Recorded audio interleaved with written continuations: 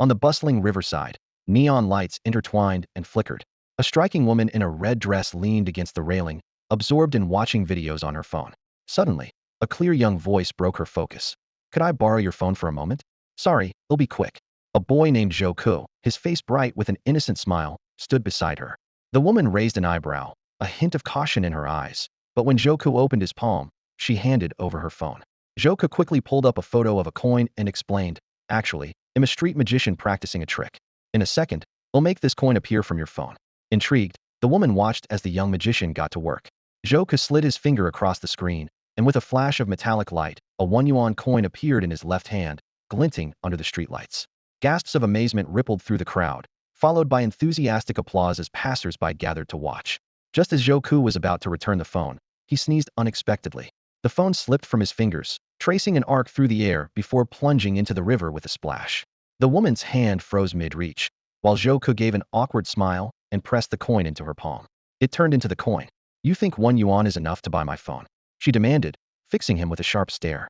Sensing trouble, Joku tried to slip away, but she called out loudly, "Someone help. He threw my phone into the river." The crowd thickened quickly. Joku smiled calmly. "Sorry, miss, didn't mean to alarm you. Magic never fails, it just leads you into a carefully set trap. Now, please open your bag." The woman opened her designer purse, only to find her phone unharmed inside. The applause was thunderous. Riding the wave, Joku performed a series of tricks, making coins vanish, conjuring a rose with one hand, summoning flames out of thin air. Finally, he brought out a deck of cards and asked the woman to draw the 7 of clubs. After a clever string of card-related patter, he deliberately pulled out a joker. Just when the audience thought the trick had failed, Joku tossed the deck into the night sky.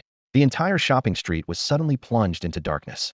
In the distance, the windows of a financial tower lit up one by one, eventually forming a giant 7 of clubs hundreds of meters high, its reflection shimmering on the river below, as if the whole city had been swept into a world of magic. Amid stunned cheers from the crowd, Joku quietly slipped away. But before he got far, 2 men dressed as police officers stopped him. "We're with the Bureau of Ability Regulation. Sorry, we detected unauthorized use of supernatural powers. Please come with us." 2 police officers sat across from Joku.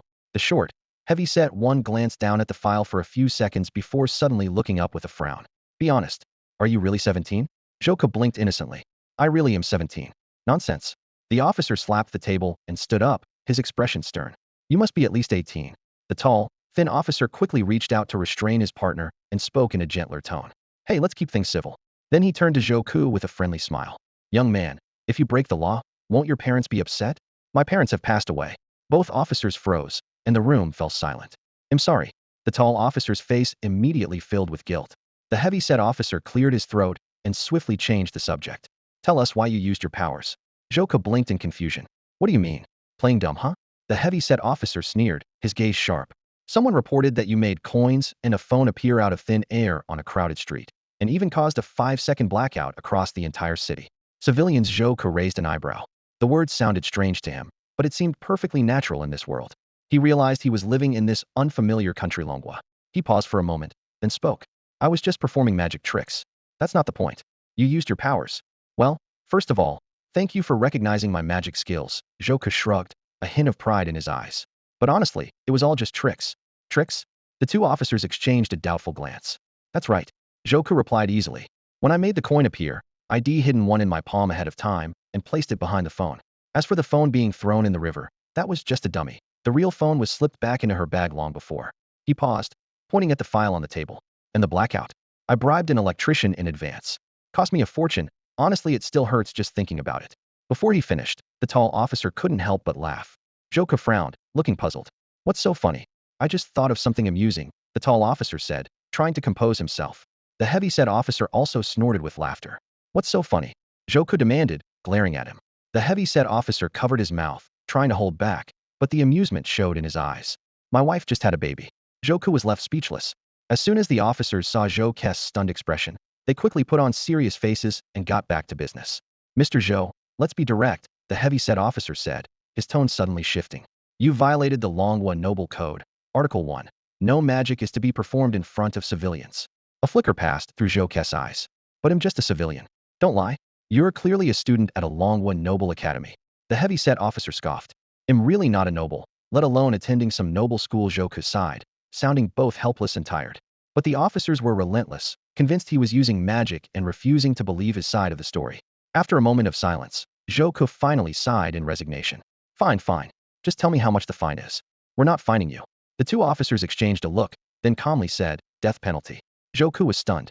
What? He couldn't believe what he was hearing. Come on, guys, it was just a magic show. I don't know anything about these powers you're talking about. A hard look flashed in the heavy-set officer's eyes. Keep playing games, and you'll face the consequences. Joku shook his head, stood up abruptly, and raised his hands as if ready to break free. Forget it, I'm done here. Goodbye, gentlemen. He shook his silver bracelet forcefully, as if trying to slip out of his restraints. The heavy-set officer reached out to grab him, just as Joku was about to escape. But in the very next moment, snap! The silver bracelet slipped off Joku's wrist, and, in a flash, snapped perfectly around the chubby policeman's hands. Joku put on an innocent, wide-eyed look and blinked. Oops, slippery hands. How did the bracelet end up on you? The chubby policeman was about to lose his temper, but suddenly closed his eyes and muttered a strange incantation under his breath. Divide all things into cubes. Let everything be split in two. Cubes? What does that even mean? Joku hadn't finished speaking when a sharp crack sounded, and the handcuffs split cleanly down the middle. Joku stared in disbelief. No way, man. You just recited some weird poem and broke the cuffs? He knew perfectly well that had already picked the lock with a bit of wire and, when the officer got close, had thrown the cuffs onto him. But this cop hadn't used any tools at all. Joku sat back down, eyeing him with interest. So, you're in the business too? Which trick did you use? Where'd you hide the wire? The policeman looked confused. What business? I have a superpower. He pulled a playing card, a two of diamonds, out of his wallet. This is a divine card. The two of diamonds has a special ability. It can split anything in half. The gods granted me this card on my 18th birthday. You didn't get a divine card on your 18th? The officer suddenly asked. I got nothing. I'm only 17, Joku replied, spreading his hands. The two officers exchanged a meaningful glance. So, when's your birthday? Joku glanced at his watch and started counting down. 5, 4, 3, 2, 1. As midnight struck, Joku officially turned 18. In that instant, a brilliant light burst from within him, and a strange energy surged through his body. His palm glowed with a soft white light, and a playing card spun slowly in the air. He caught the card, and the light faded away. It was a large ace with intricate designs on the back. The front showed a joker, with joker written in the corners. A sharp, thin voice echoed in his mind. Divine card and unique ability. Possesses every power of all playing cards. Condition met. Initiating random selection. The joker in his hand rapidly changed, finally transforming into the king of clubs. The card displayed a stern king, with a K in the corner. King of clubs ability. Alter the probability of events. Note: after using an ability, the card reverts to joker. The two officers stared in shock. Joku waved the king of clubs. Is this what you meant by a divine card? After checking Joku's ID, the officers immediately became respectful. We're terribly sorry for the trouble. They escorted him to the police station entrance with enthusiasm. Young man, you're welcome back anytime. Joku waved goodbye with a smile, grumbling inwardly, nut jobs. After half an hour's walk through the night, he finally returned to his shabby little apartment. Looking at the bare room, Joku sighed.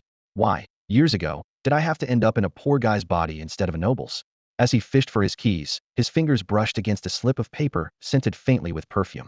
Written in elegant red ink were a few words. Tomorrow, we'll come find you. Joku frowned, sniffing the familiar scent. Could it be that woman in red? As soon as Joku stepped inside his home, he immediately took out the mysterious note. A strong scent of perfume hit him, making him instinctively frown. As a professional magician, he had mastered the art of slipping objects onto others without being noticed since he was a child, but this time, the tables had turned. Someone had used the same trick on him. There was no doubt the perfume came from the woman in red. Joku replayed the scene in his mind, and was certain Shed kept a safe distance from him the whole time. With his experience, he would never have allowed anyone to get close enough. So the question was, how did she slip the note into his pocket without any physical contact? As he puzzled over it, the deck of playing cards in his hand caught his attention. At some point, the joker card had turned into the king of clubs. Just then, a shrill voice suddenly spoke up. What are you thinking about? What can the card talk? Joku exclaimed in shock. Hey, I'm not just any card, I'm the god who gave you the joker. Just call me the joker god, the voice replied. A god? This is the age of technology, should we be talking science? Joku began, but was quickly interrupted. Ugh, typical transmigrator thinking. Whatever, I'm out.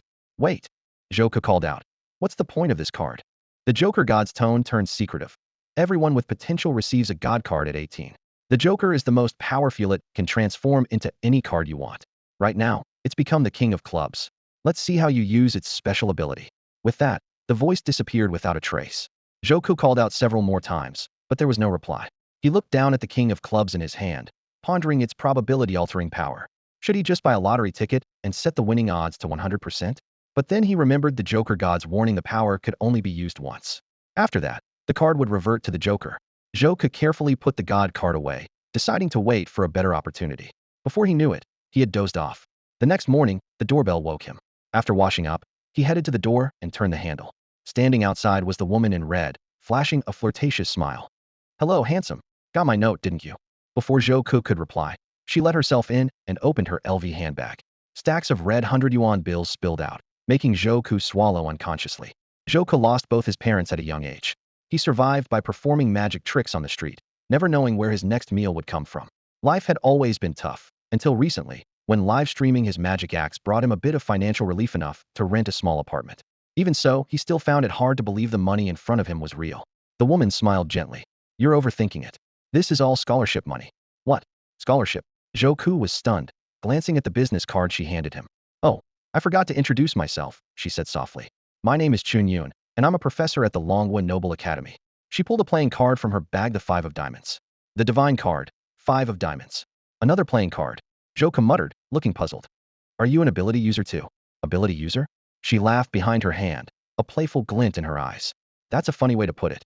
All right, there's no time to waste. You need to get ready for registration." She waved her hand, her tone suddenly urgent. "We don't have much time." "Registration for what?" "For the Longwood Noble Academy, of course. Today is the first day of term." The Longwood Noble Academy was the most prestigious institution in the country, producing countless political and business elites. Every year, countless people dreamed of graduating from there, reaching the pinnacle of life, earning $1 million a year, and marrying into wealth and beauty. That was the future they all longed for. Joku had dreamed about it too, but the school only admitted nobles. "Sister, I'm just a commoner," Joku said quietly. "I know. You've been accepted as a special case," Chun Yun replied with a relaxed smile. "Huh." Joku was momentarily confused. Special admission? The divine card. Abilities, these strange things only made him more bewildered. He looked at the piles of cash and couldn't help but ask, "So, if I agree to enroll, all this money is mine?" "Of course." Without hesitation, Joku immediately declared, "Teacher, from today on, I'm your student." Though he was full of doubts, the lure of money left no room for hesitation. Any delay might mean missing out on this windfall. Only a fool would turn down easy money, he thought, then added aloud, "Let's get started with the admission process." Professor Chinyan suddenly asked, "Have you had breakfast?" "Registration for new students starts at 8 a.m. "What time is it now?" 8 o'clock. Joku pointed at the wall clock in shock. "But it's already 7:55. The Longwood Noble Academy was in the city center, a good distance from Joku's apartment. Even by taxi, it would take at least an hour. Chinyan smiled calmly. "That's not a problem. We don't need to walk." "What do you mean?" "Put your hand on my arm and hold tight." Still confused, Joku did as she said. He placed his hand on her arm. Chun Yun closed her eyes, the divine card in her hand glowing softly as she chanted under her breath.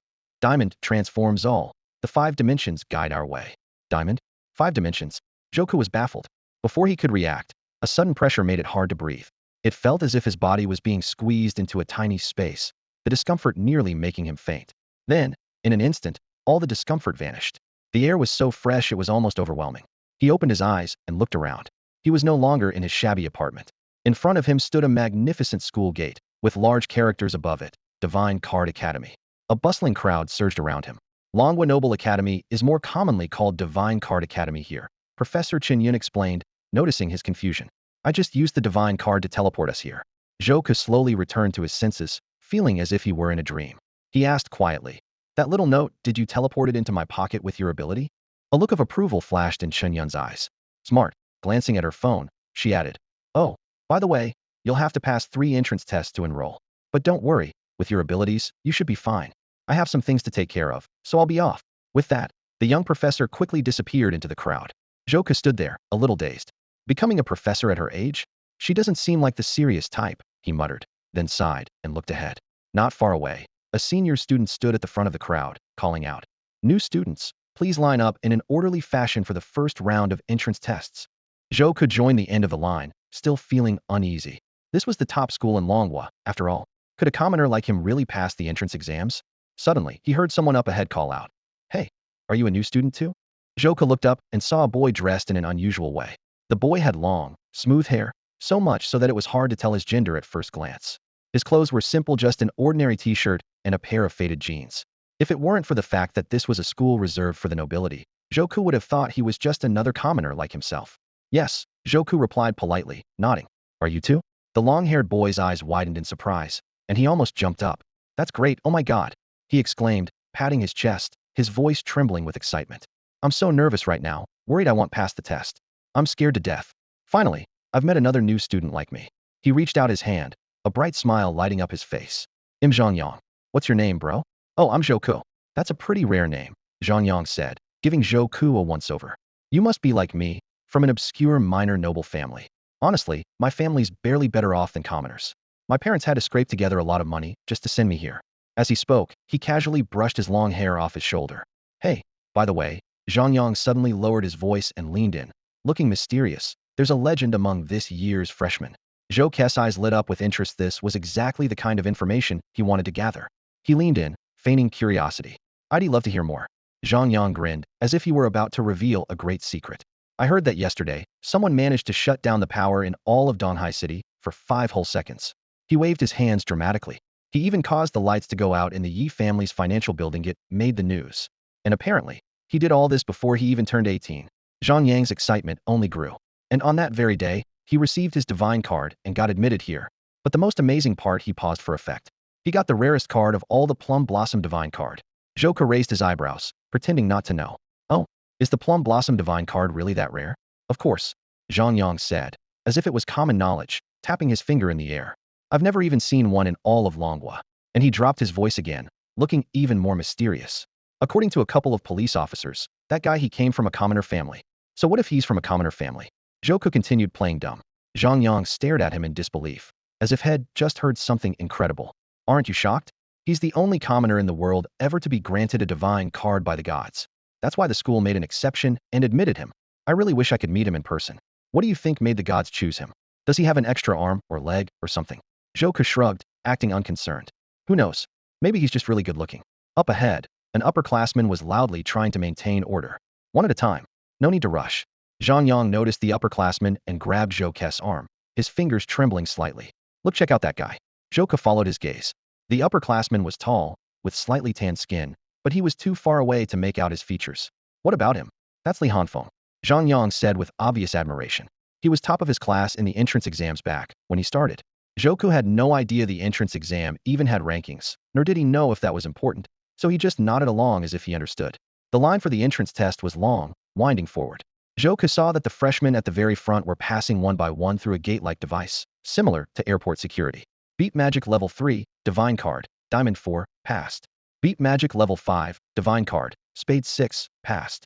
The machine kept announcing results as the students went through the test one after another. Joku quietly leaned in to ask Zhang in a low voice. Hey, what's going on up there? They're doing the first round of entrance testing, of course, Zhang replied matter-of-factly. You know, every new student has to go through 3 rounds of tests. This one's called the Bloodline Test. Basically, it checks if your magic level meets the standard. So what does magic element level mean, exactly? Joku asked, frowning, confusion flickering in his eyes. Zhang eyes widened in disbelief as he stared at him. Wait, seriously? You don't even know what magic elements are? A hint of embarrassment flashed across Joku's face, and he quickly made up an excuse. I grew up in a commoner family. No one ever told me. Zhang expression shifted from shock to seriousness as he leaned in slightly. Well, have you played any games? You know what combat power is, right? He gestured with his hands. Magic elements are a kind of energy that nobles are born with. Think of it like a stat for combat power. With training, you can gradually increase your magic element level. His voice rose with excitement. Once your magic element level hits 10, your divine card ranks up by 1. A longing sparkled in Zhang eyes. A lot of people never reach that level, even by graduation. Some never get past 10 in their whole lives. He waved his hand dismissively. I'm not aiming that high. As long as my level is above 3, I'll pass the test. Joku's heart sank as he listened. What if it's really under 3? Will the school reject me? He twisted his fingers nervously. Zhang clapped him lightly on the shoulder. Don't worry. This round is just to check your bloodline. As long as you're a noble, your magic element level will be at least 3. Only commoners have none at all. So you're fine. But Joku felt even more uncertain, sweat starting to form on his palms. Suddenly, a commotion erupted at the front of the line, snapping him out of his thoughts. Beat magic element level, 11, Divine Card, 8 of Diamonds, passed. The electronic voice from the gate rang out, causing a stir among the crowd. Level 11? A student exclaimed. I heard 10 is a threshold. New students are never supposed to get past it. How did he reach 11? No wonders from the Yi clan. one of the four great noble families. They're just born stronger than us minor nobles, another voice chimed in. The Yi family is the top household right below the royal family. Pure bloodline and loads of money, someone in the crowd explained. Zhou stood on tiptoe, craning his neck to see. A boy in a sharp, luxurious school uniform strode confidently through the gate, a smug smile on his face. Zhang Yang, like everyone else, gaped in awe. That's Yi Lingtian, and he's already broken through the level 10 barrier on his first day. Zhou Ku turned to Zhang Yang again. Who's Yi Lingtian? Huh? Zhang Yang was so surprised he took a step back. You don't even know Yi Lingtian? Let me ask you yesterday, the financial building that had the blackout belongs to the Yi group. You know that, right? Zhou Ku nodded. Even commoners know that. Exactly. Zhang Yang lowered his voice. Yi Lingtian is the Yi family's heir. He's pretty arrogant and flashy. Best to steer clear of him. Before the crowd could calm down, another wave of excitement rippled through the line as the gate announced another astonishing result. Beat magic element level 15, divine card, Queen of Spades, passed. The crowd erupted, voices overlapping in amazement. Level 15? That's rare even among the great noble families. Who's this noble girl? Why is she covering herself up so much? See? The truly strong ones always keep a low profile. Zhou curiously glanced at the noble girl being tested. She wore a black mask and a simple yet elegant white dress. What stood out most was her long, silvery hair, shining softly in the sunlight, a rare sight in the Dragon Kingdom. As he watched, Zhou noticed a delicate silver bracelet on her slender left wrist, catching the light. Zhang Yang let out another sigh of awe. Wow, I never expected two top-tier geniuses in our year. There was a hint of reverence in his voice. And her divine card is a queen. Zhou asked again. Is there any difference between a queen and the other card ranks? He kept his eyes on the silver-haired girl as she walked away. Zhang Yang was no longer surprised by Zhou's lack of knowledge about the ranking system of the divine cards. He patiently explained, J, Q, K. These four ranks are commonly called the letter cards, and their supernatural powers are much stronger than the numbered ones. It said that those who obtain these cards are chosen by the gods themselves. I get it. Zhang Yang suddenly lowered his voice and pointed mysteriously at the girl wearing a black mask at the front of the line. She must be the one who caused the citywide blackout yesterday. Only someone with a letter card could have such incredible powers. Look, she doesn't even dare show her face. She's afraid of being recognized. A faint smile appeared at the corner of Zhou's mouth. Didn't you say that person had a club card? I just heard the scanner her card is a spade. Zhang Yang scratched his long hair, looking a bit embarrassed. Oh, I guess I remembered it wrong. Soon, it was their turn at the front of the line. It's our turn. Zhang Yang looked nervous, took a deep breath, and stepped forward under the scanner. Beat magic level 3, divine card heart 5, qualified. The mechanical voice rang out. Phew, what a relief. Zhang Yang broke into a smile and accepted his uniform and freshman handbook from the senior with dark skin. Students nearby started whispering. Only a magic level of 3? That's the minimum to get in, right? Look at his outfit, another young noble. But Zhang Yang didn't care at all. He waved his arms excitedly. Divine Card Academy, here I come. Zhou took a deep breath and stepped forward. Hello, I'm the senior in charge of this round of testing. Please walk through the scanner, the senior said in a formal tone. Standing under the scanner, Zhou closed his eyes in silence. Getting into Divine Card Academy was the key to changing his life, making money, and gaining recognition. The scanner beeped rapidly. Beat Magic Level 43, Divine Card Club K, qualified. For a moment, the world seemed to freeze. Then, the crowd erupted in shocked whispers. Well, what? 43? A freshman? Which family is he from? He looks like a young noble. How could a young noble have a magic level of 43? A club suit? And a king? Zhou showed little surprise, as if he had expected this result. He also noticed that the scanner hadn't detected his card as a joker, but instead reported its altered form. Up ahead, Zhang Yang spun around, his mouth wide open, stammering, CL Club? Are you? Zhou calmly took his uniform and handbook, bowed slightly to the senior, and walked over to the stunned Zhang Yang. Let me introduce myself. I'm Zhou, from a commoner background. The blackout yesterday? That was me. On a tower overlooking the campus, two professors watched the entrance ceremony in silence. Director Chun, you really have an eye for talent, a middle-aged man said quietly, watching Zhou in the distance. I heard you contacted him in advance and promised him a scholarship? Chinyan smiled. Just lucky, really. I happened to be passing through East Street when I saw him performing magic tricks popular in the commoner world. By chance, it turned out he's a genius with an exceptionally high magic level. But you, Professor Yuan Xing, only accept students from middle-ranking nobles and above in your class. Aren't you worried about missing out on some truly talented students? Professor Yuan Xing's brows furrowed, his expression grave. I still believe that talent and bloodline matter above all else. For a student from a common background to reach a magic element level of 43, that's an extremely rare exception. Besides, magic element levels don't tell the whole story. We have yet to see how he'll perform in the future. However, he trailed off. Chinyan shot him a sharp glance. I know what you're thinking, it's about his divine card, isn't it? Yuan Xing nodded slightly. The king of clubs. There was a rare note of awe in his voice. It's been years since anyone in Longhua has drawn a club's divine card. At that moment, an excited, dark-skinned upperclassman blocked Zhou Ke's path. Hey, join our student club. He gripped Zhou Ke's hand enthusiastically and introduced himself. Imli Hanfeng, president of the Black Blade Society.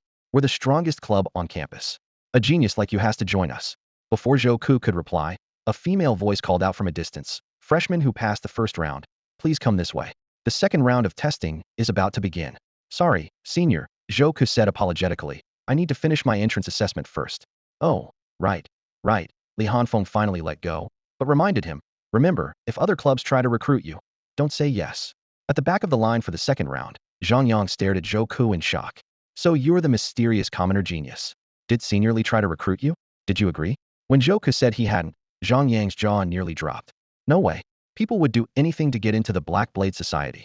Senior Li Hanfeng is a legend top scorer in the entrance exam, achieved Divine Card Ascension in his second year, and has won more scholarships than you can count. By the way, Zhang Yang lowered his voice. Is your divine card really the king of clubs? When Zhou Ku confirmed it, Zhang Yang pretended to kneel dramatically. Your Majesty, please accept my respects. Zhou Ku played along, joking. Rise, my loyal subject. I can't accept such honor. Trying not to laugh, Zhang Yang explained, letter divine cards are said to be signs of divine favor. J is for Jack, Q is Queen, K is King, and A is Ace. With a K card, maybe you really could be a king one day? Shoo, not so loud. Zhou Ku quickly covered his mouth. Don't go spreading superstitions like that. Besides, didn't a girl get the queen card last time? Does that mean she'll be a queen? I don't really know, Zhang Yang scratched his head, but my mom says the K card means you're destined to rule. Zhou Ku didn't take it seriously. After all, he knew his real divine card was the Joker. He was just using his powers to disguise it as the king of clubs. If Zhang Yang's theory was right, did that mean he was destined to be a clown? The line gradually shortened as Zhou Ku focused his attention on the upcoming test. From Zhang Yang, he learned that this second round was an aptitude assessment. Although participants would compete unknown with other students, no one would be eliminated. The upperclassman overseeing the test drew everyone's attention. She wore her short hair in a neat style, her skin was fair as snow, and her elegant attire only highlighted her remarkable presence. Many new students looked at her with admiration, and a few bold boys even tried to approach her, only to be met with her icy indifference. She remained strictly professional, organizing the tests without responding to the enthusiasm around her. When Zhou Ku approached, he noticed she wore a heart-shaped ruby brooch at her collar and couldn't help but glance at it a few times. Hey, man, you're not checking out Senior Zhuang, are you? Zhang Yang noticed Zhou Ke's gaze. Don't even think about it. She's the famously cold campus beauty. Nobody can get close to her. No guy has ever managed to stay by her side for more than a minute. I was just looking at her badge, Zhou Ku replied. Oh, that's the symbol of the four noble clans, Zhang Yang immediately explained. The Zhuang family, like Yi Lingxin's Yi family, is one of the four nobles. The Yi family is known for the spade divine emblem, while the Zhuang family is the House of Hearts, so their badges represent different suits. Finally, it was Zhang Yang's turn for the test. Stand here, Senior Zhuang instructed coolly.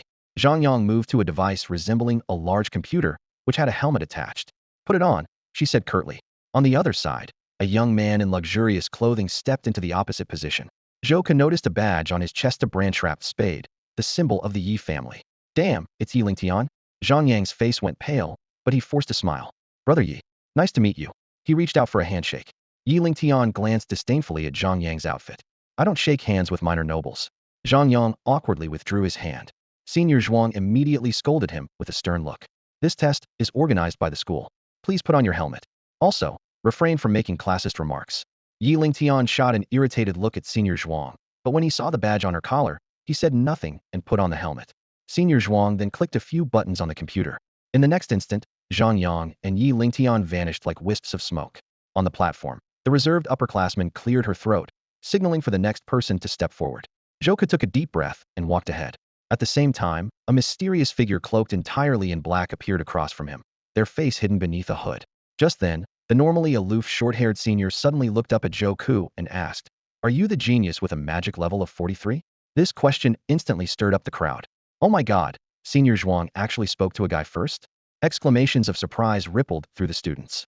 Unbothered by the whispers around her, the senior pulled a business card from her pocket and handed it to Zhou Ku. I hope you'll consider joining the Qixin Society. Hey, race my card. Qixin is one of the top 3 clubs at our school. The crowd erupted. Senior Zhuang is actually inviting a freshman? I've never seen her do this before. The ice-cold goddess is breaking character. Zhuang Xingyao frowned slightly, her cold gaze sweeping over the noisy group. Strangely, all the chatter stopped at once, and silence fell. Zhou took the card and quickly glanced at the details. Zhuang Xingyao, Divine Card, Jack of Hearts, President of the Qixin Society, Elite Cup Champion, heir to the Heart Scepter. He'll think about it, Zhou replied calmly. His words were like a bombshell, igniting waves of jealousy and anger among the freshmen. He actually said he'll think about it? How can someone from an ordinary background be so arrogant? I'd give anything to join Qixin. Zhuang Xingyao ignored the commotion and simply said, "Both of you, please take a seat and put on your helmets. This is the second round of entrance testing aptitude assessment. Once the system is ready, you'll be transported automatically." Zhou noticed that the computer screen in front of him displayed a simulated wheel, with options labeled Strength, Intelligence, Luck, and Psyche. Zhuang Xingyao gave the wheel a gentle spin, and the pointer landed on Luck. This round will test your luck. As they say, luck is part of one's strength. The winner takes all. Preparing for transport in 3, 2, 1. With a tap on the keyboard, Zhou felt the space around him start to distort. That familiar sensation of pressure closed in, just like when he'd been transported with Professor Chen Yun. When the discomfort faded, Zhou found himself in an entirely new environment. After Zhou recovered from his dizziness, he began to carefully observe his surroundings. He found himself in a small, shabby classroom with only a single desk, 2 chairs, and a blackboard. He was sitting on one of the chairs, while his opponent, the classmate dressed in black, sat on the other. Suddenly, with a sharp sound from behind, a blade sprang out from his chair, pressing coldly against his spine. Feeling the icy edge of the knife, Zhou stiffened, his hair standing on end. But after that brief moment of shock, he quickly regained his composure. He couldn't afford to act rashly. Since he had entered this room, the test had already begun, and it was clear that this classroom was the examination site. He couldn't help but recall the spinning wheel he'd seen on the computer screen just moments ago, which had landed on the word luck. He tried to guess the form this test would take: rock, paper, scissors, rolling dice, drawing cards to see whose is higher. As he pondered, the blackboard began to glow, and several lines of text gradually appeared. Second round of entrance examination. Aptitude assessment. Test focus, luck. Assessment task, Russian roulette. Russian roulette. Zhou's eyes flickered with recognition. He was no stranger to the name. It had appeared in many movies and TV shows. It was a notoriously brutal game of chance where the stakes were life itself. A revolver with 6 chambers would be loaded with a single bullet. The cylinder spun to randomize the bullet's position, and each participant would take turns pulling the trigger while pointing the gun at their own head. Whoever was shot would lose. The essence of this game was pure luck, which matched the test's focus perfectly. Still, this was an entrance exam. Were they really expected to risk their lives? The blackboard continued to display new text. The revolver has 6 chambers, with 1 bullet loaded. Both students will take turns pulling the trigger. Whoever is shot will be eliminated. Note: do not leave your seat and strictly follow the rules, or the blade in your chair will strike forward. After reading the rules, Zhou sighed softly. This assessment was exactly like the Russian roulette he remembered. Yet he still wondered, what kind of test was this? Why must their lives be put on the line? As if responding to his doubts, 2 more lines appeared on the blackboard. The examination room is an intelligent simulation with safety mechanisms in place. After the test, both students will be safely transported back to the school with no real harm done. This explanation made sense, and Zhou stopped worrying about the blackboard. Instead, he turned his attention to the revolver on the desk. A test of luck, brutal in its simplicity. "So, would you like to go first, or should I?" Zhou asked calmly, looking at the classmate in black sitting across from him. Meanwhile, outside the examination room, the atmosphere suddenly changed. "Stop the test immediately." Chen Yun burst into the testing area, out of breath and looking grave. Zhuang Xingyao had just sent Zhou and the student in black into the test room and was preparing the next group for their helmets. Hearing the commotion, she raised her eyebrows in confusion. "Professor, what's wrong?" "A Skull Society assassin has infiltrated the examination room," the professor replied urgently. "What?" The mention of the Skull Society sent a wave of shock through the new students, and the tension in the room spiked. Even the usually composed Zhuang Xingyao looked visibly unsettled. Professor Chen Yun was gasping for breath as she spoke in a broken voice. "We've just received intelligence. An assassin from the Skull Society has disguised himself as a student. He plans to kill a freshman inside the exam room. And he's already in there." The Skull Society. Zhuang Xingyou's expression turned grave in an instant. She knew exactly how terrifying this organization was. The Skull Society was the most notorious assassin group operating in Longhua, responsible for the deaths of countless powerful officials, wealthy businessmen, and politicians. Once someone became their target, survival was almost impossible. Yet today, their target was just an ordinary student. "Professor, are you serious?" Zhuang Xingyao asked, her brows furrowed in disbelief.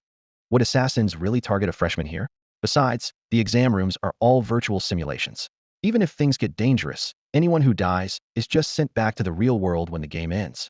Chenyan finally caught her breath, her face turning solemn. There's someone inside our school sabotaging the safety systems in the exam rooms. What? Zhuang Xingyao froze, her expression instantly tense. Her heart skipped a beat as the gravity of the situation hit her. She lunged for the computer control panel, muttering anxiously. We have to halt the test. Evacuate the freshmen from the exam rooms right now. Her fingers flew across the keyboard, numbers flickering on the screen as the system's settings grew increasingly complex. With a series of swift commands, students inside the exam rooms began to be transported out of their virtual helmets one by one. What's going on? I was about to win. I nearly died in that game, thank goodness it's over. Some freshmen started complaining or expressing relief, while most looked confused, turning their attention to Professor Chen Yun and senior student Zhuang Xingyao, standing at the front. Professor Chen gave a slight bow, an apologetic look on her face.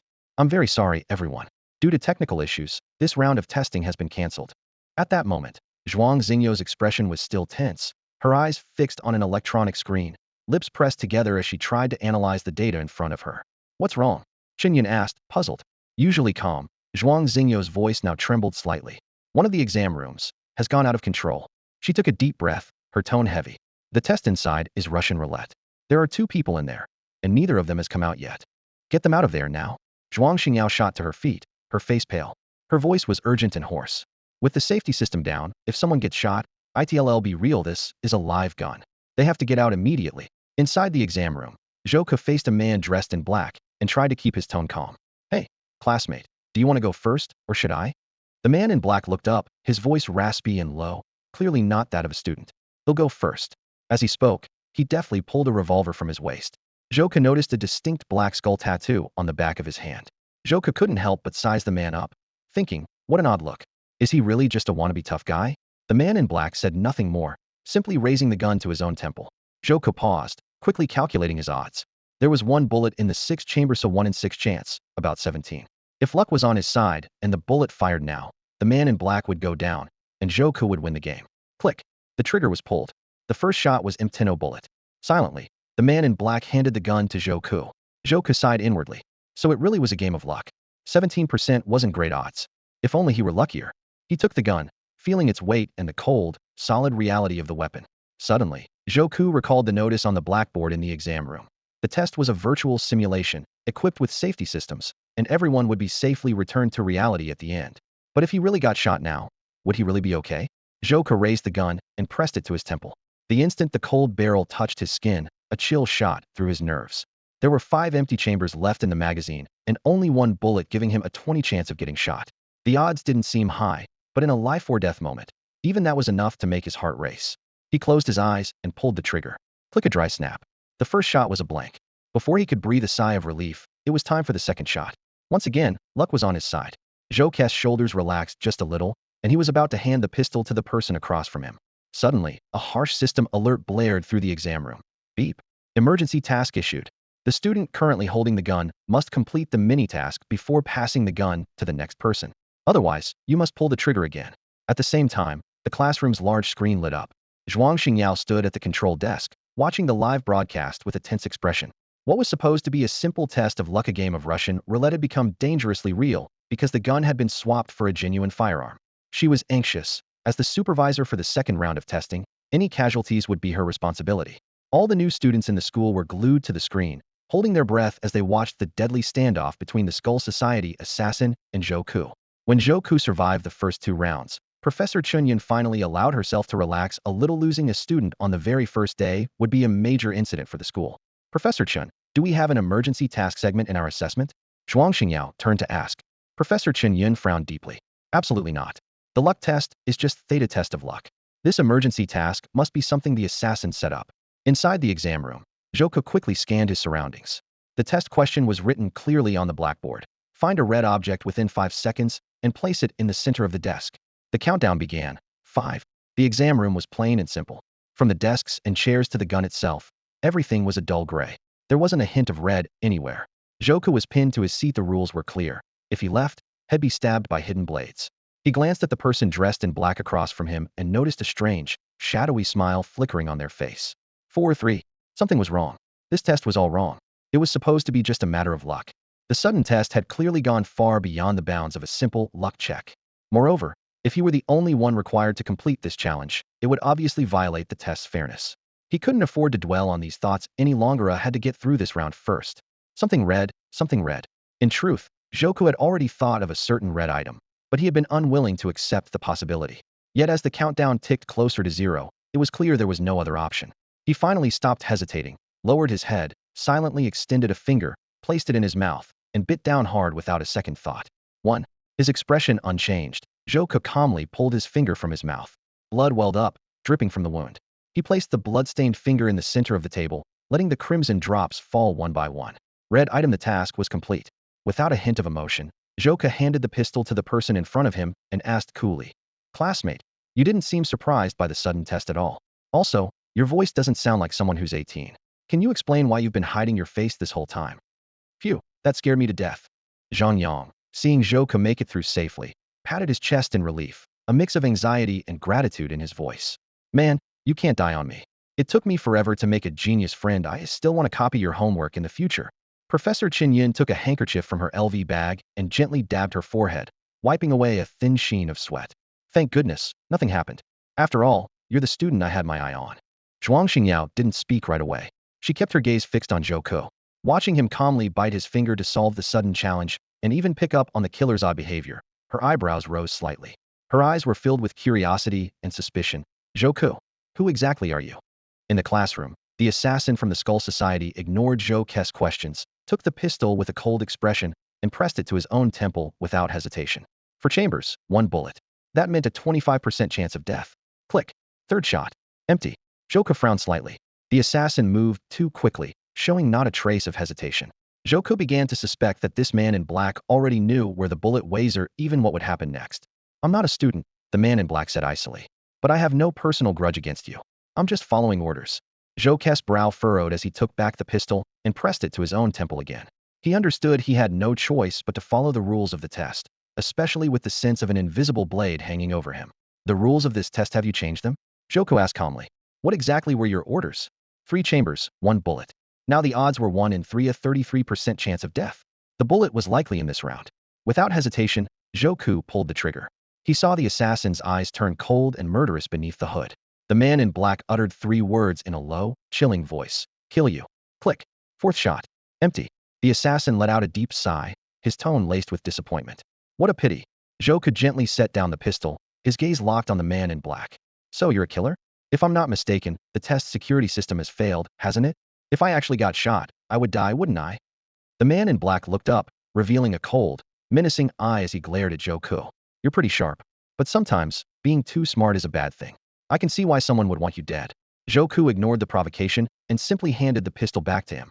However, the assassin didn't take it, just stared at Joku with icy eyes. At that moment, the system's voice sounded again, beep issuing another sudden challenge. "Will the person currently holding the gun please answer the following question within 5 seconds? If you answer incorrectly, you must pull the trigger on yourself again." The system's cold, mechanical voice echoed through the exam room. "Here is your question. What is the most important thing in the world?" Countdown 5. Joku's brow furrowed, his knuckles turning white from gripping the gun too tightly. As expected, this kind of extra test always seemed to come up when it was his turn. The person behind the scenes pulling the strings had made their intentions all too clear. 4. His mind raced. The most important thing in the world? Was it something tangible, or an abstract concept? Wealth, love, career, social status all flashed through his thoughts. Life itself? Normally, life would be the obvious answer. After all, if you lose your life, everything else is meaningless. 3. But throughout history, countless people had willingly sacrificed their lives for freedom or dreams. Some believed life wasn't the ultimate value. There was no universal answer to this question. 1,000 people would have 1,000 different truths. Misers obsessed over money, romantics cherished love, workaholics lived for their careers, and since ancient times, people had desperately pursued immortality. 2. Suddenly, Joku recalled the exact wording of the question. If you answer incorrectly, you must pull the trigger on yourself again. A crucial detail flashed in his mind. The question didn't require a correct answer, only that a wrong answer would have consequences. The key was to give an answer that could never be judged as wrong. 1. My answer is, it's wrong, Joku declared, lifting his head and speaking with conviction. The system's voice faltered, as if choking on his words. Amid a crackle of static, it finally spat out. Well played. Outside the exam room, Zhuang Xingyo's fingers flew across the keyboard, racing against the clock to rescue Joku before the Skull Society could strike. Professor Chun-Yun wiped the sweat from her brow and let out a sigh of relief. The freshmen around them gradually realized the brilliance of Zhou Ke's answer, their faces lighting up with admiration. Zhang Yang looked puzzled. What does that mean? Why did that count as passing? Professor Chun-Yun explained patiently. The key isn't finding the correct answer, but giving an answer that can't be deemed incorrect. Still busy, Zhuang Xingyao added without looking up, if the system judges his answer as wrong, that means it's actually right, a paradox. So the system had no choice but to let him pass. Professor Chun-Yun concluded with a nod. Zhang Yang scratched his head and asked, but what if the system decided his answer was correct? Professor Chun-Yun analyzed gravely. If the system deems Zhou Ke's answer correct, then my judgment would be wrong. But in that case, Zhou Ke's answer actually becomes incorrect, which directly contradicts the system's initial assessment. Zhuang Xingyao picked up the thread, a hint of admiration flashing in her eyes. It's a perfect paradox, neither right nor wrong. Precisely because it's impossible to determine the answer, this freshman cleverly sidestepped the system's trap. Her fingers suddenly paused on the keyboard, her expression shifting slightly. What's wrong? Any progress on restoring the testing room? Professor Chin immediately noticed something was off. Zhuang Xingyao shook her head slowly, a trace of resignation in her voice. We've tried everything. Nothing works. There's only one way left to win this round of testing. The atmosphere inside the testing room grew increasingly tense. After making it through the second sudden question, Zhou Ke handed the pistol to the assassin in black across from him. The gun's cold metal gleamed under the light. For the first time, the assassin's expression faltered, but with the blade pressed against the back of his neck, he had no choice. He raised the pistol to his temple, his finger trembling slightly. 2 chambers, 1 bullet, a 50-50 chance of death. The trigger clicked with a crisp snap. The 5th shot, another empty chamber. A heavy silence fell over the room. Suddenly, the man in black let out a triumphant sneer. You see, kid? If you'd deliberately answered wrong, that empty shot would have been yours.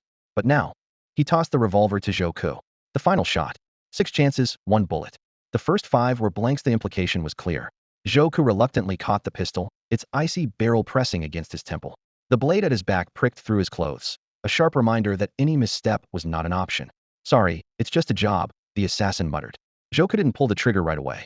Instead, he asked, since it looks like neither of us is getting out of here, can you at least tell me who wants me dead? No way, the assassin snapped. Is it someone I know? Someone from this school? Zhou Ke caught the flicker of emotion beneath the man's hood. The reaction was too obvious. It confirmed his suspicion. Someone on campus wanted him dead. Why? I'm just an ordinary freshman. I can't think of anyone I've offended. Zhou Ke pressed on. The assassin let out a cold, meaningful laugh. Heh, you really don't remember your parents? My own parents? Zhou Ke froze, his hand trembling slightly as he gripped the gun. Memories of his impoverished childhood surged back like a tide. As far as he could recall, his parents had never mentioned anything about divine cards or supernatural powers. They were as ordinary as could be, just regular people, with no connection whatsoever to the lofty world of the nobility. Yet, there was a recurring dream that haunted him relentlessly. In the dream, strangers broke into their home, flames engulfed everything, and his parents lay in a pool of blood.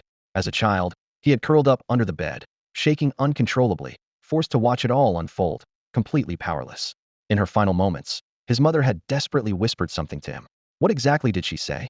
Every time Zhou Ke tried to remember, a sharp pain pierced his mind, as if that memory had been forcibly erased. He was certain his mother's words had been clear, her last message to him. How could he possibly forget or ignore it? Stop dawdling. Time to go, the man in black urged impatiently. Zhou Ke closed his eyes. No, couldn't die like this. His mother's last words, the secret of the divine cards. All these mysteries remained unsolved. At the very brink of despair, a strange yet oddly familiar incantation suddenly slipped from his lips. Plum Blossom rules supreme, the king commands the heavens. He was stunned the moment the words left his mouth. He had never heard this incantation before, so why did it come out so naturally? Suddenly, the deck of playing cards in his pocket began to burn hot. The king of clubs, the power to alter the probability of any event. In an instant, he understood. When had seen others use divine cards, they had always activated them by reciting a spell. Now, he had unconsciously triggered the power of the king of clubs. In Zhou Ke's vision, a number began to flicker wildly from 100, plummeting down to 0. It was the probability of the bullet firing, from a guaranteed hit to a guaranteed miss. He slowly opened his eyes, his gaze sharp and unwavering. All his anxiety had vanished. I'm a magician, he said with poise and confidence. And after so many years on stage, my favorite line has always been, there's no such thing as a failed trick, only an audience caught in a carefully crafted illusion.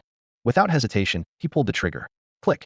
The 6th round, the final shot in Russian roulette. The last chance in the entire revolver turned out to be a blank.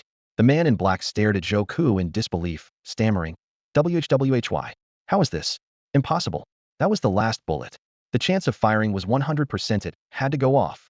Joku remained calm, gently tossing the gun back to him. Maybe the bullet jammed. Maybe there was never a bullet in the chamber. Or maybe I just pulled off a perfect trick. Either way, your turn. Russian roulette, 7th round. The man in black took the pistol, his fingers trembling slightly. He pressed the barrel against his forehead, his voice tinged with agitation. Impossible. The organization never makes mistakes. There has to be a bullet in the chamber. Joku remained where he was, his tone as calm as ever. There is a bullet in the gun, just the one you're holding. You know as well as I do that the rules here apply equally to both of us. Pull the trigger. Only if you shoot can I leave. The man's hand gradually steadied, and his gaze grew cold. He stared at Joku. You're too clever, dangerously so. If you played dumb, maybe you could have bought yourself a few more days. But now, he rolled up his sleeve, revealing a menacing black skull tattoo on the back of his hand, then pointed to the sky. You've shown the qualities that match your bloodline. The people above are watching everything. If I die here, another assassin will come soon enough. Joku looked up, his voice full of disdain. I've never believed in hiding my strength, and I've never needed to. Send as many as you want, I'll take them down, one by one. The assassin hesitated for a moment, then pulled the trigger without a second thought. With a deafening bang, blood splattered across the table. The Skull Society's assassin was dead. Text immediately appeared on the blackboard. Test complete. Winner, Joku. Joku stood up gracefully, bowing as if he had just finished a performance. And that's a perfect end to the magic show. He took a tissue from his pocket and gently wiped the blood from his face. In moments, his body dissolved into shimmering lights, and the next instant, he was back beside the assessment machine at school. That exam was actually pretty fun. He stretched lazily and strolled toward the exit. But that assassin was way too dramatic and talked too much. Huh, why are you all gathered here? He paused, surprised by all the eyes fixed on him. Qinyun stepped forward, her voice slightly shaky. Do you realize? The person you just killed was a Skull Society assassin. They've never failed before. Back home, Joku quietly reflected on this extraordinary day. From being exposed as a street magician, to taking the entrance assessment at a prestigious academy, and then unexpectedly coming in first place. Because someone died during the exam, the third assessment was postponed until a week after enrollment, meaning all participants had been granted admission. Professor Qinyun suggested assigning someone to protect him, but he politely refused. 18 years of living alone had made him rely on himself. He took out the Joker card after using up his powers. It had changed back from the King of Clubs to its original jester form. The assassin's dying words echoed in his mind. Don't you remember your parents? You've shown the qualities that match your bloodline. Why did someone want him dead? Why mention his parents? What was that unfinished sentence his mother tried to say before she died? The next morning, Joku set out early to register at school. On the way, luxury cars sped by Rolls-Royces, Ferraris, Porsches. Suddenly, a thought struck him.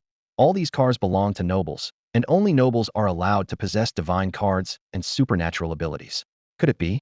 Perhaps it was precisely because the nobles possessed divine tokens and benefited from supernatural abilities that they became elites in every field, amassing immense wealth. Meanwhile, ordinary people, who neither owned divine tokens nor knew about these powers, could only be exploited by the nobles like beasts of burden. This thought sent a chill down Joku's spine, making him shudder. He vividly recalled the scene 2 days ago when he was mistakenly detained by the police, the charge being the use of supernatural powers in front of commoners. What did that mean? Ordinary people were kept completely in the dark, unaware of the existence of these abilities, left at the mercy of the nobles like livestock. Joku let out a deep sigh, his brows tightly knit. In just 2 days, his worldview had been completely upended. He had originally thought that apart from the political system, this world was not much different from Earth. But with the appearance of divine tokens, supernatural abilities, magic schools, and Skull Society assassins, he had to admit that he still knew very little about this place. He subconsciously clenched his fists, his knuckles turning white. Fortunately, he had received his divine token on his 18th birthday, which allowed him to glimpse the truth behind this world.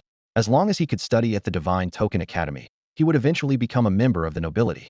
Shaking off these troubling thoughts, Joku focused on getting to school. Last time, he had arrived via Professor Qinyun's teleportation ability. But today, he had to make his own way, and without teleportation powers, the subway was his only option. At 8 in the morning, the subway station was packed to the brim, barely leaving space to move. Standing amid the throng, Joku sighed again. In this world, most nobles had private cars. The subway was almost exclusively used by commoners, or by down-and-out minor nobles like Zhang Yang. When the train arrived, and the doors opened, the crowd surged forward like a tide. Joku managed to squeeze onto the train thanks to his agility, only to find all the seats already taken. He had no choice but to stand in the crowded carriage, swaying with the movement of the train.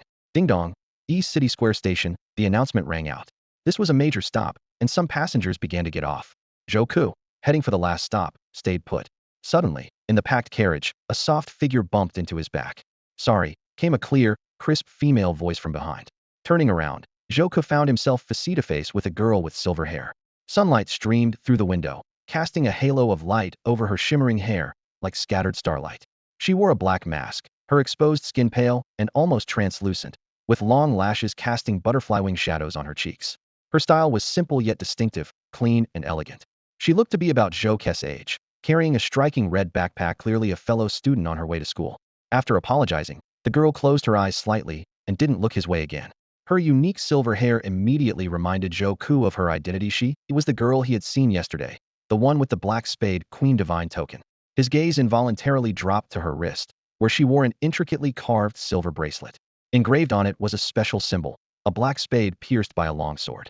This insignia was very similar to the badges on Zhuang Xingyo's and Yi Lingshan's chests, though the details differed slightly.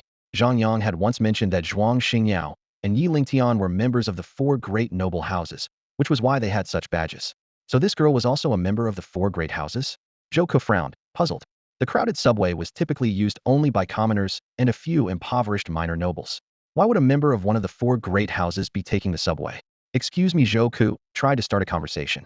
But before he could finish, a violent tremor suddenly shook the subway, cutting him off. The passengers glanced around, their voices filled with confusion. Suddenly, a piercing scream shattered the silence in the subway car. A female passenger, her face pale and her hand trembling, pointed to the end of the carriage, her voice choked with fear. There's a monster on the train." Joka followed her gaze.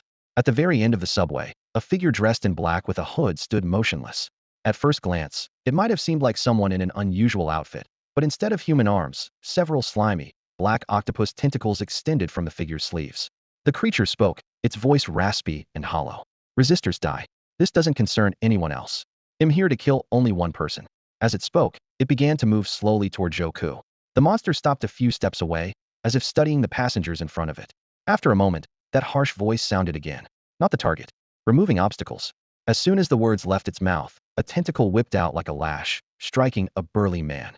Despite his size, the man was flung across the carriage as if he weighed nothing, crashing hard into the train's railings. The metal bars vibrated with a low hum as he slumped to the ground, instantly unconscious. A sickening, wet sound came from beneath the monster's cloak as it continued to advance. The surrounding passengers screamed and scattered, emptying the car in moments. But Joku remained perfectly still. He noticed the glaring skull emblem on the creature's robe. What surprised him even more was that the silver-haired girl also stayed put. "It's one of the Skull Society's killing monsters," the girl whispered. "They're programmed with a target profile, so they don't kill indiscriminately. But that also makes them as rigid as machines." Joku sighed, recalling the assassin's warning during the second round of freshman screening yesterday. They really did send someone after him, much sooner than he expected. "Heh, it must be here to kill." Joku started, but the silver-haired girl interrupted. "It's definitely here for me." He shot her a sideways glance. "Are you sure you're not overestimating your importance?" The girl seemed not to hear him, her eyes fixed on the tentacled creature. She quickly drew a divine card, a Queen of Spades, illustrated with a black queen. "Using a divine card in public is illegal, but this is an emergency," she muttered, chanting, "Spades break 1,000 troops, the queen forges divine weapons." As soon as she finished, a handgun materialized in her hand. Bang, bang, bang. She fired without hesitation, but the bullets had no effect on the creature. It kept advancing, completely unfazed. The girl looked shocked and stepped forward, but Joker reached out to stop her. "It's after me, not you. Don't risk yourself needlessly," he said calmly, moving to stand between her and the monster. She looked him up and down, hesitating. "Who are you?" Joker coughed lightly, his voice a little hoarse. "Do you remember Magic Element Level 43, the only winner of Russian roulette? Back then, there was an assassin from the Skull Society who tried to kill an ordinary freshman." The girl listened calmly, politely waiting for him to finish. "That's right. I'm the one from yesterday who..." Before he could finish, a deafening roar cut him off. The monster's figure suddenly accelerated, shooting toward them like an arrow released from a bow. "Sorry, we'll have to continue this later." The silver-haired girl quickly brushed Joke's arm aside and charged straight at the monster. The tentacled creature locked onto her, its hollow voice echoing. "Target identified. Beginning hunt." Huh. Joke froze in place. The girl was the monster's target? Was the Skull Society really after so many people at once? He caught a helpless look from her, feeling suddenly awkward. Just then, a notification sounded. "Beep God card Joker, ability trigger conditions met." Joker was startled. Why had the God card activated? He clearly remembered what the clown god had said when he received the Joker. The ability could mimic all other playing cards, but the trigger conditions were hidden. Randomly selecting God card ability came the familiar sharp voice. The card flipped through the air and finally landed on the Seven of Hearts. God card, Seven of Hearts ability, read anyone's thoughts. After use, the card reverts to Joker. Mind reading? Could it be any less useful? Joker complained to himself. Against a monster attack, this power seemed completely useless. Did the tentacled creature even count as a person? But he quickly let it go. It was a random draw, after all. The battle had already begun. The silver-haired girl activated her God card again, summoning a long blade. But the tentacled monster reacted instantly. Its left tentacle easily knocked the blade aside, while its right tentacle struck directly at her vital points. The girl seemed to give up resisting and closed her eyes. Joker cautiously moved closer. Since he wasn't the target, he figured he wouldn't be in danger. But just as he was passing the monster, its movements suddenly froze in midair. Slowly, it turned its head, and the face under its hood shifted toward Joker. Joker thought he saw a pair of eerily glowing eyes under the hood staring right at him. Instinctively, he blinked, muttering to himself, "You're out here killing people, why are you looking at me?" At that moment, the creature's shriveled mouth opened again, as if confirming its next target. Suddenly, it spun around, its glowing eyes locking onto Joker. "You've got to be kidding me," Joker thought, alarmed. "Wasn't that girl your target just now? Why are you after me all of a sudden?" Before he could react, the monster lashed out with its disgusting tentacles, striking at him with lightning speed. Just as Joker was sure he was done for, a flash of cold light sliced through the air. The silver-haired girl stood at a distance, still in a throwing stance. Out of nowhere, she produced another long blade, hurling it with precision at the monster and knocking its attack off course. "What are you standing there for? Run!" the girl shouted, snapping Joker out of his daze. Before she finished speaking, the creature's arm crashed down toward Joker like a massive hammer. He instinctively leaped to the right, narrowly dodging the deadly blow, and heard a deafening crash behind him. The monster moved with terrifying speed, giving Joker no chance to catch his breath before launching another attack. Joker rolled aside just in time to avoid it, scrambling around the train as the other passengers panicked. But the creature ignored everyone else, focusing solely on Joker. "What did I ever do to you, giant octopus?" Joker cursed inwardly as he dodged. "Why does the Skull Society want me dead? Spade breaks 1,000 armies. Princess forges the divine blade." The girl called out, drawing a playing card and chanting loudly. A spear materialized in her hand, and she hurled it at the monster. The creature dodged easily, but the spear shattered a subway window, sending passengers screaming. Taking advantage of the chaos, Joker caught his breath and observed the girl's power. Card-based abilities looks like she can create any weapon she wants. He touched his own Seven of Hearts. Compared to my mind-reading power, hers is definitely more suited for combat. But since I'm part of the academy now, I'd better learn to use my own ability. Doing his best to imitate her, Joker raised his card and felt magical energy flow through him. A chant slipped from his lips. "The heart claims 1,000 souls. The seven sees true intent." Instantly, a crimson mist clouded Joker's vision, and the monster's thoughts flooded into his mind. "Execute slaughter. Follow orders. Royal blood eliminate." Piecing together what the girl had said, Joker realized this was an order programmed into the Skull Society's killing machine. Eliminate royal blood? Does that mean they're targeting the royal bloodline? As the chase continued, Joker noticed a pattern. Whenever he or the girl put some distance between themselves and the monster, it would say, "Target too far." Switching targets, and alternate between the two of them. This observation gave Joker a glimmer of insight, might be close to figuring out the creature's attack pattern. Judging from the tentacled monster's thoughts, as long as one of them was too far away, the creature would switch targets and attack the other. Joker narrowed his eyes, closely observing the creature's behavior. During both attacks, it completely ignored the other passengers on the train, as if they didn't exist at all. It focused solely on him and the silver-haired girl. So, among everyone on this train, we're the only ones it's targeting? Joker's mind raced. And if either of us puts some distance between ourselves and the monster, it'll immediately go after the other? He recalled the previous moment vividly. When the tentacled monster was about to kill the girl, Joker had unknowingly stepped forward. The creature immediately reacted, tossing the girl aside like garbage and lunging at him instead, its tentacles slicing through the air with a chilling sound. A theory began to take shape in Joker's mind. The monster could only kill one person, so it would always attack whichever of the two was closer. Testing this idea was simple enough. Joker looked up and shouted to the silver-haired girl, "Run toward me." "What?" The girl froze, confusion written all over her face. "Trust me." Joker's voice was firm and left no room for doubt. The girl hesitated for a moment, weighing her options, then decided to follow his instructions. She sprinted toward him, her footsteps echoing through the empty carriage.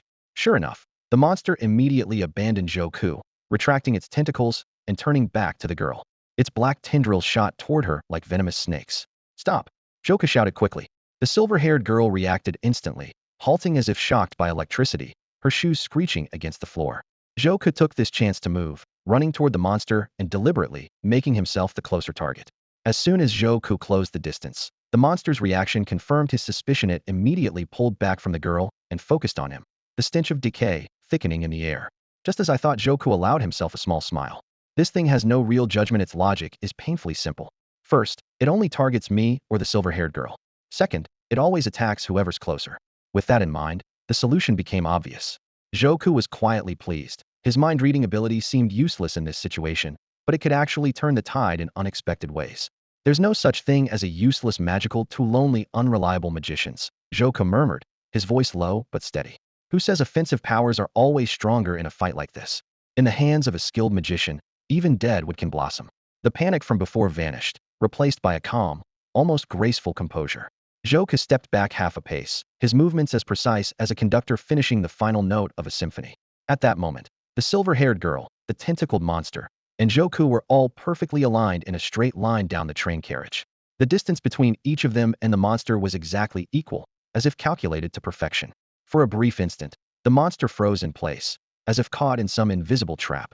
To any observer, it looked as though Zhou's subtle step had somehow pinned the creature where it stood, like a masterful magic trick. Zhou listened intently to the monster's thoughts. Abnormal. Both targets are equidistant. Its logic was too simple. It could only attack the person who was closer. Now that both targets were the same distance away, its decision-making process was completely paralyzed. This was the real way to break the deadlock. The silver-haired girl was stunned. Her gaze flickered between the motionless monster and Zhou, disbelief written all over her face. She couldn't hear the creature's thoughts, so she was shocked to see Zhou immobilize it so effortlessly. But in the next moment, everything changed. The monster suddenly lashed out with two tentacles at once, attacking both of them simultaneously. Attack both at once. The monster's voice was thick and guttural, echoing through the train car, louder than before. So you're not that dumb after all, Zhou muttered. He showed no sign of surprise, as if he had already anticipated the monster's next move. If the tentacled monster were foolish enough to stop attacking and just stand there, Zhou would seriously question the intelligence of the Skull Society's assassins. Move back. Match its distance as we retreat, Zhou shouted to the girl, his tone leaving no room for doubt. Though the silver-haired girl couldn't hear the monster's thoughts or understand its attack patterns, seeing Zhou control such a terrifying creature simply by stepping back was enough to earn her trust. She didn't ask questions, she just followed his lead. Moving with feline grace, the silver-haired girl leapt, her body tracing a perfect arc through the air before landing precisely on the train's side wall, deftly avoiding the oncoming tentacle. She then darted backward, her steps swift but powerful. Zhou retreated just as quickly. His speed was astonishing. Passengers saw only a black blur flashing through the carriage. The two moved with remarkable coordination, always keeping the same distance from the monster, preventing it from focusing its attacks on either of them. When they had retreated far enough, crack! The tentacles stretched to their absolute limit, emitting a sharp, grating sound. At that moment, the carriage presented a bizarre scene. In the center stood the tentacled monster, its arms extended toward both sides, desperately trying to attack the two young people at once. But its reach had limits, and it was stuck in the middle, tentacles straining toward them but unable to touch either one. This thing's not too bright, Zhou remarked, a faint smile tugging at his lips. He bent down and quickly picked up an iron rod, the train's handrail that the monster had knocked loose earlier. He weighed it in his hand, testing its heft and balance, then nodded in satisfaction. In the next instant, Zhou raised the rod, aimed at the tentacle on the left, and drove it down with force. The rod pinned the tentacle to the floor. The monster writhed and struggled, but couldn't break free. The silver-haired girl stared in confusion, unsure why Zhou had done that. Catching her puzzled look, Zhou said simply, "If you don't understand, just follow my lead." The girl hesitated, then nodded with resolve. She activated her powers, and a gleaming silver spear materialized in her hand. Mimicking Zhou, she drove the spear down, pinning the right tentacle to the floor. The tentacle squirmed in pain, but was firmly held in place. Now, the monster's arms were completely immobilized. "Move in with me. Stay at the same distance," Zhou instructed quietly. The silver-haired girl nodded, eyes shining with comprehension. Together, they advanced toward the monster, maintaining perfect synchrony and keeping their distance equal. The monster, unable to focus on just one target, could only thrash uselessly, its tentacles pinned. This was exactly Zhou's plan. They approached the creature safely, erased the royal blood. The monster's thoughts crackled with static. Error. Both targets equidistant. It struggled desperately, but could only writhe in place. Zhou's eyes fixed on the skull emblem on its clothes, his expression turning icy. "I told you send as many assassins as you want. However many you send." His voice was low and cold. "They'll kill every one of them." A flash of cold steel. In a blur, Joku drew a short blade from his pocket and, with a swift motion, slit the monster's throat. As its head dissolved in a spray of blood, a red gleam flickered in Joku's eyes before fading away. The monster's harsh, grating mental voice fell silent. The end of its psychic power signaled its death. Joku stretched lazily, rolling his neck as if had just woken from a nap, not just killed a man. The silver-haired girl looked at Joku, uncertainty in her eyes, as if she wanted to ask something. If you want to ask, just ask, Joku said gently. How did you do that? Su Chenxi blinked her bright eyes, her voice clear and crisp. Her long silver hair shimmered under the light, and her gaze was filled with curiosity. Do what? Freeze that monster in place. She added after a brief hesitation. Normally, only specific divine cards have the power to paralyze. But all I saw was you taking a step back, and suddenly the creature stopped moving. I didn't see you use any divine card the entire time. Joku tensed inwardly. He had, in fact, used the Seven of Hearts divine card, but yesterday's bloodline test showed that his card was the King of Clubs. By all logic, a person couldn't possess two different divine cards at once. Maybe it was stunned by how handsome I am. He joked, trying to deflect. Su Chenxi seemed to pick up on his attempt to change the subject and smiled gracefully. Never mind, I was being too forward. She then performed a formal aristocratic salute. Su Chenxi, thank you for saving me. While wiping the blood from his face with a tissue, Joku replied simply, no need to thank me. Joku. Joku? Su Chenxi's eyes lit up. Are you the one from yesterday, the commoner with a magic level of 43, who also took down a skeleton society assassin? Joku nodded in confirmation and asked, you're the new student with the Queen of Spades divine card, right? I saw your power. Can you conjure weapons at will? Yes, it's a combat ability, but I can only summon weapons I'm skilled with, Su Chenxi admitted openly. We just used divine cards and killed someone in front of civilians. Are we going to get expelled? Joku couldn't help but recall how, on his 18th birthday, he was almost executed by the police after being mistaken for a superhuman just for performing magic tricks. Su Chenxi shook her head and explained, that was a killing monster from the Skeleton Society. It's lost all humanity and only follows kill orders. Using your abilities in situations like this is protected by law. Besides, she added lightly, they'll explain everything to my father. There's nothing for you to worry about. Hearing her mention father, Joku immediately realized her noble status. Connecting this with the monster's actions, he finally voiced his suspicion. Since you're a noble, why were you taking the subway? You don't think I'm just another stuck-up noblewoman, do you? Su Chenxi smiled. I've always believed we should bridge the gap between nobles and commoners to create a more equal society. I came to ride the subway today to set an example. She sighed. I just didn't expect to attract an assassin from the Skeleton Society. Judging by the monster's behavior, its order must have been kill all nobles. But I'm not a noble, Joku said, looking up. Su Chenxi chuckled softly. No need to hide it. People say you come from a commoner background, but your level of magical essence is so high you must be from a noble family, Su Chenxi said, her gaze lingering on the blood-stained dagger in Joku's hand. And that dagger of yours is clearly a noble's weapon. Joku looked down at the dagger in his right hand, the one head just used to kill the monster. A bead of blood slid slowly from its tip. This dagger is beautifully crafted, Su Chenxi continued, admiration in her voice. It was left to me by my parents, Joku replied, shaking his head firmly. I'm sure they were both commoners. As for why I have magical essence, and why I was granted a divine badge, that's just an exception. Su Chenxi lowered her head in thought. If you really are a commoner, then what exactly were the monsters from the Skull Society ordered to do? Did they mean to kill all students from the Divine Badge Academy? Joku fell silent, the monster's dying thoughts echoing in his mind. Royal blood, erase. The subway train pulled into the station. We're here. The two of them moved through the crowded platform and exited the station. In the distance, the spires of the Divine Badge Academy could be seen. They'll head off now, Joku. Su Chenxi turned to thank him. Thanks again for your help on the train. I owe you one, and I'll pay you back someday. Yeah, see you.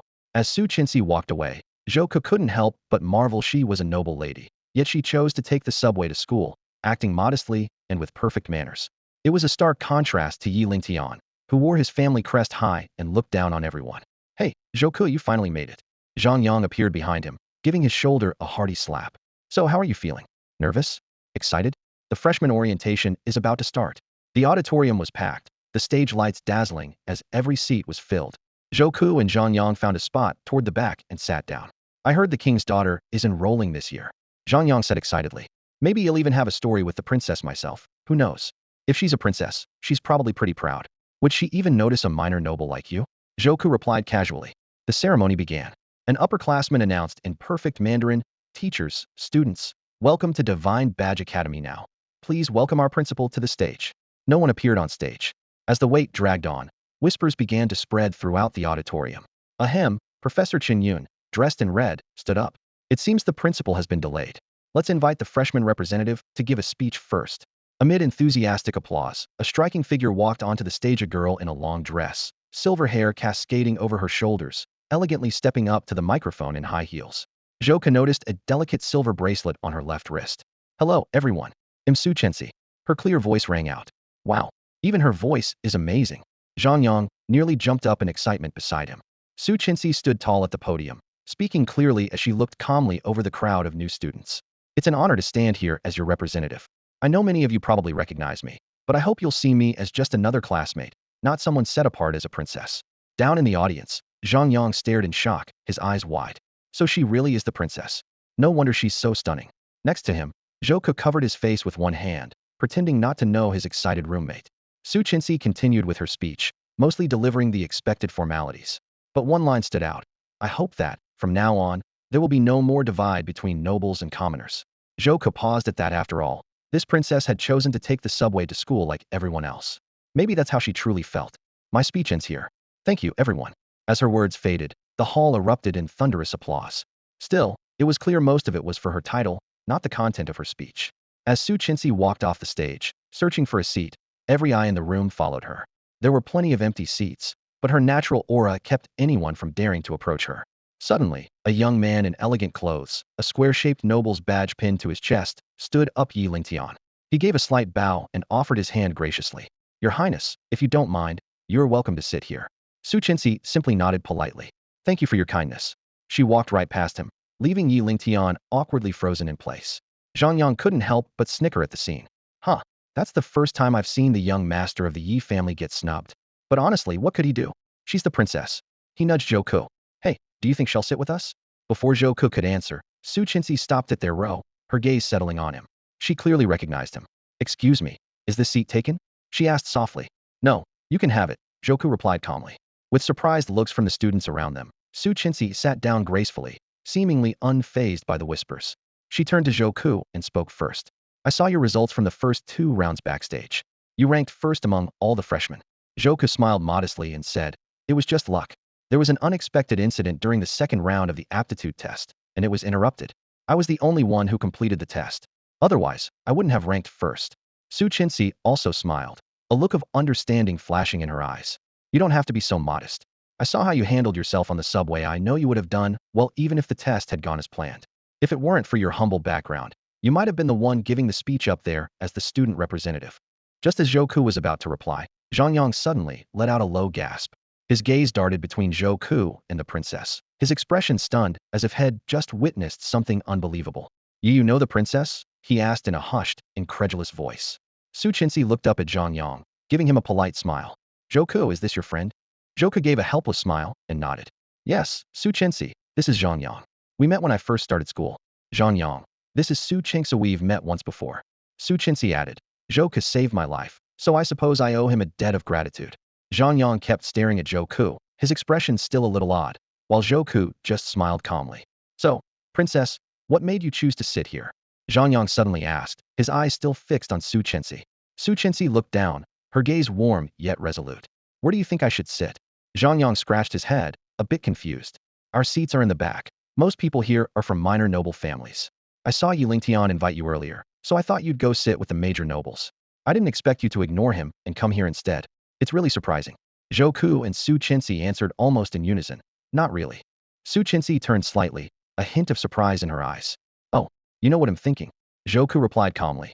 It's just a simple observation. You're a princess, but you always keep a low profile even riding the subway. In your speech earlier, you said you didn't want people to treat you as royalty, and you ended by hoping nobles and commoners could get along. All these signs show you don't want to be seen as someone above everyone else. So, instead of sitting with the major nobles, you'd rather be here with the minor ones.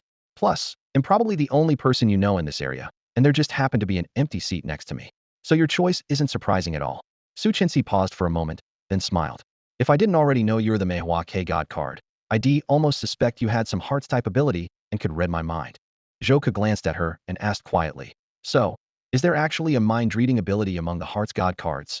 He had once triggered the ability of the Seven of Hearts, so he knew some of its secrets, but he asked anyway, both to hide his knowledge and to learn more. Su Chenxi nodded. Of course. Abilities from the heart suit are usually related to the mind, things like mind reading, mind control, hypnosis, memory alteration, and so on. She smiled. Oh, righty, you're so talented that I keep forgetting you come from a commoner family. You're probably not that familiar with all this yet. If you ever have any questions, just ask me. They'll help however I can.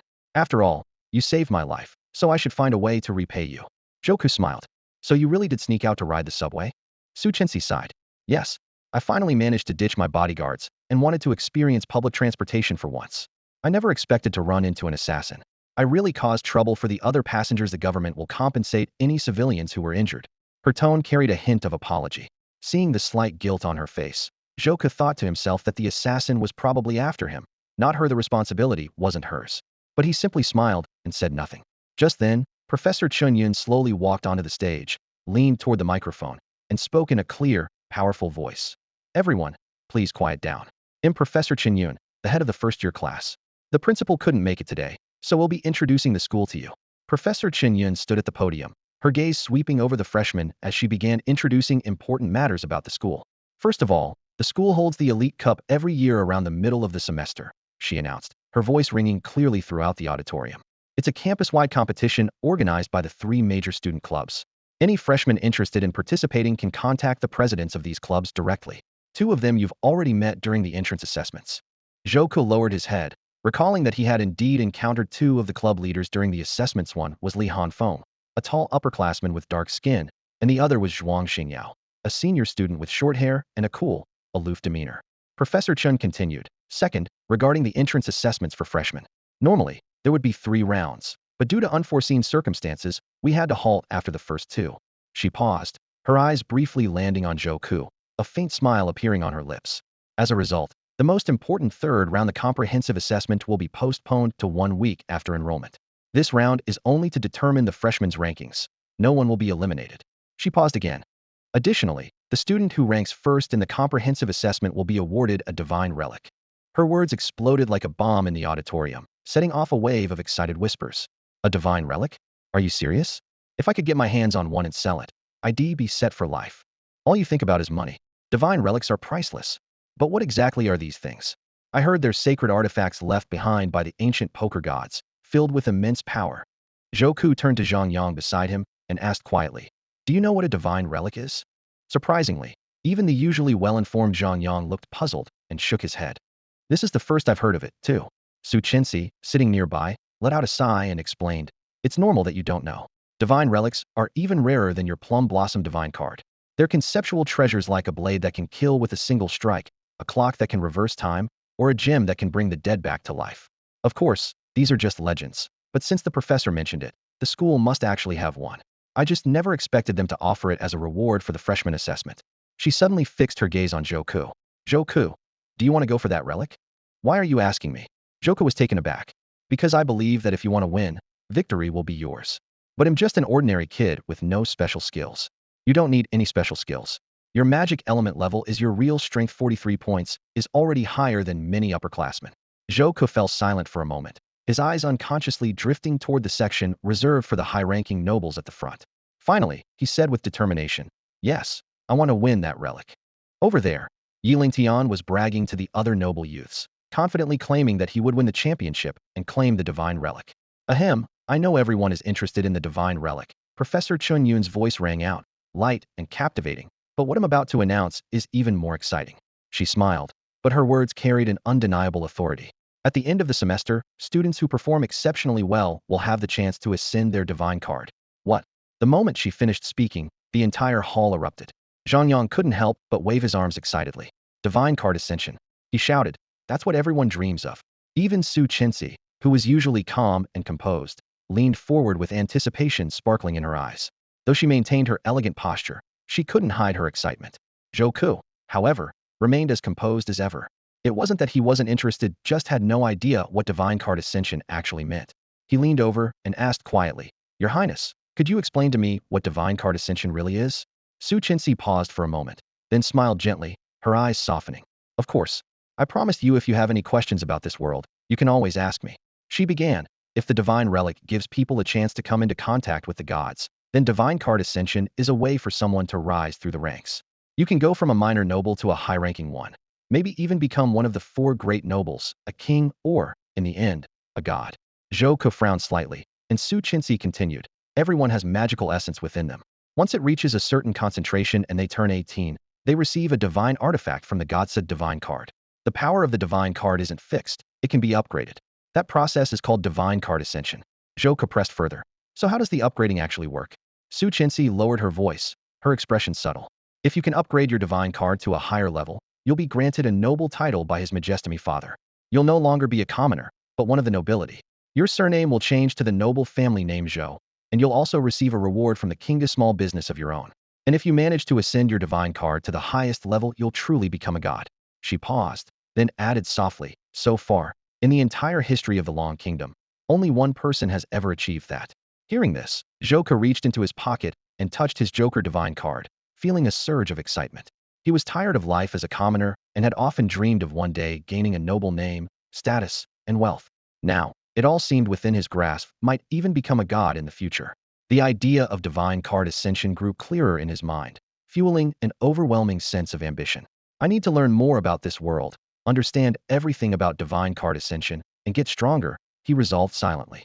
Professor Chen Yun's voice echoed again. That concludes the entrance ceremony. Thank you, everyone. She put away her notes, and the students began to rise, leaving the hall in small groups.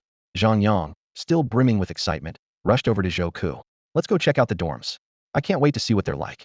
As the students trickled out, Su Qinzi headed toward the girls' dormitory, parting ways with Zhou Ke and Zhang Yang, who made their way to the boys' dorm area together.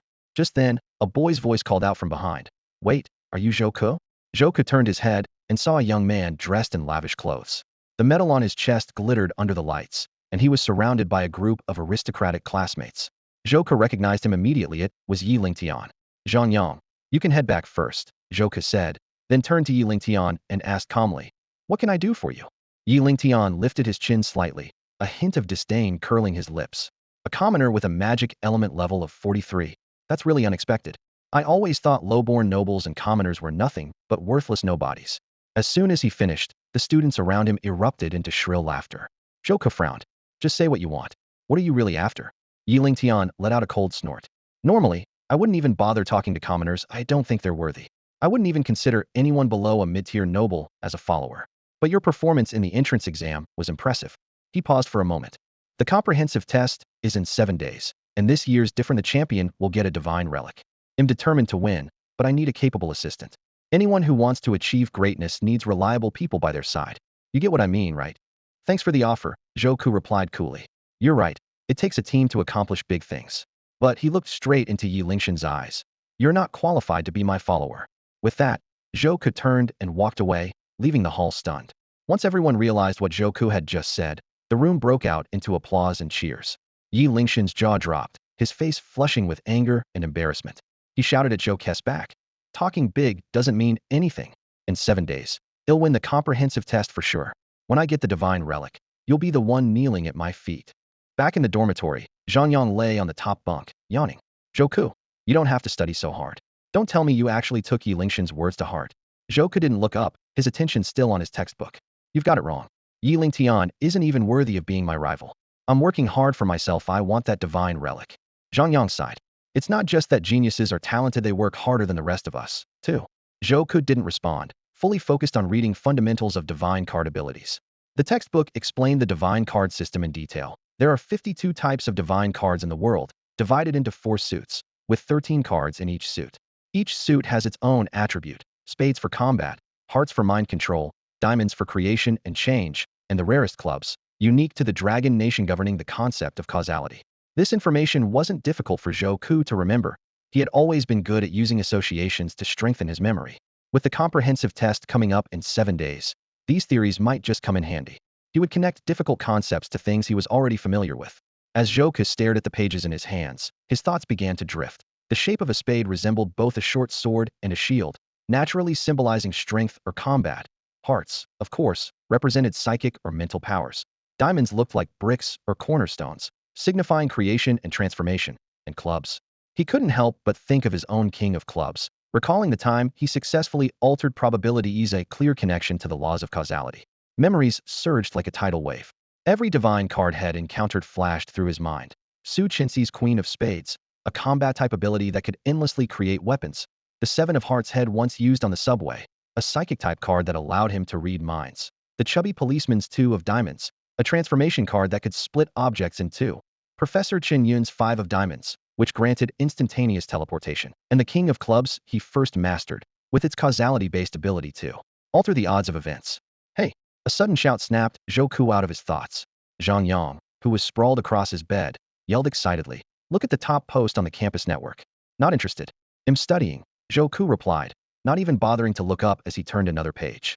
Undeterred, Zhang Yang started reading the post title aloud. Big bet. Who will be the champion of the freshman assessment? Winners split 50,000 long coins. It was a poll created by an unknown upperclassman, listing all 1,500 freshmen. Unsurprisingly, Su Chengsith, princess of the Su royal family, was at the top of the poll, backed by over 600 upperclassmen. Right behind her was Yi Lingtian, the eldest son of the Yi family, holding second place with more than 400 votes. After third place, the number of votes dropped off dramatically. "Dude, you've got over 50 votes." Zhang Yang pointed excitedly to Zhou Ke's name, which was ranked around 500th. Interestingly, all these votes came from fellow freshmen. Not a single upperclassman had voted for him. Zhang Yang scrolled all the way to the bottom to find his own name, counted silently, and muttered, "3 votes, that's rough. I have to vote for myself." The comments section was buzzing. Everyone knows the Su royal family is famous for their spade-type abilities. Those are some of the most powerful cards for the freshman test. The Yi family isn't weak either. They're the top family after the royals and control the nation's economy. Who's Zhou Ku? Zhou, is that even a real family? Why are only freshmen voting for him? I heard he's a commoner? A commoner got into the Divine Card Academy? Just then, a post appeared from an upperclassman named Xin Yao. "I vote for Zhou Ku." The comment section fell silent. Everyone knew this was the ID of Zhuang Xingyao, president of the Red Heart Club. She was known for keeping a low profile, so it was shocking to see her publicly support an unknown commoner. How could I miss such a lively event? I'm casting my vote for Zhou Ku too.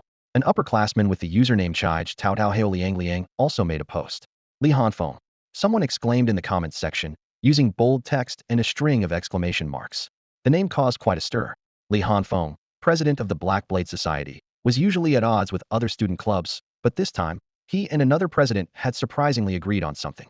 His vote triggered a chain reaction, and soon many students began to follow suit. Zhou Ke's vote count surged at a visible pace, skyrocketing to nearly 50 votes in just a few minutes and pushing him instantly into the top 100. After all, Li Hanfeng might seem unserious most of the time, but he was last year's freshman assessment champion, someone analyzed on the forum. A champion's judgment can't be wrong. Who exactly is this Zhou Ku? He is pretty good looking. The freshman test isn't a beauty contest though, so what's the point? Amid the chatter, someone soon dug up all of Zhou Ke's information and compiled it into a detailed profile, posting it in the thread. Zhou Ku, from a civilian background. Before turning 18, he was an influencer and magician. In the first round of bloodline testing, he scored a magical affinity of 43, with the Clover's King as his divine card. In the second round of aptitude testing, the exam was interrupted by an accident. After defeating a Skull Society assassin, Zhou Ku became the only freshman to emerge victorious. After this post, the forum fell into an odd silence. Then, as if an invisible force was at work, Zhou Ke's votes began to soar, numbers ticking up rapidly, soon breaking 200 and catapulting him to third place on the overall leaderboard. "Zhou Ku, want to vote for yourself too?" Zhang Yang waved his phone excitedly at Zhou Ku, who was absorbed in studying his divine card. "Not interested," Zhou Ku replied without looking up, his fingers lightly tracing the edge of the card. "There's money to be made, you know?" With a snap, Zhou Ku put down his book so fast it stirred the air. He whipped out his phone, eyes lighting up. "Send me the link. I'd be a fool not to make easy money." Opening the post, Zhou Ku quickly found his name. Third place, he frowned, eyes lingering on the phrase "split 50,000 yuan." Since the prize was divided, the fewer votes the better. Still, the intelligence network at the Divine Card School was clearly formidable. His performance in the first 2 rounds had been thoroughly exposed. Oh well, as long as there's money to be made. Zhou Ku shrugged and, without hesitation, tapped a vote for himself, his finger dancing across the screen. Time flew by, and soon it was time for the third round of testing. All the freshmen gathered on the lawn in front of the school library, each with a computer like the one used in the second round, complete with a black helmet gleaming coldly in the sunlight. After a great night's sleep, Zhou Ku sat at his station, fully alert and ready for the exam. Zhang Yang, on the other hand, looked exhausted, yawning repeatedly with half-closed eyes. At that moment, an upperclassman slowly walked to the front of the group. He was thin, dressed in a plain school uniform, and his pale face had a sickly look. As soon as Zhang Yang saw him, he perked up instantly, sitting up straight and staring ahead without blinking. "That's Lu Yingming." A wave of hushed whispers rippled through the crowd. Zhou perked up his ears, listening carefully to the murmurs around him. It was said that Lu Yingming, who came from a minor noble family, was not only a top student, but also had outstanding control over his abilities. As the president of the Diamond Society, he, together with Li Hanfeng and Zhuang Xingyao, was recognized as one of the three major club leaders at the academy. Every year, the three of them served as chief examiners for the new students' entrance tests. Standing at the front of the stage, Lu Yingming spoke in a calm, clear voice. This is the third round of the entrance assessments, the comprehensive test. It will challenge your physical fitness, intelligence, decision-making, and adaptability, simulating real-life scenarios as closely as possible. Zhou held his breath, afraid to miss any important details. Lu Yingming went on to explain that the week-long comprehensive test would be divided into three interconnected phases. The first phase, about to begin, would lay the groundwork for everything that followed, and those who excelled would gain a significant advantage in the overall assessment. In the three-tiered society of Longwell monarchs, nobles, and commoners, the first phase is called title seizure, Lu Yingming said, sweeping his gaze over the 1,500 freshmen. Based on your final scores, the top 3 will earn the title of monarch, the top 500 will become nobles, and the rest will be commoners. Higher titles will grant greater advantages in the subsequent tests. As for how to earn points, you'll need to discover that for yourselves during the assessment. Now, please take your seats and put on your transfer helmets. Amid the flurry of movement, the students began putting on their helmets one by one. Zhou thought he caught Lu Yingming glancing in his direction, his words carrying a hint of meaning. I've heard that some students performed exceptionally well in the previous rounds. I look forward to seeing even more impressive results from them. As Lu Yingming pressed a button, all 1,500 students vanished from the hall in an instant. A wave of dizziness washed over Zhou, and he felt the coolness of the floor beneath him. He had experienced this discomfort during the second round of aptitude testing, but it still took a moment to adjust. As the sensation faded, he opened his eyes to find himself in a dimly lit classroom. Through the window, he could make out the faint outlines of school buildings, the sports field, the library, and a wide green lawn under the night sky. It was unmistakably somewhere on campus. On the nearby field, large groups of students were recovering from the dizziness, looking around in confusion. Suddenly, a mechanical system notification echoed overhead. Beep, the title seizure assessment has officially begun. The exam site is a simulated environment. No one will be injured or killed. In the sky, a massive display flickered to life, casting an eerie blue glow over everything below. The rules for the title competition flashed across the big screen. Rule 1, not disclosed. Rule 2, not disclosed. Rule 3, not disclosed. Zhou stood in the examination hall, recalling Lu Yingming's advice. The key to this competition was to earn as many points as possible to secure a higher title. The coveted king title, with only 3 slots available, was the focus of fierce competition among thousands. Yet, the exact way to earn points remained a mystery. He stared at the 3 undisclosed rules on the screen, pondering how they might relate to scoring and how the rules could be revealed. Suddenly, a faint rustling came from the other end of the classroom. A blurry figure was moving slowly, and the sound felt strangely familiar to Zhou. Zhang. Zhou called out tentatively. The figure stood up, shoulder-length hair catching the light. Sure enough, it was Zhang Yang. Without hesitation, he rushed over and hugged Zhou's leg. Boss, please take me with you. Zhou couldn't help but laugh as he pulled him off. This is a solo competition. You have to rely on yourself. But there are 500 slots for the noble title, right? Zhang Yang scratched his head with a grin. I'd be happy just to make it into the top 500 with you. Unless. He gave Zhou a meaningful look. Are you aiming for king? They'll give it a shot, Zhou admitted, not hiding his ambition. Just then, Zhou noticed an electronic wristband had appeared on his left wrist without him realizing it. When he tapped the screen, it displayed. Current status, civilian. Points, 10 inch. Zhang Yang leaned over to take a look, but Zhou dodged him easily. Check your own. Only then did Zhang Yang realize he had a wristband too. He checked it and read aloud. Current status, civilian. Points, 10. You just said it out loud? Zhou said, exasperated. What's the big deal? It's just the 2 of us here, and you're a civilian too, Zhang Yang replied nonchalantly. Then he added, try tapping civilian. Apparently, all civilians can see each other. Zhou followed his advice, and sure enough, a massive list popped up, showing the names of everyone with the civilian status, including himself and Zhang Yang. At the same time, a group chat interface started filling with new messages from people on the list. Is this the exam room? Where are the questions? Finally, we can chat. Is everyone a civilian? 1. Zhou ignored the chatter and studied the list carefully. Suddenly, his brow furrowed. Boss, did you notice something? Zhang Yang immediately picked up on Zhou's reaction. Zhou handed the list to Zhang Yang. Zhang Yang scanned the densely packed table and quickly noticed something odd. Hey, neither Yi Lingtian nor the princess are on here. Instinctively, he started counting the names one by one. 1, 2, 3. No need to count. Zhou interrupted him. 50 rows, 20 columns, exactly 1,000 people. Zhang Yang scratched his head, a little embarrassed by his unnecessary effort. What does this group of 1,000 civilians represent? Resting his chin on one hand, Zhou Ku replied seriously, the top 3 are monarchs, the next 500 are nobles, and the last 1,000 are civilians. Since the contest just began and there are exactly 1,000 civilians, it means he paused for a moment. Everyone started with different scores. 500 people have higher starting points than us. Meanwhile, outside the exam room, the atmosphere was lively. Upperclassmen were watching the live broadcast on their phones, while the campus forum buzzed with discussion. The top 3 favorites didn't draw monarch, 2 nobles, and 1 civilian. Soon, someone posted the latest score rankings. Zhang Liang monarch, 300 points. Wang Li monarch, 300 points. Su Xing monarch, 300 points. Su Chenxi noble, 50 points. Yi Lingtian noble, 50 points. Zhou Ku civilian, 10 points. Zhou Ke's luck isn't great this time, someone commented, but starting points don't mean everything. The key will be those hidden rules. Back inside the exam room, Zhang Yang found a desk and sat down, frustration written all over his face. This isn't fair. We're already behind before the contest even starts. But Zhou Ku remained calm. That's exactly what makes it fair.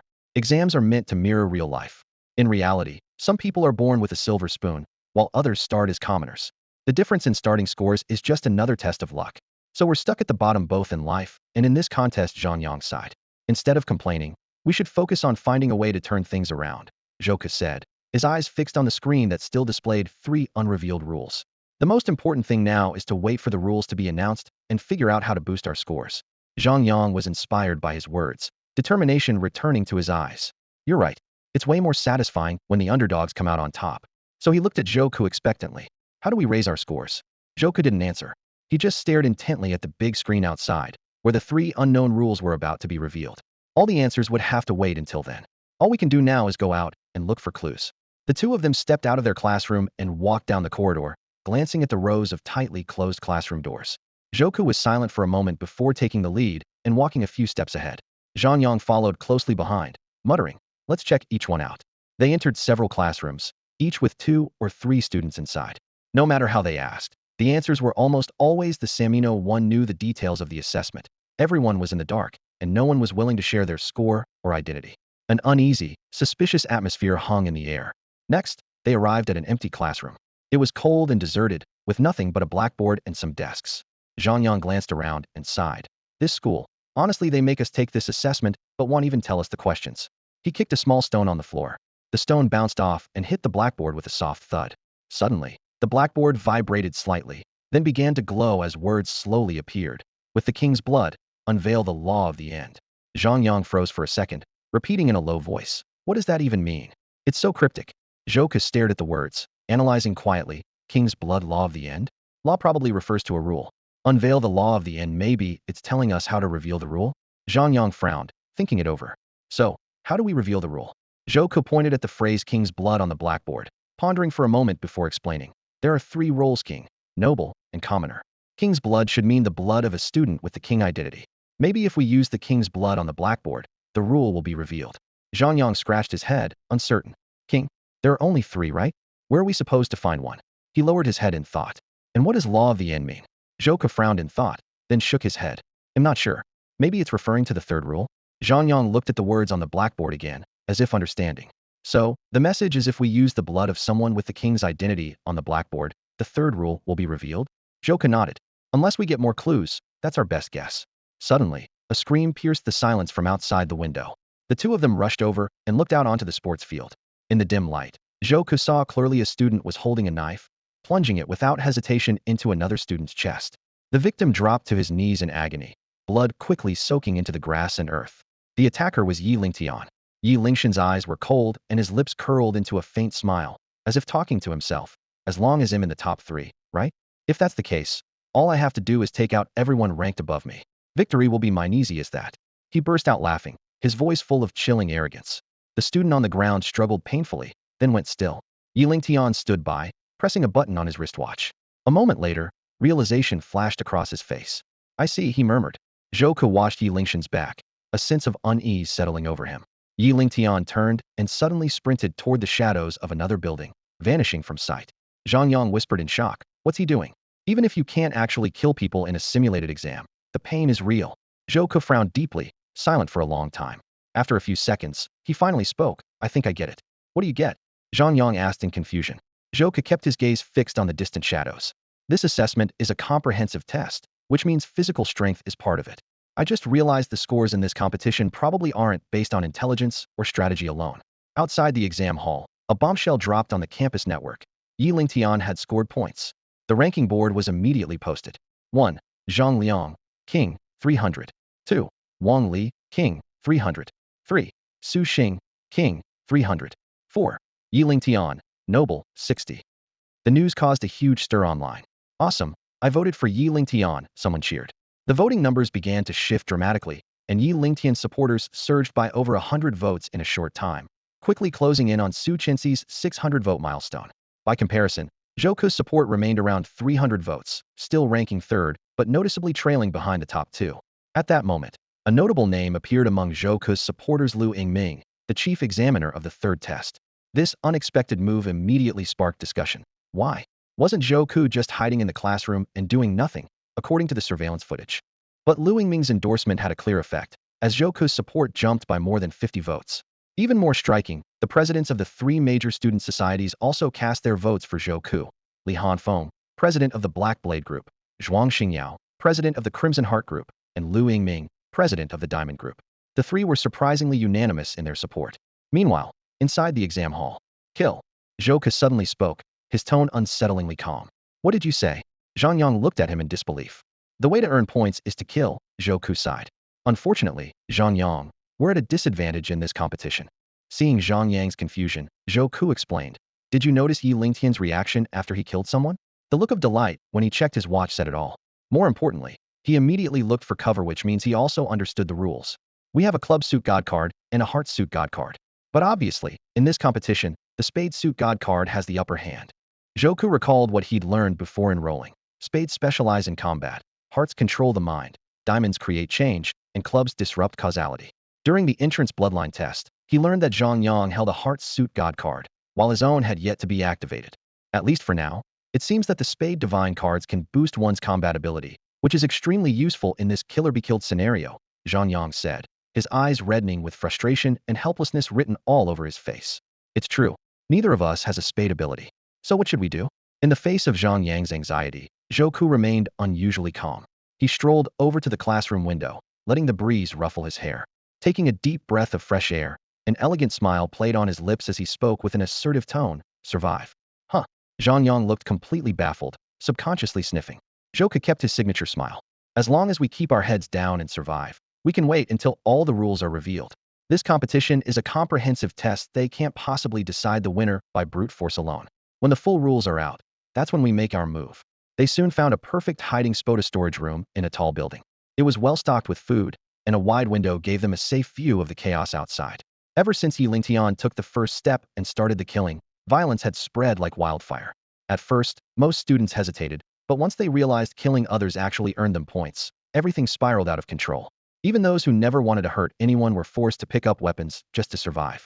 Zhou Ke and Zhang Yang each hugged a tub of popcorn, watching the mayhem outside as if it were a movie. That guy's pretty tough. He must have killed a lot of people and racked up plenty of points. Look at that one over there covered in blood and just unleashed a shockwave. Must be another powerful spade divine card holder. Suddenly, Zhang Yang pointed at the sports field. Hey, isn't that Su Qinxi in the middle of the field going wild? She's mowing people down with a submachine gun. Zhou Ke squinted outside and saw a silver-haired girl spinning gracefully in the center of the field. If not for the blood covering her and the submachine gun spitting fire in her hands, it would almost look like a beautiful dance. Anyone who tried to approach her was immediately forced back by her firepower. Gradually, no one dared step into her attack range. Where on earth did Her Highness get a submachine gun? That firepower is insane. No one else stands a chance against her, Zhang Yang muttered, eyes glued to the battleground in confusion. The bloody and brutal scene completely overturned Zhou Ke's impression of the royal princess. Had always thought she was a delicate heiress, but it turned out she was a fearsome warrior. Oh, I've seen her abilities. She can conjure weapons out of thin air. She's really strong. Zhou Ke popped another cookie into his mouth, a glint of excitement in his eyes. That makes sense. After all, she's the spade Q. The spade suit is known for its combat skills, and as the Q, her fighting power is definitely top-notch. The two chatted casually, never taking their eyes off the big screen. Every so often, they'd grab a handful of popcorn, as if the bloody spectacle unfolding had nothing to do with them. Su Chinsi had already cleared out all the students in her area and was quickly moving with her gun, seemingly searching for a new target. Zhou Ku and Zhang Yang soon lost interest in her and turned their attention to other, more exciting battles. Zhou Ku took a bite of his cookie and turned to Zhang Yang. You know, with all this chaos outside, we're just hiding here, not doing anything. Ever played Battle Royale? If you survive till the end, you win. It's not about how many people you kill if you can't make it to the end. It's all for nothing. Zhang Yang munched on a potato chip, speaking with his mouth full. Relax, let the bullets fly a bit longer, and we'll see. Zhou Ku pointed to the screen, frowning slightly. They've already figured out the first rule. The second and third rules haven't been announced yet. If we act rashly, we might get screwed. What if the rules say you lose points for too many kills? Then would just end up as the joke. Zhang Yang's eyes lit up at that. Good point. Huh. I feel like we're about to win this. Time ticked by as explosions and gunfire raged outside. The Spade students were ruthlessly hunting down those from other suits. It was bloody and intense, but after a while, Zhou Ku just felt bored. He was about to yawn when something at the edge of the field caught his attention. There, a student with a scar across his face was relentlessly chasing a petite girl. Ha ha ha, you're not getting away. The scarred guy's face twisted into a cruel grin as he swung a sharp knife, closing in on the girl without mercy. Suddenly, a thin but determined voice rang out from the center of the field. Stop fighting. Zhou Ku and Zhang Yang turned at the same time, eyes locking onto the source. It was a small girl with a ponytail. Her voice was weak but carried a quiet strength. This competition wasn't meant for us to kill each other. We should be working together, supporting each other, and earning points as a team. Some students stopped in their tracks, hesitating, glancing down at their weapons as if reconsidering her words. Just then, the system's voice echoed. Ding Rule 1 is now announced. The big screen immediately displayed the first rule, short and to the point. Rule 1. Spade Assessment Survival of the Fittest. Resources are limited. Everyone is a competitor. Points can only be gained by taking them from others. In that instant, everyone understood the real incentive was killing. If you took someone out, you got their points. The girl in the center looked embarrassed. She gave a nervous laugh and quickly said, "Never mind. Just pretend I didn't say anything before she could finish." She turned and ran. But she didn't get far. A stray bullet whizzed through the air, hitting her squarely in the head. There was a sharp crack, and she froze, then toppled over, her life ending in an instant. Zhou Ku and Zhang Yang both chuckled quietly, popping more chips into their mouths. Zhang Yang, eyes still glued to the screen, mumbled, "Zhou Ku, when do you think it'll be our turn?" Zhou Ku replied calmly, "No rush. Let the bullets fly a little longer." He gestured at the screen again. "We've figured out the first rule, but the second and third still haven't been revealed. If we act now, it could cause unnecessary trouble." Zhang Yang grinned. "True. Let's keep watching." Time kept moving, and the chaos outside didn't let up. Zhou Ku was getting bored with the endless slaughter and was just about to yawn when something new happened at the edge of the field. There, a boy with a knife scar on his face was chasing down a petite girl with a sharp blade in hand. "You're not getting away," he shouted, his cruel grin sending a wave of terror through the air, as if there was no escaping the inevitable. The girl's stamina was clearly failing. Her steps grew heavier, and she could barely keep running. After only a few strides, the student with the scarred face caught up with her. In a split second, his sharp blade plunged into her abdomen with a dull thud. Shock filled her eyes, her pupils wide with terror, as she clutched her stomach and collapsed to the ground, writhing in agony.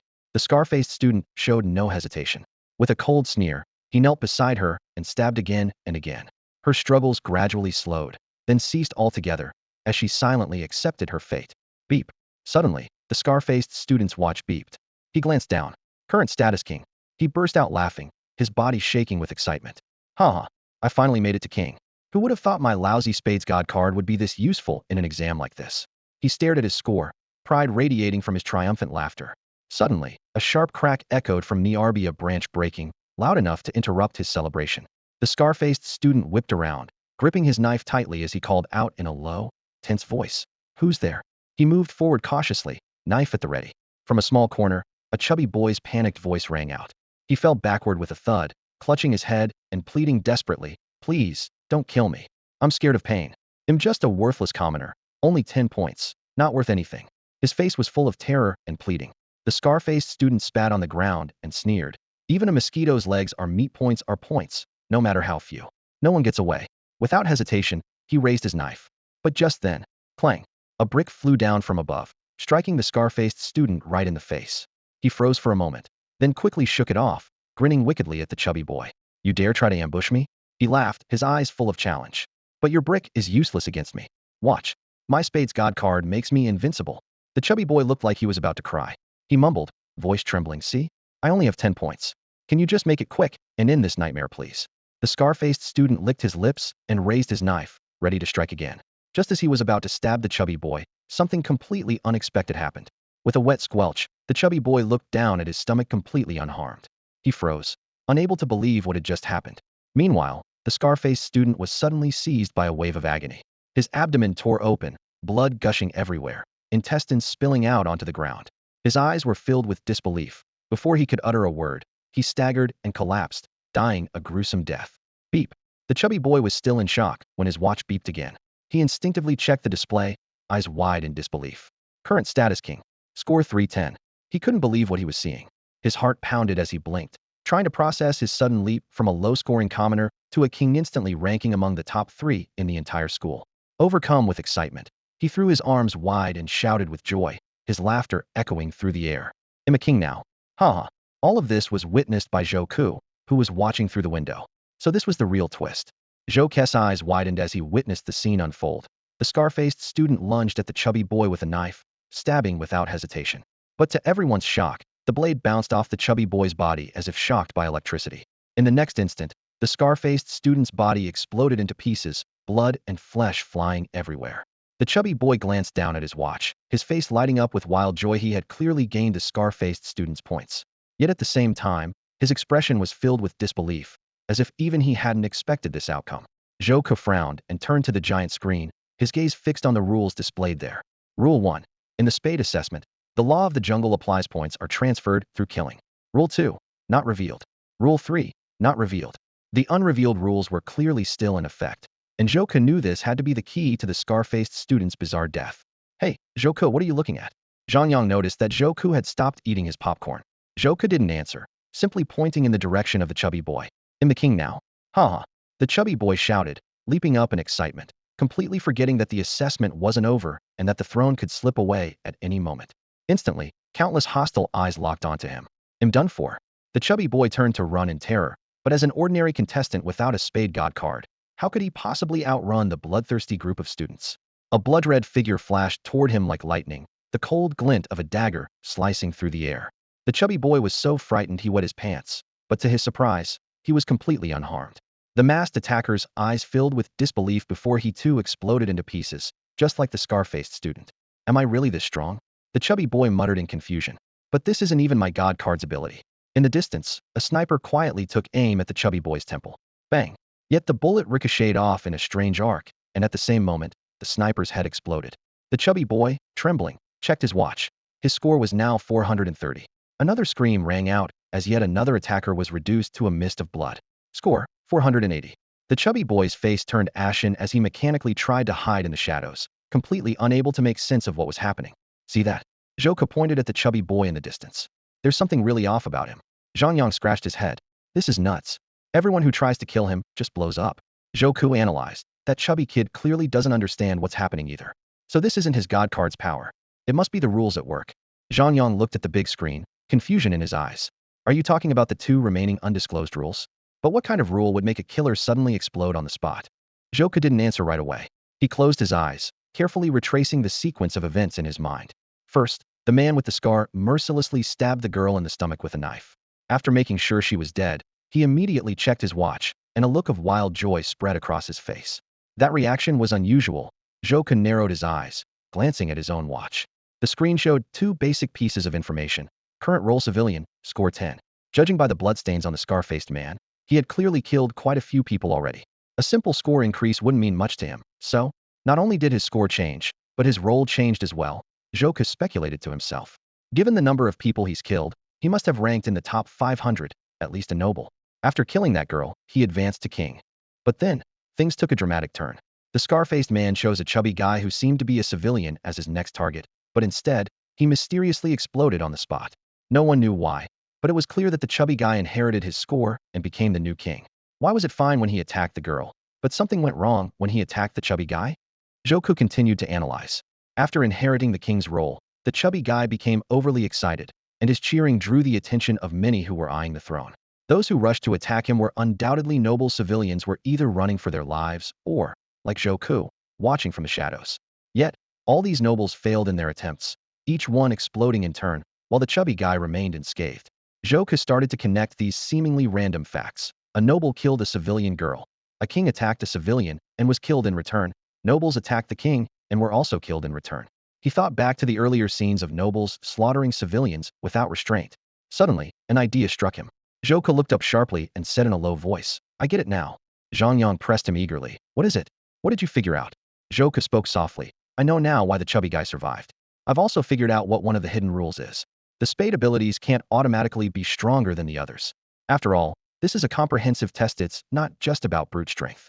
There must be ways for the weak to overcome the strong." Zhang Yang's eyes widened and he leaned in. "Zhouke, you figured out the rule ahead of time again." Zhouke glanced at him, tapping his fingers lightly on the table. Shortly after the first murder, the exam released the first rule. From what I can tell, as soon as a rule is triggered, it'll be announced soon after. The second rule is there is a hierarchy of counteractions built into everyone's identities. A counteraction chain? Zhang Yang frowned, a look of confusion passing through his eyes. Zhouke slowed his speech, tracing a circle in the air. Kings can kill nobles. Nobles can kill commoners. Commoners can kill kings. But if someone tries to break that chain, say, a king tries to kill a commoner, they'll be hit with a backlash and die themselves. He paused. That explains why Scarface could easily kill that girl, but failed when he tried to kill the chubby guy. Zhang Yang slapped his thigh in sudden realization. Oh, after he killed the girl, he became a king. As a noble, he could kill commoners at will. But once he became a king, he could be killed by a commoner. A small, satisfied smile appeared on Zhouke's lips. You catch on quick. Outside the classroom, the chaos gradually subsided. More and more people realized that sometimes, the killer would end up being killed in return. As a result, they stopped attacking at random and instead chose to put down their weapons, watching their surroundings cautiously and waiting to see what would happen. Beep Rule 2 has been announced. A crisp system voice rang out, drawing everyone's attention to the large screen. Rule 2. Heart's assessment class hierarchy. Kings execute nobles. Nobles oppress commoners. Commoners overthrow kings. You're a genius.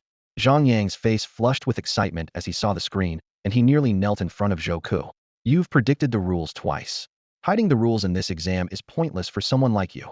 He was practically singing Zhouke's praises. Zhouke waved him off helplessly. Cut it out. Focus on understanding the rules. That's what will help us win this exam. Zhang Yang chuckled, scratching his head. You're right. He glanced back at the screen outside, his eyes suddenly lighting up. Hey, Zhouke, I think I found something useful too. Oh, Zhouke raised an eyebrow, leaning in. Let's hear it. Zhang Yang pointed outside, his hand trembling slightly. There are 2 rules now, right? On the floating screen, the text was clear. Rule 1. Spade assessment law of the jungle. Resources are limited, and everyone is a competitor. Points don't increase. They're transferred by killing. Rule 2. Heart's assessment class hierarchy. Kings execute nobles. Nobles oppress commoners. Commoners overthrow kings. Reading the screen aloud, Zhang Yang's voice rose with excitement. I noticed that each rule is followed by a suit. Could that mean something? Zhouke looked at the screen again, focusing on Rule 1, Spade assessment, and Rule 2, Heart's assessment. He guessed that was what Zhang Yang meant. Zhouke spoke quietly, tapping his fingers on the table. You're right. There's no such thing as useless information in these rules. Isn't this supposed to be a comprehensive test? Every quality is being evaluated. His voice grew firm. The Spade assessment is all about combat ability, taking points by killing. But the Heart's assessment tests what's inside. Zhang Yang nodded, looking as though he only half understood, his brow slightly furrowed. I get what the Spade test means, but what about the Heart test? Does this identity hierarchy have something to do with the mind? Zhouke's gaze was sharp, and he replied almost instantly, of course it does. Would you tell a stranger your real identity? Zhang Yang shook his head, his fingers unconsciously tapping the table. Exactly. Zhouke leaned forward, lowering his voice. That's why, when it comes to the enemy's identity, you have to rely on your own judgment. In other words, reading your opponent's mind. Tricking them into revealing who they are. That's the real psychological battle. Zhang Yang's eyes lit up in sudden realization. Oh, so that's what it's about. Zhouke, you're so quick-witted. I feel like I haven't helped at all. Not true. Zhouke gave him a thumbs up, a glint of admiration in his eyes. That was a great observation. Huh. Zhang Yang looked puzzled, not sure what had said that mattered. Zhouke glanced up at the third rule displayed on the big screen, his attention focused. I remember you said there's no club ace in Longhua, right? Zhang Yang was still a little confused and scratched his head. That's right, except for you. A smile tugged at Zhouke's lips, his eyes shining with thought. So Rule 1 is the Spade test, Rule 2 is the Heart test. That means Rule 3 must be the Diamond test. Zhang Yang slapped his thigh in excitement. Right. Spades, hearts, diamonds, each rule covers 1. That means we can probably guess the third rule before it's even announced. Zhouke lowered his head, fingers tapping the table as he murmured, almost to himself, spades are about strength, hearts about the mind, and diamonds they create change. Maybe, When the third rule is revealed, it'll change the whole game. Zhang Yang leaned in, lowering his voice. So do we keep lying low? Wait until the third rule's revealed. Zhou Ke's gaze locked onto the words in the second rule: commoners, overthrow the king. He stood up slowly and stretched, a small smile at the corner of his mouth. No, that won't be necessary. I already have a plan. Now, it's time for the commoners to take the stage. He walked over to the window, pushed it open, and took a deep breath of air tinged with gun oil, gunpowder, and a faint trace of blood. Moonlight bathed him, and a breeze stirred the hem of his coat. Zhou looked down to see countless figures fighting in the darkness, flickering and shifting, as small as ants. Meanwhile, he was up here in this small room, conserving his strength, waiting for the perfect moment to act. Excitement and madness flickered in his eyes. In this game, brute force is secondary. True mastery lies in strategy. Zhou spoke softly, his voice carrying an unmistakable confidence. Here in this little warehouse, I've figured out how to win. Now, let the commoners overthrow the king. Outside the exam hall, the campus forum was buzzing with excitement over the competition. Messages were flying across the screen at lightning speed. As soon as the first rule was announced, and most freshmen threw themselves into this deadly game, the comment section exploded. Wow, these freshmen are intense. They're going all out, completely ruthless. Looks like the spade abilities are way overpowered this year. I bet the top 3 will all be spade royalty. Glad I put my vote on the princess. Her spade ability is unbeatable, seriously. Yi Lingtian's doing pretty well too.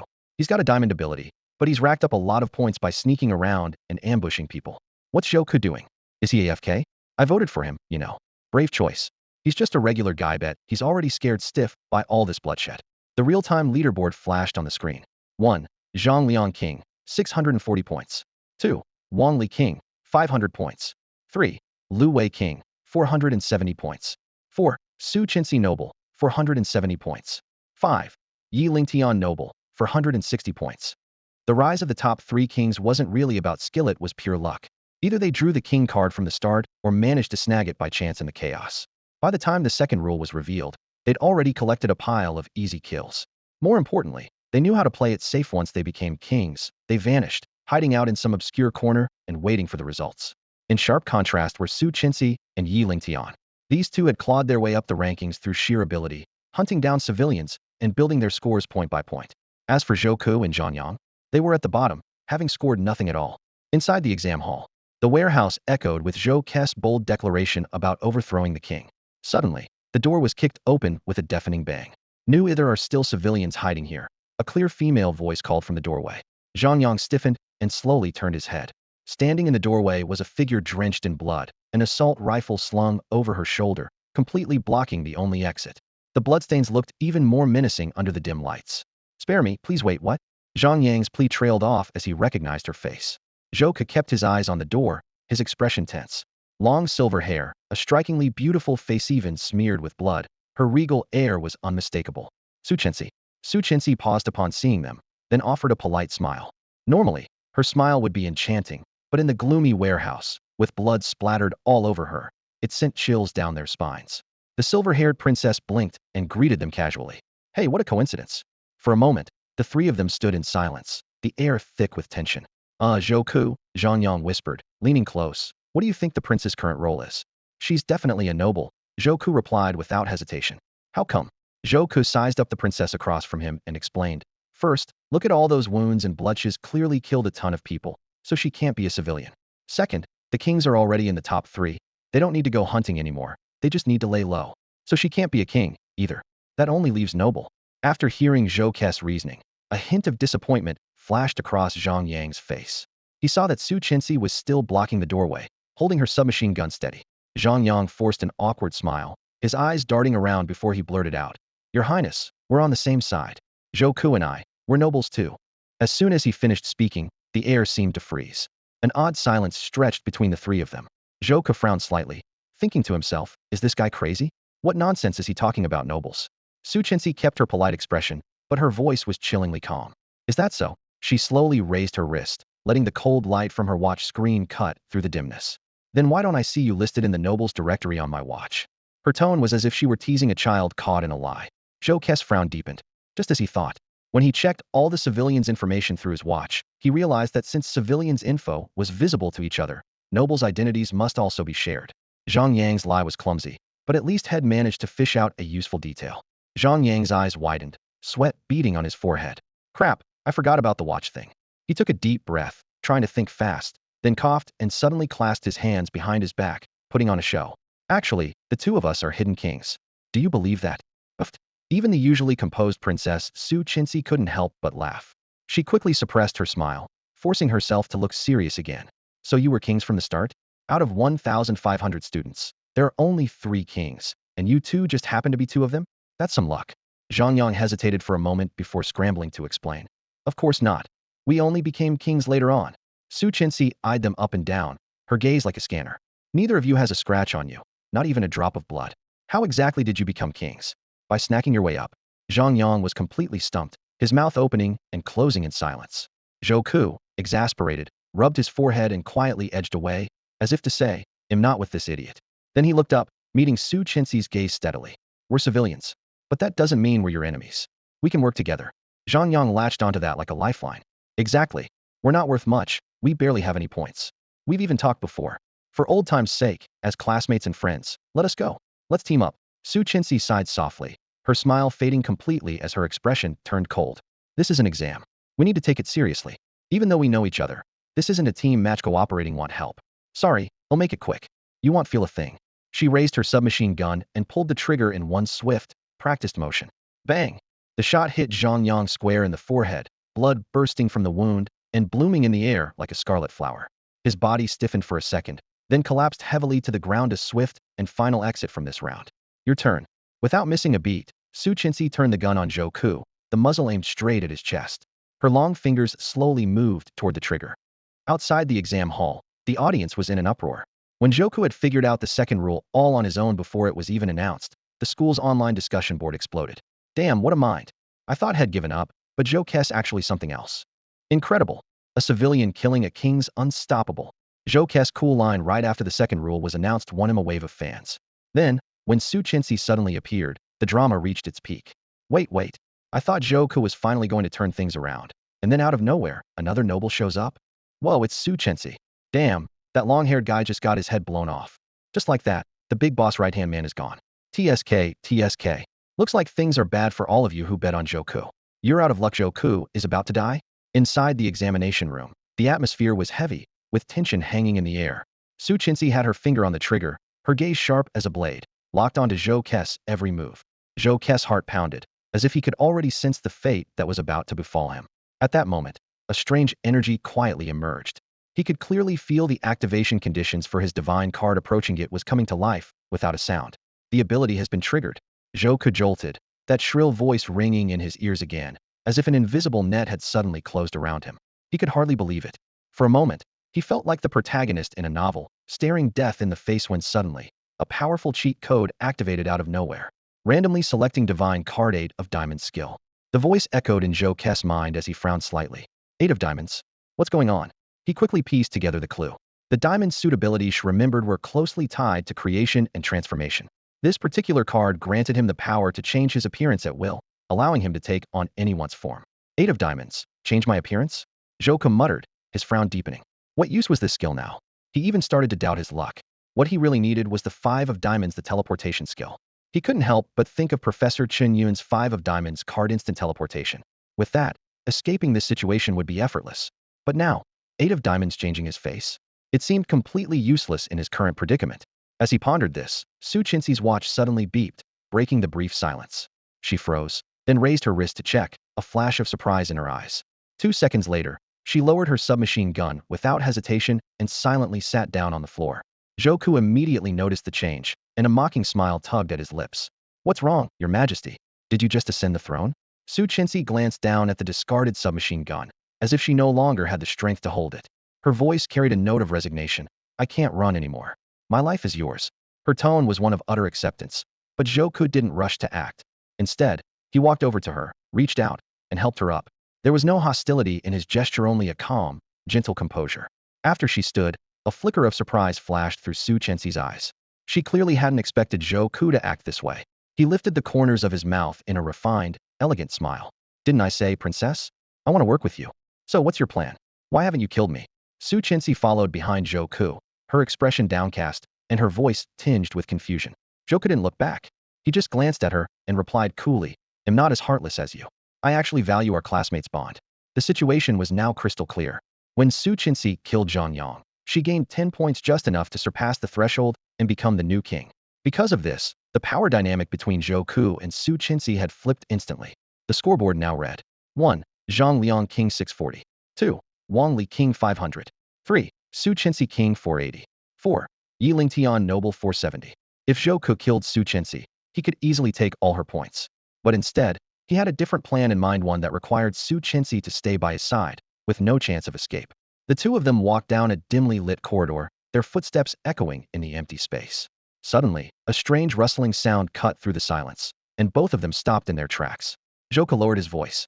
"Princess, there's something up ahead." Before he finished speaking, a bloodied man with a knife lunged at Zhou Ku from the shadows. Bang Su Qinxi reacted instantly, lifting her gun and pulling the trigger. The bullet struck the attacker dead. He collapsed, motionless. Zhou Ku hadn't moved an inch. Arms crossed, he said calmly, "Thanks. That guy was a noble. If you hadn't acted so fast, I'd be dead." As she reloaded her gun, Su Qinxi seemed to piece things together. "I get it. You're keeping me around to protect you. Because I can kill nobles, and you can kill me. So you need me to shield you from the nobles' attacks." A faint smile tugged at Zhou Ku's lips. "That's true. But shouldn't a king protect their people anyway?" Su Qinxi was about to respond when she suddenly let out a muffled groan, instinctively clutching her left arm. Pain flickered across her face. "What's wrong?" Zhou Ku looked at her with concern. "It's nothing. Just a minor injury from earlier," Su Qinxi replied, forcing herself to keep moving, though her steps had clearly slowed. "Let me see." Zhou Ku stopped her with a firm tone that brooked no argument. With a sigh, Su Qinxi slowly rolled up her sleeve, revealing a long, shallow wound. The edges were tinged with reddish-brown, and a bit of blood still oozed from the cut. Zhou Ku's eyes sharpened as an idea sparked in his mind. "Hold still. He'll bandage it for you." He took out a tissue, gently wiping away the blood from her arm, his movements careful and focused. Then he tore a strip from his own shirt and wrapped it neatly around her wound. He worked with the practiced ease of someone who'd done this many times before. Su Qinxi watched him in surprise for a moment, then said softly, "Thank you, but honestly, there's no need. Once we're teleported out of the exam, the wound will disappear anyway." Zhou Ku didn't look up, still focused on tending the injury. "It matters, princess. We don't know how long this game will last. If your wound gets worse, you'll be in pain." Su Qinxi hesitated, as if she wanted to say something, but in the end she simply watched Zhou Ku in silence. Sensing her thoughts, Zhou Ku added, "You don't have to thank me. Serving the king is what a subject should do. Besides, keeping you safe is really about keeping myself safe. I can't have the princess losing her fighting edge over a cut." He carefully tucked the bloody tissue away, stood up, and said, "If you want to thank me, just stay by my side. After all, you're already a monarch now. There's no need for you to bother raising your score any further." Zhou Ku looked calmly at the girl in front of him. "If I find and eliminate another monarch, you'll be safe too." Su Qinxi nodded slightly, her long black hair swaying with the motion. All right. Zhou Ku's plan was actually quite simple. As a commoner, he needed the protection of monarch Su Qinxi to stand against the nobles, while searching for and taking down a second monarch to turn the tables. However, things were far from ideal. Despite searching for a long time, the two of them never managed to find any signs of other possible monarchs. Those who had also received monarch points seemed to have vanished into thin air, hiding themselves with remarkable skill. Su Qinxi glanced at Zhou Ku, as if she wanted to say something but hesitated. Noticing her gaze, Zhou Ku turned his head and gestured. "If you have something to say, just say it." "You still haven't found the other monarchs," she sighed softly. "If the game ends now, you'll only keep your commoner status. Unless you kill me, you won't have any other chance." "Are you suggesting I should take your life?" Zhou Ku smiled faintly. "You're quite selfless. I just don't want to owe you," Su Qinxi replied, maintaining her usual elegance. "Back on the train, you saved me, and I haven't had the chance to repay you. This time, you could have killed me and become a monarch yourself, but you didn't. Now it's been almost 3 hours since the last check in the game could end at any moment. If you still don't kill me, I'll owe you another favor." "It's already been 3 hours," Zhou Ku frowned slightly, suddenly realizing something was off. There seemed to be a crucial loophole in the game's rules. Before the game began, Senior Lu Yingming had only told them to earn as many points as possible and aim for a higher ranking before the game ended. But since both points and rankings were constantly changing, a core question came to mind. Why weren't we told about a time limit for this game? Zhou Ku looked directly at Su Qinxi as he asked. Seeing her puzzled expression, he continued, "What I mean is, the entire test only told us to earn as many points as possible. But the points keep changing and identities keep switching. If the game doesn't end soon, no matter how many points you earn now, it's meaningless." Su Qinxi rested her chin on her hand, deep in thought. "You have a point. I hadn't considered that." Zhou Ku's gaze shifted to the rules displayed on the big screen. At that moment, only the third rule remained unrevealed. The game had been going on for quite some time. Perhaps the key to ending it lay in that final rule. Su Chenxi, come with me. Outside an empty classroom, Zhou Ku turned to Su Chenxi, who had followed him, and said, could you stand guard at the door? I need to check something inside. No problem.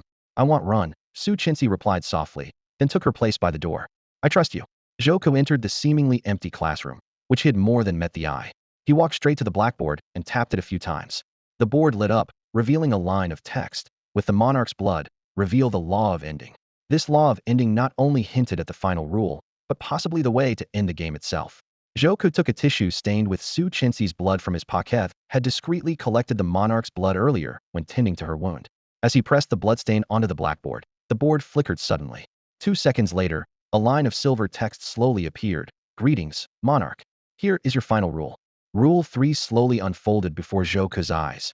No king shall meet another. If all 3 kings gather, the game ends immediately. This rule, set to be announced to the entire school in 10 minutes, made Zhou Ku's eyes light up with sudden clarity. The law of termination. Zhou Ku traced his finger gently over the words. Not only is this the final rule, it's also the key to ending the game. His gaze lingered on the phrase, all 3 kings gather, and a faint smile appeared at the corner of his lips. As a magician, he was more than familiar with the art of substitution. Right now, the magical card in his hand, the 8 of diamonds, happened to possess the power to alter appearances. The idea took sharper shape in his mind. The magic show is about to begin, Zhou Ku murmured, stepping out of the classroom. Outside the door, Su Chenxi was still loyally standing guard. Zhou Ku raised an eyebrow. You really didn't run? I promised to protect you, and I intend to keep that promise, Su Chenxi replied, her voice steady and calm. Zhou Ku chuckled. You made the right choice by staying. I have a way to end this game and make both of us kings. He'll be second. He'll be first. He'll turn all the other kings into my pawns and give us a grand coronation. Coming from the overwhelming champion of the last 2 rounds of freshman assessments, his words carried a surprising weight of conviction. What's your plan? A hint of curiosity flickered in Su Chenxi's eyes. Zhou Ku raised his hands in a classic magician's gesture. The magician's first rule: never reveal the secret before the trick. Just do as I say. Use the king's chat panel to tell the other 2 kings, after the 3rd rule is announced, meet at the top of the school tower. Though puzzled, Su Chenxi did as instructed. When Zhou Ku whispered the rest of his plan in her ear, her pupils contracted sharply. You're insane. A little later, Su Chenxi was walking alone along the tree-lined path on campus, deliberately keeping her footsteps light. Suddenly, she heard a faint rustle in the nearby bushes. Come out, she said calmly. I'm not a civilian, so there's no point attacking me. My aim is good. You won't escape. I already have enough points. Show yourself, and I won't shoot. The bushes remained silent. If you don't come out, I'll open fire, she called, raising her voice. Wait, someone replied. From the shadows, a thin figure slowly stepped forward and gave her a formal aristocratic bow. Greetings, Your Highness. Dressed in exquisite, luxurious clothing adorned with a sparkling square medal on his chest, and wearing an unmistakably defiant look in his eyes, was Yi Lingtian. Su Chenxi gazed at the familiar figure before her and let out a soft sigh. It's you. I've never liked you. Yi Lingtian's lips curled into a slight smile, completely unfazed. Oh, but I've always liked you. My parents have already proposed to His Majesty, and he's quite pleased with me. The only problem is you still haven't agreed. Su Chenxi replied expressionlessly. I have my own thoughts on the matter. Your own thoughts? Yi Lingtian frowned, irritation flickering in his eyes. I've never heard of any man who's good enough for you. Suddenly, something seemed to occur to him, and his tone sharpened. Don't tell Mites that commoner boy. At the entrance ceremony, you turned down my invitation and sat next to him instead. Are you interested in him? He went on. Of course, everyone knows Princess Su doesn't care about bloodlines or status. But he sneered, commoners are filthy. I'd advise you to stay away from people like that. Before he could finish, Su Chenxi raised her gun and aimed it steadily at him. Yi Lingtian, say another word and he'll kill you. Wait. Yi Lingtian quickly raised his hands in surrender. He noticed that Su Chenxi's name had suddenly disappeared from his noble chat list on his watch, which meant she had advanced to the rank of king. She could easily kill a noble like him.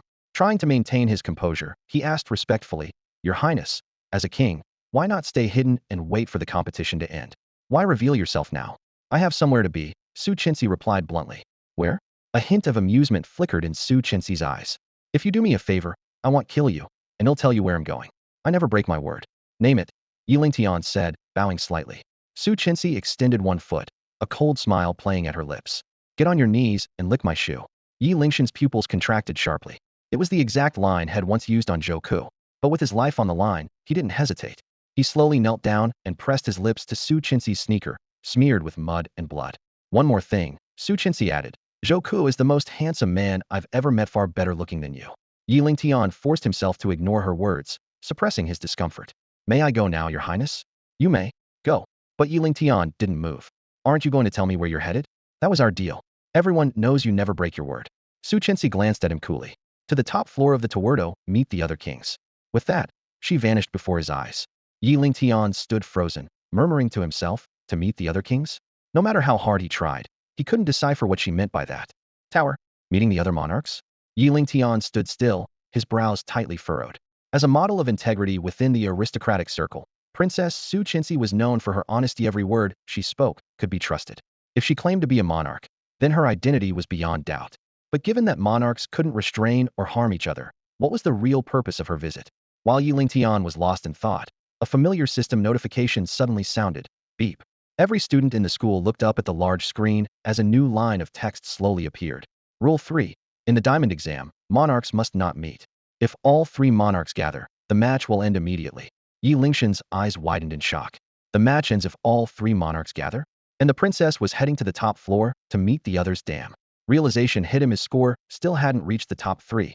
Without another moment's hesitation, Yi Lingtian sprinted towards the tower, ignoring the risk of being attacked. Meanwhile, inside the tower, Su Chenxi stood calmly in the elevator. As the doors opened with a chime, she took a deep breath and stepped out onto the highest floor. The top floor was completely empty. She walked to the center, removed her mask, and let her silver hair cascade down her shoulders. Come out, both of you. Her clear voice echoed through the space. I'm here.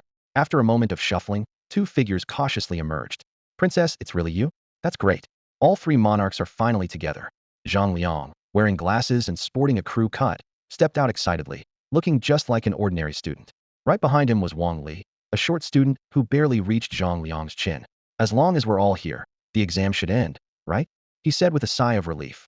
This test was terrifying. People were getting killed everywhere.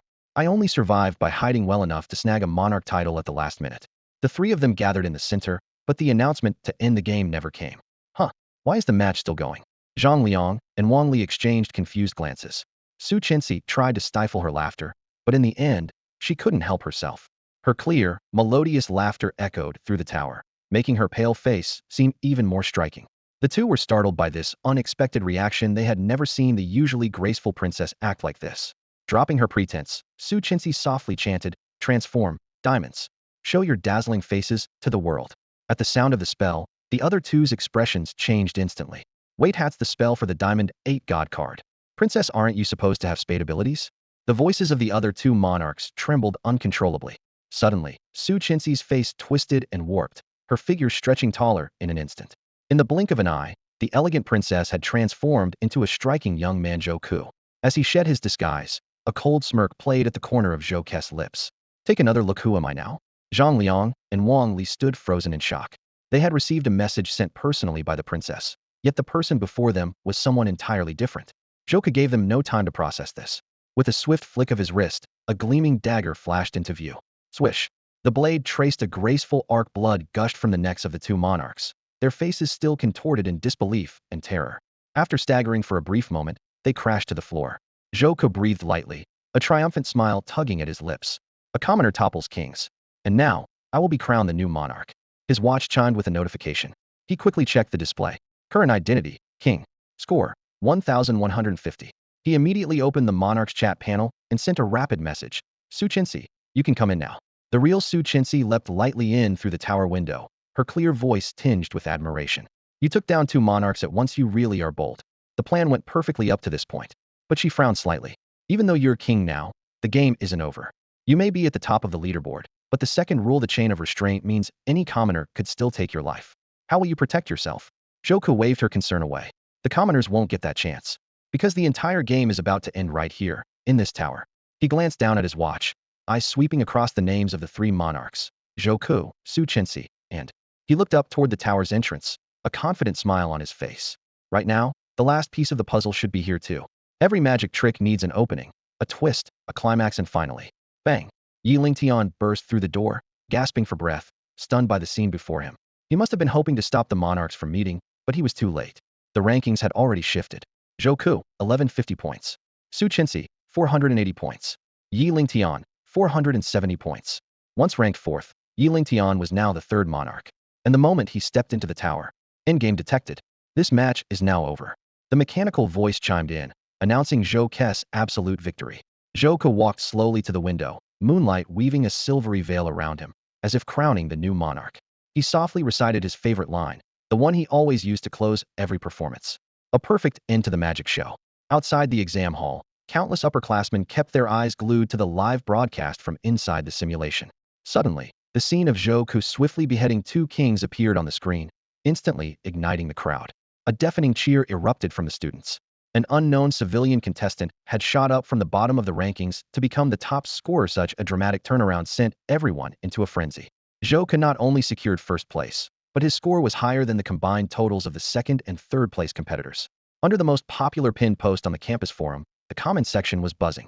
Students who had voted for Zhou Ke were celebrating wildly, while those supporting Su Qinxi and Yi Lingtian looked dejected.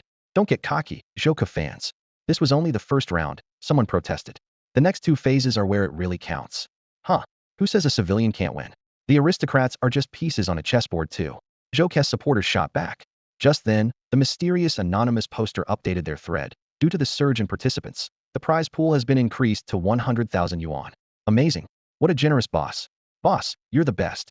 Fueled by Zhou Ke's stunning performance, his support rate on the prediction board soared, quickly surpassing Yi Lingtian to take second place. After a dizzying flash, Zhou Ke was transported back to his school in the real world. He was still rubbing his slightly spinning head when Zhang Yang came barreling over like a whirlwind. Zhou Ke, you were incredible. Zhang Yang's eyes sparkled with admiration. I kept watching after I got eliminated. When you disguised yourself as the princess, the whole school went wild. The cheers from the dorms could be heard all the way to the field. You were the hot favorite to win the comprehensive test, now the campus superstar. By the way, how did you pull off that disguise? I thought only the square god card had that ability. I was a magician in the civilian world, Zhou Ke replied casually. There are ways to disguise yourself without a god card. Oh, Zhang Yang scratched his head. I guess I have heard of things like Sichuan opera face-changing in the civilian world. He seemed convinced. At that moment, Lu Yingming, the Diamond Group president and chief examiner for this round, cleared his throat. The first phase of the comprehensive test is now over. I will announce the 3 king title winners. Please come to the stage when your name is called. The entire lawn buzzed with conversation. Those eliminated earlier excitedly discussed the dramatic finale, while others who had just been transported out of the exam hall looked around curiously, eager to see who the winners were. Lu Yingming announced clearly, third place, with 470 points Yi Lingtian. Yi Lingtian strode confidently to the front, as if to show off his glory to the world. Applause and murmurs followed. The aristocrats really are impressive. New had be on the list. Hey, you guys don't know this, but Yi Lingtian actually got the king title because Zhou Ke set it up for him. Seriously? I didn't see the end. Don't try to fool me. Lu Yingming cleared his throat and continued to announce the results. Second place, with 480 points Su Qinxi. Su Qinxi smiled gently, her steps graceful and composed. Her long silver hair flowed in the breeze, making her look like a noble princess. At that moment, the applause in the hall grew even louder. Many people whispered among themselves. The princess is as formidable as they say. The spade god card behind her is no joke. She's taken down more than a few opponents. She took me out in an instant too. One shot, and I was done, someone murmured, clearly still impressed by her strength. Lu Yingming coughed again and continued, first place, with 1,150 points. The hall fell silent. All eyes turned to the stage, everyone eager to see who could surpass both Yi Lingtian and Su Qinxi. Who would claim the top spot and become the center of attention tonight? Zhou Ke. After a brief pause, the hall erupted into thunderous applause. Most of the students knew Zhou Ke, a genius from an ordinary family who had already shown extraordinary potential in the previous rounds. The loudest cheers came from students from minor noble families, who felt a deep connection to Zhou Ke's story of rising from humble origins to take first place. Zhou Ke's expression remained calm as he stood up and walked to the stage at a steady pace. The crowd buzzed with conversation. Zhou Ke. I know him. The guy with a mana content of 43, he's a genius. How did he do it? 1,150 points, that's more than the princess and Yi Lingtian combined. I heard he only used his blade once during the whole competition and still got such a high score. The disbelief was palpable. On stage, Zhou Ke took the center spot, with Su Qinxi to his left and Yi Lingtian to his right. Yi Lingtian glanced at him, let out a cold snort, and turned away, clearly unimpressed. Meanwhile, Su Qinxi maintained her dignified composure, giving Zhou Ke a slight nod of respect. Lu Yingming brought out 3 cards, each the size of a postcard, and placed them in front of the trio. These are the king cards, which will be crucial in the next phase of the assessment. He paused before adding, the highest scorer, Zhou Ke, gets to choose first. Each card was adorned with an ornate crown and bore a different symbol, spade, diamond, and heart. Looking at the cards, Zhou Ke suddenly asked, Why isn't there a club card? Lu Yingming's eyes narrowed slightly as he replied, spade, diamond, and heart represent three different factions. That's the tradition of our academy. Apart from you, no student has ever had the club god card. So the club card isn't included. Zhou nodded thoughtfully. Yiling Tian then asked, what do these king cards actually do? Lu Yingming's expression grew serious as he shook his head. Sorry, you'll have to discover that for yourselves. As you know, the comprehensive assessment has 3 stages, and we've only just finished the first. I can only tell you that the king cards will be crucial in the final stage. They could even change the entire outcome. Each contains clues for the test. Unlock them, and you'll find the key. Once again, Zhou studied the 3 cards in front of him, his gaze drifting first to the red family crest on Yi Lingshan's chest, where the diamond symbol twined with glowing branches. Then he glanced at the delicate heart mark on Su Qinxi's left wrist. The atmosphere was tense, and a hush fell over the room as everyone waited to see what would happen next. The long sword embedded in the spade family crest was especially striking. With a soft sigh, he picked up the King of Hearts card with his slender fingers, the card's surface glinting subtly under the light. Will the second candidate please come forward to choose? Su Qinxi stepped forward without hesitation, her gaze unwavering as she reached for the King of Spades card. The black pattern along the card's edge seemed almost alive in her hand. Yi Lingtian remained calm, but the faint upward curve of his lips showed that he was quite satisfied with the last remaining King of Diamonds card, which he accepted with composure. After distributing the cards, Senior Lu Yingming moved to the center of the stage and announced in a clear, resonant voice, now, I will read out the details for the second phase of the comprehensive assessment. The entire hall fell silent, with every student's attention fixed on him. The second phase of the assessment is called talent competition. Lu Yingming continued, scanning the room. As you all know, Longhua is a nation that values its people above all. The rise and fall of any country is closely tied to its talent and heroes. In this phase, the 3 kings will compete to recruit teammates. He held up the remaining cards for everyone to see. Each king card represents a national faction: hearts, spades, or diamonds. The 3 kings are the leaders of these factions. The second phase will last 1 week and take place here on campus. You are free to act as you wish. Lu Yingming's voice echoed through the hall. During this week, the 3 kings must recruit classmates who are nobles or commoners to join their respective factions. Every student is required to choose a faction to join. He emphasized, of course, the more supporters a faction has, the greater its advantage in the third phase of the competition. I look forward to seeing how the 3 kings perform over the next week. As soon as the week is over, the third phase will begin immediately. Lu Yingming clapped his hands, raising his voice. Now, I officially announce the end of the first phase of the comprehensive assessment. Zhou let out a quiet breath, his shoulders visibly relaxing. The first phase had drained him, and all he wanted now was to return to his dorm and collapse into bed to recharge his weary mind.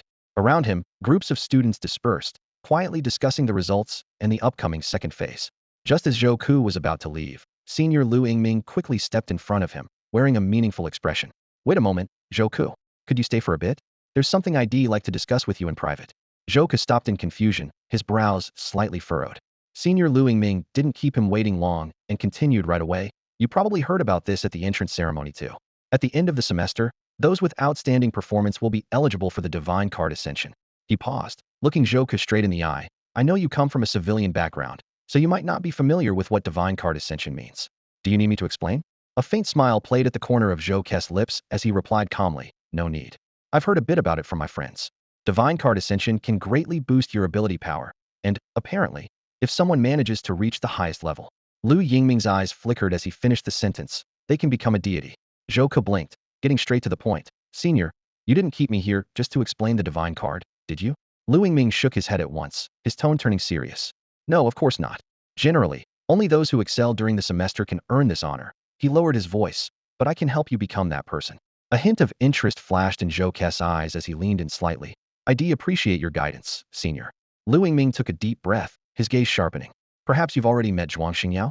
Immediately, the image of the short-haired upperclassman came to Zhou's mind, her cool demeanor, slightly arrogant gaze, and the authority she carried as the president of a certain club. As if reading his thoughts, Lu Yingming went on. She's the president of the Qixin Society, and the only student from the previous year to achieve Divine Card Ascension. Her magic element level is the highest among all current upperclassmen, he said with a hint of admiration. I'm certain it's even higher than many professors. The reason she reached such a high level is because she won the Elite Cup. The Elite Cup? Zhou repeated softly, recalling hearing the term during orientation.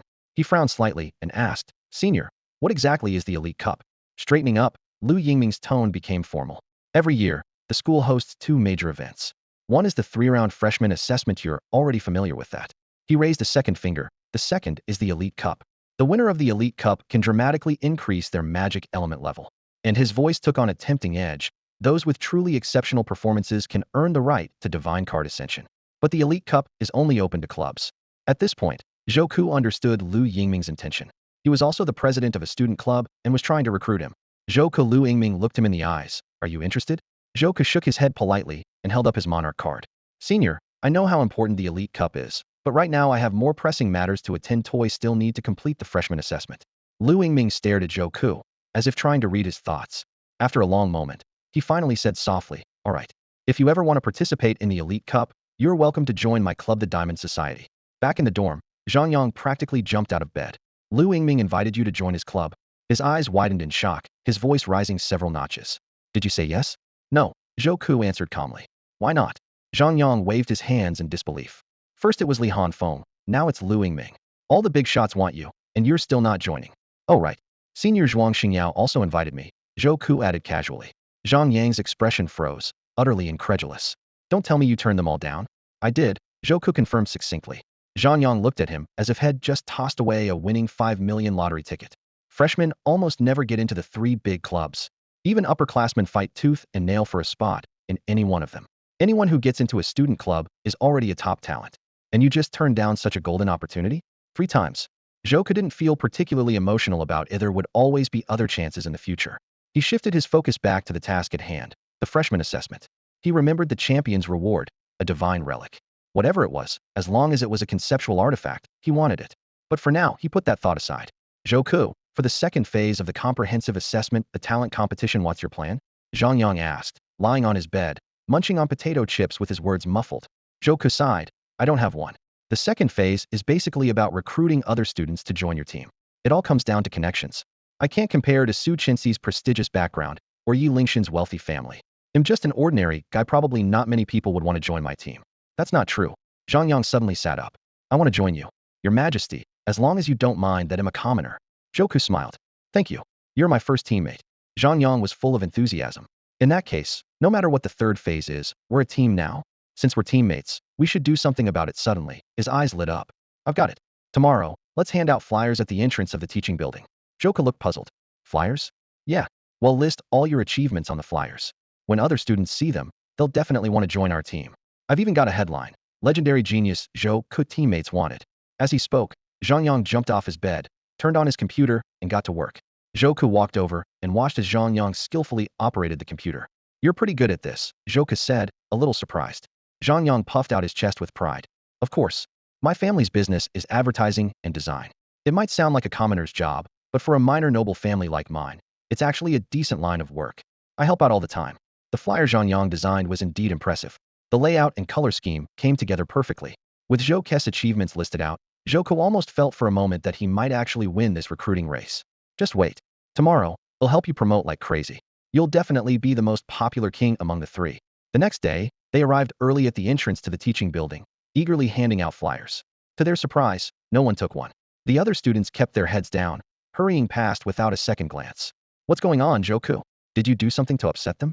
Zhang Yang asked, confused. Zhou Ku was puzzled as well. No, I just started here. How could I have done anything? At that moment, another female student walked by. Zhou Ku hurried to offer her a flyer, bracing himself for another cold shoulder. Hey, would you like to support my Red Heart team? To his surprise, the girl actually took the flyer. Zhou Ku was ready for her to ignore him, but instead, she hesitated. Zhou Ku, isn't it a bit inappropriate for you to hand me this flyer? She said in a clear, cool voice. Only then did Zhou Ku look up and notice her features. Long silver hair and a black mask. She took off her mask, revealing an unforgettable face. It's Su Qinxi. You just handed a flyer to your competitor. Su Qinxi smiled slightly and flicked the flyer in her hand. Zhou Ku sighed. You might not believe it, but you're the first person to take my flyer today. Is my appeal really that low? It's not about your appeal. Plenty of people want to join your team. Su Qinxi seemed to know something, her words carrying a hint of meaning, but she didn't elaborate. She shook her head and pointed toward the bulletin board in the distance. Take a look for yourself. With that, she walked away briskly. Zhou Ku and Zhang Yang walked over to the bulletin board and saw that a new notice had been posted. The bulletin board was plastered with identical notices, their bold black letters hard to miss. Notice. No freshmen are allowed to join the Kingdom of Hearts in the upcoming competition. Yi Lingtian. In the bottom right corner, a conspicuous QR code was attached. This is blatant targeting. Zhang Yang said furiously, tearing down several of the notices at once. Wait, what's this QR code about? Zhou Ke took out his phone, and together with Zhang Yang, scanned the code. It led them to a post on the campus forum, authored by none other than Yi Lingtian himself. The message was even more shocking. Notice, no freshman may join the Kingdom of Hearts. You all know who my father is. Your parents' businesses all operate under him. With a snap of his fingers, he could ruin you financially. If you don't want to end up on the streets, just don't join Zhou Ke's team. Yi Lingtian. Even more disturbing, Yi Lingshan's second post listed the names of all non-monarch freshmen, with a chilling note. I'm watching every one of you. He's actually using his family's influence to threaten his classmates, Zhou Ke said grimly. He can't beat me fair and square, so he resorts to underhanded tactics. When he turned to Zhang Yang, Zhou Ke was startled. Zhang Yang's face was pale, his voice trembling. Zhou Ke, my parents' little design shop is under Yes Company, and my name is on the list. Zhou Ke sighed softly. I understand. If you want to back out, I won't blame you. You've already helped me a lot. After a moment's silence, Zhang Yang suddenly looked up, his eyes resolute. Bro, I'll never side with Yi Lingtian. Pointing at the notice, he said, look, it just says we can't join the Kingdom of Hearts. It doesn't say I can't support you. I can join Princess Su Chinxi's Kingdom of Spades and still help you out. You sly fox, Zhou Ke chuckled, patting him on the shoulder. So you're planning to be a double agent? But I promised I'd join your kingdom before, and now I'm going back on my word. You're not mad, are you? Zhou Ke replied gently. Don't worry, choosing a team is entirely up to you. I'm not like Yi Lingtian. Days passed. Although no new members joined the Kingdom of Hearts, Zhang Yang continued to secretly help Zhou Ke recruit teammates. Thank you, Zhang Yang. Even though you're joining Su Chinxi's Kingdom of Spades, you're still helping me. Oh, it's nothing, Zhang Yang said with a grin. We're buddies. Just because I'm in the princess team doesn't mean I can't help you. Remember, I might be in one camp, but my heart's still with you. Zhou Ke sighed. I just worry that in the end, we'll be left all alone, with no teammates but myself. As they chatted and walked, they found themselves in front of the teaching building. In the distance, a crowd had gathered at the entrance. It looked like something was going on. A petite girl with a ponytail stood at the center of the crowd, delivering a passionate speech. Her voice wasn't loud, but it was enough to make the surrounding students stop and listen. Zhou Ke, look over there. Come on, let's check it out, Zhang Yang said, pulling Zhou Ke closer to the crowd. As they got closer, the girl's clear voice became audible. The comprehensive exam is supposed to be a fair competition. Stand up to oppression. Reject class discrimination.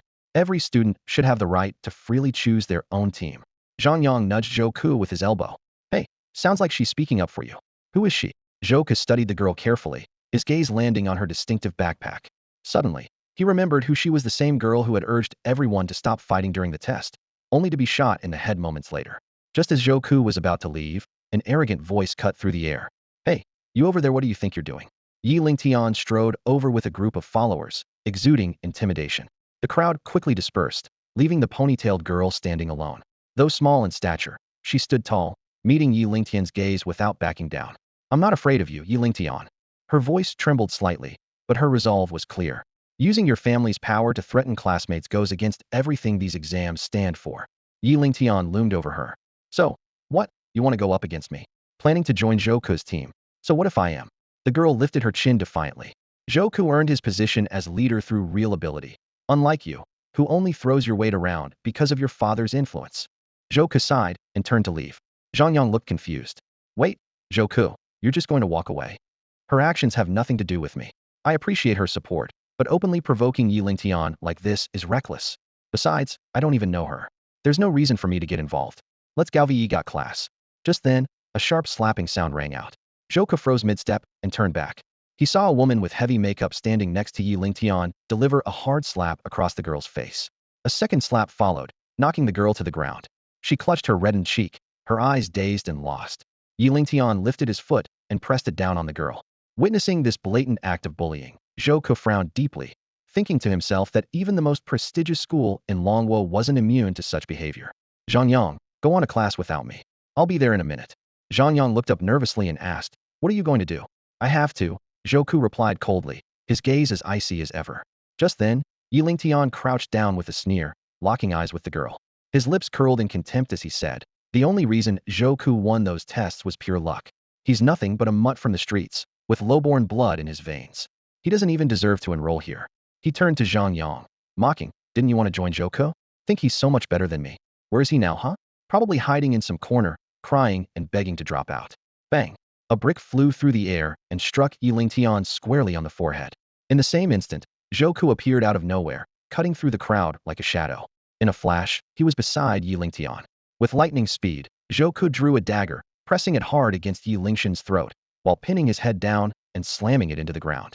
The blade bit down, leaving a thin line of blood on Yi Lingshan's neck. Didn't your father ever teach you not to talk behind someone's back? Zhou's voice was cold as ice. Yi Lingtian finally snapped out of his shock, glaring up from the ground and threatening. If you dare kill me, my father will destroy you. Oh, I dare. Zhou's eyes flashed dangerously. He lifted Yi Lingshan's head and smashed it down again. Yi Lingtian let out a muffled grunt, blood quickly staining his twisted face. Seeing Yi Lingshan's lackeys ready to charge, Zhou calmly warned, take one more step, and he'll drive this blade right through his neck. Stay back. Don't come any closer. Yi Lingtian shouted frantically. Zhou leaned in, his voice quiet. You were right about one thing, Yi Lingtian. I am just a nobody, no parents, nothing to lose, just my worthless life. So come on, let's trade one for one. As he spoke, he pressed the dagger in deeper. Stop. Zhou, please. I was wrong. Yi Lingtian felt the real killing intent in Zhou's eyes. Terror washed over him, and tears streamed down his face. Please, let me go. Apologize. Zhou's tone remained cold. I'm sorry. I shouldn't have talked about you behind your back. It was wrong. Yi Lingtian pleaded desperately. Zhou frowned slightly and loosened his grip just a bit. Yi Lingtian relaxed, thinking it was finally over. Smack. Zhou slammed Yi Lingshan's head into the ground a third time. Blood covered Yi Lingshan's face as he lay there, dazed and defeated. You got it wrong, Zhou said quietly. You weren't apologizing to me. Zhou apologized softly, tilting his head slightly toward the girl. She was still half-leaning on the ground, one hand covering part of her face, her eyes unfocused and dazed. Yi Lingshan's head swayed a little before he finally turned to her, his voice growing weaker. I'm sorry. I shouldn't have hit you, or said those things. The girl looked a bit panicked. Seeing this, Zhou raised his hand in a calming gesture. All right, it's over now. You're fine. Then, he turned to the side. You guys, take him to the hospital. Zhou's tone was calm, but carried an undeniable authority. After all, Yi Lingtian had already admitted his fault, and there was no need to push things further. Besides, Zhou had noticed a professor slowly approaching from a distance. Yi Lingshan's friends quickly helped him up and hurried away, casting embarrassed glances back. Yi Lingtian shot Zhou a glare, muttering under his breath, Zhou, in the final round of the comprehensive test 3 days from now, he'll make sure you regret this. Zhou kept a neutral expression and replied lightly, I do look better than you. Thanks. Yi Lingtian just glared at him angrily before leaving with his group. Suddenly, an elderly professor with white hair walked up to Zhou. His gaze shifted from the girl on the ground to the direction Yi Lingtian had been taken. What's going on here? The professor asked with clear displeasure. I heard quite a commotion. Zhou crouched down, lowering his head as he tried to figure out how to explain what had just happened. He knew he had stepped in for the girl, but he was also aware that had been the first to throw a punch and he hadn't exactly held back. Zhou started, but the girl cut him off quickly. It was Yi Lingtian. He tried to hit me. This classmate just happened to be passing by and stepped in to help. The professor hesitated, glancing at Zhou's knuckles, where traces of blood still lingered. You two weren't fighting, were you? That would be a violation of school rules. No. The girl answered immediately, her voice anxious. The blood on his hand is from helping me with my wound. He just got it on him by accident. Zhou was momentarily stunned, hadn't expected her to cover for him. All right then, the professor said, frowning. You're Zhou, right? Please take this student to the infirmary. With that, the professor turned and walked away, leaving Zhou alone for a moment. The girl rubbed her cheek gently and thanked him in a soft voice. Thank you. Zhou wiped the blood from his hand and looked at her. What's your name? She looked up, a shy smile on her face. Tang Xin. Zhou nodded. Nice to meet you. I'm Zhou. Zhou, I know who you are. Tang Xin's eyes lit up, and she spoke a little faster. You made quite a splash when you started school. Zhou looked a bit puzzled. I get it. I did draw some attention when I enrolled. No, that's not it. Tang Xin interrupted quickly. I knew you even before you started here. Zhou studied her face again, but she still seemed completely unfamiliar. Have we met before? Tang Xin lowered her head a little, her voice growing even more hurried. I used to watch your magic live streams all the time. I sent you a lot of gifts too. Zhou paused, suddenly understanding what she meant. I was just a small-time streamer. He felt a flicker of surprise. Had always thought his live streams were just a hobby, never expecting to actually meet a fan at school. Tang Xin blinked. My username is Tongxin. Her voice turned a little shy. Tongxin. Zhou remembered she was the top supporter in his stream, known for her generous gifts. It was thanks to her support that had managed to scrape by through streaming. Zhou had always assumed his top supporter was an older woman, but to his surprise, she was just like Hyman, 18-year-old student. Tang Xin gently rubbed her slightly swollen cheek and asked in a low voice, Zhou, can I join your team? There was a hint of hopefulness in her voice. Zhou was taken aback for a moment, his gaze lingering on her. Finally, someone was willing to join him, and this made Zhou very happy. He was about to agree immediately, but the words caught in his throat. But aren't you afraid? Zhou frowned slightly, concern in his eyes. Afraid of what? Tang Xian blinked in confusion, her face full of puzzlement. Zhou pointed in the direction where Yi Lingtian had just left. The Yi family is causing trouble for your parents, and Yi Lingtian is targeting you. Tang Xian lifted her chin nonchalantly, a stubborn spark in her eyes. What's there to be afraid of? If you show weakness, they'll just keep bullying you. I want to do what you did, fight back hard. As she spoke, she punched the air with her small fists. The gesture was subtle, but full of determination. However, her expression quickly dimmed and her shoulders drooped. But I'm just an ordinary person. I might end up dragging your team down. I'd understand if you don't want me. Tang Xian. Zhou interrupted her, leaning forward slightly and looking her in the eyes. His voice was steady and gentle. Welcome to my team. That evening, as soon as Zhou pushed open the dorm room door, he was greeted by Zhang Yang's excited shout. Bro, I want to join your team. He waved his arms enthusiastically, his eyes shining with excitement like an overgrown puppy. Zhou stopped, a bit confused. You changed your mind? He had no idea what had caused Zhang Yang's sudden shift. Zhang Yang grinned, flashing his white teeth. Not bad, man. You sent me away and went to face Yi Lingtian yourself. Zhou raised an eyebrow. How did you know? I saw you heading to class before you threw that brick, Zhang Yang replied, his smile fading as he grew serious. Next time something like this happens, you have to call me. I'll always be by your side. Zhou cleared his throat, his voice low. I just worry you'll be as reckless as me. You and I are different. I have no parents, nothing to lose, so I'm not afraid of Yi Lingtian. But your family runs a small business. I'm worried Yi Lingtian might use his family's power to hurt yours. Zhang Yang looked serious and patted his chest. I'm not afraid anymore. I want to stand up to him, just like you did. So what if he's a rich kid? So what if he's from one of the 4 noble families? I'm not scared. Zhou pressed further, still confused. So, how exactly did you find out about my fight with Yi Lingtian? With a mysterious smile, Zhang Yang pulled out his phone, tapped a few times, and handed it to Zhou. On the screen, a trending post from the campus network showed a video of Zhou beating Yi Lingtian. The comments section was filled with support for Zhou. Awesome. If even an ordinary student isn't afraid of Yi Lingtian, why should I be? Even if none of the freshmen join your team, they'll still back you up. This is the first time I've seen Yi Lingtian get put in his place. Who cares about the 4 noble families? Zhang Yang pointed at the screen with a grin. See, everyone online is talking about what you did. Zhou frowned, a hint of worry flashing in his eyes. He quickly grabbed his own phone, logged into his account, and typed out a message. Thank you all for your support.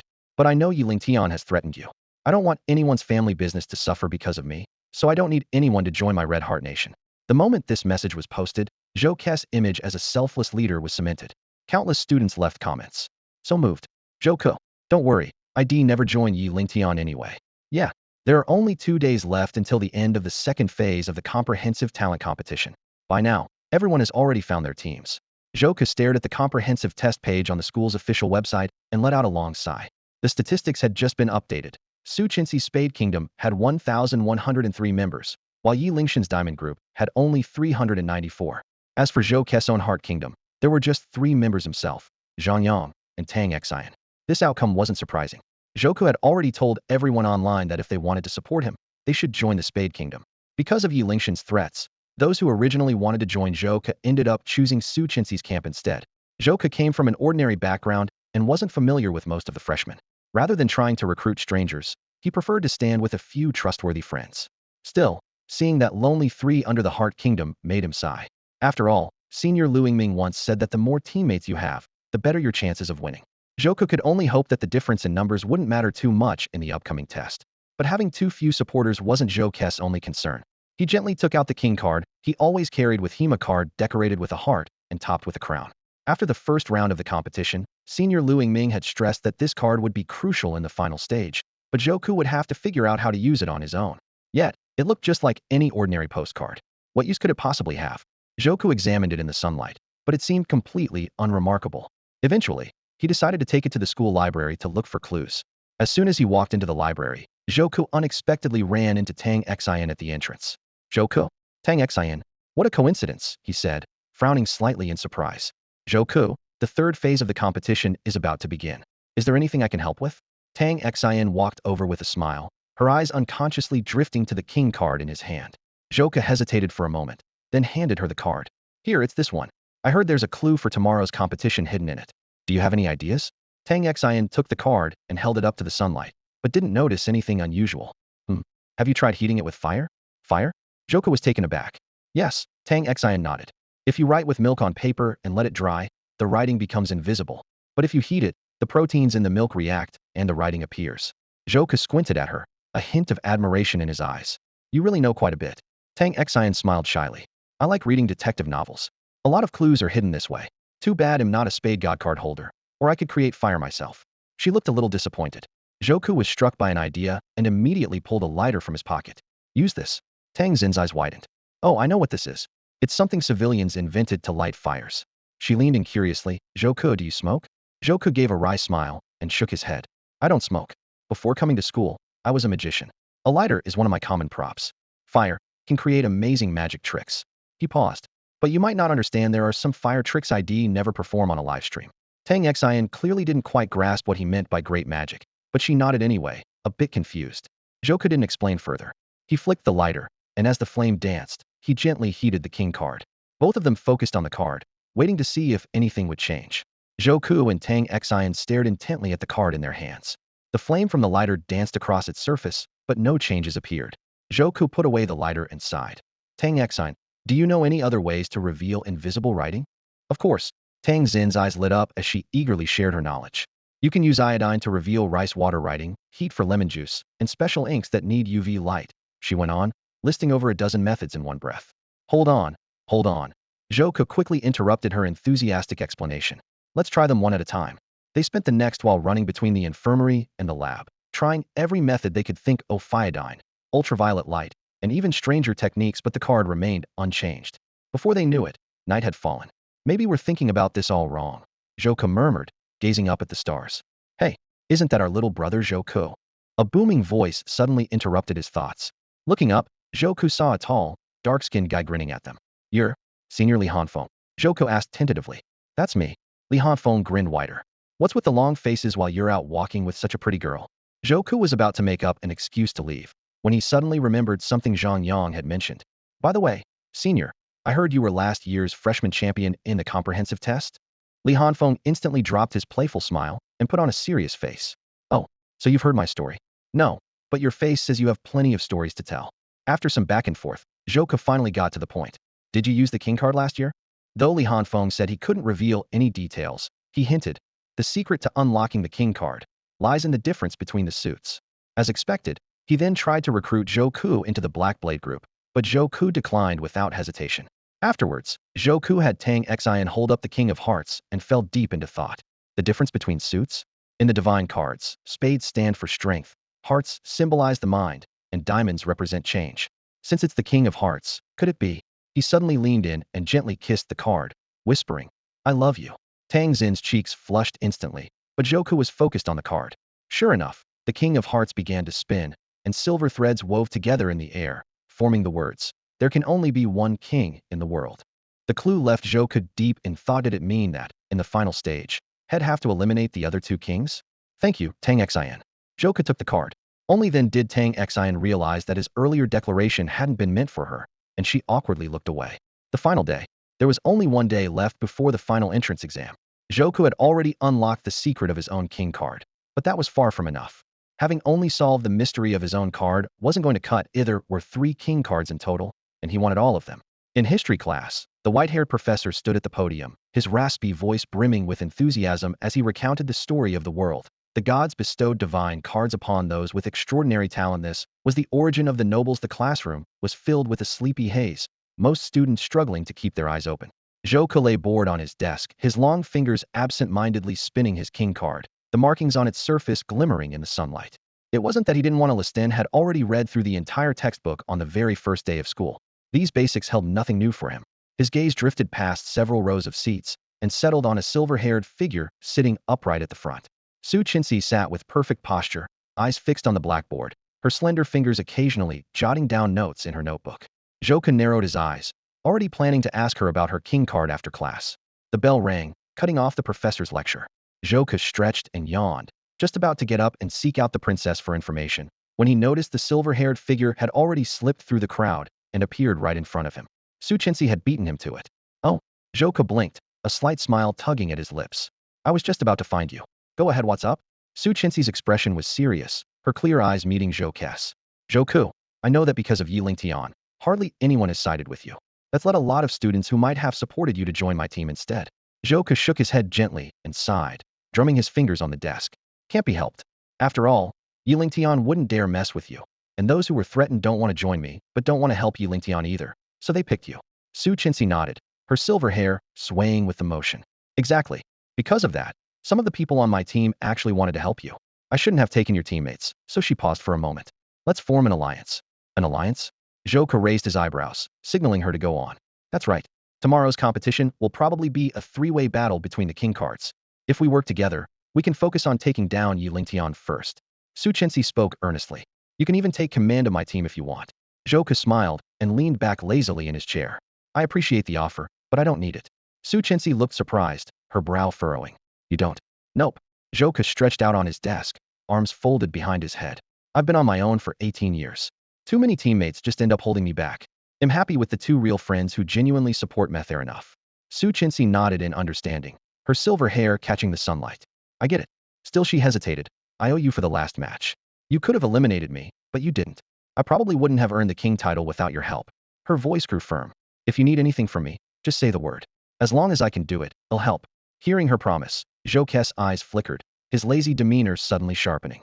Anything at all? He asked with a smile, raising an eyebrow. Su Chinsi nodded, her expression earnest. I always keep my word. All right then.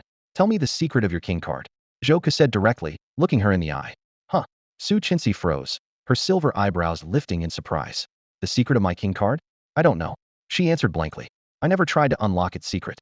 I figured my own strength would be enough to pass the test. No way. Let me see it. Joka held out his hand, palm up, waiting for her response. Su Chinsi handed the spade king card to Joku with complete trust. Joku examined the flawless card closely and sighed. My princess, you may be clever, but you rely too much on sheer force. Brute strength can't solve everything. Before he finished speaking, he gripped the card with both hands and tore it cleanly in half. Su Chinsi's usual composure vanished. Her eyes widened in shock as she stared at him. What? Wait. What are you doing? She cried, snatching the torn card back, her voice full of disbelief. Su Chinsi, now you owe me another favor, Joka said calmly. At that moment, a silver streak of light drifted from the broken card, forming a line of small words in the air. Points for killing. What is this? Su Chinsi stared at the glowing text, confused. It's a clue for tomorrow's competition, Joku explained briefly. But how did you know to break it like that? It was simple, just look at the suit. My Heart King card needed sincerity to reveal its secret. Your spade represents power and destruction, so naturally, the solution was to destroy it. Su Chinsi gazed quietly at Joku, then regained her composure and gave him a solemn nod. No matter what the competition is tomorrow, I won't go against you. I owe you again. After school, Joka strolled out of the classroom, going over the two clues he had so far. Points for killing, and only one king. All he needed now was information from Yilingtian. Just then, Yilingtian walked out of the neighboring classroom, muttering to himself while staring at his own king card. Damn it. How am I supposed to get any clues from this thing? He grumbled, stuffing the card into his left pocket in frustration. Joku approached him. Hey, want to see a magic trick? Yilingtian immediately grew wary. What do you want? I haven't bothered you this time. Joku twirled a dagger skillfully in his hand. No need to be so tense. I just want to chat. He spun the dagger 3 times, then made it vanish in a flash. Yilingtian stared in disbelief. A disappearing act? Isn't that a diamond's ability? Taking advantage of his distraction, Joku quickly stepped closer and reached into Yilingtian's pocket. Ah, so this is where the dagger went. He pulled out the dagger and, with a casual, see you at the competition tomorrow, turned to leave. That guy is so weird, Yilingtian muttered, shaking his head as he habitually patted his pocket, then suddenly gasped. Wait, my king card is gone. Farther away, Joku pulled the diamond king card from his pocket and smiled. The essence of magic is misdirection. This was a trick Head mastered in childhood, pretending to make a dagger appear in someone else's pocket, when in fact it was hidden up his sleeve, and using the moment of surprise to slip away with his real target. He played with the diamond card in his hand. Now, let's find out your secret. Spades specialize in combat, hearts in mind control, and diamonds in transformation. So, Joka folded and twisted the king card, quickly turning it into an origami crane. In the next instant, the paper crane seemed to come alive, floating lightly in the air. Its beak parted slightly, releasing a thin silver thread that swiftly formed a line of text. Class oppression still exists. Class oppression? Joku immediately recalled the second rule from the first phase of the previous assessment. The king executes the nobles exploit the commoners, and the commoners overthrow the king. All the information seemed to piece together in his mind, forming a complete picture. At this point, Zhouku had gathered all the hidden messages from the three king cards. Points are earned by killing. Class oppression still exists. There can only be one king. This meant that tomorrow's match would bear a strong resemblance to the test from 7 days ago. Back then, the rules were just as harsh. Points weren't accumulated automatically, but transferred through killing. There was also a chain of checks and balances between different roles. However, this time, the rules had changed. 7 days ago, the match ended when all three kings were present, but now, the rule stated that only one king could remain. Zhouku surmised that this was the endgame condition. The match would only conclude when just one king survived. It seemed inevitable that tomorrow, he, Su Chenxi, and Yi Lingtian would be pitted against each other as enemies. Just as Zhouku finished piecing together the rules, Yi Lingtian stormed over from a short distance away. Zhouku smiled, folded Yi Lingtian's king card into a paper airplane, and tossed it over. Yi Lingtian stumbled but managed to catch the flying card. Zhouku waved his hand casually. I've solved it for you, no need to thank me. The final stage of the freshman test had finally arrived. All 1,500 freshmen gathered on the sports field, the atmosphere tense and electric. Zhouku, Zhang Yang, and Tang Xian stood shoulder to shoulder. Zhouku, who's this? Tang Xian looked curiously at the long-haired Zhang Yang, raising an eyebrow. This is my friend and roommate, Zhang Yang. Zhang Yang, this is Tang Xian, Zhouku introduced with a smile. Hi, Zhang Yang said, a bit dazed as he looked at Tang Xian, his eyes suddenly widening. Huh. Tang Xian was caught off guard. Zhouku quickly covered Zhang Yang's mouth, still smiling. We're teammates for this match. Go Hearts. Yeah, let's do our best, Zhouku. Tang Xian said, clenching her fist, fired up. At the front, Lu Yingming methodically read out the test rules. The final stage of the 2025 Divine Card Academy's comprehensive freshman assessment is about to begin. This round is called Battle of the Three Kings. The venue is still the virtual Arnano. Real harm will come to you. Death will only teleport you back to school. For the specific rules, please consult your team's king. He paused, then announced clearly, get ready to be transported into the simulation. The test begins now. 3, 2, 1. As the countdown reached 0, the scene on the field spun out of control, as if swept into a sudden vortex. How's it going? Has the match started? The live feed is up.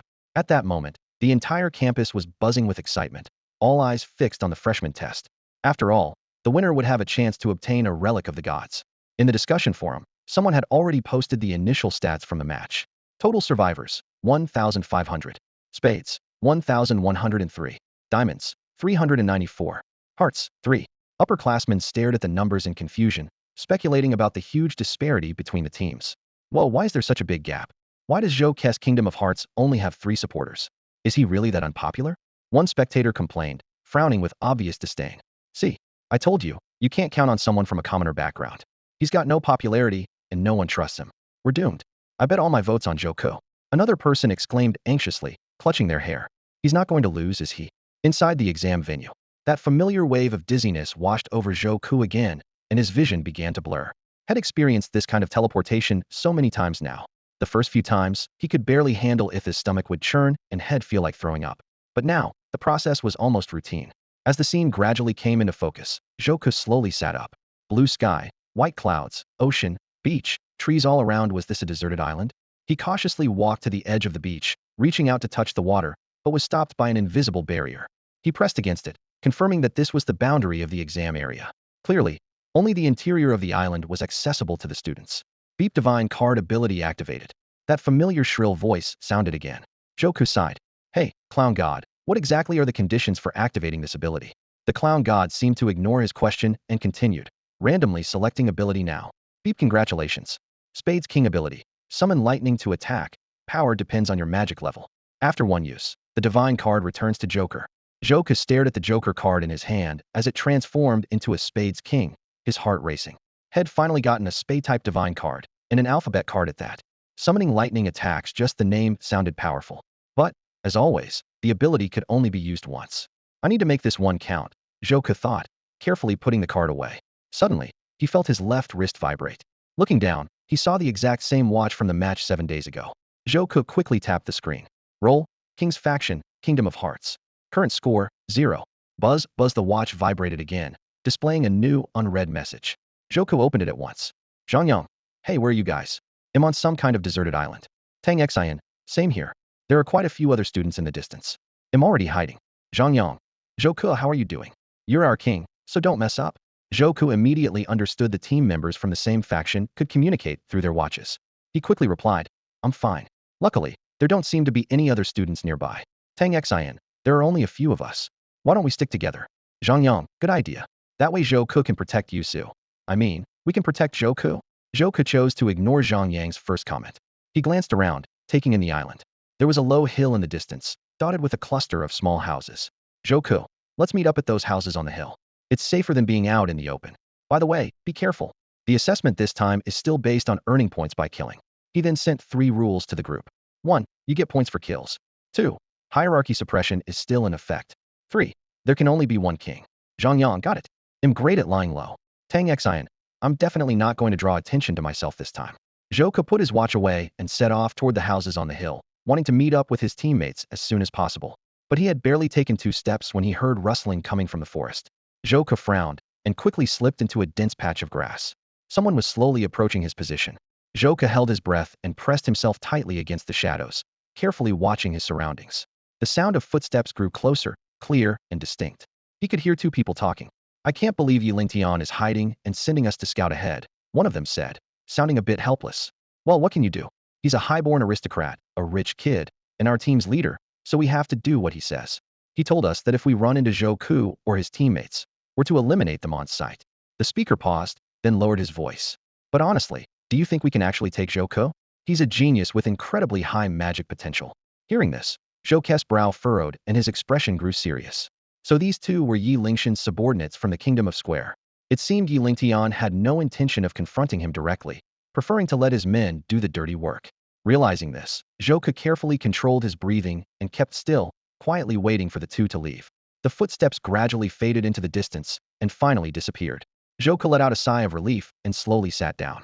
He now understood 2 things. First, Yi Lingtian had chosen to hide rather than face him head-on, and second, Yi Lingtian clearly saw him as a threat and had already ordered his subordinates to hunt him down.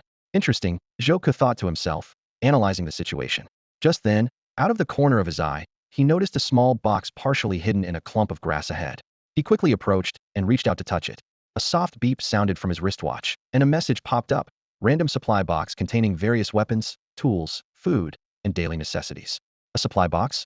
Zhou Ke was momentarily surprised, then quickly realized this must be a supply drop from the system for the exam candidates. Without hesitation, he placed his hand on the box's lid. Standard supply box available to anyone with civilian status or higher. Another message appeared. With a click, the box opened to reveal a single sanitary pad lying inside. Zhou Ke couldn't help but smile wryly as another message popped up. Sanitary pad. For the best care during your period, even in the middle of an exam. He sighed.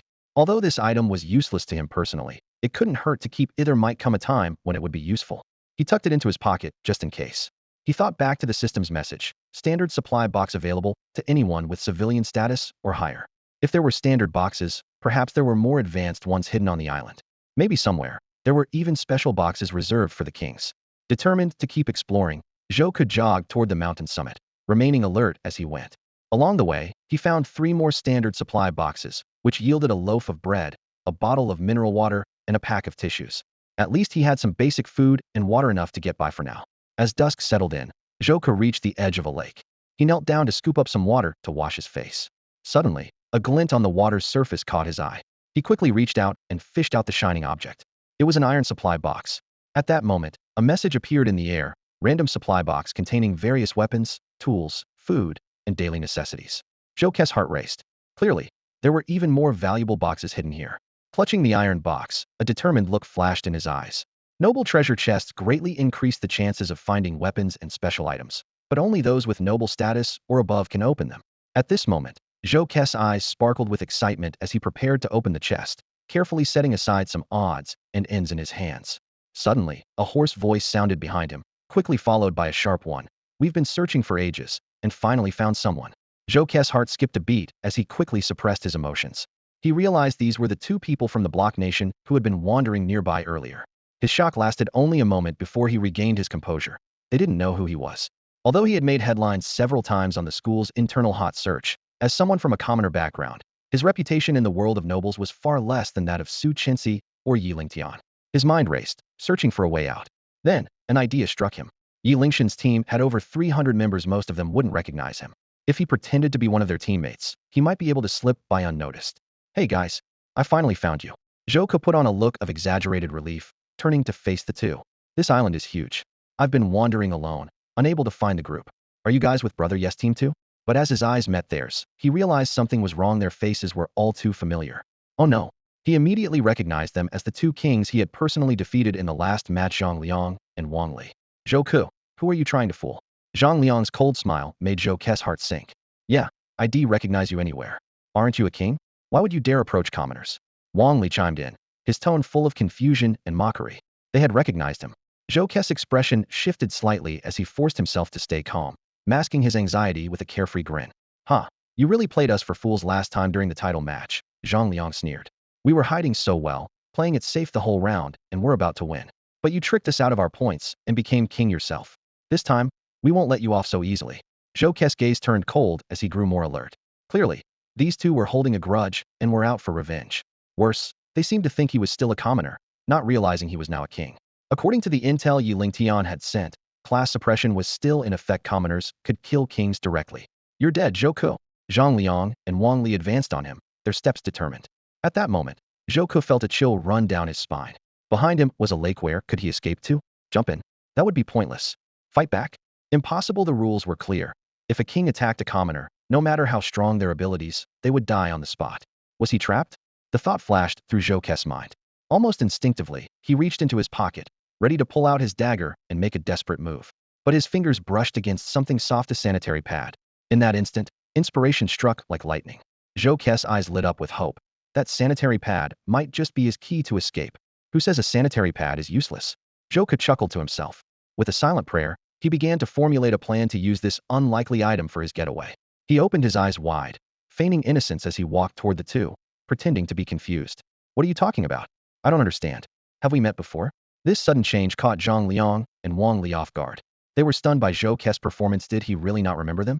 And why? As a king, wasn't he trying to avoid them, but instead moving closer?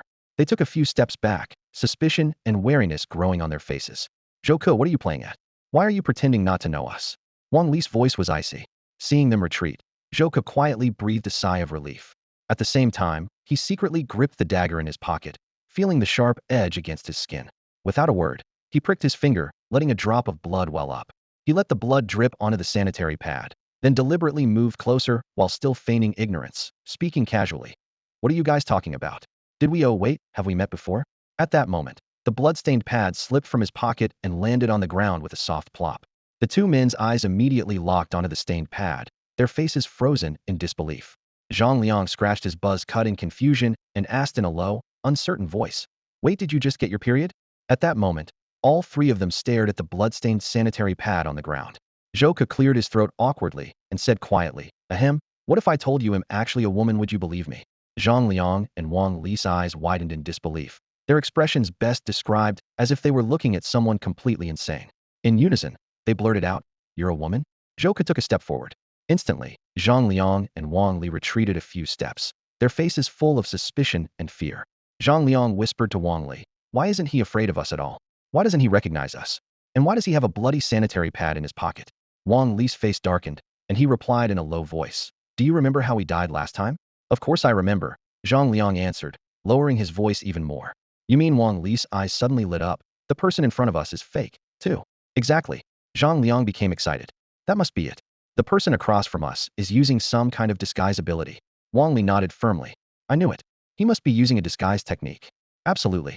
Zhang Liang clapped his hands suddenly. "This Zhou Ke isn't the real Zhou Ke at all. She's actually another girl with the 8 of Diamonds God card, pretending to be Zhou Ke. That card's ability is disguise. It's so obvious." Both Zhang Liang and Wang Li let out a cold laugh, a hint of smugness in their tone. "You really thought you could fool us with that trick again? We've been burned once before, we're not falling for it a second time." Despite the sudden change, Zhou Ke kept a calm expression, though inwardly he was already laughing. As he slowly approached, he said in a low voice, "Oh, that's an interesting theory." He paused for a moment. "But I do have some questions. What do you mean by no matter who I am?"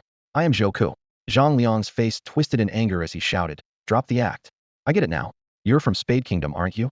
I heard Spade and Heart have formed an alliance." Wang Li quickly added, equally furious, "This must be Zhou Ke's scheme. He had everyone with disguise skills pretend to be him, hoping to trick us into attacking. Well, you're out of luck today, we're not falling for it." Zhou Ke looked a bit surprised, but there was a cold smile in his eyes. As a magician, he had 3 unbreakable rules. First, never reveal a trick in advance. Second, Never perform the same trick for the same audience twice. Third, never reveal the secret behind the magic. To this day, he still strictly followed these rules, especially the second. Never repeat the same trick for the same audience. It seems there's been a misunderstanding. Joker set down the metal box in his hand and walked closer. Maybe you're right. I'm not Joku. I'm just an ordinary girl. I used the power of the 8 of diamonds to change my appearance, to protect myself. He paused, his voice turning softer. But then again, maybe I'm not even a noble. Zhang Liang and Wang Li froze, tension rising between them. Zhouke's words only confused them further. If I'm not a noble, Zhou Ku added quietly, then you don't have any reason to be afraid, do you? His words made their expressions change.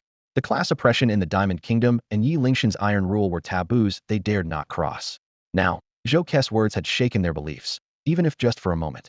Zhou Ku approached slowly, a confident smile on his face, speaking at a measured pace. Since I'm pretending to be Zhou Ku, it means I want to impersonate the king.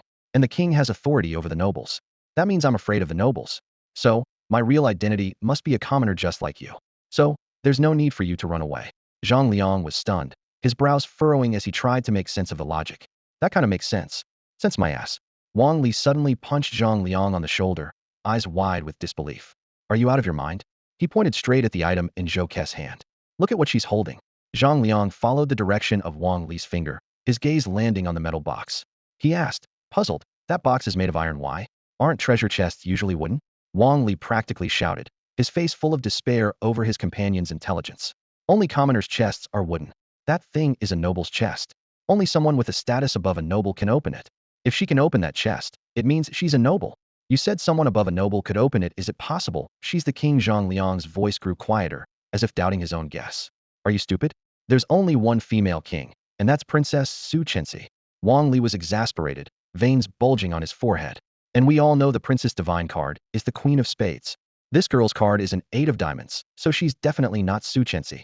So, she must be another girl, and since she can open the noble's chest, she has to be a noble. And nobles are the ones who hunt us commoners. With a crisp click, Zhouke smiled as she opened the chest, the sound of the metal latch snapping echoing in the air. Exactly right. In the next instant, Zhouke quickly grabbed something from the chest and lunged at the two of them. Honestly, if those two had been too scared or hadn't been fooled by Zhou Ku, her whole performance would have failed. But Zhou Ku knew that the most important thing in a magic show is conviction. If you don't believe in your own magic, how can the audience possibly believe it? Zhouke's plan was simple. She pretended not to know them, deliberately dropped something only a girl would use, a sanitary pad to make herself seem like another girl. As for why she looked like Zhou Ku, it was because she used the 8 of diamonds disguise ability. The two reacted quickly, shrieking and scrambling away in a panic, nearly tripping over each other. To keep up the act, Zhou Ku even chased after them for a while, her footsteps deliberately loud. She didn't stop until they disappeared into the distance, too scared to look back. Damn, we almost got tricked to death. One of them gasped breathlessly after running far away, his voice full of lingering fear. Whoever that was, thank goodness she messed up and dropped her sanitary pad. Zhou Ku finally slowed to a stop, a smug smile playing on her lips. In a magic show, pretending to make a mistake is a common tactic. It's all about setting up for a bigger reveal. Watching the two flee in panic, she whispered, idiots. There are no mistakes in magic, just traps you walked right into. After scaring them off with her performance, Zhou Ku finally sat down and began to carefully examine the chest she had just opened. Earlier, to make the act convincing, she hadn't even looked at what she grabbed. Now, she could take her time. Inside the noble's chest was a strange potion, the liquid inside the glass bottle glowing with a faint orange sheen. Zhou Ku held the bottle by the neck, examining it closely. At the same time, a description popped up in her field of vision. Noble's chest item. Flame immunity potion. After drinking this potion, you will be immune to all burns and fire damage for 1 hour. Immunity to fire damage that could actually come in handy. Zhou Ku mused, thinking of her current divine card, the King of Spades. Since her current power was to control lightning, it was possible someone else's ability involved fire. If she could make use of something as simple as a sanitary pad, this potion might just save her life one day. Zhou Ku carefully put the item away, tucking it deep into her pocket to make sure it wouldn't fall out or get damaged. When dusk had fully settled over the land, Zhou Ku finally reached the island's low hills. He stood in front of the black building where he had agreed to meet his teammates, cautiously pushing open the iron door just enough to peek inside.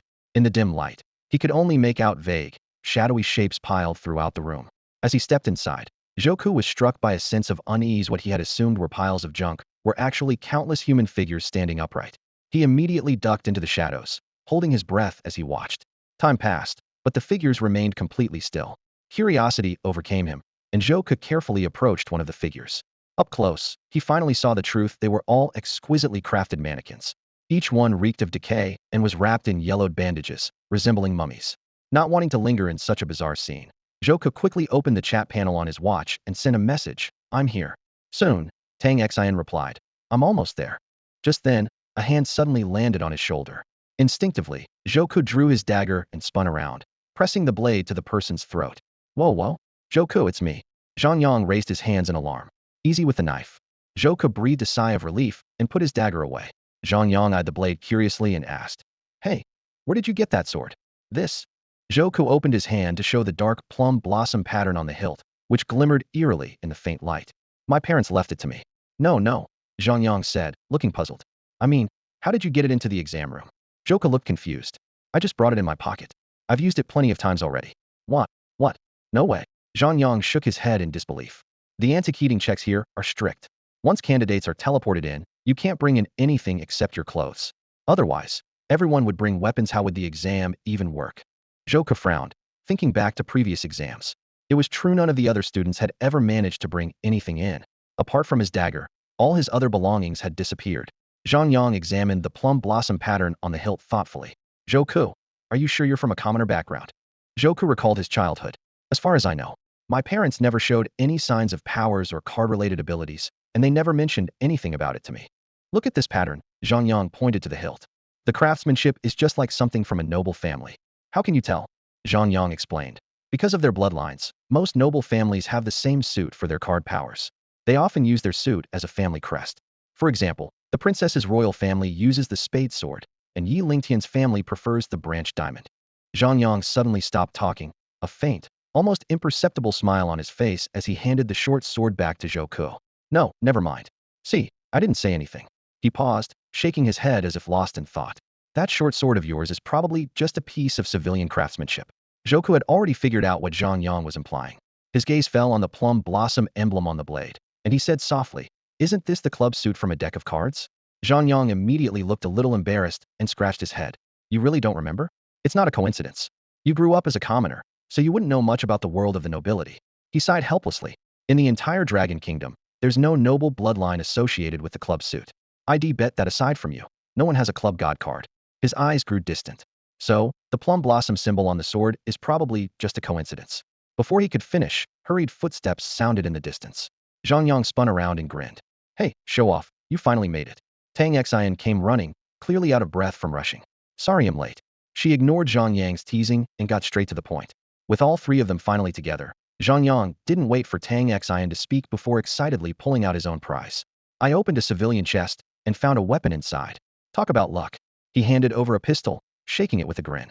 "There's only one bullet, but that's not bad for a civilian item." Joka took the gun and nodded seriously. "Yeah, keep it safe. That bullet might come in handy." Not to be outdone, Tang Xian pulled a yellowed piece of paper from her pocket. "I found something good in my chest too." She unfolded the paper, and Joka leaned in to look, his expression turning serious. "What's this?" Tang Xian replied. "It's a map of the whole island." She spread it out, and the large lake marked in the center was clear at a glance. "This island, it's all forest," Zhang Yang murmured. Joka nodded. "The examiners probably set it up this way to give the contestants more places to hide. If it was too open, it would just turn into a bloodbath." Zhang Yang nodded thoughtfully as they continued studying the map. Their current location was a small, inconspicuous storage hut on a low hill just north of the central lake. The hut was small and easy to miss. If Joka hadn't spotted it, they probably never would have found it. "Oh right." Zhang Yang suddenly pointed at the lake on the map and exclaimed, "I just remembered I passed by there earlier. There were a ton of people diving into the water." Joka raised an eyebrow. "Diving? What were they doing?" Zhang Yang lowered his voice. "I overheard a bit. Apparently, someone from the Spade Kingdom said they got intel that there's a king's chest hidden in the lake. That's why everyone's diving in to look for it." Joku considered this for a moment before shaking his head. "We don't know if the intel is reliable, and with so many people there, would have no chance. We should stick to our original plan." Zhang Yang immediately understood what Joku meant and nodded. "You mean that plan?" Joku smiled. "Exactly." Tang Xian looked at the two of them, full of curiosity. "What original plan? What are you talking about?" Zhang Yang and Joku exchanged a glance, and Joku said slowly, "Our original plan just lay low." Zhang Yang grinned. "That's right, keep our heads down. Surviving until the end is the key to victory." Zhang Yang shook his head, his tone tinged with regret. "It's a shame I was so close to winning, but then I ran into the princess.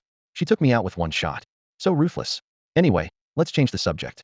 At that moment, Tang Xin pulled a rusty iron box from her pocket, her eyes lighting up. "Oh right, I found a noble's treasure chest on the way here. I couldn't open it, so I just brought it with me. Zhou, I think you might be able to unlock it." Zhou took the chest, and the moment his fingers touched the cold metal surface, a notification window popped up. Noble treasure chest weapons. With a crisp click, the lid sprang open. "What's this?" Zhou reached inside and pulled out a round, black object with a fuse still attached. "A condensed bomb." Tang Xin exclaimed in delight. "I've heard these are really powerful, one of the best weapons you can get." Zhou handed the bomb to Tang Xin. "Since you found the chest, this weapon should be yours." "Huh? No, no." Tang Xin waved her hands. "You're more important, Zhou.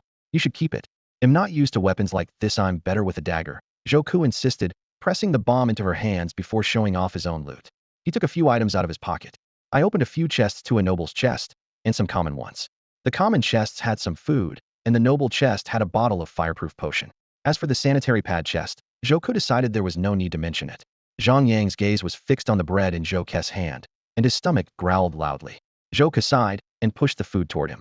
"Go ahead and eat." "I can't just take it for myself," Zhang Yang protested. "Let's split it between the three of us." "It's fine. I'm not hungry," Tang Xin said quietly. "There's not much bread to begin with, splitting it wouldn't be enough for anyone," Zhou added. "Just eat. Don't worry, you can pay me back later." Zhang Yang grinned. "All right, I won't hold back. Don't worry, once I find some food, we'll make it up to you." With that, he tore open the wrapper and devoured the bread in a few bites. The exam had started early in the morning, and none of them had eaten since, so Zhang Yang made quick work of the bread. Zhou quickly summed up their gains. Zhang Yang had a pistol with just one bullet left, Tang Xin had a map and the condensed bomb, and as for himself, he had some food and a bottle of fireproof potion. "Let's search the rest of this warehouse, there might be more treasure chests," Zhou suggested, glancing around. "Great. Maybe we'll even find more food." Zhang Yang's eyes lit up with excitement as he spoke, full of energy. The three of them decided to split up and explore the massive warehouse. Zhou glanced around. Aside from the rag dolls scattered everywhere, the place was almost completely empty. He quickly came up with a search plan. Zhang Yang would take the east side, Tang Xin the west, and Zhou himself would search the center. Zhou headed toward the central area, where he found rows of locked storage cabinets. As a magician, lockpicking was second nature to him.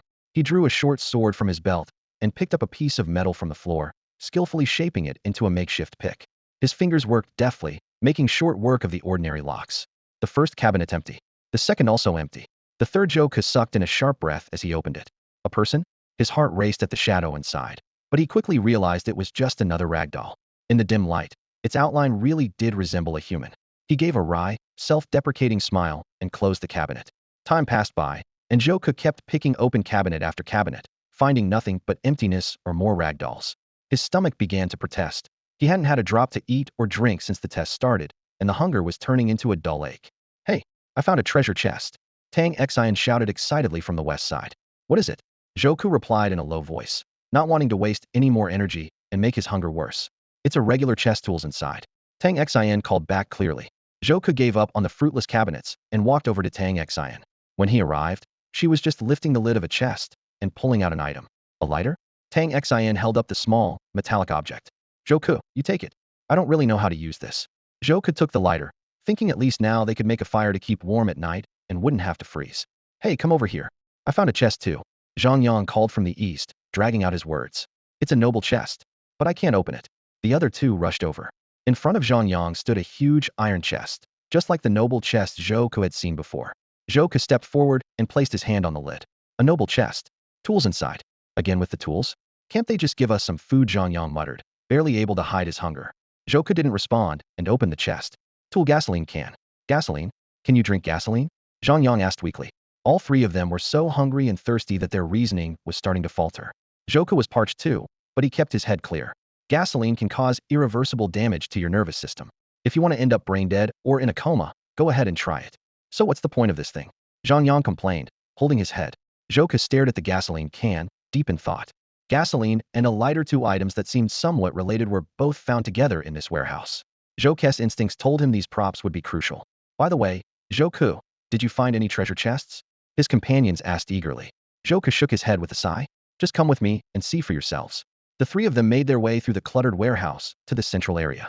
In front of them stood rows of rusty lockers stretching toward the wall. Zhou pointed at the lockers. "I think if there's a treasure chest, it's most likely hidden here. I've already searched half of them." They continued prying open the remaining lockers, each time peering inside with hope. But even after opening the last one, they found nothing noteworthy, only some strange rag dolls. The dolls lay askew inside the lockers, sending a chill down their spines. Tang Xian frowned as she stared at the dolls. Zhouke noticed her reaction. What's wrong? I think I read about something like this in a book once. Tang Xian rubbed her temples. But I can't remember the details. It's probably nothing. Zhouke mechanically pried open the final locker, only to find it empty. Just as he was about to speak, a sudden noise interrupted him. Click. The sound came from the center of the warehouse. A floorboard sprang open, revealing a dark hole. The three of them hurried over and saw, at the bottom of a one-meter pit, a dazzling golden treasure chest. So that's it, Zhang Yang exclaimed excitedly. Opening all the lockers must have triggered a mechanism. Tang Xian bounced with joy. It's a king's chest. An unknown type of king's chest. Unknown type? Maybe it has food? Zhang Yang wondered, checking the system prompt. Zhouke jumped into the hole and reached for the chest, but it didn't budge. Immediately, a new system message appeared. The king's trial must be activated to open the chest. Would you like to begin? The three exchanged glances. What's the king's trial? Tang Xian asked. Probably some kind of dangerous challenge, Zhouke said cautiously. Let's do it. Nothing to be scared of. Zhang Yang flexed his muscles. Activate, Zhouke said quietly. Instantly, the chest began to shake violently. He quickly jumped aside as the chest shot up, soaring toward the warehouse ceiling, nearly 8 meters above. The king's trial has begun. Good luck. With a loud boom, every door and window in the warehouse slammed shut. Zhouke quickly climbed out of the pit. Suddenly, a spine-chilling creak echoed through the warehouse. Inside the lockers, the rag dolls' eyes began to glow a blood red, all of them staring straight at the three. From their withered mouths came a whisper of living people, and their twig-like fingers pointed directly at the group. Thud! Thud! The dolls leapt from the lockers, slow at first, but quickly adapting and moving faster and faster. Their decaying mouths, filled with sharp teeth, opened wide as they charged at the group, shrieking, "Living people must die. Run!" Zhouke shouted sharply. Before his voice had faded, the three of them darted in different directions like arrows released from a bow. The short sword in Zhouke's hand glinted coldly under the dim warehouse lights. A bandaged puppet lurched toward him, its decaying body swaying. Aiming for its neck, Zhouke struck without hesitation. The blade slid easily into the rotting flesh with a sickening squelch, but it had no effect. The puppet didn't bleed, didn't even flinch. It let out an ear-piercing shriek and lunged at him, exposing teeth stained black with grime. Zhouke reacted instantly, yanking out his sword and retreating a step. More puppets swarmed toward him.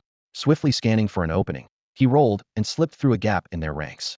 Out of the corner of his eye, he caught sight of Zhang Yang swinging a battered chair with all his strength, desperately holding his ground. Tang Xian, however, was in even greater danger. She was slower than the others and was nearly surrounded by the bandaged puppets. At the critical moment, Tang Xian pulled out her divine card and shouted, "Squares shape the world. The fifth dimension finds the way." The words had barely left her lips when she vanished, reappearing in a far corner of the warehouse. It was the instant teleportation ability of Square 5, the same power Professor Chen Yun possessed. Time dragged on. The three of them were growing exhausted, while the relentless, tireless puppets continued to close in. With no exit in sight, they were trapped in the warehouse like cornered animals. Suddenly, a cry of pain rang out. Zhang Yang's shoulder had been bitten. He managed to kick the puppet away, but his movements had slowed noticeably. Zhouke clenched the Spade King card in his pocket. It could summon lightning, powerful enough to wipe out everything in its path, but it was a one-time use. Was it worth using now, against these monsters that simply wouldn't die? Zhouke, I remember now. Tang Xian shouted suddenly. These are the living dead. They're already dead. Normal attacks won't work. Thanks for the reminder, Zhang Yang replied through gritted teeth. But we figured that out a while ago. Tang Xian frowned, thinking quickly, then yelled, "Fire!" Only fire can destroy them completely. That's why we have the lighter and the gasoline. Zhouke, set them on fire. No. Zhouke dodged as he refused. He had already thought of this, but in such a confined space, setting so many living dead ablaze would mean being consumed by the fire himself. Zhouke, don't you have that fireproof potion? Drink it. Tang Xian urged desperately. What about you two? There's only enough for one. We don't matter. Tang Xin's voice was resolute. You're our king. As long as you survive, that's enough. Fending off the living dead. Zhouke was torn. Should he use the potion and sacrifice his two teammates right here? Zhang Yang and Tang Xian were the only two people in the entire school who supported him. Despite Yi Lingshan's threats, they still chose to stand by his side. But now, under these circumstances, they couldn't even protect themselves. The situation was painfully clear. Either set the place on fire and survive alone, or all three of them would die here together. Tang Xian stood at a distance, her face full of anxiety, her voice trembling with fear. Hurry, Zhouke. Sacrifice Yiz. You're the only one who can make it out alive. Zhouke didn't answer immediately. Even in this life-or-death crisis, he remained unusually calm, standing still with his eyes half closed. He forced himself to block out all outside noise, his mind racing. It was a brutal choice. Let two people die, or let all three perish. Suddenly, an answer flashed through his mind. What if all three survived? He snapped his eyes open and looked directly at the warehouse ceiling. There, a golden treasure chest shimmered enticingly. Inspiration struck him like lightning. The purpose of the king's trial was to open the treasure chest. If they could open it, the trial would end early. Tang Xian, teleport to that treasure chest. Zhou Ke shouted, his voice cutting through the undead's furious howls. What? Tang Xian froze, confusion flashing in her eyes. Hurry, trust me, Zhou Ke called out, his tone unwavering. Tang Xian hesitated for a second. But I've never tried teleporting somewhere that high before. I don't think I can do it. You can. Zhou Ke's voice was filled with encouragement. Taking a deep breath, Tang Xian closed her eyes, gripped block 5 tightly, and whispered, transform, block 5 guide me through the 5th dimension. Just as the undead's jagged teeth were about to sink into her shoulder, her figure suddenly vanished. In the next instant, she reappeared high above, standing unsteadily on top of the golden chest. She fumbled at the lid, trying desperately to open it. Beep. Insufficient authority for civilian status. Unable to open chest. A mechanical voice intoned. Tang Xian froze. Zhou Ke, I can't open the king's chest. Zhou Ke dodged the undead's attacks nimbly as he dashed toward the chest. You don't need to open it. Just draw the horde's attention. With Tang Xian so close to the treasure chest, countless undead began to gather in the center of the warehouse. They shrieked, their decaying arms reaching upward, but the height kept them from reaching her. Draw the horde?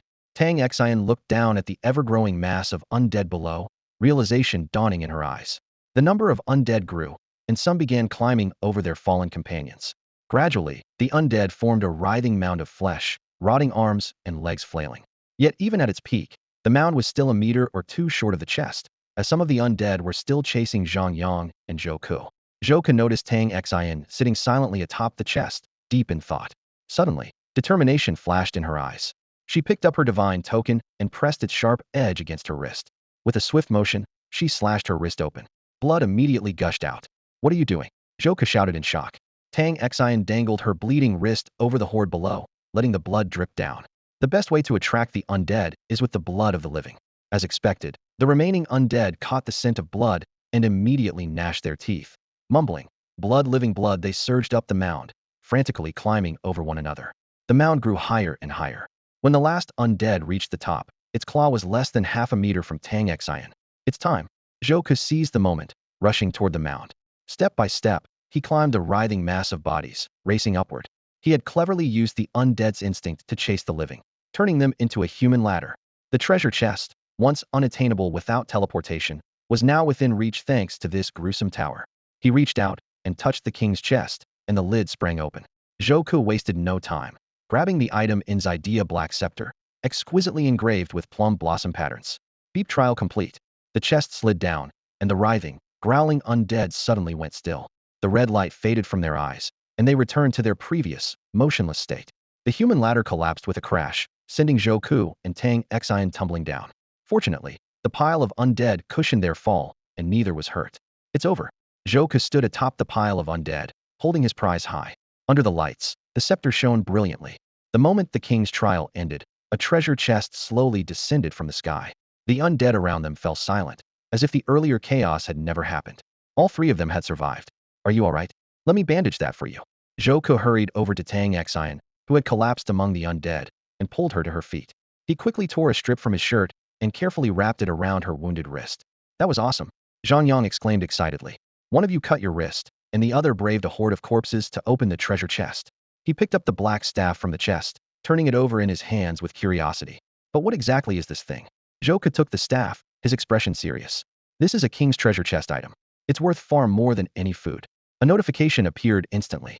Plum Blossom Staff. King-level item. The king has the right to set the laws of the land. Using this staff reveals all of the game's rules. The king may also abolish one of these rules. The staff suddenly glowed gold, and silver smoke gathered to form words, displaying 3 complete rules. 1. Killing earns points, but all points are lost upon death. 2. Class suppression remains in effect, but those of the same rank may compete by strength. 3. There can be only one king when only one remains. The trial ends immediately. Zhou Ke narrowed his eyes, analyzing the rules. Now, for the first time, he saw the full version, not just the fragments had received earlier. This meant that points could only be earned by killing, but death would wipe out everything. While there was still a power hierarchy, Those of equal status could fight each other. Most importantly, the trial would only end when a single king was left standing. You may choose to abolish one rule. Would you like to use this option? Joku was about to put away the staff when a booming system announcement echoed across the entire island. King-level item, block staff, has been activated. This voice didn't come from his wrist device, but was broadcast to the whole arena.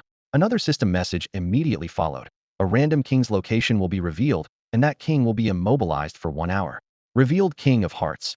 Joku, current location Low Hill Warehouse. Joku instantly felt his whole body freeze, unable to move at all. He tried to force his limbs to respond, but it was as if an invisible power held him in place. That's when he realized that other kings had found similar items and used them first. You two run. Joku forced the words out, his lips barely moving. My location's been exposed to everyone, enemies will be here any second. Facing the worries of Zhang Yang and Tang Xin, Joku's voice remained calm. The two of you don't stand a chance against their attack. Joku, don't tell me you're planning to take them on by yourself? Zhang Yang's eyes flashed with shock. You can't even move right now. I know, Joku replied softly. That's why I've already accepted that he'll lose. But you two are different, you're just ordinary civilians. After I'm gone, you still have a chance to hunt the king. The points for killing a king could be huge, maybe enough to put you at the top of the rankings, or even win first place. Go now, don't worry about me. Zhang Yang's gaze grew resolute. No way. We're not leaving you behind, brother. That's right. Tang Xin nodded firmly. We're teammates. Seeing that Joku wanted to say more, Tang Xin cut him off. Back when danger came, you never considered sacrificing us. Now, we're not giving up on you either. Joku tried again to move his body, but it was useless. The shouts from the distance were getting closer, and he said urgently, you can see for yourselves, I can't move at all. Don't hesitate. The longer you wait, the more likely they'll catch up. Zhang Yang stood still for a moment, then suddenly knelt and began frantically clearing away the pile of corpses. What are you doing? Joku asked, confused. I'm going to hide you, Zhang Yang replied briefly. Since you can't move, they'll hide you in the hollow under the pile of bodies. That's the safest place. Hurry, Zhang Yang. They're almost here. Tang Xin called anxiously from the window. She quickly started taking off Joku's coat. What are you doing now? I'm going to pretend to be you, Tang Xin explained while working. Everyone knows exactly where you are. If they come to the warehouse and don't see you, they'll search the pile for sure. We need a Joku in your spot to distract them. Suddenly, she remembered something. Zhang Yang, give me the lighter from Joku's pocket. Joku realized what she was planning. You're not thinking. Tang Xin took the lighter and gave a bittersweet smile. Joku, you said this lighter could do great magic. I want to give it a try. Soon, Zhang Yang had cleared a space big enough and gently lowered the immobile Joku into the hollow where the treasure chest had been. Zhang Yang, get in there too. Tang Xin urged, pushing him. You need to stay with Joku. No, I want to fight with you. But Tang Xin moved quickly, burying both of them beneath the corpses. She stood atop the pile, wearing Joku's coat, and waited in silence. Buried under the stench of rotting bodies, Joku heard the sound of countless footsteps rushing into the warehouse. At least several hundred people. That's Joku? He's not that tall, is he? No mistake. The system says Joku's right here, exact position. Tang Xin lowered her voice, imitating him. What's wrong? Yi Lingshan's too scared to show up. So he sent you all to die instead? The crowd burst out laughing. A rough voice called out, Joku, you've got it all wrong. We're from the Kingdom of Spades. What? Joku mouthed the word in shock. That's right.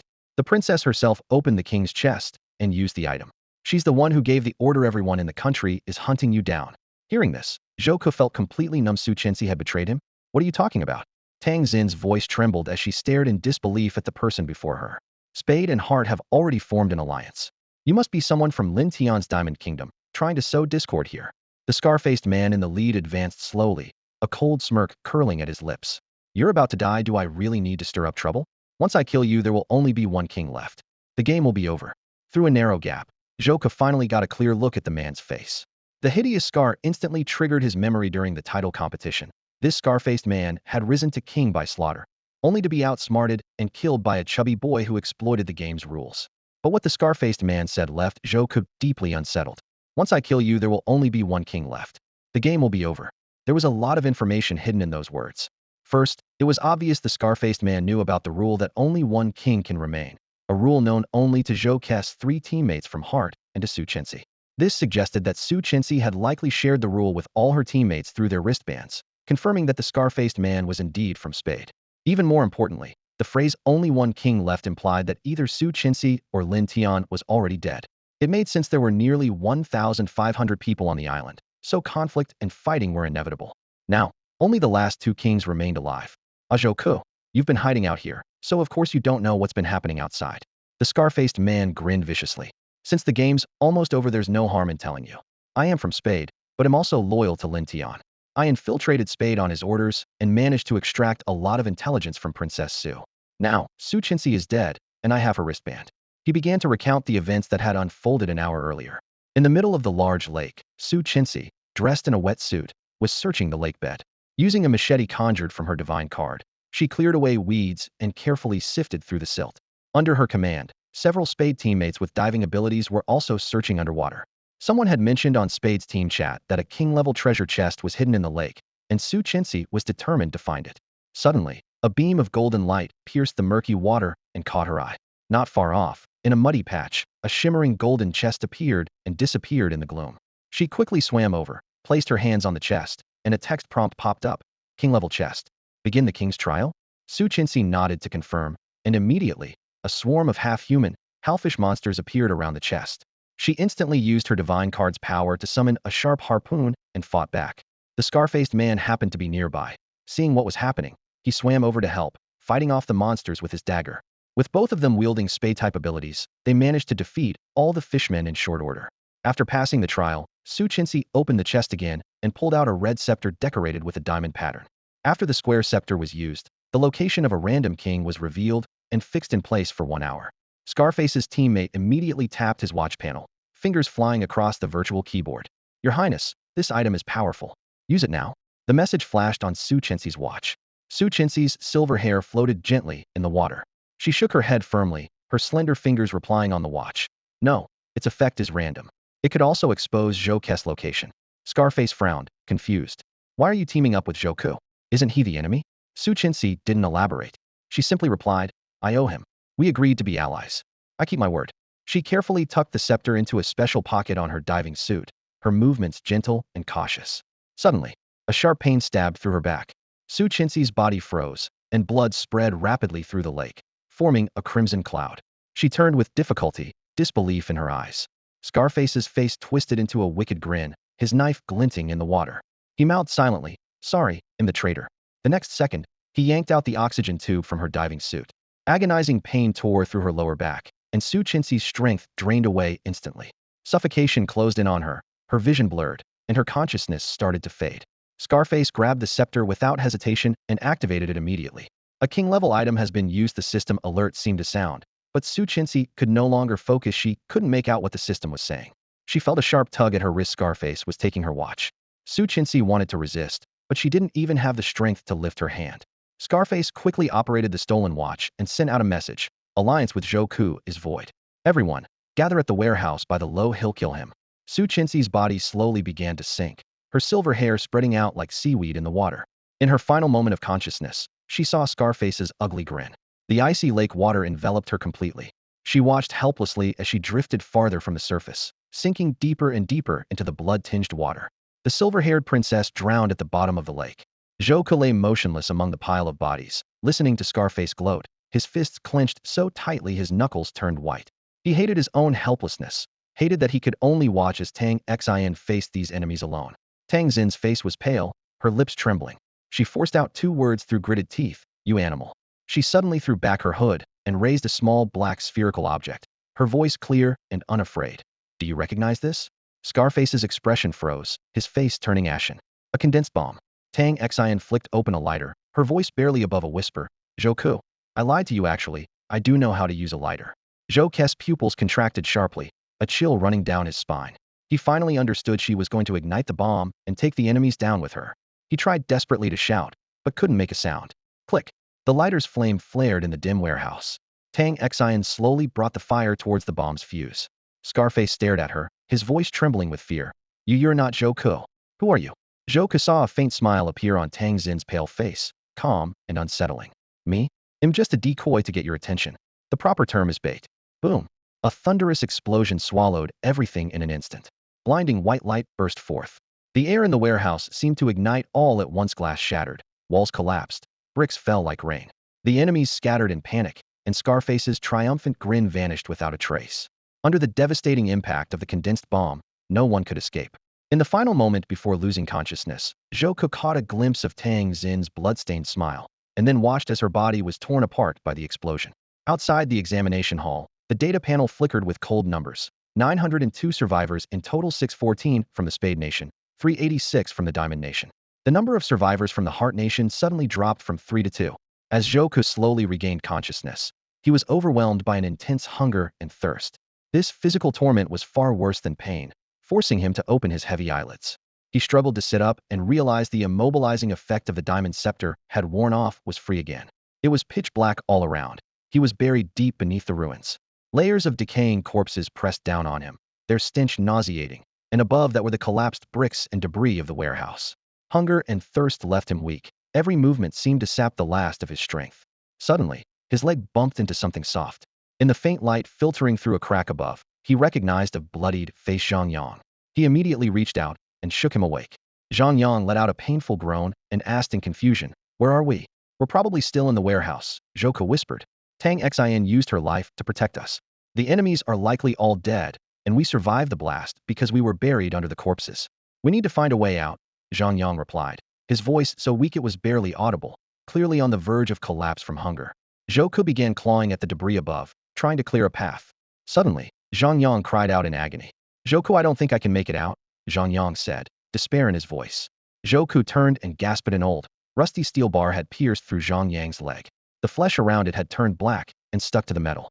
"I can't move at all," Zhang Yang whispered, his breath shallow. "I'm in so much pain, dizzy, tired, starving. You should go without me." "Don't say that," Zhouke said firmly. "He'll dig us out. We're leaving together." He desperately clawed at the bricks, metal, and corpses around them, but hunger had drained his strength. His fingernails broke and bled as he dug, his hands covered in dust. Just then, a familiar voice suddenly echoed nearby. "Can you hear me, Zhouke?" "Zhang Yang." It was Professor Chen Yun's voice. Professor Chen Yun stood outside the exam room, monitoring the trapped students through the surveillance system. Her voice came through the communication link. "You are now buried deep beneath the rubble, and both lack of oxygen and hunger are threatening your lives. The AI system estimates a 93.7 probability that you will die of starvation. However, you can choose to forfeit the test at any time and be immediately transported outside. We don't want to see students suffer like this. Give up?" Zhouke's voice was firm and resolute. "Professor, I will never give up. Tang Xin gave her life to save mine. I can't let her sacrifice be in vain." "Even if you don't give up," Chen Yun replied helplessly, "with your current physical condition, there's no way you can escape from the rubble. The only outcome is dying here from starvation." Zhouke's brow furrowed, but his voice was unwavering. "No, I can hold on. I will find a way out." Zhouke Chen Yun sighed. That 6.3 chance of survival is actually the probability of dying from other accidents. Without food, your chances of escaping are 0. "Even if it's 0, I have to try?" Zhouke shouted in defiance. At that moment, a faint voice spoke. It was Zhang Yang, who had reached his physical limit. Zhouke's heart tightened as he said, "Zhang Yang, you can choose to give up. You don't have to suffer like this." He knew all the injuries in the exam were simulated. Once Zhang Yang returned to reality, he would recover completely. "No," Zhang Yang replied weakly but with determination. "Professor, I'm sorry, but I won't give up either." "Very well." Chen Yun hesitated for a moment. Then the communication was cut off. "Why don't you leave?" Zhouke asked. "You don't have to go through this." Zhang Yang groaned in pain. "If I quit, my body will disappear. But my body, flesh and blood, that's food." "Zhouke, you haven't eaten or drunk anything for 2 days, have you?" Zhouke's eyes widened as he suddenly understood what Zhang Yang meant. "What are you talking about? We're getting out of here together." Zhang Yang's breath was faint. "Do you remember what I said when I ate your bread?" Zhouke trembled, murmuring, "That was just a joke. You don't have to take it seriously." Zhang Yang managed a weak smile. "That meal was a debt I owed you, and debts should be repaid." Zhouke opened his mouth to speak, but no words came out. "It's time to pay it back." Zhang Yang suddenly raised his voice. "Zhouke, kill me." "No, I can't do that." Zhouke shook his head desperately. "Zhouke." Zhang Yang mustered all his strength. "I'm already dying from my injuries. If you don't kill me, they'll just starve or bleed to death. Both ways are too painful. I'm afraid of pain." Tears welled up in Zhouke's eyes as he fought to hold them back. "This isn't right. Killing you with a dagger, won't that hurt too?" Zhang Yang smiled weakly, his voice fading. "Zhouke, have you forgotten?" Hunger was making Zhang Yang's mind foggy. He lay among the rubble, his voice drifting weakly. So even my genius roommate can have a foolish day." Zhouke looked at him. "What? Zhang Yang, what do you mean I forgot something?" Although Zhang Yang moved slowly, he resolutely reached for his pocket and pointed. "The gun, there's a pistol in my pocket. Only 1 bullet left." A chill swept through Zhouke. Don't say any more." But Zhang Yang seemed not to hear. "Zhouke, you told me to keep this bullet safe, that it might come in handy one day. Turns out it was meant for me after all." Zhouke forced himself to look away, frantically clawing at the bricks trapping them. "Don't say stupid things. They'll get us out of here soon." but dizziness and stomach cramps from hunger made it almost impossible for him to lift his hands. Zhouke Zhouke, Zhang Yang shouted with the last of his strength. Kill me. Then do what you have to do. Zhouke froze. Do it. Zhouke Zhang Yang's voice was thick with pain. End this for me. It'll be a relief. After a long silence, Zhouke's hands trembled as he reached into Zhang Yang's pocket for the gun. He raised it, but he was too weak to aim steadily and finally let his arm drop, sighing, I can't do it. You'll have to do it yourself. Zhang Yang managed a faint smile, pressed the gun to his temple, and said, Brother, when you get out, make sure you win. Bang! The gunshot echoed through the ruins. Zhang Yang's hand fell to his side, the pistol sliding away. Zhouke gently lifted his body and closed his eyes. After this final farewell, Zhouke felt his strength slowly returning. He began digging madly using his fingernails, his short sword, even a piece of steel he found until at last, he saw the stars in the night sky. He climbed up, wiped the blood from his mouth, and greedily breathed in the fresh air. Zhouke, you made it out, someone suddenly called. Who's there? The man replied, surprised. I didn't expect anyone to be guarding these ruins. Without a moment's hesitation, Zhouke lunged forward and plunged his short sword into the man's chest. Revenge flared in his eyes, and the man collapsed to the ground before he could say another word. Zhouke stood still, surrounded by the charred bodies scattered across the ruins. In the midst of this deathly silence, he alone remained standing, blood at the corner of his mouth and a short sword in his hand. Zhang Yang was dead. Tang Xian was dead. Su Chenxi was dead. All that remained in Zhouke's heart was the desire for revenge. He didn't know how many people had conspired to kill Su Chenxi, nor how many were secretly targeting him. But none of that mattered anymore. Was going to kill them all. The island at night was lashed by fierce winds. The trees shook violently, their rustling like the wails of tormented spirits in hell. The wind whipped Zhouke's coat as he slowly raised the black plum blossom scepter in his hand. This king-level artifact could erase any rule, and he had already decided how to use it. I choose to erase the second rule, Zhouke said quietly. The moment he spoke, the restraining chain vanished. An announcement echoed across the entire testing ground. Attention, all candidates, king-level artifact, plum blossom scepter, has been used. Rule change in effect. User, Zhouke. Countless candidates stared at the message, unsure what had changed. What they didn't know was that a vengeful reaper was awakening. With the rule gone, all restrictions were lifted. Whether commoner, noble, or king, everyone would become Zhouke's prey. He looked around and quickly found Tang Xin's charred body. Her wide eyes stared blankly at the night sky. Zhouke gently held her, closing her eyes. He reached into her clenched hand and took out the silver lighter. Tang Xian, I know you learned to use a lighter, but your magic trick was only half finished. Let me complete it for you. The wind still howled as Zhouke walked heavily toward the gasoline drum. He poured gasoline over the pile of undead on the ground. Their cloth-wrapped bodies would make perfect fuel. He drank a vial of fireproof potion in one gulp, then smashed the empty bottle to the ground. With the sharp crack of breaking glass, Zhouke lit the lighter. Tang Xian, he whispered, I'm glad you remembered what I once told you. Fire can create the greatest magic. The lighter slipped from his fingers, and flames roared to life. Fed by gasoline and corpses, they spread like red serpents. The wind fanned the blaze, which quickly leapt from the pile of undead to the surrounding trees. With the entire island covered in forest, the fire was destined to consume everything. When Zhouke first saw the island map Tang Xian had given him, this plan had already formed in his mind. All it took was a single spark to reduce the island to ashes. A single spark could set the whole forest ablaze. No one would escape. Screams rang out from the inferno as countless people fled in terror from the fire god's wrath. Occasionally, someone glimpsed Zhouke walking through the flames, but they had no time to care. In the end, the wildfire devoured the entire island. In the distance, Zhouke spotted Yi Lingtian fleeing for his life through the raging fire. This commander, who had always hidden deep within the forest and directed his men against the Kingdom of Spades through his wristwatch, was now forced out into the open by the relentless flames. When Yi Lingtian's terrified gaze met Zhouke's, he witnessed a scene of utter despair. Zhouke clutching a canister of gasoline.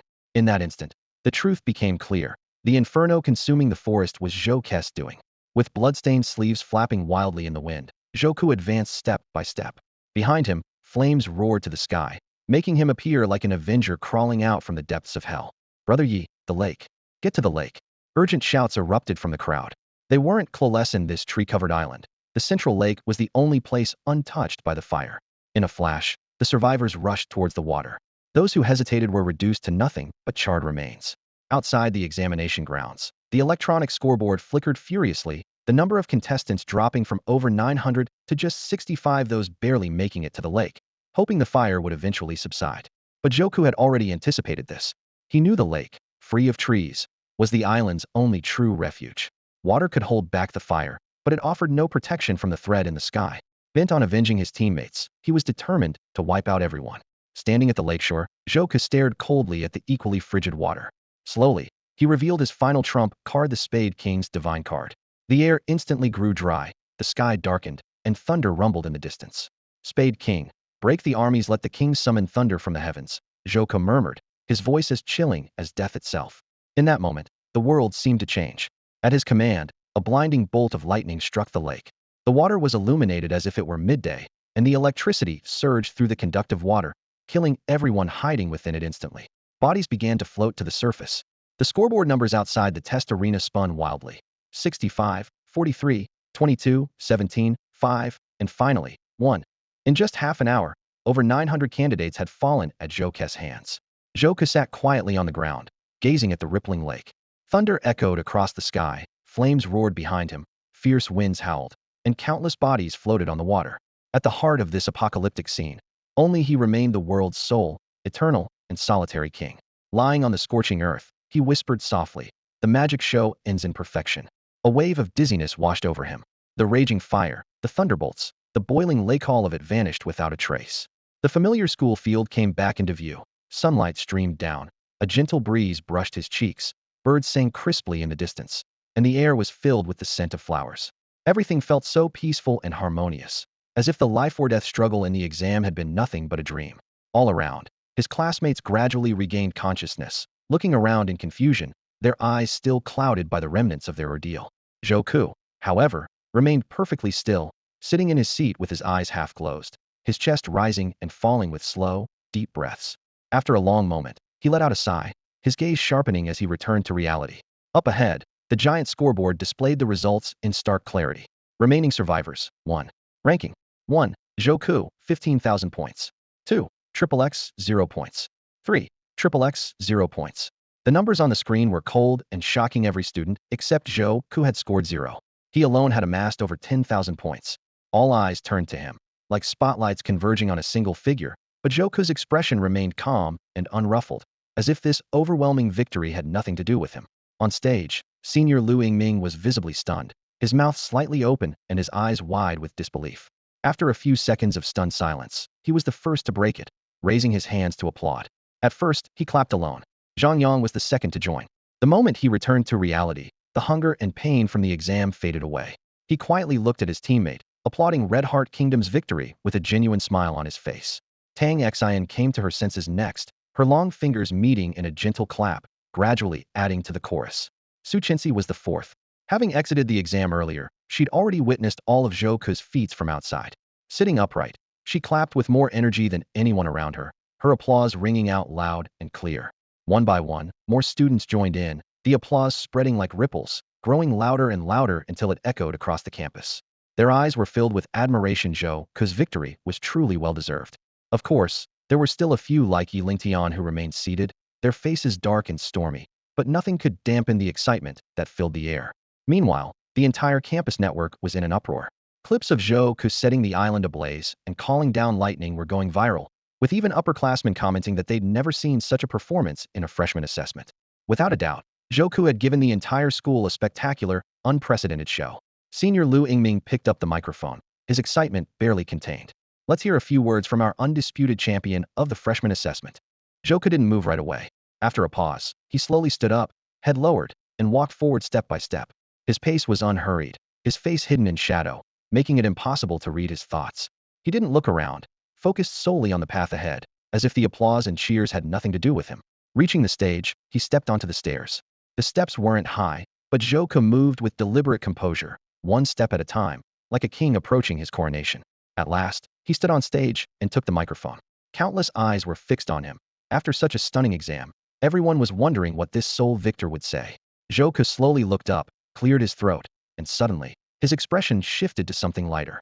In a relaxed tone, he said, "Ahem, does anyone remember that post on the campus forum, the one where people bet on who would win and the prize pool was 100,000 yuan? I just want to ask the original poster to transfer the money to me as soon as possible. I voted for Joku myself. Honestly, I don't care much about being the champion. I just really need the cash." His tone made it seem as if killing nearly 1,000 people was nothing more than a trivial feat. Casually returning the microphone, he stretched lazily and walked off with an air of nonchalance. Below the stage, all the new students stared in stunned silence. With just 3 teammates, he had practically wiped out all the other freshmen by himself and secured victory. And his acceptance speech was simply a request to receive his prize money as soon as possible? What kind of unconventional fun seeker was he? Professor, where are we headed now? In the elevator, Zhou turned to ask Professor Qinyun. Professor Qinyun smiled warmly. We're off to give you your reward, of course. Zhou's eyes lit up instantly. A divine relic? Professor Qinyun nodded with a grin. That's right. The school promised a prize, and we always keep our word. At first, I thought the principal was crazy to offer such a treasure as a student reward. But after seeing your performance in the freshman trials, I completely changed my mind. You absolutely deserve it. Zhou replied modestly. I was just lucky, that's all. Luck alone wouldn't make you the only winner in all 3 trials, Professor Qinyun said, giving his cheek a gentle pinch. No need to be so modest with your teacher. She was right. In all 3 freshman trials, Zhou had emerged victorious by a landslide. In the first, the bloodline test, his magic level was the highest among all students at 43 points, far surpassing the runner-up, Su Qinxi, who had only 15. The second, the aptitude test, was interrupted midway, but Zhou still accomplished something no one else ever had: took down an assassin from the Skeleton Society. In the third, the comprehensive trial, he single-handedly defeated all remaining contestants and claimed the championship without question. So, the divine relic is rightfully yours. Zhou asked curiously, Professor, what exactly is this divine relic? And why are we taking the elevator underground to retrieve it? Professor Qinyun raised a finger to her lips, her expression playful yet secretive. The underground level is the school's storage vault, filled with all sorts of extraordinary items. As for what the divine relic is, you'll see for yourself soon enough. Suddenly, she stopped and turned to face Zhou, her expression more serious than usual. Zhou, do you want to become a god? Zhou was taken aback for a moment, meeting her gaze, which held an unusual depth. He quickly dropped his playful demeanor and answered earnestly, I'm not sure. Professor Qinyun looked surprised. You're not sure? He nodded. That's right. I've heard that by constantly upgrading your divine card, you can rise in status, maybe even ascend to the highest rank and become a deity. I'd like to become a noble, make more money, and build a small business of my own. I grew up poor, so I'm used to hardship. But as for becoming a god, I don't really have that much desire. Professor Qinyun looked at him, a slight smile on her lips. That just means your time hasn't come yet. People can't resist the temptation of power. One day, you'll crave godhood more than anything. Zhou asked politely, Professor Chun, I assume you're not just asking out of curiosity about an 18-year-old's ambitions, are you? She smiled. Of course not. I wanted to know if you would try to collect all the divine relics. Zhou looked puzzled. Collect all the divine relics? Is that related to becoming a god? With a soft ding, the elevator doors opened onto the underground floor. Professor Qinyun gestured for Zhou to follow, speaking as they walked. You probably don't know this, very few people do. Besides upgrading your divine card to the highest level, there's another way to become a god, by gathering all 14 divine relics. She led Zhou to a small safe, entered a code, and slowly opened it. Inside lay a crystal skull, gleaming quietly. Zhou carefully picked it up. The skull's deep eye sockets sent a chill through him, as if some invisible force was pulling at his soul. He quickly looked away. Professor Qinyun smiled as she explained, this treasure is called the Prophet's Skull, one of the 14 divine relics. Legend has it that it belonged to a fallen god. Zhou frowned slightly at the cold touch. So what does it do? Professor Qinyun waved her hand. I'm not entirely sure. Maybe you should ask it yourself. She gave him a mysterious smile. The Prophet's Skull is alive. If it recognizes you as its master, it will serve you. The skull of the Prophet, one of the 14 divine relics, was a crystal-clear skull that shimmered with an eerie green glow under the light. Legend had it that the soul of an all-knowing deity resided within it, granting boundless knowledge, the power to avert disasters, and the ability to foresee the future. Yet, to this day, no one had fully unlocked its potential. Currently, it was kept in the underground storage room of the Divine Card Academy. With a snap, Zhou closed the heavy tome before him. He ran his fingers lightly along the spine, his gaze settling on the faintly glowing skull on the table. The moment he acquired this divine relic, he had rushed to the school library to look up everything he could about it. Through his research, he learned that each of the 14 divine relics held enough power to shake the world and that collecting them all could lead one to ascend to godhood. Having such a priceless artifact in his hands, Zhou couldn't help but question the school's decision to award it to a student. When he asked Professor Qinyun about it, the only answer he received was, that's the principal's decision. Zhou sighed and picked up the skull again, its strange green light flickering in his palm. As he stared into its deep eye sockets, a cold, ethereal voice suddenly echoed in his mind. Hello. Though startled, Zhou quickly regained his composure. The records had mentioned that the skull housed a deity's soul, which meant the skull of the prophet was sentient. Hello. My name is Zhou, and I am your current owner, he ventured. The skull was silent for a moment before the voice spoke again in his mind. A god has no owner. You are merely the temporary keeper of my skull. Sensing the arrogance in its tone, Joku got straight to the point. So what exactly can you do? I have no physical form, but my knowledge is limitless. I understand the laws governing all things.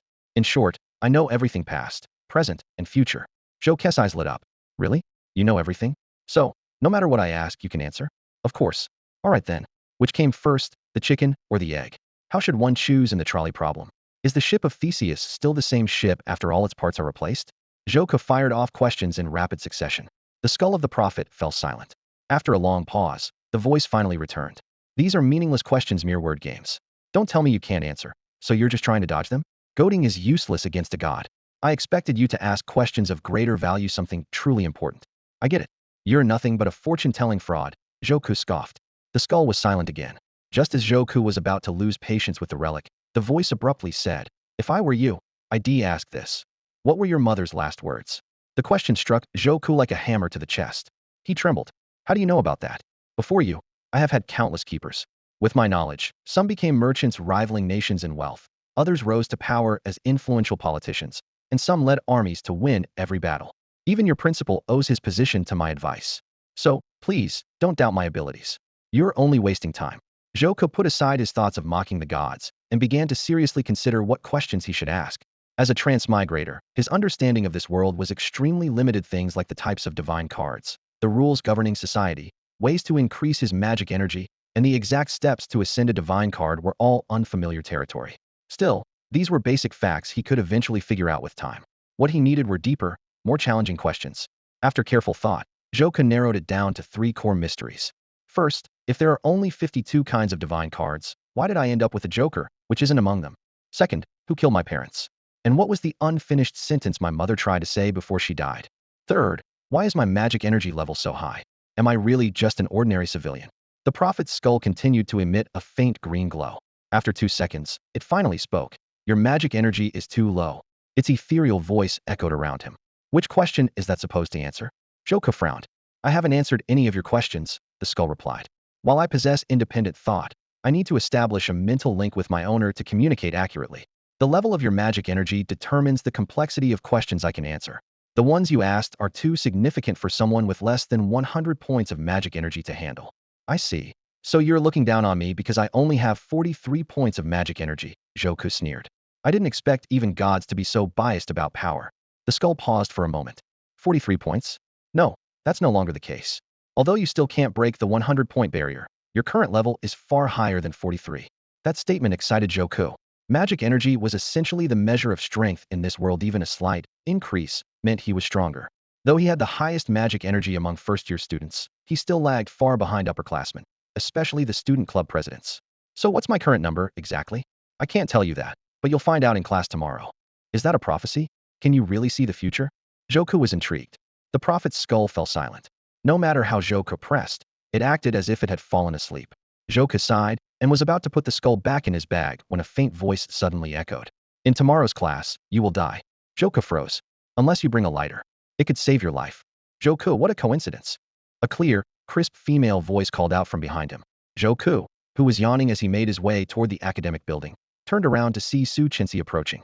She carried herself with her usual poise, her straight posture accentuating the neat lines of her school uniform. Hey, Joku replied simply. Are you heading to the Fundamentals of Magic Elements class too? Su Chenxi asked as she fell and stepped beside him. Yeah, Joku yawned again. Class at 8 in the morning, brutal. While starting classes at 6 was normal for high schoolers, for Joku, now a college student, 8 still felt painfully early. Be careful not to be late.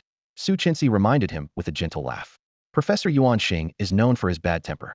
I've also heard he cares a lot about students' backgrounds and isn't too friendly to anyone below the middle nobility. Whatever, Joku replied, unconcerned. He does his teaching, I do my learning. I finished the whole textbook last night anyway. A hint of surprise flickered in Su Chenxi's eyes. You're already a genius, but I didn't expect you to work this hard. They walked side by side down the campus avenue, drawing plenty of attention. Students whispered to each other as they passed. Joku noticed the curious looks. Su Chenxi, walking to class with a commoner like me might hurt your image as a princess. See, everyone's staring at you. Su Chenxi was taken aback for a moment, then covered her mouth with a soft laugh. Everyone's staring at me? Are you sure they're not looking at you? Joka glanced around and realized that most of the groups of girls nearby were watching him with admiration. As they walked by, he caught snippets of their excited chatter. Did you see?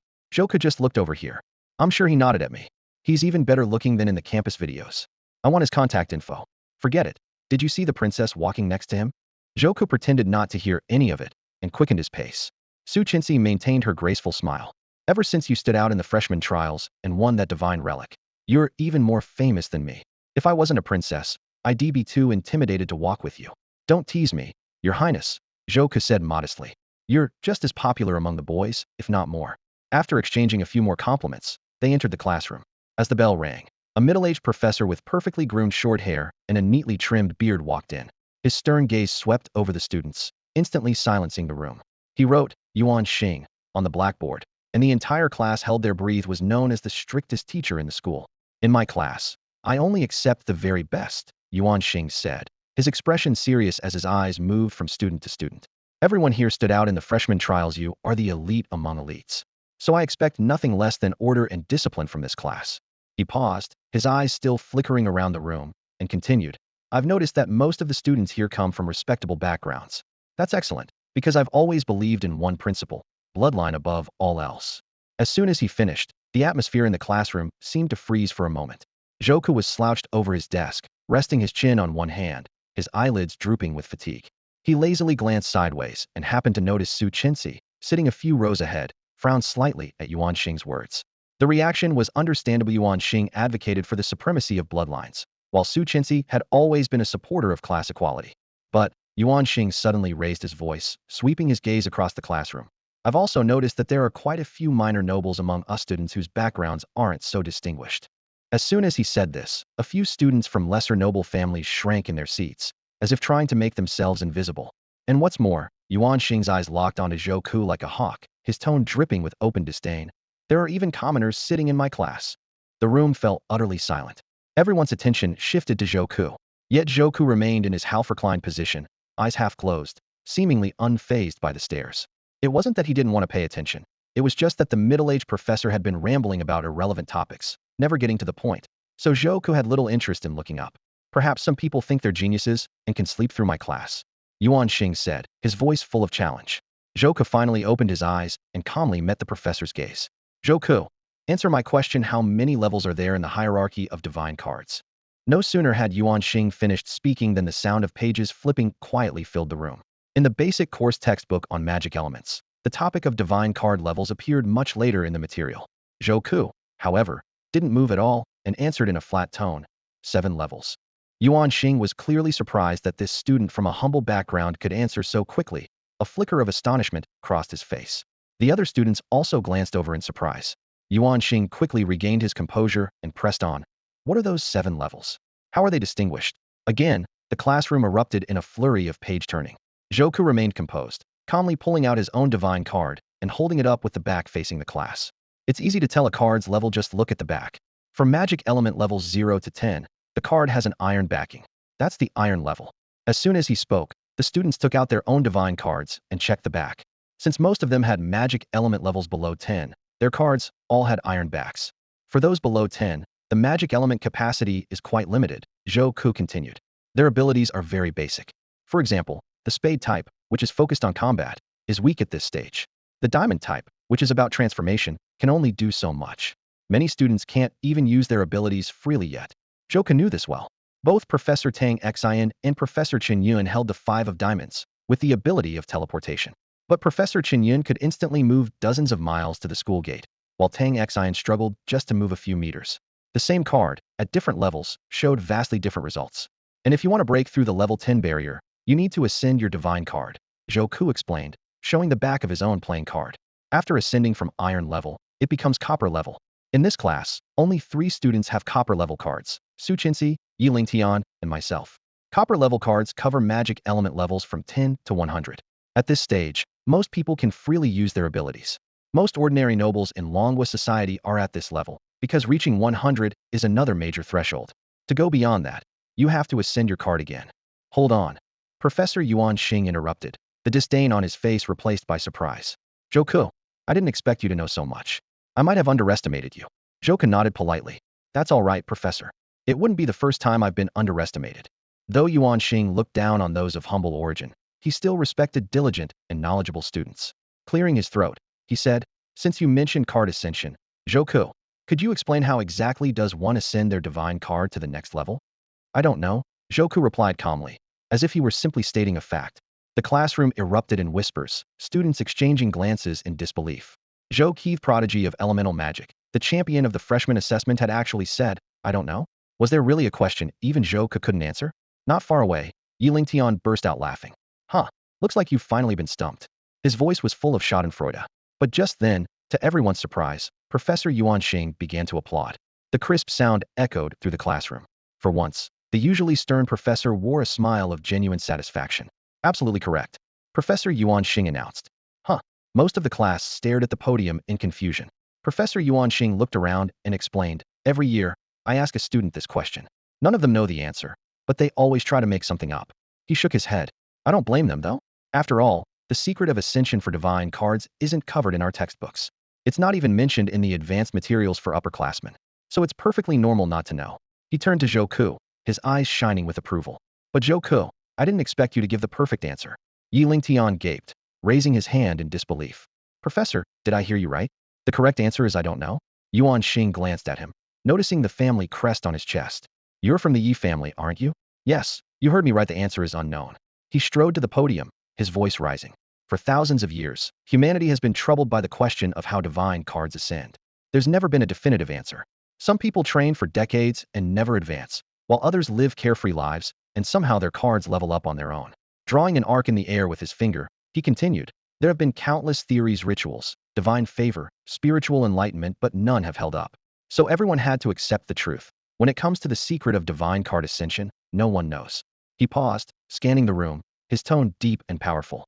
"Let me tell you, if anyone ever discovers the secret, they'll be granted a noble titlino, they'll be made a marquis, a prime minister, maybe even the first non-royal king in Longwo's history." Yuan Xing's passionate speech left the students frozen in their seats, staring at him in shock. He frowned. "What are you all looking at? Write this down." The students snapped out of their daze, scrambling to jot down, "The secret of divine card ascension is unknown." Yuan Xing nodded in satisfaction and turned to Zhou. "Zhou, to answer that so accurately, you must have put in a lot of work after class." At that moment, Yuan Xing's impression of Zhou changed completely. Despite his humble background, perhaps there was something special about him after all. Yilingtian scoffed from his seat. "He probably really didn't know and just got lucky." Zhou glanced at him, his voice calm but undeniably confident. "Advanced Divine Card Theory, 3rd edition, page 257, line 7. After countless explorations, the sages concluded that the secret of divine card ascension is unknown." That's a direct quote. You'll find it on the 5th shelf of the advanced section, 4th floor of the library. Professor Yuan Xing was stunned for a moment, then broke into applause again. "Bravo! That's the spirit I like to see in my students." His eyes sparkled with admiration. "Now, let's return to the previous question. What are the 7 ranks of divine cards?" Zhou has already given us the first 2, iron and bronze. He blinked a few times, a spark of curiosity lighting up his eyes. Suddenly, he raised his voice and called out, "Su Chenxi, Your Highness, could you explain this for us?" Immediately, every eye in the classroom turned to the girl who had been named. Su Chenxi sat upright at her desk, nodding slightly in acknowledgement, her posture graceful and composed, an effortless display of royal poise. She cleared her throat and began to speak, her voice clear and confident. "Of course, Professor. As Zhou just mentioned, you can tell the rank of a divine card by looking at its back. The first rank has an iron back, the second is copper." She traced her finger in the air, as if outlining the different materials of the cards. Going further, the third rank, requiring a mana level between 101,000, is silver.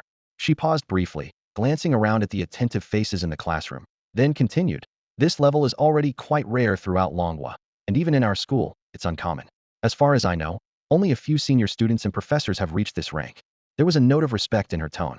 The abilities released by a silver-ranked divine card are extremely powerful.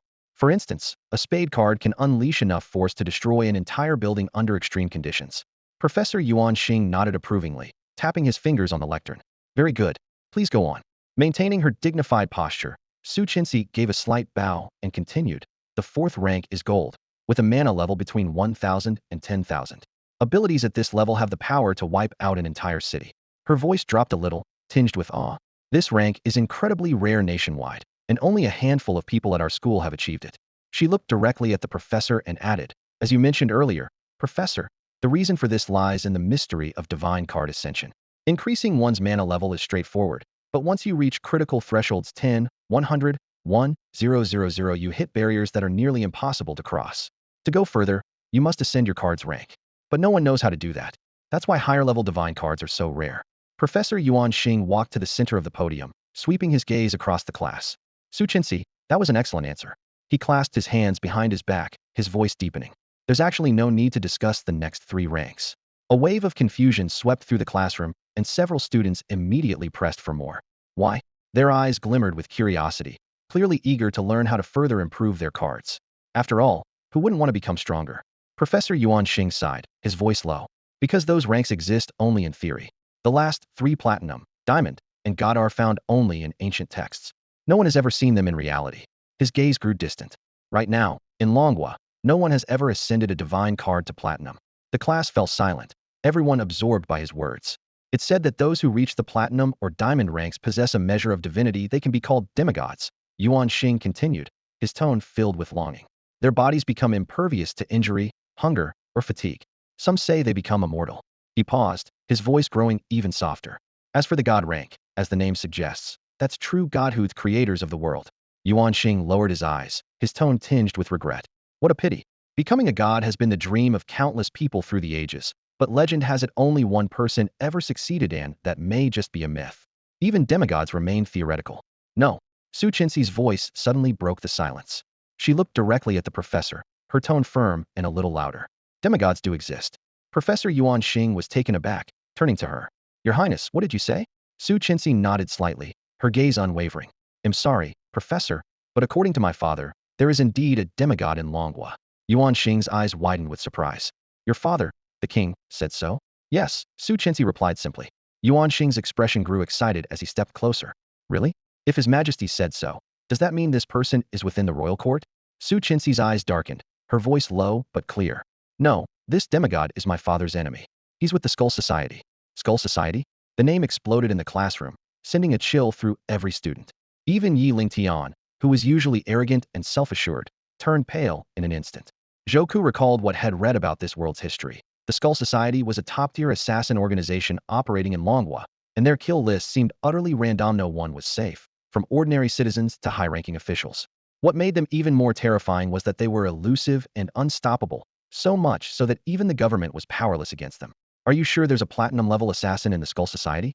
Professor Yuan Xing asked, his brow deeply furrowed. Su Qinzi sighed softly. It's true. However, this platinum demigod's divine card ability isn't combat-oriented, so for now, they can't threaten the foundation of Longhua. Still, platinum tier strong enough to stand on equal footing with the government. Fortunately, the leader of the Skull Society seems to have some reservations and doesn't kill indiscriminately. They only target specific people. Her voice suddenly trailed off. The atmosphere in the classroom became tense, and everyone's gaze landed on Zhou. For some reason, he had become the Skull Society's next target. It's not as terrifying as it sounds. Professor Yuan Xing tried to ease the tension. Didn't Zhou already take down a Skull Society assassin during the freshman assessment? Yi Lingtian interrupted with a cold sneer. That was just temporary. My father always told men never mess with the Skull Society. Killing a low-level member will only attract more assassins. They never give up once they've set their sights on someone. And in history, every target they chose ended up dead. He turned to Zhou with malice in his eyes. You're as good as dead. Zhou remained unfazed. Doesn't matter. I've already said anyone who comes after me, we'll take them down. That's enough. Professor Yuan Xing raised his voice. No more scare tactics. Let's get back to the lesson. Where were we?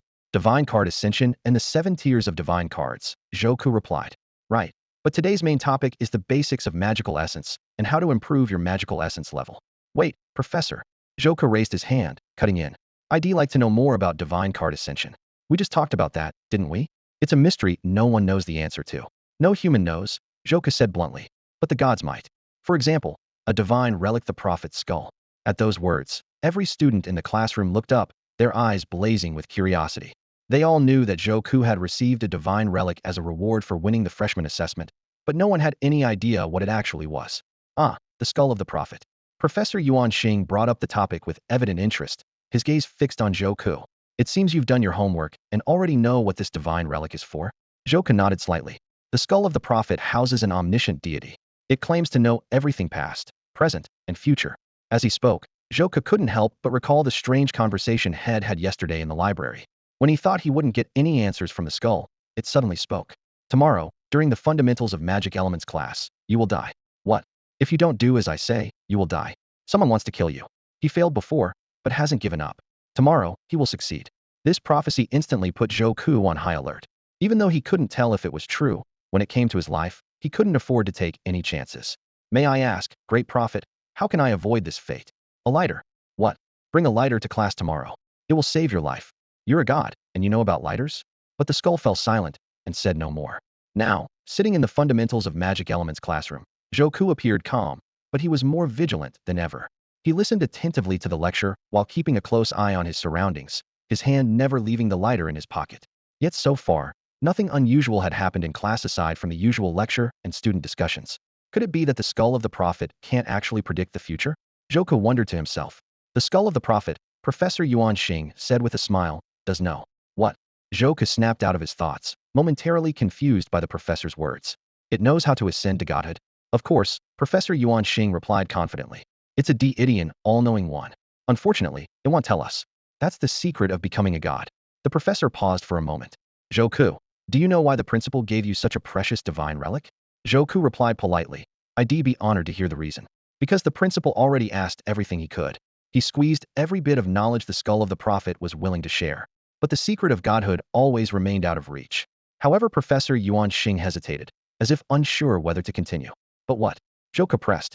Actually, the skull of the prophet specifically asked to see you. Wants to see me? Zhouke asked. That's right. Professor Yuan Xing's expression was grave. The prophet's skull has insisted repeatedly you must be the one to possess it. But, Zhouke frowned slightly. If I remember correctly, the prophet's skull is supposed to be the champion's prize for the freshman evaluation. What if I don't win? You will. Professor Yuan Xing's gaze was unwavering, his tone resolute. That's the prophecy made by the prophet's skull. Its predictions have never been wrong. Instantly, all eyes in the class turned to Zhouke, but he was lost in thought, silently mulling over the professor's final words. Its predictions have never been wrong. Just yesterday, the prophet's skull had given him 2 prophecies. He would learn his magic element level in this class, and he would face mortal danger that could only be averted if he carried a lighter with him. Yet so far, the class had been uneventful. Although Zhouke remained on guard, he hadn't sensed any sign of danger. So far, neither prophecy had come true. All right. Professor Yuan Xing rapped the desk, pulling everyone back to the present. Even though this is the elite class, it's time for the real lesson to begin. A faint smile tugged at the corners of his mouth. But I'm not a fan of following the textbook step by step. I've always believed that hands-on experience is the best way to learn. He suddenly raised his voice. Who among you has the 2 of spades as your divine card? In the corner, a rather frail-looking boy timidly raised his hand. Good. Tell us, what is the ability of the 2 of spades? His voice was barely above a whisper. The spade suit is related to combat abilities. The 2 of spades is a single-target attack power. It can strike one enemy at a time, and the strength depends on the user's magic element level. Exactly. Yuan Xing nodded. So, what's your magic element level? 4 points. Yuan Xing frowned in disapproval. That's too low. With only 4 points, you can't unleash the true power of the 2 of spades. Never mind, come up here. He pulled a cage containing a white mouse from beneath the desk and gave an order. Attack it with your divine card. The boy trembled as he stepped forward, took a deep breath, and recited the incantation in a shaky voice. Spades cleave 1,000 armies. 2 blades sever the enemy's soul. Inside the cage, the mouse shook violently for a few seconds, letting out rapid squeaks, but soon returned to normal. No. Professor Yuan Xing barked. The incantation needs to be powerful. Your gaze must lock onto your target. Your heart must burn with the determination to destroy your foe. As he spoke, he pushed the student aside and drew his own 2 of spades card. His eyes flashed like lightning, fixed fiercely on the mouse. Suddenly, he shouted, Spades cleave 1,000 armies. 2 blades sever the enemy's soul. A loud bang. The mouse let out a piercing scream, and blood beaded instantly on its skin. With a sharp crack, the cage exploded. The mouse's body burst apart, spraying blood and flesh everywhere. As the class gasped in horror, Professor Yuan Xing spoke calmly. If my target had been a living person, the result would have been the same as this mouse. He turned to the class, his voice grave. Do you see? Even with the same divine card, the effect of a supernatural power can vary greatly, depending on one's level of magical essence. The goal of this course is to help every student improve their own magical essence. Professor Yuan Xing paused, his gaze sweeping across the room. Every student stared at him nervously, a sense of anticipation filling the air. After all, increasing magical essence meant stronger powers who wouldn't want to become more powerful. The most direct way to boost your magical essence is Professor Yuan Xing's voice was deep and commanding. As he paused, the atmosphere in the classroom grew even more intense. Combat practice. By personally using your divine cards and honing your abilities through repeated exercise, your magical essence will naturally increase. As soon as he finished speaking, the professor brought out a mannequin from the corner of the room, its body wrapped in thick cloth strips. The mannequin stood silently at the front of the class, like a warrior awaiting a challenge. All right, everyone, line up and take turns attacking the training dummy, Professor Yuan Xing announced, his tone leaving no room for argument. The students' eyes lit up with excitement as they stepped forward eagerly. Through Hansen practice, you'll raise your magical essence, the professor continued. He'll grade you based on the amount of damage you inflict on the mannequin. The student with the highest score will receive today's reward, a small vial of magical essence elixir. Magical essence elixir. The moment those words left his lips, nearly every student froze in surprise, and whispers broke out across the room. Zhou Ke's gaze drifted to Yi Lingtian not far away, who was whispering excitedly with his entourage, his face full of longing. I have to get that elixir. Yi Lingtian muttered, determination shining in his eyes. If I drink it, my magical essence will increase by at least 10 points. This is a rare opportunity. Zhou Ke nodded slightly, suddenly understanding. So, the magical essence elixir was a potion that could rapidly boost one's magical essence like an experience potion in an online game, instantly increasing a person's strength. But just as everyone was buzzing over this opportunity, a girl raised her hand to ask, Professor, some of us aren't spade-type ability users and can't attack. How are we supposed to damage the mannequin? Other students nodded, confusion written on their faces. After all, not everyone had offensive powers, some might not be able to attack at all. The professor smiled, as if he had anticipated the question. He picked up a small item from the desk and held it up for everyone to see, a crystal-clear glass orb. No need to worry, Professor Yuan Xing said clearly. This magical tool in my hand can simulate attack effects. Even if you don't have offensive abilities, you can still attack the mannequin. Does anyone know what a magical tool is? He asked the class. Su Qinxi, sitting near the front, raised her hand, and the professor nodded for her to answer. Magical tools are devices crafted by nobles using magical essence, Su Qinxi replied confidently. They can mimic the effects of divine cards and produce similar supernatural powers. While they aren't as powerful as actual divine cards, they're more than enough for everyday use. The professor nodded approvingly. Exactly. That's what magical tools are for. This glass orb in my hand has been infused with the magical essence of the Two of Spades, and its effect is nearly identical to the Two of Spades divine card. He paused, then added, however, since it's man-made, it can't match the power of a true divine card bestowed by the gods. So you'll need to channel your own magical essence into it to amplify its attack. With that, the students realized that even without offensive abilities, as long as they had a magical tool, they could attack just like the spade-type users. All right, everyone, form a line and come up one by one, Professor Yuan Xing instructed. Take the magical tool and attack the mannequin. They'll grade your performance accordingly. The students stood up one after another, forming a line and stepping forward for their turn. Zhou Ke positioned himself near the back not because he was eager to participate in the test, but to use the waiting time to carefully observe the classroom for any potential threats. The warning from the prophet's skull still echoed in his mind. He would face mortal danger, and the lighter would save his life. Zhou Ke gripped the lighter tightly in his palm, his vigilance unwavering. Even as his thoughts churned, what kind of deadly threat could possibly exist in an ordinary classroom? At the front of the line, the first student had already picked up the magical device. His face flushed with effort as he tried to attack the training dummy, but nothing happened. Professor Yuan Xing's voice resonated through the classroom. You need to feel the flow of magical energy within you to power the device. While the professor explained, Zhou Ke's gaze swept across the classroom. Ordinary desks and chairs, a blackboard and multimedia tools at the front, and a clock hanging on the back. While everything looked perfectly normal, nothing that seemed capable of threatening his life. He shifted his attention back to the training. A petite girl was waving the device at the dummy, but it remained motionless. The device only emitted a faint glow. Sigh, 30 points. Move along, Professor Yuan Xing said with a sigh, signaling for the next student. So far, not a single student had scored above 60. Most could only inflict minor dents on the dummy, and for some, the device didn't respond at all. Next up was the boy whose divine card was the Two of Spades. He asked hopefully, Professor, since my card is already the Two of Spades, can I skip using the device? Absolutely not. Professor Yuan Xing refused firmly. This is not just about training, I need to grade your performance. The abilities triggered by your card are much stronger than the device. It wouldn't be fair to your classmates. The boy put away his card with disappointment and accepted the crystal ball-shaped device. Unexpectedly, the device immediately shone with a brilliant light. Fixing his gaze on the dummy, he made a slicing motion and with a swish, a shallow cut appeared on the dummy's surface. Very good, finally someone decent, 80 points. Professor Yuan Xing nodded, but quickly added, "But don't get cocky." This device was infused with the energy of the two of spades. Since your card matches, it triggered a resonance. In theory, with a matching card and device, you should score above 90 to pass. Crushed, the boy lowered his head and walked away.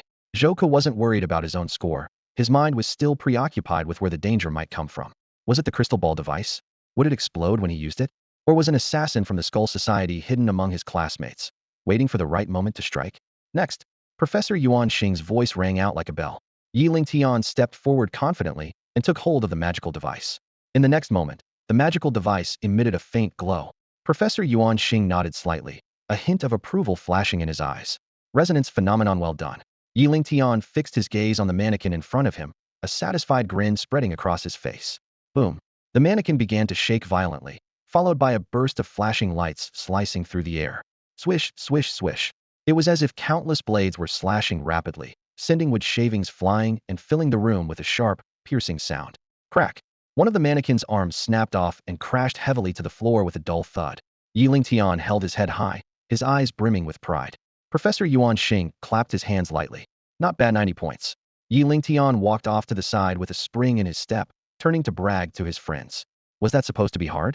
I've used this kind of magical device countless times before I even started school. For me, this is basically kindergarten level. Next, one by one, the other students took their turn at the training assessment. Yet none of them managed to surpass Yi Lingtian's score of 90. His smile never faded, and he silently calculated. The magical essence, I'll be the first to get it. Next, Su Chenxi walked up to the platform, her steps slow and steady. Her appearance brought a rare smile to Professor Yuan Xing's usually stern face. He nodded to her, signaling for her to begin. Su Chenxi gave a slight bow and accepted the magical device. The crystal orb in her hand shimmered brilliantly, as if it sensed her presence and came alive with energy. She closed her eyes, and it felt as though the air around her grew still. The next second, her eyes snapped open. In that instant, her gentle expression sharpened, her gaze turning razor-sharp and exuding a chilling aura. Every eye in the room was fixed on her. Almost everyone was reminded of the violent princess who had wielded a submachine gun during the entrance examination. Bang! With a deafening crash, the training mannequin exploded into countless fragments. The blast echoed through the classroom, sending debris flying in all directions. Well done. Professor Yuan Xing applauded with a smile. 95 points. The class erupted in applause at Su Chenxi's outstanding performance. She remained gentle and composed, gave a small bow, and returned the device. Next, after a few more students, it was Joke's turn. He wore his usual calm expression as he walked up to the platform. Since the previous mannequin had been destroyed by the princess attack, a new one had been set up. This one looked a bit different. It was wrapped in yellowed cloth strips, and there was a strange scent lingering in the air. Joka frowned slightly, sensing that something unusual lay hidden beneath those wrappings. He took the crystal orb, and suddenly a blinding white light burst forth. A fierce wind whipped through the classroom, sending curtains billowing and desks shaking. Joka gripped the device tightly, feeling it grow so hot in his hand that it was nearly unbearable. Bang! Bang! Dull thuds echoed through the air as invisible blades sliced in every direction, splitting desks and chairs in half. The windows shattered, glass spraying everywhere. Students ducked for cover, scrambling to get out of the way. The classroom door was flung open with a thunderous crash as the storm raged inside. Joke's expression grew serious as he focused intently on the mannequin, preparing for his final attack. Suddenly, crack! The crystal orb in his hand exploded violently with a sharp, piercing bang. In an instant, the wind died down, the blinding light faded, and the classroom returned to silence. The chaotic scene left everyone stunned. Broken glass littered the floor, and students were sprawled everywhere. Even Yi Lingtian had been knocked to the ground by the blast, looking rather disheveled. He scrambled to his feet, saw the destroyed device in Joke's hand, and couldn't help but laugh gloatingly. Huh, you broke the device. Do you know how expensive those are? There's no way you can pay for it. Joka looked calmly at the shattered pieces on the floor, showing no sign of panic if anything. There was a hint of serenity on his face. He spoke evenly. He'll pay for it. He turned to Professor Yuan Xing, ready to accept whatever criticism was coming his way. He had already prepared himself. No matter how angry the professor got, he would take responsibility, since breaking the device was a fact. But to his surprise, Professor Yuan Xing didn't look angry at all. Instead, he seemed confused. No, you don't need to pay, Professor Yuan Xing muttered, his eyes flicking between the fragments and Joku, lost in thought. 2 seconds later, realization dawned on his face. Wait, are you half silver level? Half silver level? The students all turned their attention to Joku, and the classroom quickly filled with whispers. Joku kept a calm expression, but he knew exactly what that term meant: people whose magic element level was between 50 and 100 points. Technically, they were still considered bronze level, but they were nearly twice as strong as those with only 10 to 50 points, so they were called half silver. True silver level required a magic element level above 100. Professor Yuan Xing stood in place, his gaze sweeping over the chaos in the classroom before he looked down at the shattered crystal sphere on the floor. His expression shifted from surprise to elation, and his eyes shone with excitement. No way. I actually ran into this, it's so rare. Professor Yuan Xing suddenly looked up at Zhou Ku. Wait here, I'm going to get the magic element analyzer. Before he finished speaking, he was already hurrying out of the classroom, his footsteps echoing down the hallway. Magic element analyzer? Zhou Ku frowned in thought, suddenly recalling the first prophecy from the skull of the prophet. You'll learn your current magic element level in tomorrow's class. In less than 5 minutes, Professor Yuan Xing rushed back into the classroom, breathing heavily and clutching an intricate device. At the back of the room, Yi Lingtian raised his eyebrows in surprise when he saw the device, a look of disbelief flashing in his eyes. Isn't that the highest grade magic element analyzer? Do you really need such a precious tool just to test someone from a common background? There was clear skepticism in Yi Lingtian's voice. Professor Yuan Xing ignored him and walked straight to Zhou Ku, handing him the analyzer. Zhou Ku took it and examined it closely. The device looked nothing like the machine they'd used for bloodline testing at the start of the semester. This one was sleek, silver-white, covered in intricate runes, and clearly very valuable. This analyzer is the best in Longhua. No matter how much magic element you have, it can give an instant and perfectly accurate reading. Professor Yuan Xing explained rapidly, his eyes glued to the device. The moment Zhou Ku's fingers touched the analyzer, the numbers on the display started racing. 43, 44, 45, 60, 70, 80, 85, 86, 87. Finally, the numbers settled at 87. 87. Professor Yuan Xing exclaimed, his voice loud enough to make the whole class fall silent before whispers broke out again. Professor Yuan Xing looked up at Zhou Ku, uncertainty in his eyes. What was your magic element level when you first enrolled? 43. Zhou Ku replied without hesitation. Have you ever taken any magic element essence? Professor Yuan Xing pressed, his eyes full of disbelief. Zhou Ku shook his head politely. Before your class today, I didn't even know what magic element essence was. Professor Yuan Xing looked even more shocked, murmuring to himself, it's only been about 2 weeks since you enrolled, and your magic element level has increased this much. And you haven't even used any essence.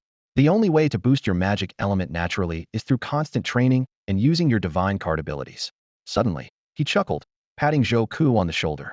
I get it now. Zhou Ku, you must have been training non-stop these past 2 weeks, right? In theory, with intense training, it's possible to raise your magic element by this much in 2 weeks. But don't overdo it. Still, your dedication is something everyone should learn from. He turned to the class, raising his voice. Look, even someone as talented as Zhou Ku works day and night, pushing himself to the limit. Even geniuses have to put in the effort. Zhou Ku smiled politely and shook his head. Professor, I think there's been a misunderstanding. Over these past 14 days, I've eaten well, played when I wanted, and slept a full 8 hours every night. Except for special circumstances, I haven't used my divine card at all. This time, Professor Yuan Xing was completely stunned. His mouth hung open for a moment before he finally found his voice. Then how many times have you actually used your divine card in total? Zhou Ku counted on his fingers and stopped at the 4th, indicating 4 times. The classmates gasped in surprise.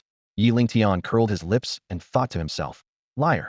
It's extremely difficult to increase the usage limit of a divine card by even 1 or 2 points, let alone more than 40. That's just impossible. However, Professor Yuan Xing stated firmly, Zhou Ku isn't lying. I know of a situation that can greatly increase one's magic element level when someone pushes the power of their divine card to the absolute limit, to the point of attracting the attention of the gods themselves. Hearing this, Zhou Ku recalled the 4 times he had activated his divine cards. The first was the King of Clubs, which allowed him to change probabilities. He used it to narrowly escape death, pass the aptitude test, and even turn the tables on an assassin from the Skull Society. The second was the 7 of Hearts, a mind-reading ability. Although it seemed useless in battle, he pushed it to its limit by controlling a tentacled monster through mind-reading, ultimately killing it.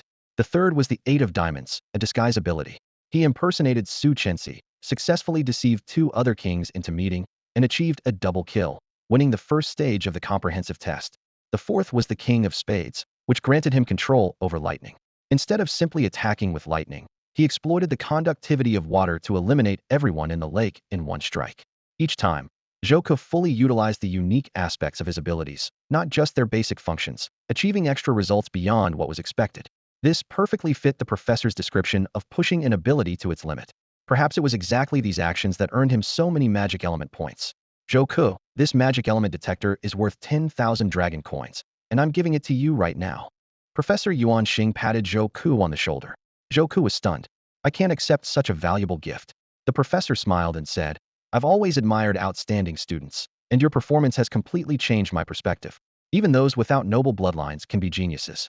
I should be thanking you for attending my class. This is a personal token of my appreciation. You must accept it, the professor insisted. From now on, you can check your magic element points anytime, anywhere. It's really convenient. Zhou couldn't refuse any further and accepted it, expressing his gratitude. Thank you, Professor. I'll always remember your kindness. With this tool, things would indeed be much easier in the future. Despite his magic element level skyrocketing and receiving the detector, Zhou wasn't particularly happy. The first prophecy of the prophet's skull had just come true, revealing his current magic element level as 87. This meant the second prophecy was approaching. Zhou gripped the lighter in his pocket tightly. Along with the lighter, he also had a bottle of fireproof potion, an item had obtained during the comprehensive test that had helped him survive a fire. After the prophet's skull predicted he would need the lighter, Zhou made sure to prepare for every possibility. He had the tool to start a fire, so he needed one to prevent burns as well. He learned that the school laboratory had the potion, and coincidentally, the student on duty that day was a young girl who happened to be his fan. Using a combination of charm, sleight of hand, and persuasion, he managed to borrow the fireproof potion from her. Oh, right, Zhou, you still haven't completed the attack test on the dummy. I need to get you a better magic artifact, Professor Yuan Xing said, pulling a crystal ball from beneath the podium. The broken one from earlier was meant for students with magic element levels below 50, so of course it exploded when you used it. This one is suitable for those with levels between 50 and 100. Here, take it. The professor handed the new crystal ball artifact to Zhou. Zhou took the crystal ball and immediately felt an unprecedented sense of stability. Unlike the previous one that trembled and threatened to explode, this magical artifact emitted a gentle, soft glow. Clutching the crystal ball tightly with both hands, Zhou fixed his gaze on the mannequin ahead, his eyes gradually filling with a sharp, deadly intent. The magical energy within him surged, quickly gathering at the center of the crystal ball. With a slicing sound, a massive blade of wind formed before him and slashed toward the mannequin's chest. The power behind this attack far surpassed what Yi Lingtian and Su Qinxi had shown earlier. The wind blade struck its target with a screech, its force slamming the mannequin against the classroom wall. The impact left the wall covered in spiderweb cracks, and Zhou's blow nearly shattered it to pieces. Excellent. Yuan Xing broke into enthusiastic applause, ignoring the classroom's destruction. I've never seen such strengthful marks. Just as Zhou was about to withdraw his power, the mannequin on the ground suddenly moved. With a thud, it jerked upright, stunning everyone in the room. Did it come to life? One student muttered in disbelief. The mannequin slowly stood up and opened its eyes, which glowed crimson. Its joints creaked as it spoke in a chilling, hollow voice. The living must die? With that, it lunged straight for Zhou. Anticipating trouble, Zhou dodged easily to the side. Having sensed something was off the moment he first saw the training mannequin, the yellowed bandages and decaying flesh were unmistakably similar to the undead creature's head faced in the comprehensive assessment. This undead was far stronger than those he had encountered in the warehouse, with greater speed and sharper reflexes. As soon as Zhou regained his footing, it attacked again. He reached for his lighter, remembering Tang Xin's advice that only fire could truly destroy the undead, but before he could act, Professor Yuan Xing rushed in front of him. Watch out, get back! Yuan Xing shouted. Realizing that a spade-class divine card professor was present, Zhou immediately stepped aside. The undead, blocked from its prey, turned its fury on Yuan Xing. The professor gripped the spade 2 divine card and shouted, Spade shatter 1,000 troops. Twin blades sever the enemy's soul. With a snap, the corpse jerked violently, stumbling for a moment before quickly regaining its original speed and lunging straight at Yuan Xing without hesitation. Ah! Yuan Xing cried out in shock, completely unprepared for the dead man's sudden movement. He was getting old, and his reactions were slow, could only watch as the creature sank its teeth deep into his shoulder. The students around them froze in disbelief, unable to process what they were seeing. How was this possible? Professor Yuan Xing's Spade 2 divine card was supposed to instantly kill any living target. Why hadn't this monster been harmed at all? Zhou's expression changed sharply. He wasn't startled by the zombie's attack, but rather by how clueless his classmates and even Professor Yuan Xing seemed. What's wrong with you all? Don't you know this thing can't be killed? He shouted. The students looked confused and shook their heads, clearly not understanding what he meant. Zhou felt a chill run through him. Could it be that even Professor Yuan Xing didn't know what a zombie was? He pressed on urgently. Professor, do you not know what a zombie is? Yuan Xing was still struggling, using the power of his card to barely push the creature back a step. His face was flushed with exertion, eyes blazing with anger. I have no idea what a zombie is. he yelled, a look of disbelief on his face as if he simply couldn't accept that his divine card was useless against this bandaged monster. In a frenzy, he kept attacking, unleashing wave after wave of supernatural power, but nothing even scratched the creature. In fact, it only grew more ferocious and aggressive. Suddenly, the zombie gained the upper hand and bit Yuan Xing's arm again, blood spurting everywhere as the situation became dire. Stop! Zombies can't be killed. They aren't even alive. Zhou Ke shouted desperately. But Professor Yuan Xing was in no state to listen. Overwhelmed by pain and blood loss, he was on the brink of collapse, his face twisted in agony and madness. Still, his eyes burned with rage at the creature. Why? Zhou Ke was stunned, a flood of emotions washing over him. How could Professor Yuan Xing not know the nature of this monster? He was supposed to be a master of divine cards. The other students were gripped by terror. Some of the quicker ones had already run out of the classroom to find help. Zhou Ke glanced around at his classmates, their confusion leaving him even more baffled. Did none of them know what a zombie was? He closed his eyes and tried to calm himself. Soon, the answer became clear. After leaving the mock exam hall, he had read through countless books and materials, but not a single one explained zombies in detail. He knew about them only because Tang Xian had told him. If he hadn't met Tang Xian, he would have been just as lost as the others, completely clueless about the creature before them. Zhou Ke quickly realized something else. Tang Xian had once told him that fire was the only way to destroy a zombie. And now, he was the only one who knew. With this realization, Zhou Ke's eyes hardened with determination. He immediately turned to Su Qinxi, who was raising her spade Q divine card, ready to join the fight. Stop! Don't attack that thing! Zhou Ke called out urgently. Su Qinxi, take the professor and the others, and get out of here right now. Su Qinxi hesitated, clearly caught off guard. What about you? Don't worry, I have a plan, Zhou Ke replied, a faint smile on his lips. He stepped forward, blocking the zombie's path, clearly ready to draw its attention. If I'm right, you're after me, aren't you? The zombie abruptly halted and turned its stiff body toward Zhou Ke. It stared at him for half a second, then lunged without hesitation. Zhou Ke gripped his lighter tightly, a quiet smile in his heart. Got you. Fire can work miracles, and this ugly monster was about to face a trial by flame. Hiss, hiss, hiss. The undead let out a strange sound as it lunged at Zhou Ke, its sharp teeth glinting with a sinister light. Zhou Ke swiftly leaned to the side, dodging the foul, gaping mouth that snapped toward him.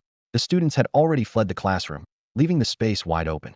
Now, Zhou Ke finally had room to move, ready to face the terrifying creature he'd. He pulled a bottle from his pocket, unscrewed the cap, and gulped down the fireproof potion in one go. The cap clattered to the floor, and the glass bottle shattered with a crisp sound. Warmth quickly spread through his body, and Zhou Ke felt a strange surge of power coursing inside him. The potion was working. At this moment, no flame could harm him. He raised his lighter slightly, his gaze steady and focused. Tang Xian had once told him that only fire could destroy these undead. Back then, with so many of them around, Zhou Ke hadn't dared to risk igniting anything. But now, the time had finally come to put that theory to the test. Tang Xian, I hope you're right, Zhou Ke muttered under his breath. He suddenly tossed the lighter into the air. It spun, the silver casing catching the faintest glint of light. Time seemed to freeze. Even the undead hesitated for a split second. Zhou Ke lunged toward the podium, grabbing the crystal orb that sat atop it. He knew he couldn't rely on the lighter alone. A spark might cause an explosion, but the resulting fireball would only be about 30 centimeters across. That might be enough to deal with an undead wrapped in flammable rags, but Zhou Ke wanted a decisive victory. Clutching the crystal orb tightly, he focused his energy, channeling his magical force into it. Boom! A deafening blast erupted as the lighter warped and exploded. The small flame instantly ballooned into a massive fireball, the temperature soaring as if the very air had caught fire. The undead, finally sensing danger, let out a shrill screech and thrashed wildly, desperate to escape the center of the blaze. But no matter how it struggled, it couldn't outrun the explosion. The fireball expanded rapidly, engulfing the entire classroom. The rags burned away in an instant, and the undead's silhouette writhed and flailed in the flames, its decaying arms flapping helplessly like a broken puppet. Standing amid the inferno, Zhou Ke felt no pain, just a faint, tingling numbness. He watched calmly as the undead twisted in the fire, until the last of the cloth was consumed, revealing a pitch-black skull tattoo. So, it really is you lot, Zhou Ke said with a cold smirk, a glint of ice in his eyes. I told you, it doesn't matter how many you send. They'll kill every last one. The undead, still writhing in the flames, suddenly went still and let out a low, guttural hiss. Its hollow eyes locked onto Zhou Ke, and its shriveled mouth slowly opened. In a raspy voice, it said, for a greater purpose. Hearing this, Zhou Ke frowned, suspicion rising in his heart. He stayed on guard, slowly approaching, ready for any sudden attack. The undead suddenly lunged, gripping Zhou Ke's shoulders with both hands, but it didn't attack. Instead, its eyes glowed red, locking onto him with an unwavering stare. For a greater purpose, it whispered, and with those final words, its strength gave out. It collapsed to the floor, motionless. Joka stood there for a moment, a trace of doubt in his eyes. You're just a corpse. What purpose could you possibly have? He stared at the body, lost in thought. Suddenly, the flames surged again, swallowing the entire classroom. Desks and chairs were reduced to ashes. Outside the classroom, countless students stared unblinkingly at the tightly shut door, terror written all over their faces. Flames roared through the classroom, orange-red light flickering through the cracks in the windows, casting a ghastly glow on everyone's horrified expressions. Has Joka lost his mind? Is he planning to die with that monster? Someone cried out, disbelief thick in their voice. No way. Su Chinsi stood at the front of the crowd, eyes fixed on the door that looked ready to collapse at any second. He's the most talented person I've ever met. Joka will be fine. Despite her steady tone, her clenched fists, knuckles white, sweat beading on her brow, and lips trembling betrayed the anxiety she felt inside. The same question echoed in everyone's minds. Who would walk out of that door alive, Joka or the monster? Bang! The door was flung open, and thick smoke billowed out. A staggering figure appeared in the doorway. A living corpse. Someone screamed in terror from the crowd. Oh, the living must die. The zombie swung its charred arms, letting out a chilling howl as it lunged at the students. Just as everyone's faces drained of color and they braced themselves to run. Ha ha ha, relax. I'm just messing with you. A familiar voice rang out from behind the zombie. Joke's head suddenly popped out from behind the creature. He let go of its arm and casually tossed the corpse to the floor, where it landed with a heavy thud. No need to worry, it's really dead. Joka nudged the burnt corpse with his toe, sounding utterly unconcerned. Behind him, the classroom was still ablaze, the firelight illuminating his profile as a breeze ruffled his slightly messy hair. He stretched lazily, looking completely unscathed, as if had just finished an ordinary test, not survived a life-or-death crisis. Su Chinsi's mouth twitched as she looked at Joke's relaxed demeanor, caught somewhere between exasperation and laughter. Even in a moment like this, he still had the nerve to joke around. The campus fire brigade, seeing Joka safe, rushed into the classroom to put out the flames, the sound of water hoses and shouted commands filling the air. With his backpack slung over one shoulder and a bulging bag of snacks in hand, Joka pushed open the dorm room door. Welcome back, superstar. A teasing voice called out immediately. Zhang Yang grinned widely, shoving his phone in Joke's face. You're on the campus confession wall again, man. What? Joka frowned, taking the phone. On the screen was the latest post from the campus confession wall. Confession time. To Joku from the elite clash, save the professor and the whole class from a terrifying monster. And honestly, he looked so cool when he came out. Beneath the post was a meme of Joku, love, superfan, with an exaggerated heart. The comments were blowing up. Is this for real? I heard even Professor Yuan Xing from the Spade department couldn't hurt that monster. But Joka took it down by himself? It's true, I saw it with my own eyes. I even took pictures. It's true, I saw it myself. I'm in Joke's class. It's true, I saw it myself. In the classroom blackboard. Traditional medicine for men's health. Details WeChat XXXXX. Joka shook his head helplessly and handed the phone back to Zhang Yang. How do you manage to look this cool just by going to class? Zhang Yang laughed, scrolling through the screen. You've already made the campus trending list so many times. There was the citywide blackout when you first enrolled, then the 3 rounds of freshman assessments, and now today's class. He pulled up another page. You're number 1 on the school popularity ranking. This was a student-made chart listing the most popular students on campus. Before Joku enrolled, the top spot rotated among Li Hanfeng, Zhuang Xingyao, and Lu Yingming. After Su Chinsi joined, she briefly took first place. Now, Joke's name was at the very top, with a popularity score more than double that of second place, Zhuang Xingyao. I don't care about that stuff, Joka said, stuffing the phone back into Zhang Yang's hands and handing him the bag of snacks. What's this? Zhang Yang blinked in confusion. It's for you. A flicker of excitement flashed in Zhang Yang's eyes. Exactly, he said, quickly snatching the snacks from Joke's hands. Is this your way of thanking me for the sacrifice I made for you during the comprehensive assessment? Grinning, he tore open a bag of chips and poured them all into his mouth without hesitation. We're friends, aren't we? Just let me borrow your homework from time to time, and we'll call it even. Joka sighed helplessly. We're not even in the same class. How am I supposed to lend you my homework? After the 3 major entrance assessments, Joku had easily secured a place in the top-tier elite class as the highest scorer in the grade, while Zhang Yang and Tang Xian had ended up in a regular class. The school, with no better option, had to rank students according to their bloodline test and their scores from the first round of the comprehensive assessment. Joka glanced at the chips in his hand with a quiet sigh, but couldn't help recalling the last thing the living dead had said for a greater purpose. What did that mean? Was it the living dead's purpose, or the Skull Society's goal? He frowned, the answer already forming in his mind. The black skull symbol on that living dead's body clearly marked it as a member of the Skull Society. and the Skull Society had never stopped hunting him. Living dead Zhou suddenly stood up, his expression turning serious. I need to find Tang Xin and ask her a few things. Zhang Yang kept munching on his chips, speaking with his mouth full. Where are you going? I'm going to see Tang Xin. There's something I need to ask her. Zhou didn't look back as he strode toward the door. As he passed the school infirmary, Zhou unconsciously slowed his pace. He stopped, as if suddenly remembering something. Maybe, before I talk to Tang Xin, I should check on that person first.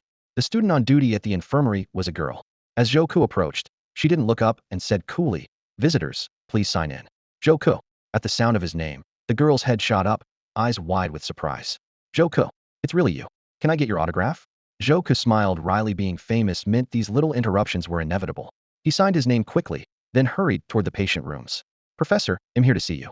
Zhou entered the room, set down a bouquet of flowers, and looked at Professor Yuan Xing lying in bed. The professor was covered in bite marks. When he saw Zhou, he tried with difficulty to sit up. "Please, Professor, just stay in bed," Zhou said quickly, gesturing for him to lie back down. "I never expected something like this to happen in class today." Professor Yuan shook his head. That mannequin actually came to life. Zhou paused, a trace of doubt in his eyes. "Professor, do you really not know what a living dead is?" "Living dead?" Professor Yuan looked genuinely puzzled. "I've never heard that term before. Are you talking about the teaching mannequin? We've used it for years without incident. This is the first time anything's happened." Zhou frowned, clearly dissatisfied with the answer. He shook his head and asked, "Professor, do you know the phrase for a greater purpose?" As soon as the words left his mouth, Professor Yuan's expression changed dramatically. His pupils contracted, and he began coughing nervously, fear filling his eyes. Where did you hear that?" "The mannequin," Zhou replied bluntly. "It said those words." Professor Yuan's eyes widened in disbelief. "Zhou, that phrase is the Skull Society's motto. Every time they kill, they say it." Zhou's heart began to race.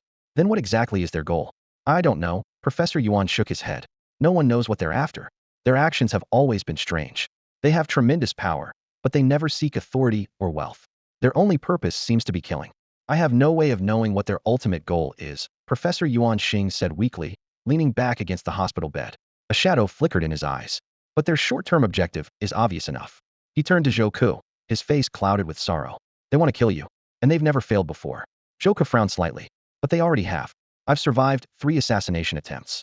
The memories flashed vividly in his mind. The hooded figure shot dead during Russian roulette. The tentacled creature whose throat had slit on the subway. And today, the undead assassin. "You're wrong." Professor Yuan Xing's voice suddenly grew stern. "You haven't escaped at all. Haven't you noticed? Every attacker they've sent was only half human, a monster. The Skull Society hasn't lost a single real member. That means the true killing blow is still to come." His expression grew even heavier. "The reason their motto is for a greater purpose is because they never act without meaning. These failed attempts on your life might have all been part of their plan." "On purpose?" Zhou was momentarily stunned. "You're the most talented student I've ever taught," Yuan Xing sighed. "The Skull Society has never failed, but I hope you'll be the exception." Zhou was silent for a long time. "Don't worry, Professor. More than anyone, I want to survive." He stood, bowing politely. "I'll let you rest now. There's a friend I need to visit." "Wait." Yuan Xing suddenly remembered something and began rummaging by the bedside. "Take this." Zhou accepted a small vial of purple potion. "I promised to reward the top student in class with a vial of essence," Yuan Xing said, pointing at the potion. "My memory's getting worse. I nearly forgot." "Thank you, Professor." After leaving the campus clinic, Zhou continued toward his next destination. Suddenly, an ethereal voice echoed, "You survived today." Zhou quickly ducked into a deserted corner and pulled the glowing green crystal skull from his backpack. "Would it kill you to give me a little warning next time?" "Oh, right, you are already dead. A ghost by nature." The prophet's skull ignored his teasing. "I'm glad you followed the prophecy. No one in that classroom could have handled that creature. If you hadn't brought the lighter, you'd have died at the hands of that undead, and the whole school would be reporting on your funeral." "All right, you've made your point," Zhou waved dismissively. "Is there something else?" "I suggest you give the essence potion to the girl you're about to visit." "Can't I keep it for myself?" Zhou probed. "Your essence level is rising rapidly. You don't need it at a lit, would just go to waste. Besides," the prophet's skull paused, "there's no need to pretend. You were already planning to give it away, so I can't hide anything from you." Zhou chuckled. The prophet's skull was silent for a moment. "I can tell you have another question." "Go ahead." "Divine relics really are incredible," Zhou sighed. "Then let me ask, what exactly must I do to achieve a divine card ascension?" "Want to hear it?" The voice dragged out the words, laced with a hint of provocation. Nope, not telling you." Zhou let out a sigh, a trace of helplessness crossing his face. But that feeling was quickly replaced by a complicated sense of anticipation. "Because you'll find out for yourself soon enough." Zhou raised an eyebrow, his heart skipping a beat. "What?" I said, The secret behind Shinpai Ascension is something you'll discover on your own. There's no need for me to tell you. Joka found it hard to believe. But isn't it said that no one knows how Shinpai Ascension works? The voice chuckled softly, tinged with a bit of disdain. That's just the conclusion you humans came to. It's what the textbooks say. In reality, some people have already figured out the trick to Shinpai Ascension, they just never made it public. So when will I find out? Joka pressed further. The skull was silent for a moment, as if pondering how to answer, then spoke in a low, distant tone. When you're struck by an unbreakable death curse and pushed to the very edge of life and death, that's when you'll know. After that, you'll find the way to ascend your Shinpai. Joka quickly asked, how soon do you mean? How long until that happens? Very soon, sooner than you think. The skull paused, its deep voice echoing like a prophecy. Within a month, give or take. As he nodded, Joka swiftly pulled out his phone, opened his notes app, tapped to create a new note, and typed. Prophecies from the talking skull. He typed rapidly. Within a month, I will be hit by a death curse that can't be undone. After that, you'll discover the secret to Shinpai Ascension. What are you doing? The prophet's skull sounded a little surprised. A dull pencil is better than a sharp memory. Huh? I have to admit, you're pretty impressive for a skull. Joka shrugged, a slight smile tugging at the corners of his mouth. No wonder you're one of the 14 divine relics. Both of your prophecies have already come true. If I hadn't followed your advice and brought a lighter, I'd probably be dead by now. So I plan to write down everything important you say and follow it to the letter. The prophet's skull was silent for 2 seconds, as if thinking, then said, you're an interesting human, smarter than the others I've met. In that case, let me give you one more piece of advice. Joke's gaze locked onto its empty eye sockets. Go ahead. Don't agree to that girl's request. Joku immediately typed into his notes. Don't agree to Tang Xin's request to stay alive. That girl is Tang Xian, right? He asked as he typed. Don't worry, they'll listen to you. Whatever she asks, they'll say no. Aren't you curious why? The prophet's skull seemed to let out a cold laugh. I figured I'd wait for you to tell me. Joku replied with a wry smile. I'm just trying to stay alive, after all. He didn't bother trying to decipher the skull's prophecies anymore. It didn't matter one way or another, they always came true. He put the prophet's skull away, turned to leave, but suddenly heard a familiar shrill voice. Hello, my child. Do you remember me? Joke's brows instantly furrowed as another deity appeared before him, the trickster god. What are you doing here? He couldn't help but sigh. There was a hint of mischief in the trickster god's voice. I just got a little jealous seeing you get so chummy with the other gods. You're jealous of other gods? Joko asked, a bit speechless. That so-called prophet is just a skull, isn't she? The trickster god laughed. Not quite. The trickster god suddenly corrected him. She was a stunning beauty when she was alive. What? Joku was stunned. You're saying the prophet's skull belonged to a woman? The trickster god snorted and continued, gods don't have genders. But by human standards, she was definitely a beauty in her lifetime. Joku shook his head, exasperated. Doesn't matter. She's just a skull now anyway. Suddenly, a thought struck him and he asked, if I manage to ascend my Shinpai, what happens? Will my abilities get stronger? The trickster god let out a shrill laugh. You finally asked. If you ascend your Shinpai, every ability you draw will be at the ascended level. That's the strongest you can get. Not only that, maybe the restrictions on triggering abilities, the random selection mechanism, and even the one-use only limitation might all be lifted. After that, you'd truly become someone with 52 different powers, a real all-rounder. That strong? At this moment, Joka suddenly felt an overwhelming desire to ascend to God tier. If he could break those restrictions, he would truly become the master of all 52 abilities. Armed with crucial information from the God of Clowns, Joka walked confidently toward Tang Xin's classroom.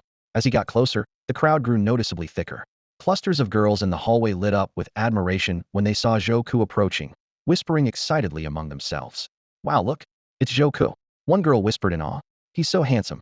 What's he doing in the regular class? Maybe he's here to see someone? Another girl guessed eagerly. Joku sighed softly, tuning out the noise. He finally understood why Su Chenxi always wore a black mask. Being famous made it almost impossible to go unnoticed. Inside the regular classroom, Tang Xian was surrounded by several girls, chatting animatedly. What should we eat tonight since there are no more classes? I want to go to that barbecue place outside the school. One girl suggested excitedly. Tang Xian, it's your birthday today, right? Did you get any gifts from boys? Another girl asked curiously. Tang Xian scratched her head, a bit embarrassed. I just started school. Who would give me a present? No way. You're so cute. Before the girl could finish, her friend interrupted. Look outside. A girl cried, pointing out the window. Outside, Joku was leaning casually against the wall, his relaxed posture exuding a magnetic presence. Oh my god, it's Joku. He's at our class. The girls exploded with excitement. Tang Xian, is he here for you? I heard you two were teammates during the freshman test. I can't believe he remembered your birthday. Tang Xian was suddenly the center of attention, her cheeks turning bright red as she almost dashed out of the classroom. Joku sighed inwardly. He hadn't expected his appearance to cause such a stir. If had known, He would have arranged to meet Tang Xian somewhere else. But before he could start looking for her, Tang Xian appeared right in front of him. "Zhouke, you wanted to see me?" she asked, trying to steady her breath, but her excitement was obvious. "There are too many people here. Let's talk somewhere else." Zhouke took her by the wrist and led her away from the noisy hallway.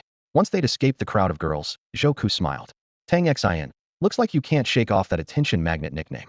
Tang Xian patted her flushed cheeks. "Can't help it. Zhouke, you're basically a celebrity now. Honestly, being the center of attention isn't so bad." Seeing Tang Xian so cheerful, Zhouke couldn't help recalling the scene from the comprehensive test, her small figure holding a bomb, sacrificing herself for him, ending up charred and broken. He felt a pang of sadness and pulled a bottle of mana essence from his pocket. "Here, a gift for you." Zhouke handed her the potion. Tang Xin's eyes lit up. "Wow. Zhouke, how did you know today's my birthday?" "Thank you so much." "Birthday?" Zhouke was briefly taken aback. "Skullhead, you're something else," he muttered. The seer's skull had suggested he give Tang Xian the potion, hadn't expected it to actually be her birthday. Was this all part of the seer's calculations too? He cleared his throat and said, "Happy birthday." Of course, Zhouke's real reason for coming wasn't just to give a gif, they wanted to find out how Tang Xian knew about the undead. Making her happy first would make it easier to get her talking. Tang Xian couldn't stop playing with the bottle. "I heard this potion can boost your mana level fast, and it tastes great too." She couldn't wait to pop the cork. "Zhouke, I'm going to try it." Zhouke nodded. "Go ahead, it's yours."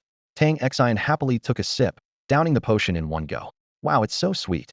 "Thank you, Zhouke." Suddenly, she seemed to remember something. "Oh, Zhouke, I have a favor to ask." "What is it?"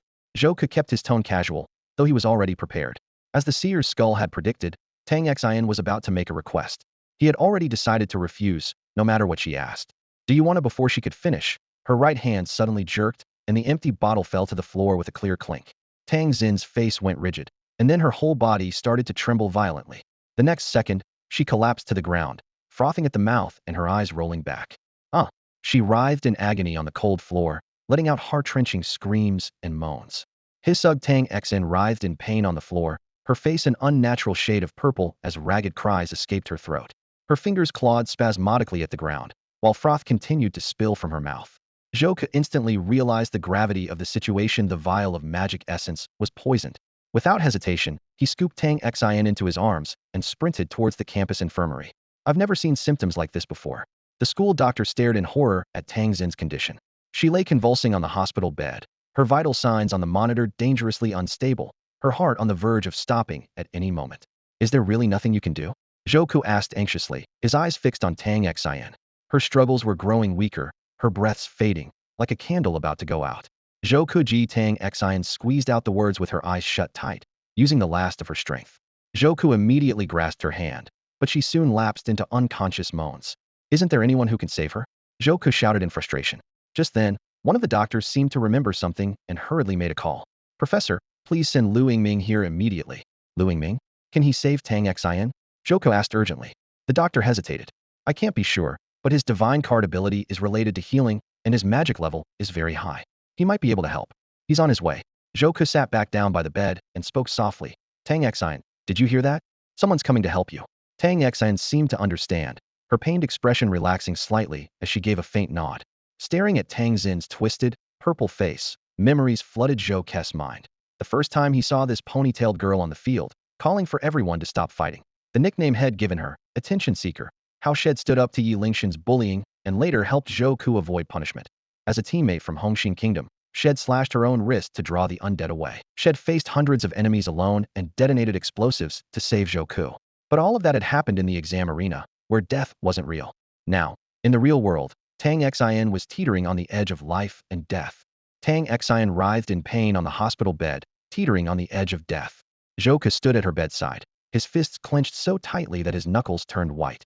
As he watched the life signs on the monitor steadily decline, agony twisted inside him like a knife. With a loud thud, Zhouke suddenly dropped to his knees and pounded the floor. Under the harsh hospital lights, the face once praised as a genius was now etched with helplessness and despair.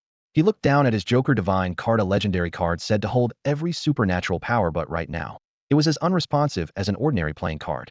Professor Chen Yun's words from a few days ago echoed in his mind. People can never refuse the temptation of power. One day, you'll desperately wish to become a god. Back then, Zhouke hadn't taken it to heart. But now, as he stared at Tang Xian, who could slip away forever at any moment, he finally understood the weight of those words. If only his divine card was a higher level, if only he could wield its powerful abilities at will, maybe he could save Tang Xian from death as easily as a god. But at this moment, he hadn't even figured out how to activate the card, let alone use those rare, one-time supernatural abilities. Just as Zhou Ku was drowning in despair, the door to the hospital room was flung open. Senior Lu Yingming hurried to the bedside, his usually expressionless face now clouded with concern. "Senior, please save her," Zhou Ku pleaded desperately. Lu Yingming examined Tang Xian carefully, his brow furrowing deeper. "What kind of poison is this? I've never seen anything like it." Seeing even his senior so unsettled, Zhou Ke's heart sank. But Lu Yingming didn't give up. He pulled out his own silver tin of diamonds divine card, ready to try its purification power. Diamonds transform all things, 10 directions cleanse the dust. As he chanted, a gentle light enveloped Tang Xian. Her expression gradually relaxed, and the numbers on the monitor began to stabilize. Zhou Ke let out a long sigh of relief, though guilt still gnawed at him. His own joker could also become the 10 of diamonds, but he simply couldn't control its power. If Lu Yingming had arrived any later, he didn't dare finish the thought. But just as everyone believed the crisis had passed, a shrill alarm suddenly blared. Tang Xin's body convulsed violently, and she let out a scream of pain. Lu Yingming's face went pale. "No, it's not working. I made a mistake. I made a mistake. She's been poisoned, and it's not something that can be simply purified away. In fact, trying to do so would only accelerate her death." For the first time, Lu Yingming's voice trembled, revealing a level of anxiety had never shown before. "What?" Zhou Ke stared at him in shock. "Even you, a silver-ranked healer, can't save her?" Lu Yingming's face was pale, his hands clenched tightly, and a flash of deep fear appeared in his eyes. Tang Xin's screams were piercing, almost tearing the air apart. As she coughed violently, blood gushed from her mouth. Lu Yingming clutched his head and lowered it, his eyes unfocused and panicked. "These symptoms, this isn't right." His voice dropped, then abruptly paused. His eyes widened in sudden realization. "I remember now." He turned to Zhou Ku almost immediately, his voice urgent and resolute. "Only you can save her. What do I have to do?" Zhou Ku asked, his heart pounding in his chest. Lu Yingming answered without hesitation, his tone grave. "This poison is targeted. It's called a targeted toxin. Like an arrow, it can only be neutralized if it finds its target. It has to sense the target before it dissolves. And the target is you. Only by giving her a part of yourself can the poison be undone." "What? A part of me?" Zhou Ku was stunned, barely able to process it, but he quickly made up his mind. Without hesitation, he plucked a strand of hair from his head. Ignoring the blood that covered Tang Xian, Zhou Ke snatched the antidote vial from the school nurse, dissolved his hair into the liquid, and within seconds, knelt beside Tang Xian and gently fed her the medicine. Tang Xin's lips were already turning purple, her face twisted in pain, her body weak and trembling. Yet she still tried her best to swallow the liquid. Zhou Ke watched her, so tense he almost forgot to breathe. A few seconds later, Tang Xin's violent convulsions finally ceased. Her ragged breathing gradually steadied. The numbers on the medical monitors slowly stabilized as well. Tang Xian had finally been pulled back from the brink of death. Zhou Ke let out a sigh of relief, subconsciously touching his hair, while the school nurse wiped sweat from his brow. She shall need to rest for a while longer, but at least her life isn't in danger anymore. Outside the hospital room, Zhou Ke hurried down the hallway until he reached a quiet corner. Staring at the prophet's skull in his hand, he spoke in a cold voice. "Why did you lie to me?" The prophet's skull answered as calmly as ever. "I didn't lie to you." Zhou Ke gripped it tightly and raised it, his voice icy. "You're all-knowing. You knew there was poison in that vial of magical essence, so why did you have me give it to Tang Xian as a gift?" "I told you. All my advice is meant to keep you alive," the prophet's skull replied, its tone unchanged. "Everything else is irrelevant to me." Zhou Ke's face darkened, a flicker of anger in his eyes. "Then why not just tell me to throw it away?" The prophet's skull was silent for a moment, then answered softly, "I am all-knowing. That includes your inner thoughts. There's no need to keep up the act you put on in front of your senior or the nurse when you're with me." Zhou Ke's anger gradually faded, replaced by a cool wariness. "What are you getting at?"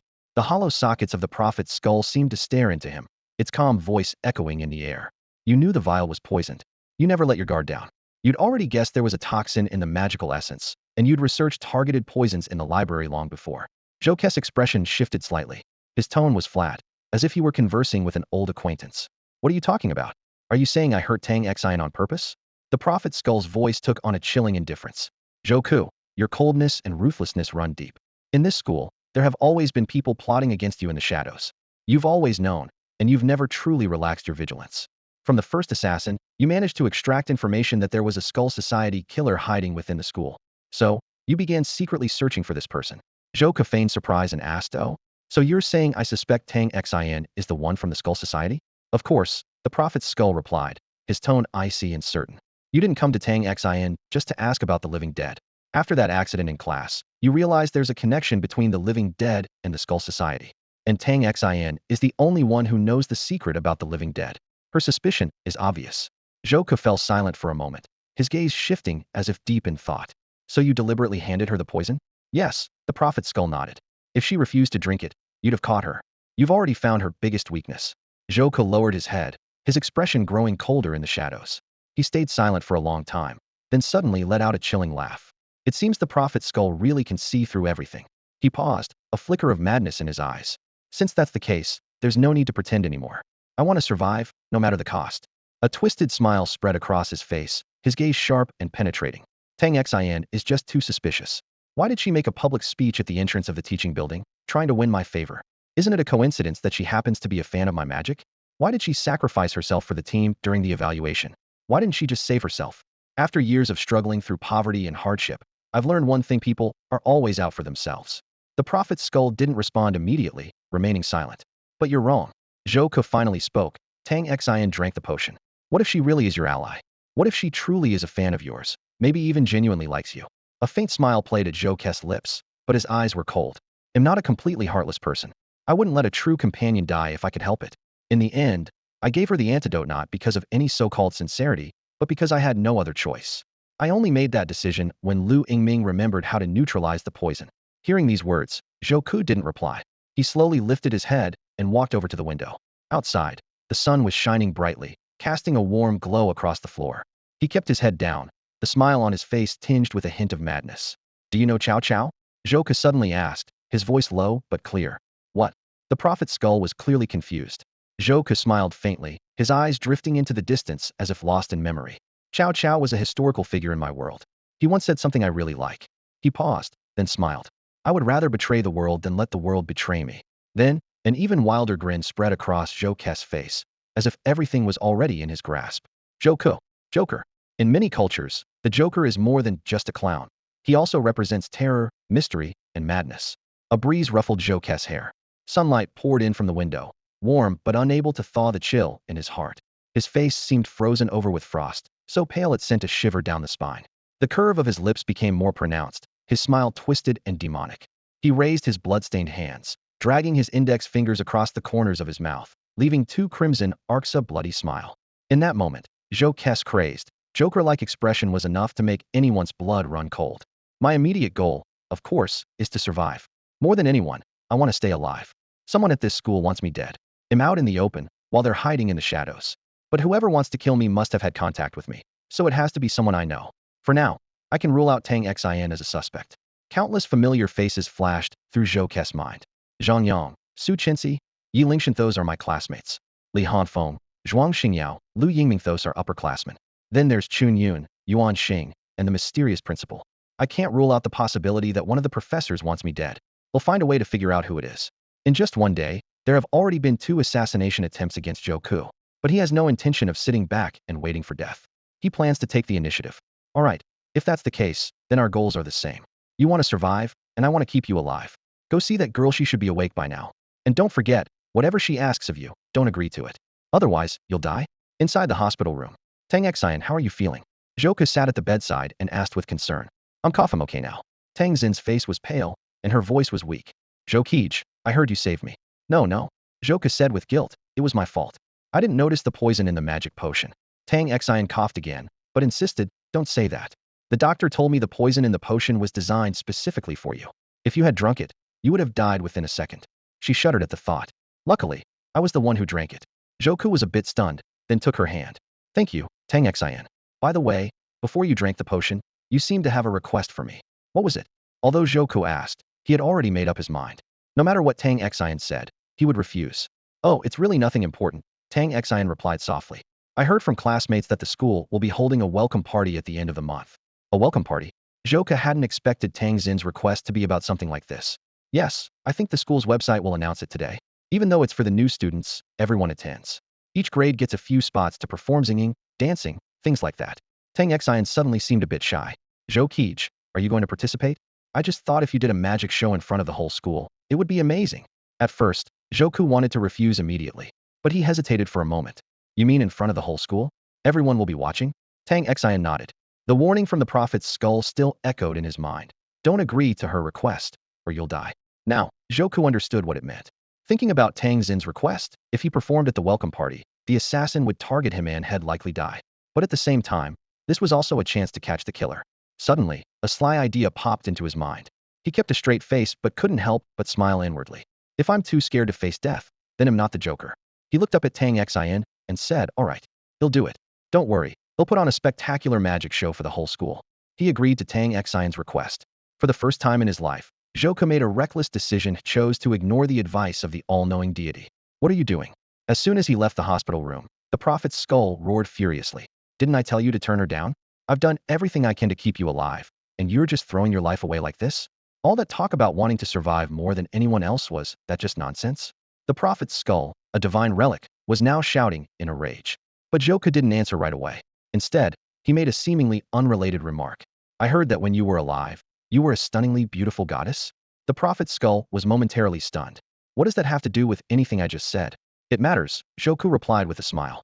Beautiful women aren't allowed to get angry. Madman. All right, enough joking around. Zhouku's tone turned serious. If you're still willing to talk to me, then my death isn't set in stone, is it? So, is the future, is fate, really certain for you? No. Fate is a matter of probability. What I saw is that if you refuse Tang Xin and stay out of the spotlight at the welcome party, you have a very high chance of surviving. And if I insist on attending the welcome party and winning the applause of the whole school, then your odds of survival are just 1 in 52. Zhouku smiled. That's good enough. Pretty decent odds, actually. What? Even if it were 1 in 1,000 or 1 in 10,000, I'd still take the risk. And I'm sure he'll win. 1 in 52? That's nothing. Hey, Skull, you are a divine relic, he'll give you that. Your ability to predict the future is impressive. But you're not the only divine relic in the world. You can see into the future, but you can't see past a future that's been altered. After saying this, Zhouku didn't wait for the skull to respond. He stuffed it back into his bag, pulled out his phone, and opened the memo where he recorded the skull's predictions. He added 2 lines. Attend the welcome party. Survival odds 1 in 52. He even bolded the number. 52, what a coincidence, he mused to himself. Hey, clown god. Zhouku found a quiet spot and called softly into the air. Here I am. Miss me already? I wanted to ask, if I use my divine card in front of everyone, how will it look to them? Oh ho, good question. Remember when you started school and had your bloodline tested? What did the machine say your divine card was? Zhouku nodded. Yeah, it said my card was the king of clubs. Exactly. That machine is the most sophisticated detector in all of Longhua, and even it couldn't pick up the clown card. So you can use it without worry. To everyone, people and machines Alakethiel, just see the king of clubs. Even if you shove the divine card in their faces, they'll just think you're using a special power from the king of clubs. Haven't you taken the basic Magitech course? Your classmates will just assume you're using some weird magical device. That makes things easier. Oh, so why are you asking? Because I'm planning to use my divine card in front of the whole school again. Oh ho, my child, did you forget something? The clown card isn't something you can just use whenever you want. To activate it, you have to meet a hidden trigger condition. I know that, Zhouku replied calmly, showing no sign of surprise. He gently traced the mysterious card with his fingers, a thoughtful glint in his eyes. So far, I've triggered the divine card's power 4 times. Although it happened passively each time, I've started to notice a pattern. His mind drifted back to the past, memories surfacing clearly. Back on my 18th birthday, when I first received the divine card, you told me that the condition to activate the Joker card was to remain hidden. Now, I think I figured out what that really means. I just need one more chance to be sure. Zhouku picked up his Joker card, his slender fingers skillfully manipulating it. The card spun at his fingertips, the dark red markings glinting in the light. With a snap, his fingers tightened, gripping one corner of the card with precision. Determination shone in his eyes. At the welcome party, he'll activate the divine card myself. He'll discover the true trigger for its power. He'll give the entire student body a flawless magic show. His voice grew more resolute. He'll connect the present to the future, breaking through the 1 in 50 odds. I will defy the prophet's skull's prediction off my death. Scene change. Inside a company building, a man hurried into an elevator. He was alone just as he wanted. Beat the man quickly swiped his divine card and pressed a floor button. The elevator descended slowly, the metal car humming softly. He kept glancing at his watch, his brow furrowed with anxiety. As the elevator neared its destination, he reached inside his jacket and smoothly pulled out a skull mask and slowly put it on. Ding, basement level 1, announced the electronic voice. Instead of the usual parking garage, the elevator doors opened to reveal a dim, shadowy room. There was no modern lighting, only rows of flickering candles casting eerie shadows on the walls. The man stepped inside, his shoes making soft sounds on the floor. In the center of the room stood a long table, surrounded by 6 other figures. all wearing skull masks.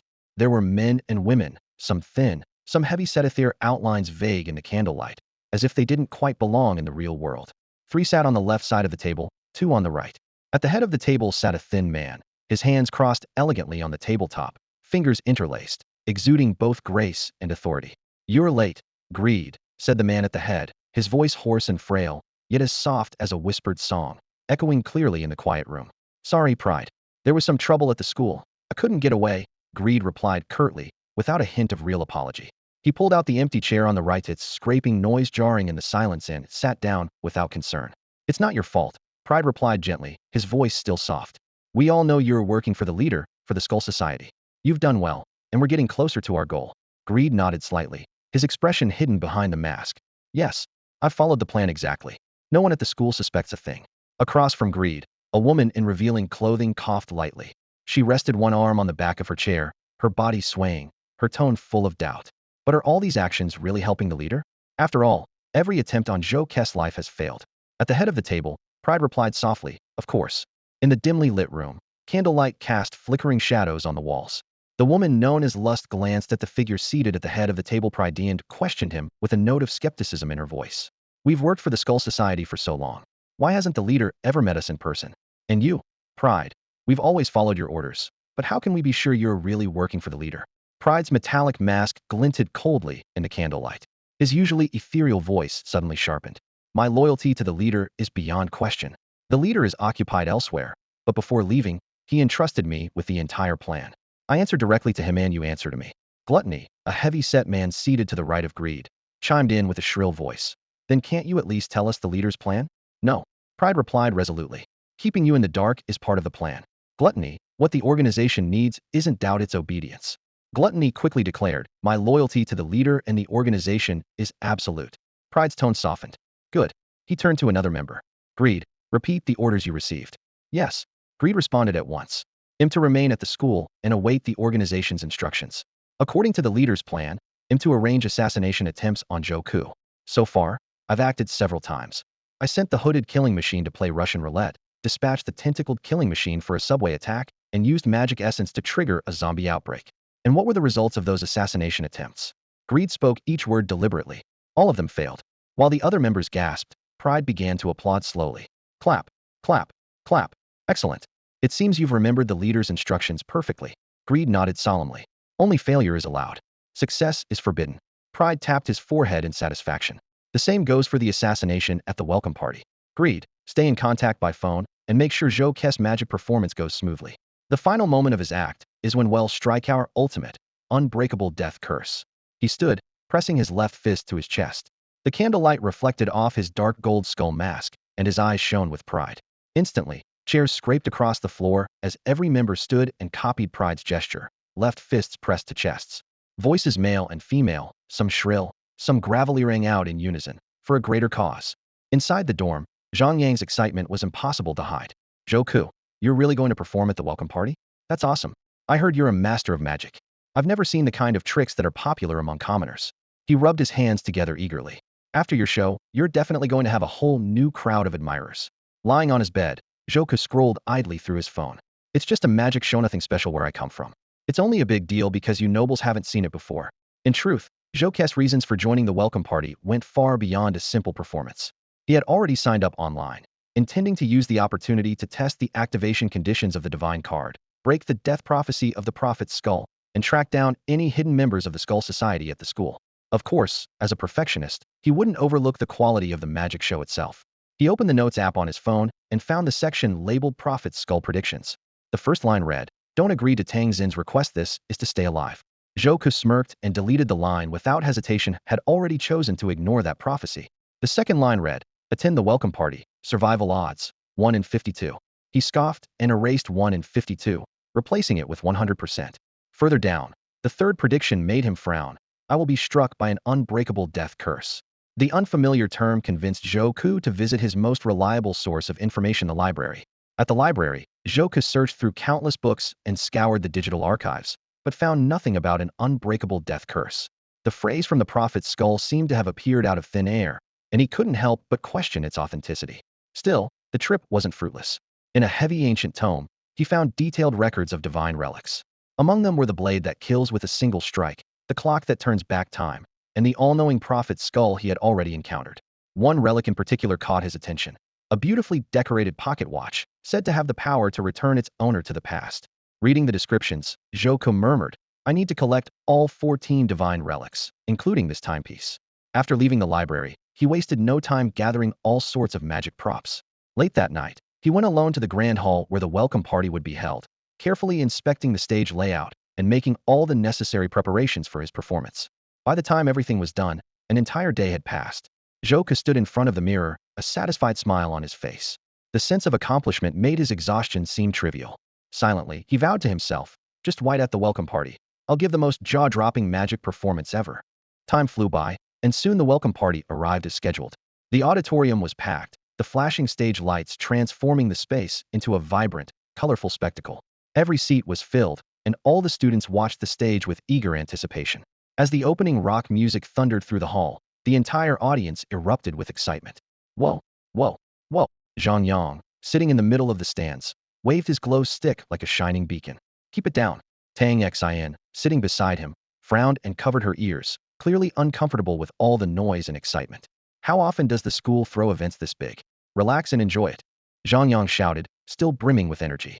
"By the way, hey Miss Attention Seeker, why didn't you sign up for a performance? Hiding in the audience isn't like you. Don't call me that, I have a name." Tang Xin sighed helplessly, her gaze drifting toward the backstage area. There, Joku was making his final preparations. She said softly, "Just like before, and better suited to being the audience for a great magician." Amid all the celebration, in a shadowy corner of the auditorium, a man stared intently at his phone, fingers flying across the keyboard. "The plan is proceeding smoothly. Joku is about to perform a dangerous magic trick. I've already sabotaged his props and placed a human killing machine in a spot where no one will notice, ready to strike at any moment." A reply came back within seconds. The man kept typing. "There are still a few details I don't understand. All these steps follow your instructions, and you're acting on the leader's orders, right?" "Of course. But didn't the leader say, 'Failure is allowed, success is not'?" "Yes, those were the exact words." The man hesitated for a moment, then sent another message. "But with this assassination plan, Joku is almost certain to die. My on-site assessment puts his chances of survival at almost zero." "You're right. The assassination details were arranged by the leader.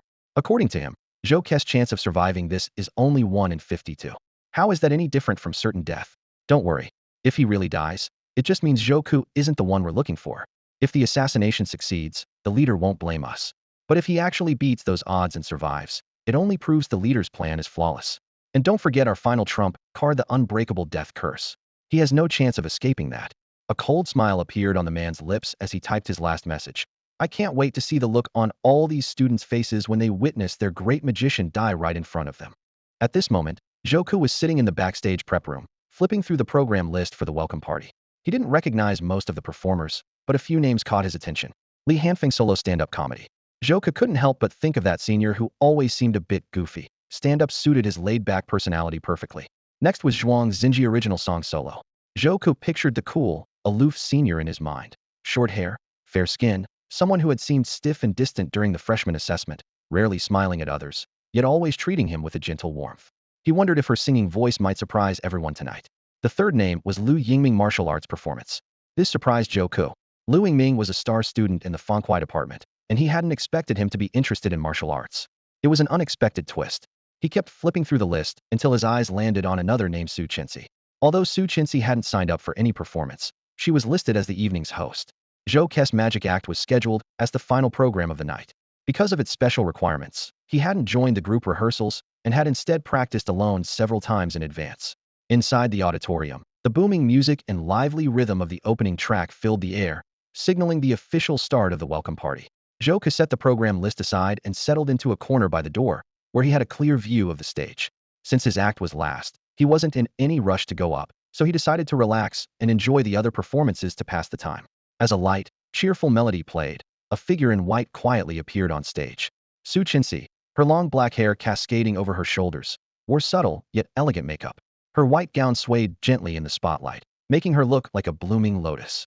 She walked gracefully to center stage, the lights following her every step, instantly drawing all eyes. Even though she wasn't performing, just standing there was enough to hold the entire audience's breath. Her presence was so commanding that people momentarily forgot they were there to support the other acts. Tonight, she was the center of attention. Su Chinsi spoke softly, her clear voice carrying through the microphone to every corner of the hall. Good evening, teachers and students.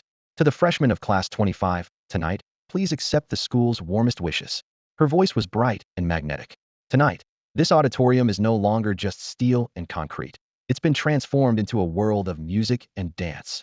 She paused, taking a deep breath before continuing. The roof above us has become a sky full of stars. As if on cue, the ceiling was lit up with sparkling lights, creating a dreamlike atmosphere. In the audience, students raised their glow sticks, swaying them gently in time with the music, turning the hall into a sea of sparkling color. This place carries countless youthful dreams. Her tone grew more passionate. Every one of those dreams can help you become a new star.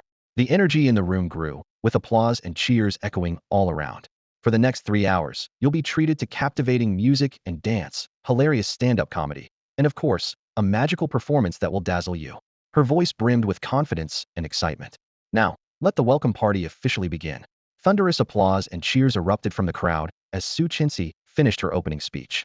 Even from backstage, Joku could feel the excitement in the air.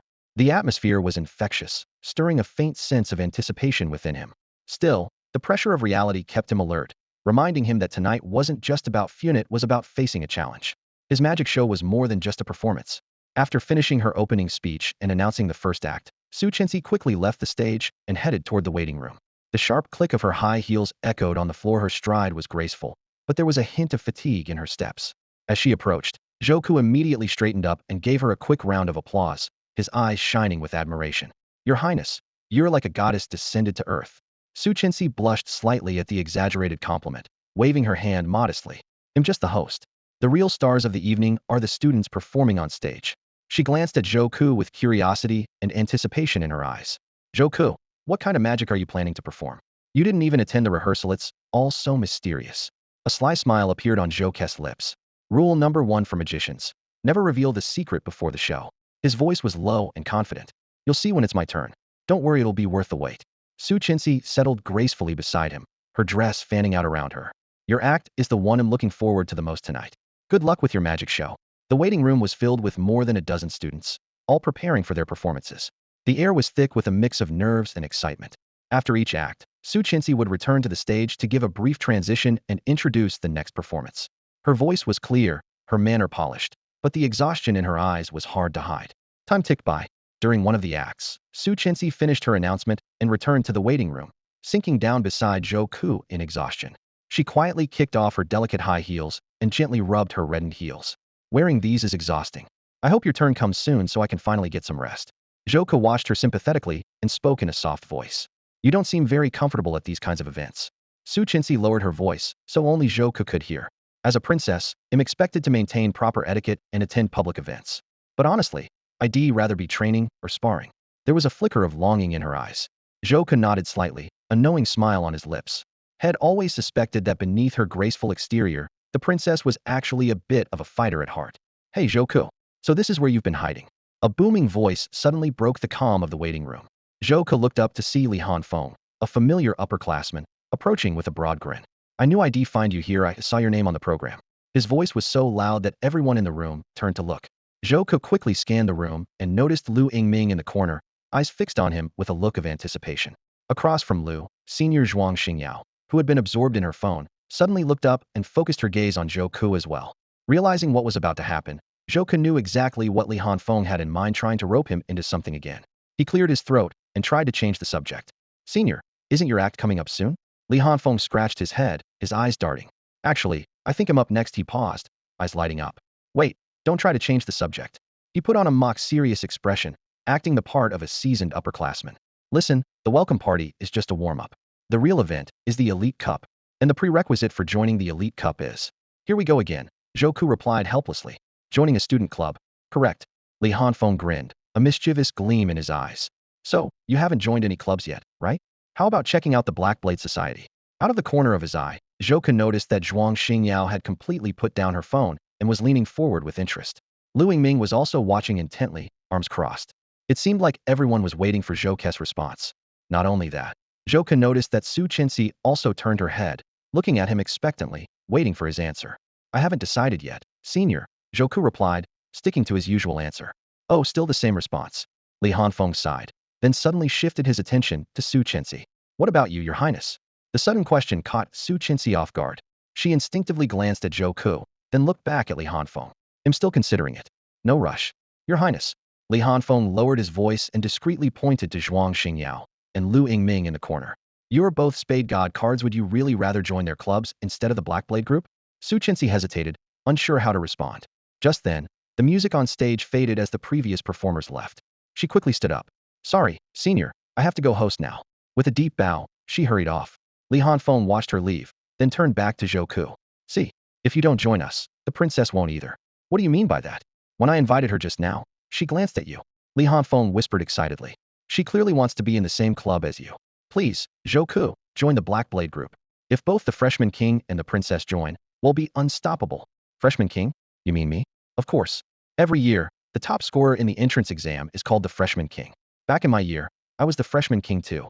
Li Hanfeng trailed off, lost in memories. From the stage, Su Chenxi's voice rang out. Will the next performer please come up? Senior? Zhou reminded him, pretending to be cautious. Aren't you up next? Li Hanfeng snapped back to reality. Oh no. He jumped up, tossed out a quick "we'll talk later," and dashed toward the stage. Watching him go, Zhou thought to himself, that personality really is perfect for stand-up comedy. Just then, Zhuang Xingyao and Lu Yingming both stood up. Facing each other, they seemed to realize they had the same idea. They stared each other down, neither willing to back off. Eventually, Lu Yingming noticed the red heart badge on Zhuang Xingyao's collar, sighed, and sat back down. Go ahead, ladies first. Zhuang Xingyao nodded politely and walked toward Zhou. Meanwhile, he was still focused on Li Hanfeng's stand-up routine on stage, completely unaware of the subtle tension behind him. To be fair, Senior Li really was a natural comedian. His jokes were a mix of original material and trending internet memes. Almost every punchline had the students doubled over with laughter. Once, a classmate asked me why my club was called the Black Blade Troupe. Was it because my ace card was the spade, or because my name had Feng in it? I laughed and replied, no, it's mainly because I'm dark-skinned, a black guy. Right then, the background music suddenly switched to Sunshine, Rainbow, Little White Horse, sending the whole crowd into fits of laughter. Zhou couldn't help but grin, ready to hear Li Hanfeng's next joke, when a cool, clear female voice sounded beside him. Excuse me, may I interrupt you for a moment? Zhou turned, and his gaze landed on the girl next to him. Senior Zhuang Xingyao wore her usual calm expression, her short hair neatly trimmed, her fair skin nearly glowing. For this welcome party, she had put on light makeup and carried a faint, pleasant scent. Zhou sighed and teased. Senior, you've already interrupted me. Bother asking? Zhuang Xingyao was momentarily startled, then quickly lowered her head and apologized sincerely. Sorry, my apologies. Zhou said frankly. Senior Zhuang, I already know why you're here. My answer is still the same as last time. Zhuang Xingyao shook her head and said seriously, no, you've misunderstood. I'm not here to ask you to join my club this time. Next week, the Qixin troupe is hosting a dance in the school's main building. I hope you'll come and take a look. Of course, it's just an invitation. Feel free to decline. She looked Zhou directly in the eyes, her expression earnest. Zhou replied, if it's just to have a look, then thank you for the invitation, senior. If I'm free, I'll definitely come. Off stage, Li Hanfeng delivered another joke, stirring up cheers from the crowd. Zhuang Xingyao returned to her seat. Senior Lu Yingming seemed ready to approach Zhou, but Zhou had already turned his attention back to the performance, clapping along from time to time. After a moment's hesitation, Lu Yingming decided not to interrupt and sat down. Time flew by, and before long, the welcome party was halfway through. On stage, Su Chenxi announced, let's welcome Senior Zhuang Xingyao to perform one of her original songs. Zhuang Xingyao straightened her outfit and strode confidently out of the prep room, showing no sign of nerves. As she stepped onto the stage, the audience erupted in cheers, every bit as enthusiastic as they had been for Li Hanfeng. The two traded microphones on stage, the spotlight shining on them both, each striking and beautiful in her own way. Su Chenxi returned to the prep room and sat beside Zhou, excitedly saying, Senior Zhuang Xingyao is so talented. She writes and composes all her own songs.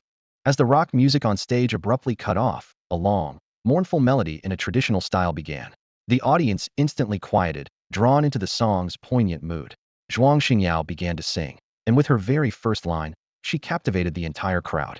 The audience waved their glow sticks wildly, some holding up colorful light boards with Zhuang Xingyao's name, swaying them back and forth. The song was elegant and melodious, truly beautiful. Girls in the audience screamed at the top of their lungs, not caring about their image, while the boys, fired up, took off their shirts and waved them overhead.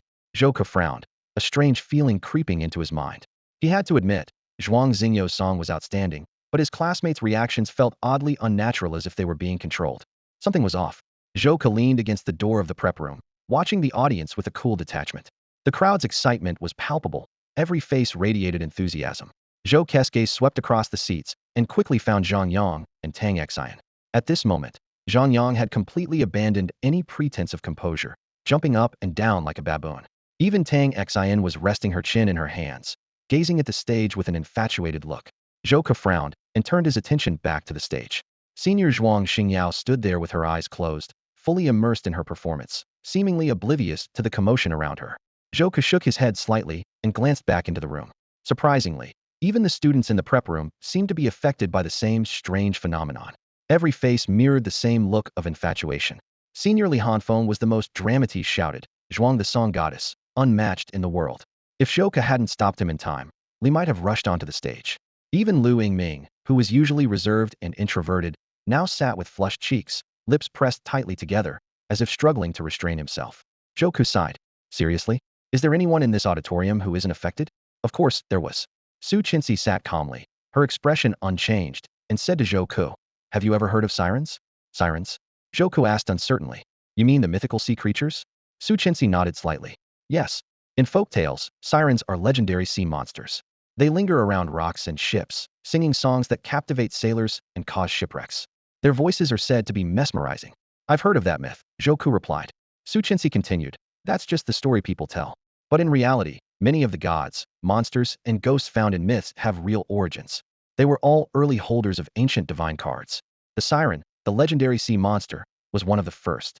Her card was the Jack of Hearts. In fact, she's said to be the ancestor of the Zhuang family, the House of Hearts.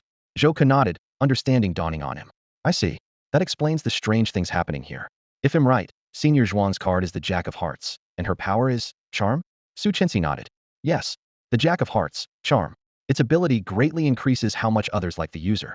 The card's power depends on its rank. At iron level, it only slightly boosts a single person's affection. Bronze makes everyone fall in love, even become obsessed. Silver allows for group-level charm, creating small-scale mania. But Senior Zhuang's card is gold rank. Her magic index is above 1,000, a terrifying number. If she used her power at full strength, she could make the entire school fall for her. Zhou Ke's expression changed slightly. That strong?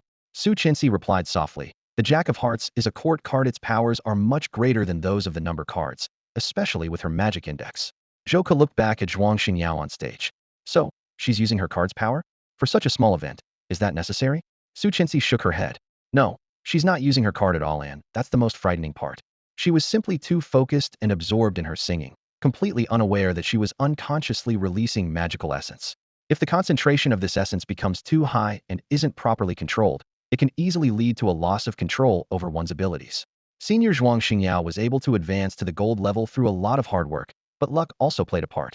As a result, she still hasn't fully mastered the power granted by her gold-level divine card. This has been a source of great frustration for her. Su Qinxi suddenly smiled. You know, Senior Zhuang wasn't always as distant and cold as she seems now. We've known each other since we were kids, and she used to be lively and enthusiastic. But after she lost control for the first time, everything changed. To avoid another incident, she had to close herself off from others, keeping everyone at arm's length. The aloof, unapproachable image she shows the world isn't really who she is. It's just her way of suppressing her own allure, trying to prevent something like today from happening again. Even so, she still can't completely stop the magical essence from affecting others. And despite this, people are still drawn to her. She's nearly always at the top of the school's popularity rankings. This is the power of a gold level, lettered card. No wonder she's called a princess, Zhou Ke said, clearly impressed by Su Qinxi's insight. Growing up with a noble education had obviously given her a wealth of knowledge, and he realized he was learning a lot just by talking with her. But what I'm really curious about, Zhou Ke continued calmly, is why you seem unaffected. You're a normal guy, aren't you? Yet you show no signs of being influenced at all. Su Qinxi blinked, studying Zhou Ke with a hint of curiosity. Honestly, I find it strange too. Senior Zhuang's singing really is beautiful. But aside from appreciating her voice, you didn't react at all, and that surprised me. Zhou Ke remained expressionless, his emotions unreadable. What about you, princess? You seem to be the second person here who's immune to her charm. Su Qinxi gave a small, confident smile. That's because of my bloodline. She paused, watching Zhou Ke for a reaction before continuing. Like Senior Zhuang, I also come from one of the 4 great noble families. But the Wang family's lineage is considered even more distinguished than the other 3. Do you remember the class suppression rule during the comprehensive test? That wasn't just for show. A higher bloodline can effectively resist the involuntary enchantment caused by uncontrolled magical essence. It clicked for Zhou Ku, and he understood what she was implying. He couldn't help but reflect calmly. Bloodline, huh? Su Chenxi's gaze became even more curious, as if she wanted to ask more, but she held back. She opened her mouth slightly, looking a bit puzzled, but ultimately decided not to press further. Zhou Ku sensed he was at a crossroads he couldn't avoid, but he didn't rush to respond. He still wasn't sure why he was immune, but he knew for certain he was no longer just an ordinary commoner. If anything could blur the line between commoners and nobles, it was probably these very clues the Skull Society's assassination attempt included that had started to make him question his own origins. As Zhou Ku's thoughts wandered, the music slowly faded and came to a gentle end. Su Chenxi's expression changed suddenly. She stood up abruptly. Sorry, we'll have to continue this conversation later. It's my turn to host on stage again. Zhuang Xingyou's singing stopped abruptly as the music faded away. The audience seemed to awaken from a collective trance, many of them returning to their seats with dazed expressions. Su Chenxi quickly stepped onto the stage, taking the microphone and smoothly introducing the next act in a calm, steady voice, skillfully easing the lingering tension in the room. The following performances took the stage one after another. Lu Yingming's martial arts display drew rounds of applause from the crowd, and by the time the final act approached, the entire auditorium was buzzing with excitement. For our last performance tonight, I'm sure everyone already knows the performer, Su Chenxi announced after clearing her throat. He's the only student from a civilian background, the sole winner of all 3 competitions, the undisputed Rookie of the Year, and the top name on our campus popularity chart. Please welcome Zhou Ku. The moment she finished speaking, the auditorium erupted in thunderous cheers. The response for Zhou Ku, the campus favorite, was several times more enthusiastic than it had been for Zhuang Xingyao. The audience became a sea of voices chanting Zhou Ku. Zhou Ku. Zhang Yang waved a glowing sign that read Zhou Ku. Love. Superfan. Even the usually composed Tang Xin wore an expression of eager anticipation. Meanwhile, in a corner of the hall, a man was quickly typing on his phone. It's Zhou Ke's act now. Are you sure nothing can go wrong? Yes, came the reply. I've already figured out Zhou Ke's magic routine. The humanoid killing machine is in position, hidden somewhere he would never expect. All eyes were fixed on the red curtain at the center of the stage as a countdown began. 3, 2, 1. But the curtain remained perfectly still. Zhou Ku did not appear. Su Chenxi stood at the side of the stage, looking puzzled. Suddenly, with a sharp snap, the entire auditorium was plunged into darkness. As the audience started whispering in confusion, there was another crisp sound, and a dazzling spotlight shot straight to the center of the curtain. Ladies and gentlemen, Zhou Ke's magnetic voice echoed from every direction. Let the magic begin. Elegant orchestral music filled the air as countless playing cards cascaded from above like a waterfall. 2 white doves swooped across the stage, each grabbing an end of the red curtain and pulling it aside. Behind the shimmering curtain of cards, Zhou Ku suddenly appeared. He wore a black and white formal robe adorned with silver sequins, gleaming under the lights. To everyone's amazement, he began to float gracefully over the audience, his robe and hair streaming behind him, drawing a storm of applause and cheers from the entire auditorium. Zhou Ku floated gracefully above the grand hall, circling once before descending slowly to the center of the stage, his toes touching down with elegant precision. The scene instantly electrified. The crowd glow sticks flickered like a sky full of stars, and the chant of Zhou Ku echoed throughout the venue. Bathed in the spotlight, Zhou Ku stood at the heart of everyone's attention. He offered a slight bow, and suddenly, a vibrant rose appeared in his hand. With a gentle toss, he sent it flying toward the audience. In a flash, dozens of fans sprang from their seats, scrambling to catch it. A frenzy even wilder than when Zhuang Xingyao lost control of her magic. Zhou Ku had poured his heart into preparing for this performance. Though his true goal was to uncover the trigger for the divine card and find a chance to escape death, he approached every detail with the care of a professional magician. His custom-tailored suit, perfectly styled hair, and flawless makeup all combined to give him the charisma of a true star. A gentle clap from Zhou Ku brought instant silence to the hall, though the excitement in the crowd's eyes burned brighter than ever. He spoke. Magic is the art that lets ordinary people create miracles. What you just saw was only an appetizer. The real show is about to begin. As his words faded, the stage began to tremble. The floor at the center split open, and a massive water tank slowly rose into view. 1 meter wide, 2.5 meters tall, filled with crystal clear water glowing with an eerie blue light. Then, with another loud boom, the spotlights shifted upward as a transparent glass box full of piranhas was slowly lowered from above. Ladies and gentlemen, Zhou Ku stepped forward. Ordinary magic isn't worthy of tonight's celebration. What I'm about to show you is a true test of life and death. His voice resonated through the hall. I will be bound, my mouth sealed, with no chance to use any tools. Then, He'll jump into the water tank and have just 1 minute to escape my restraints and survive. Noticing the uncertainty in the audience, Joku gestured to the glass box overhead. But that's not all. After 1 minute, the bottom of the piranha tank will automatically open. If I'm still underwater by then, these fierce predators will tear me apart. The background music surged as Joku's voice reached its peak. Ladies and gentlemen, welcome to my performance, The Ultimate Escape. Deadly escape, just as the name suggests. Most in the audience assume the escape means watching a magician break free from a water tank. But for Joku, that's only the beginning. The word deadly hints at something more. The real challenge isn't escaping the water tank, but surviving the assassination attempt set by the Skull Society lurking in the shadows. Joku walked slowly toward the stage, his steps light and measured. With each step up the stairs, he rose higher, drawing closer to the moment he'd planned for. The audience below was buzzing with excitement, eyes fixed on the stage, eager for the miracle about to unfold. At last, he reached the top of the stairs, standing before the clear, rippling surface of the water tank. Joku had already anticipated that the Skull Society might try anything, drowning him, sending someone to sabotage the act, or rigging the props with deadly traps. Yet none of these threats shook his confidence. No matter what schemes awaited him, he was certain he could outsmart them all. A faint, knowing smile appeared at the corner of his lips. Prophet's skull, you may see the future, but you're blind to your own fate being manipulated. You can calculate the odds, but you'll never know when the rules have changed. He unfastened 2 pairs of iron handcuffs from his belt and held them up for the audience to see, pulling on them to prove their strength. Joku fastened the cuffs tightly around his wrists and ankles, then wound the chains several times around himself, making sure there was no easy way out. Whispers rippled through the crowd. He's locked up so tight, he can't even use his magic cards now, can he? Is he really planning to break those chains by himself? I've heard of street performers picking locks, but can anyone really do it in a minute? If he drowns for real, that'll be a sight to see. Joku raised his chained hands. Ladies and gentlemen, if I fail to escape the tank within the time limit, the trick is a failure. His voice was calm, but the hint of a smirk lingered. And if that happens, they'll have to trouble you all for a proper funeral. Laughter swept through the hall. The audience thought it was just the magician's self-deprecating humor. Joku took a deep breath, held it, and closed his eyes. Then, with a powerful push, he launched himself forward and plunged into the tank. With a heavy splash, the magician vanished beneath the water. The cold instantly engulfed his body, sending a sharp chill through him.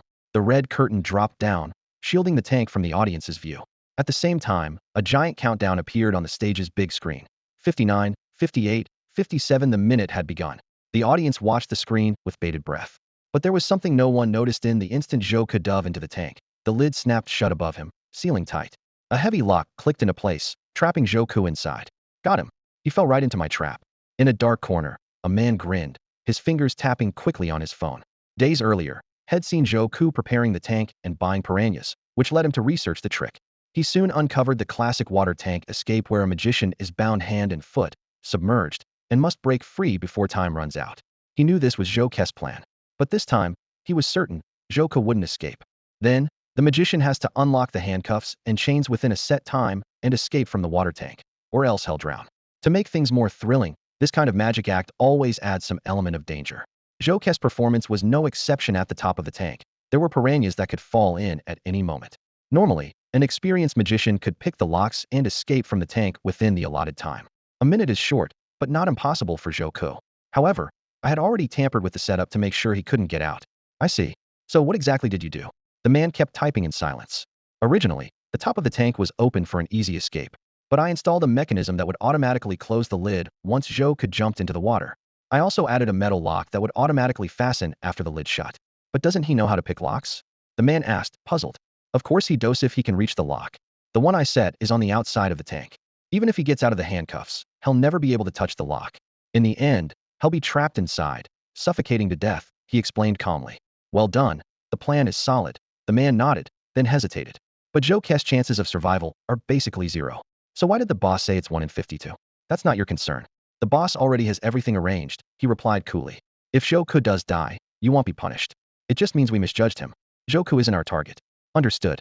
After confirming the plan was flawless, the man put down his phone and turned his attention back to the water tank. A red curtain covered the tank, and the entire audience stared in suspense, holding their breath. On the big screen, a red countdown ticked down slowly. 42, 41, 40. Seconds passed as the curtain began to rise, stopping when it revealed the lower 2/3 of the tank, showing Joku's feet. Look, Joku's already undone the chains on his ankles. The audience cried out, pointing at the tank. The countdown kept going as the curtain continued to rise. 22, 21, 20. Now the curtain was up to Joke's hands. Everyone could see him skillfully working a small piece of wire in the keyhole of the handcuffs. With a click, the cuffs popped open. Joke smiled, tossed the handcuffs aside, and sank to the bottom of the tank. The tight handcuffs were unlocked in such a short time, thanks to his skill. At this point, there were still 20 seconds left. A wave of cheers and applause erupted from the audience, filling the hall. How did he do it? Was this really just a street magic trick? He opened the handcuffs with just a piece of wire? 40 seconds she had time to spare. Joke flashed a satisfied smile, as if acknowledging the crowd. Without hesitation, he kicked his feet and quickly floated upward. When he reached the top of the tank, his hand touched a lid. At that moment, his movements suddenly paused, and his body stiffened ever so slightly. Joke pressed hard against the lid of the water tank, his muscles tensing beneath the water. According to the original routine, he should have already freed himself from all the chains and easily leapt out before the countdown ended. But he immediately sensed something was wrong. The apparatus had been tampered with. The lid, which should have opened, didn't budge. He quickly scanned his surroundings and pinpointed the problem. On the outside of the tank's lid, a small black lock held it firmly shut. Though unremarkable in appearance, it was enough to be deadly. Joke realized he had completely overlooked this detail before the act began. Still, its small size meant there was a straightforward solution: brute force. Only 20 seconds left. I don't see how he's getting out, a man in the audience muttered, frowning as he typed rapidly on his phone. Don't rush. Keep watching. Until the last second, nothing is certain. Understood. The man put his phone away, eyes fixed on Joku as the countdown ticked below 20 seconds. Inside the tank, Joku had already broken free of all restraints and found the sabotaged lock. The man murmured to himself, Joku, how will you solve this? Joku suddenly rolled up his sleeves, revealing strong elbows, and steadied himself at the bottom of the tank. Then, he pushed upward with all his might, driving his elbow forcefully at the lid. A deafening clang echoed through the theater. The most primitive method, but effective, the man commented, frowning slightly. He had chosen an especially small lock to avoid detection, but overlooked its lack of sturdiness. For most people, breaking even a mini lock with sheer force would be nearly impossible, but Joke's body, strengthened by high levels of magical energy, was far from ordinary. The first attempt failed, but Joke gathered himself and struck upward again, even harder. The audience erupted in confusion. What's Joke doing? Is he trying to break open the lid? Wasn't it supposed to open on its own? Did something go wrong with the trick? Whispers of doubt and worry spread throughout the crowd. Zhang Yang turned to the person beside him, anxiety in his voice. Hey, Xiao Xianyanbao, do you think something's gone wrong with Joke's act? To his surprise, Tang Xian seemed unfazed. You don't know, do you? I've watched Joke's magic shows a lot. His favorite trick is pretending to mess up. This is definitely part of the act. Zhang Yang looked back at the stage, still unconvinced. Is that so? Yet the worry in his eyes lingered. Time raced by as the numbers on the big screen kept ticking down. Now, only 5 seconds remained. Joku was still ramming the lid, his once calm expression replaced by urgency, his movements growing more frantic. The murmurs in the audience grew louder. 5. Sweat beaded on Joke's forehead, mixing with the water around him. 4. Offstage, host Su Chenxi gripped her microphone so tightly her knuckles turned white. Since Joke hadn't rehearsed his act, she had no idea if this was part of the plan. But his panicked, desperate movements left no doubt something had gone wrong. However, Su Chenxi remembered something Joku had told her a few days ago when he refused to participate in the rehearsal.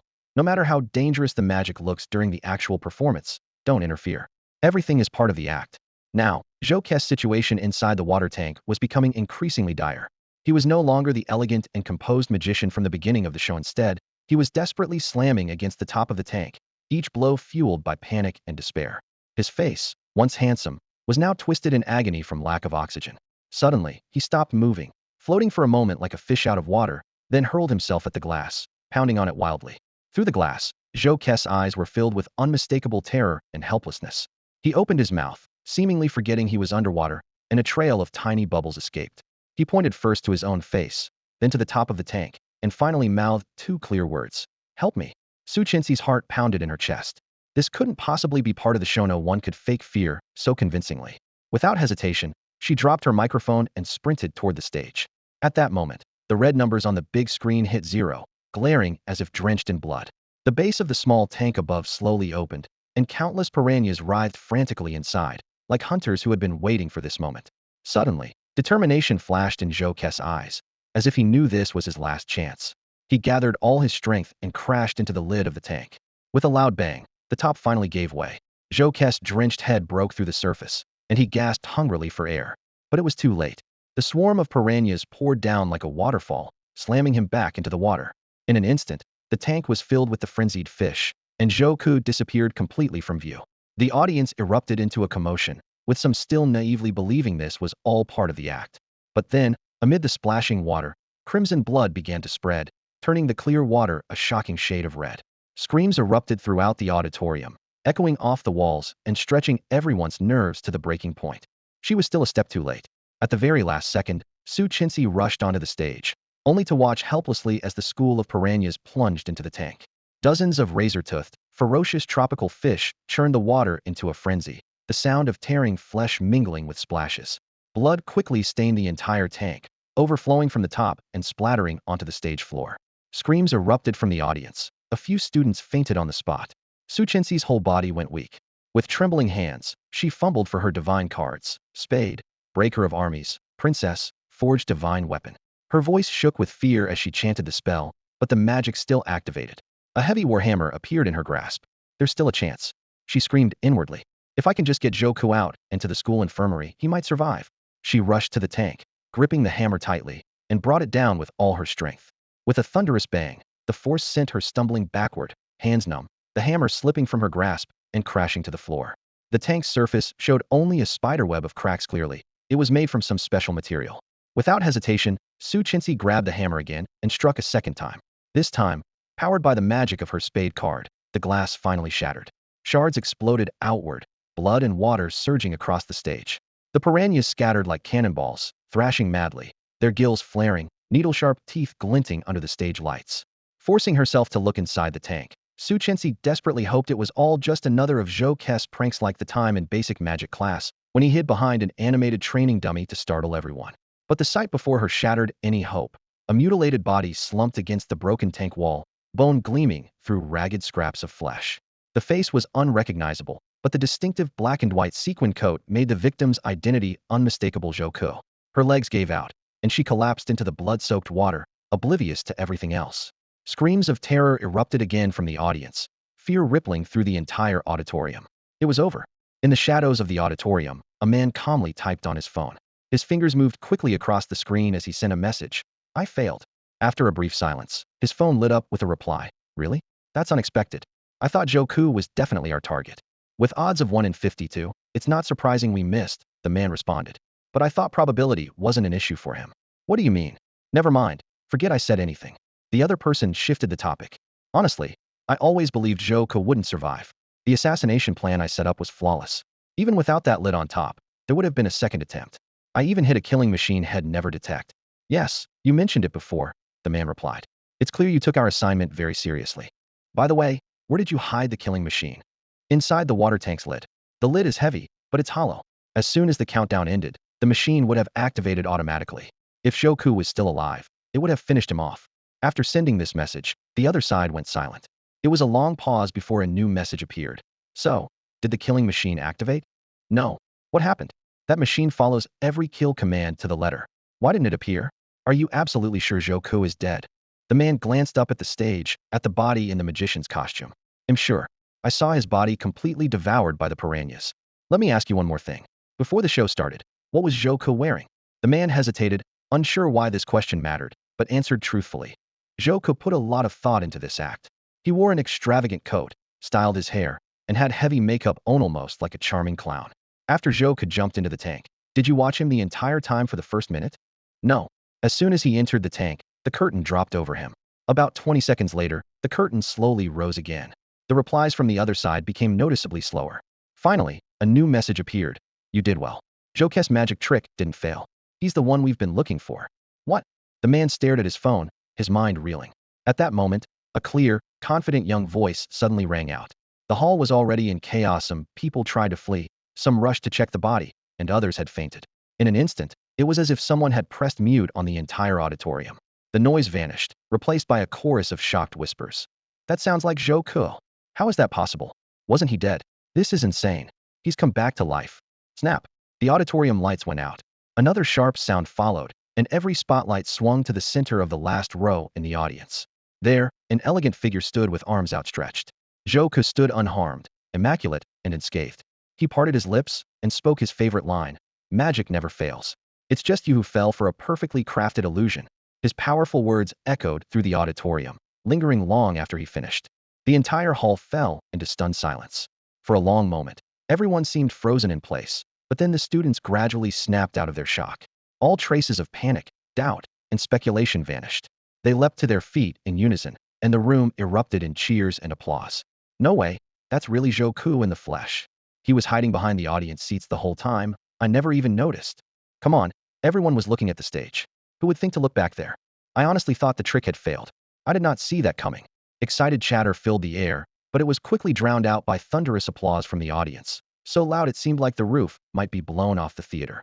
Joku stood in the spotlight, slowly making his way down the steps from the audience. The background music for the magic show started up again, each note perfectly matching his footsteps. With every step he took, the cheers grew louder, and the orchestra's energy soared higher.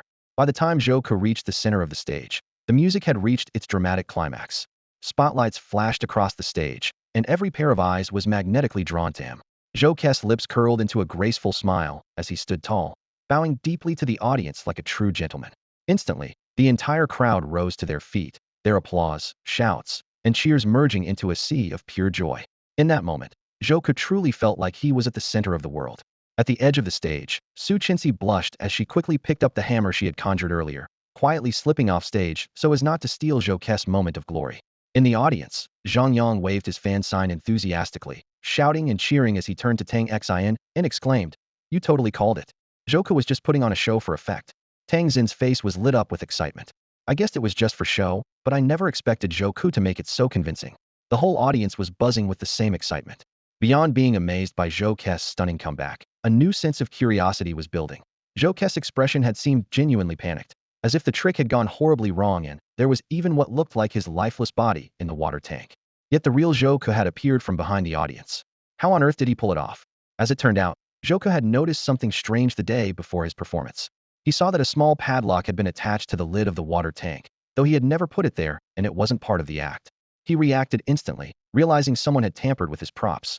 It was a clever move by the would-be saboteur. The padlock was inconspicuous, and, while it weakened the lid's security, it made the tampering less obvious. But tricks like that were no match for Joku's sharp eye. He immediately tested the lid. Sure enough, with a click, the padlock snapped shut. Not only that, but as he closed it, he noticed something else. The lid felt much heavier than usual.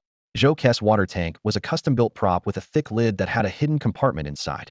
This compartment was designed to hide magical props for certain tricks. In that instant, Joku realized that something had been stashed inside the compartment.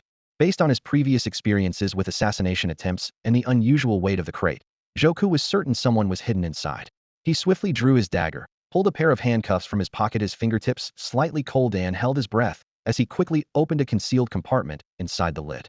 Just as he suspected, curled up in the cramped space was a figure dressed entirely in black, a skull insignia emblazoned on their back. In the dim light, the outline was sharp yet oddly distorted. The hooded figure clearly hadn't anticipated being discovered. Their pupils shrank, facial muscles froze, and a stunned expression, equal parts shock and fear, spread across their face. Joku gave the intruder no chance to react. With a swift twist of his wrist, he yanked the hooded figure out of the compartment. Using his weight for leverage, he pinned the attacker to the ground, his knee pressed into their spine, swiftly subduing them. The would-be assassin kicked and thrashed, fingernails scraping the floor with a harsh screech, but Joku's training and strength quickly won out. The metallic click of the handcuffs echoed as he firmly locked the attacker's wrists together. With the intruder restrained, Joku pressed the cold blade of his dagger against their carotid artery, feeling the faint pulse beneath the skin. Leaning in so close his lips nearly brushed the attacker's ear, he spoke in a low, dangerous tone. "Who sent you?" The hooded figure opened their mouth, emitting a series of chilling, guttural noises, but couldn't form any words. Joku narrowed his eyes and forced the attacker to turn their head. Only then did he see, behind those cracked, withered lips, a tongue that had been cruelly severed at the root. "So, another modified killing machine," Joku sneered, raising his dagger, its blade flashing coldly in the air, ready to end the intruder's life. But just as the dagger touched the assassin's neck, a sudden jolt like an electric current shot through Joku's mind, sending a shudder down his spine. A bold idea took shape in his thoughts. His gaze flicked between the handcuffed attacker and the small iron lock on the water tank's lid, a sly smile slowly spreading across his face. In an instant, a brilliant plan formed in his mind, each detail falling neatly into place. "Why not turn this to my advantage?" Joku murmured, eyes glinting with mischief. With a swift, precise chop, he struck the side of the attacker's neck. The hooded figure immediately went limp, their cries and struggles cut short as they slipped into unconsciousness. Working quickly, Joka stripped off the assassin's tattered black cloak, revealing scarred skin beneath. He then retrieved a dazzling, black and white sequin-studded tuxedo from a prepared box nearby. He carefully dressed the unconscious attacker in the costume, adjusting every crease and detail. Remarkably, the once shabby, sinister figure now looked striking and transformed. As expected clothes make the man, Joka nodded in approval. As my stand-in, you'll need to look just as sharp as the real magician. After changing the assassin into the costume, Joku produced an elaborate makeup kit and began applying makeup to the attacker's face with practiced precision. Your face shape is somewhat similar to mine, though the features are different, Joku mused as he worked. But makeup is known as the mysterious art of Eastern disguise. With the right distance, lighting, and enough makeup, everyone will belly-veil me. He dabbed a brush against the attacker's cheek, adding, "Don't worry, my makeup is waterproof. Even if your handsome face gets wet, the illusion won't be broken." Once satisfied with his work, Joku propped the assassin up and admired his own handiwork. He then made sure to secure the attacker's hands and feet with extra handcuffs, adding several sturdy chains for good measure. Finally, Joku carefully placed the unconscious assassin back into the hidden compartment beneath the water tank's lid, handling him as delicately as if he were a priceless work of art. Minutes before the show began, the stage was bathed in brilliant light. Amid thunderous applause and cheers from the audience, Joku strode up the steps to the massive transparent water tank. His gaze lingered thoughtfully on the small iron lock atop the tank, then subtly shifted to the thick lid, where his carefully laid surprise was hidden. Turning to the audience, Joku flashed a charming, elegant smile and spread his arms wide, like an eagle about to take flight. His voice resonated throughout the theater. Let the magic begin. As soon as the words left his lips, Joku dove gracefully into the water, sending up a splash. The moment he entered, the stage curtain descended like a heavy veil, hiding what was about to unfold from the audience's view. The icy water soaked Joku's skin, but he didn't feel cold at all. At this moment, confidence surged through him. Victory was within his grasp. The instant he leaped into the tank, there was a sharp click just as expected. The black iron lid slammed shut and locked tight. Joku immediately held his breath, his fingers moving deftly as he worked through the familiar motions of lockpicking. In less than 20 seconds, he freed himself from all restraints. The chain slipped silently into the water. Now came the most crucial part of the act. This magic performance, staged before the entire student body, was meant not only to amaze the crowd, but also to test his theory about the activation conditions for the divine card. Beep. Right on cue, the familiar voice of the clown god sounded. Divine card activation conditions met. Initiating random power draw. A faint smile played at the corner of Joku's lips as he quickly pulled the now-hot card from his pocket. The Joker card spun in the water, glowing with white light as its image blurred. There was a 1 in 50 chance of drawing the card he wanted. The power was completely random, yet Joku felt an unshakable certainty right here, right now. 1 in 52 would become 100%. Come on, the card I want. 5 of diamonds. Beep. Card draw complete. The clown god's voice was tinged with disbelief. It really is the 5 of diamonds. The spinning card slowed to a stop, revealing 5 bright red diamonds. Dutifully, the clown god announced, 5 of diamonds, copper level ability, allows the user to teleport to a nearby location.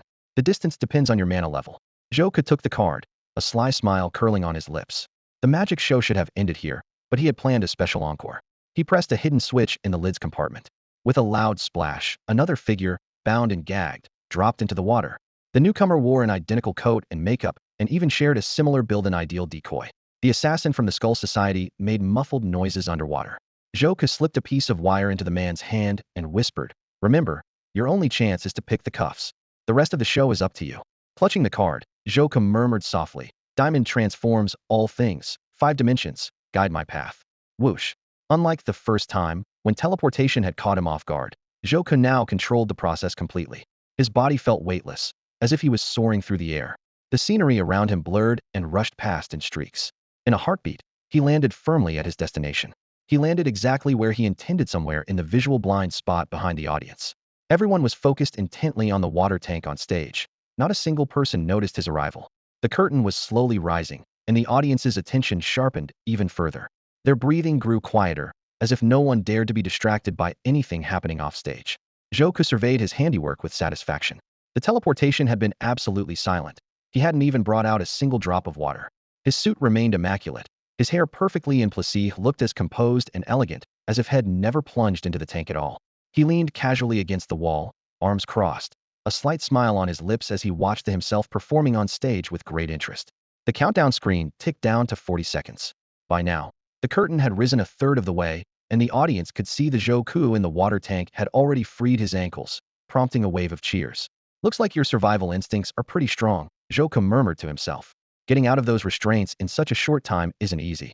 He had completely shifted into the role of a spectator, thoroughly enjoying the thrilling escape act unfolding on stage.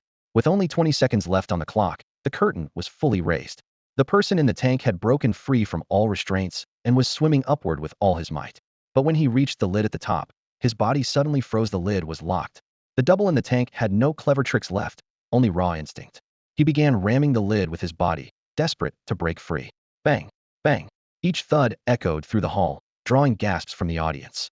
Oof, that's gotta hurt, Joku said from his corner, though his face bore an unmistakable, mocking grin. Let's see if you can actually break it open. The countdown kept ticking away. Finally, at the very last second, bang! The lock snapped open, and the double in the tank broke the surface, gulping in fresh air. At that critical moment, a school of piranhas suddenly dropped into the tank. The unfortunate assassin barely had time to react before the fierce tropical fish drove him back underwater. The tank erupted into chaos as the piranhas tore into their prey. TSK, TSK, TSK. Joku feigned sympathy, covering his eyes, but the upward curl of his lips betrayed his true feelings. A Skull Society assassin, killed by a trap set by the Skull Society. What poetic justice. Crash. Su Chinsi leapt onto the stage, conjured a giant hammer, and smashed the tank to pieces. Then, exhausted, she collapsed to her knees. The assassin, now half a skeleton, lay among the shattered glass. Screams and chaos erupted in the auditorium, fear and panic filling the air. Joku's sense of satisfaction grew with the audience's terror. It's time, he said quietly to himself. Little assassin, thank you for putting on such a spectacular show for everyone. You must be exhausted after such a performance. Look at you, out cold. Since you're done, they'll handle the rest. Oh, wondering what I mean by the rest? He added softly. Why, collecting the audience's flowers, applause, and cheers, of course. Stepping out of the shadows, Joku delivered his favorite line as he strode towards center stage. Gradually, the audience snapped out of their panic, their expressions shifting from shock and horror to awe and amazement. Realizing it had all been an elaborate magic act, they erupted into thunderous applause and cheers. Joku reached the center of the stage, raising his hands high as camera flashes surrounded him. The curtain fell slowly, the spotlight stretching his figure tall and mysterious. Magic, perfectly concluded, he whispered. In a hidden corner, a man stared at his phone, reading a message he had just received. What's his state now? He typed quickly. Basking in the success of his magic show, came the reply. He's still young. After all can hide his excitement. Don't forget, the conditions for the death curse have already been met. The man raised an eyebrow. Should I cast it now? Yes, immediately. Understood. In the next couple of days, Joku will start feeling unwell. It will gradually worsen, and then, you know the rest. Heh, I'm curious to see just how desperate he'll look when he realizes there's no way to break the curse. Joku's magic performance at the freshman welcome party caused quite a stir on campus. The headline on the university's website, Unbelievable Twist. The civilian magician's daring escape, saw its view count skyrocket, and the comments section was buzzing with excitement. That was incredible. I really thought something went wrong. That skeleton was way too realistic. Magic course for only 398 dragon coins essential for impressing girls. Message me for details. Joku quietly turned off his phone. At that moment, he was sitting alone in a secluded grove on campus, enjoying a rare moment of peace. It had been a day since his sensational performance, but he knew that the real purpose of the act wasn't to gain fame. It was to test the trigger conditions for the divine card and to avoid the Skeleton Society's next attempt on his life. So, how did you pull it off? The voice of the crystal skull suddenly broke the silence. Joku feigned ignorance. Pull off what? Surviving. The crystal skull's tone grew serious. I can predict every possible outcome. Your chance of making it out alive was only 1 in 52. Yet you did it. Joku chuckled. Seems like even an omniscient deity like you can't figure everything out, huh? My omniscience is limited to humans. When it comes to matters involving deities, even I can't see everything. Joku stood up, his gaze drifting to the students exercising on the distant field. Maybe I was just lucky and happened to hit that 1 in 50 chance. He paused, a mysterious smile tugging at the corners of his mouth. Or maybe, probability is something I can control. The power of the King of Clubs divine card. The crystal skull seemed to realize something. But at your current level, you can only use 1 divine card at a time. You already used the 5 of diamonds. How could you possibly use the King of Clubs as well? When I drew the card, I had a strong feeling I'd get exactly what I needed. I rarely rely on intuition, but whenever I have that feeling, it's spot on. You mean, someone secretly used the King of Clubs to boost your chance of drawing the 5 of diamonds to 100%? Impossible, the crystal skull said firmly. The club's divine cards have long been extinct in the Dragon Kingdom. Joka looked into the crystal skull's hollow eyes. With eyes as big as yours, how come you still can't see clearly? Didn't you say you can only see the past, present, and future of humans, but not anything involving deities? Are you suggesting you're a deity? Right now, I'm just an ordinary person, Joku replied softly. But as for who will be in the future, who can say? Noticing the confusion in the crystal skull's expression, he continued. Remember what I told you? You can see the future, but not one that's been altered. The day before the magic show, I went to the library and revisited that book about relics of the gods. The clock of reverse time, a divine relic capable of sending someone back to the past, had planted a stubborn obsession in Joke's heart. His gaze was unwavering, as if he could already see himself in the future, clutching the clock and setting his chances of survival to 100%. The skull of the prophet listened to his account in silence for a long while. When its ethereal voice finally spoke again, it sounded less confident than usual. So, you succeeded. A gentle mountain breeze drifted by, but Joku didn't answer right away. He strolled leisurely, climbing a small hill on campus. Standing at the summit, the hem of his coat fluttered in the wind, and he looked completely at ease. Who's to say? He replied with a smile. Maybe it's all just wishful thinking, and I just happened to beat those 50-to-1 odds. He paused, his tone turning resolute. But there's one thing I am certain of, me future self will collect all the divine relics. He'll keep rising in rank, from commoner to minor noble, then to mid-tier noble, and finally to a grand noble. If possible, I want to become the king of Longwa, or even the world's most powerful deity. The skull of the prophet was stunned. Why? Standing atop the hill, Joku gave a calm, elegant smile. He looked down at his classmates playing below, then gazed up at the sky. Spreading his arms wide, he took a deep breath of the fresh mountain air, his voice serene. Because to meth people below the summit looks so small, the air up here is the freshest, and the view from the top is the most breathtaking. After leaving the skull of the prophet, Joku found a quiet spot and called out softly, Jester God, are you there? Hello, I'm here, dear, came the familiar sharp voice. Sorry, my child, I overheard a bit of your conversation with the skull. You don't mind, do you? Joku waved his hand. I meant for you to hear it. When I activated my divine card at the welcome party, you seemed quite surprised. I figured you must be wondering how I drew the 5 of clubs. Consider this my explanation. Oh ho, I see. The jester god exclaimed in sudden understanding. So, what brings you to me this time? Joku smiled faintly. Naturally, I want you to confirm what really triggers a divine card. The jester god sounded excited. From the way you're talking, you must already have it figured out. Gently tracing the jester's face on his card, Joku answered calmly. The condition is simple: make a fool of yourself. Embarrassment, or to put it another way, having your abilities questioned, being underestimated, being doubted. In short, being treated like a clown by others. Joke's voice was calm, though his eyes glimmered with thoughtful reflection. The jester god perked up his ears, clearly intrigued by the topic. The first time the divine card was triggered, it was the king of clubs on my 18th birthday, no less, Joku recalled, tapping his fingers lightly on the table. The moment I got the card, the ability activated. 2 police officers suspected my identity, and I tried to explain the citywide blackout, but they thought I was making a joke. He gave a wry smile. It was precisely because they saw me as a clown that the ability kicked in. The jester god burst out with exaggerated laughter. Huh, that's hilarious. Unfazed by the interruption, Joku continued. The second time was the 7 of hearts. That happened on the subway, when Su Chensi and I were attacked by the Skull Society's killing machine. A hint of embarrassment flashed in his eyes. I had confidently told Su Chensi that the assassin was targeting me, but it turned out she was a target too. He spread his hands. That was my second moment as a fool. Ha! The jester god leaned forward, gleeful. I remember that. Even I thought you were better suited to be the jester god than I am. Ignoring the taunt, Joku took a deep breath and went on. To tell the truth, after those 2 activations, I started to suspect the trigger condition being made a fool of. But the next 2 times left me uncertain, because it didn't seem like there was an obvious audience treating me like a clown. His gaze grew distant, as if he were reliving those moments. The third time was the 8 of diamonds. I was about to show off my skills when Su Chensi suddenly burst in and shot Zhang Yang dead. Joku traced an arc in the air with his finger. On the surface, that was another clown moment, but there didn't seem to be an audience. Later, I realized the comprehensive test was being live-streamed, and many people were watching me. They were the ones seeing me as a fool. The 4th time was the King of Spades, Joku continued, his voice growing firmer. When the card activated, I didn't notice the reason at first. It wasn't until I reviewed things after the competition that I realized many people on the campus forum had been watching me. They noticed the other 2 kings had lots of supporters, but I only had 2 teammates. A sharp glint flashed in his eyes. Countless people were questioning and laughing at my abilities. I was once again seen as a clown. The jester god leaned in, clearly interested. So, what theory did these 2 activations lead you to? It's impossible to please everyone. Zhouke said decisively. With a big enough audience, there will always be people who doubt my abilities. A confident smile played on his lips.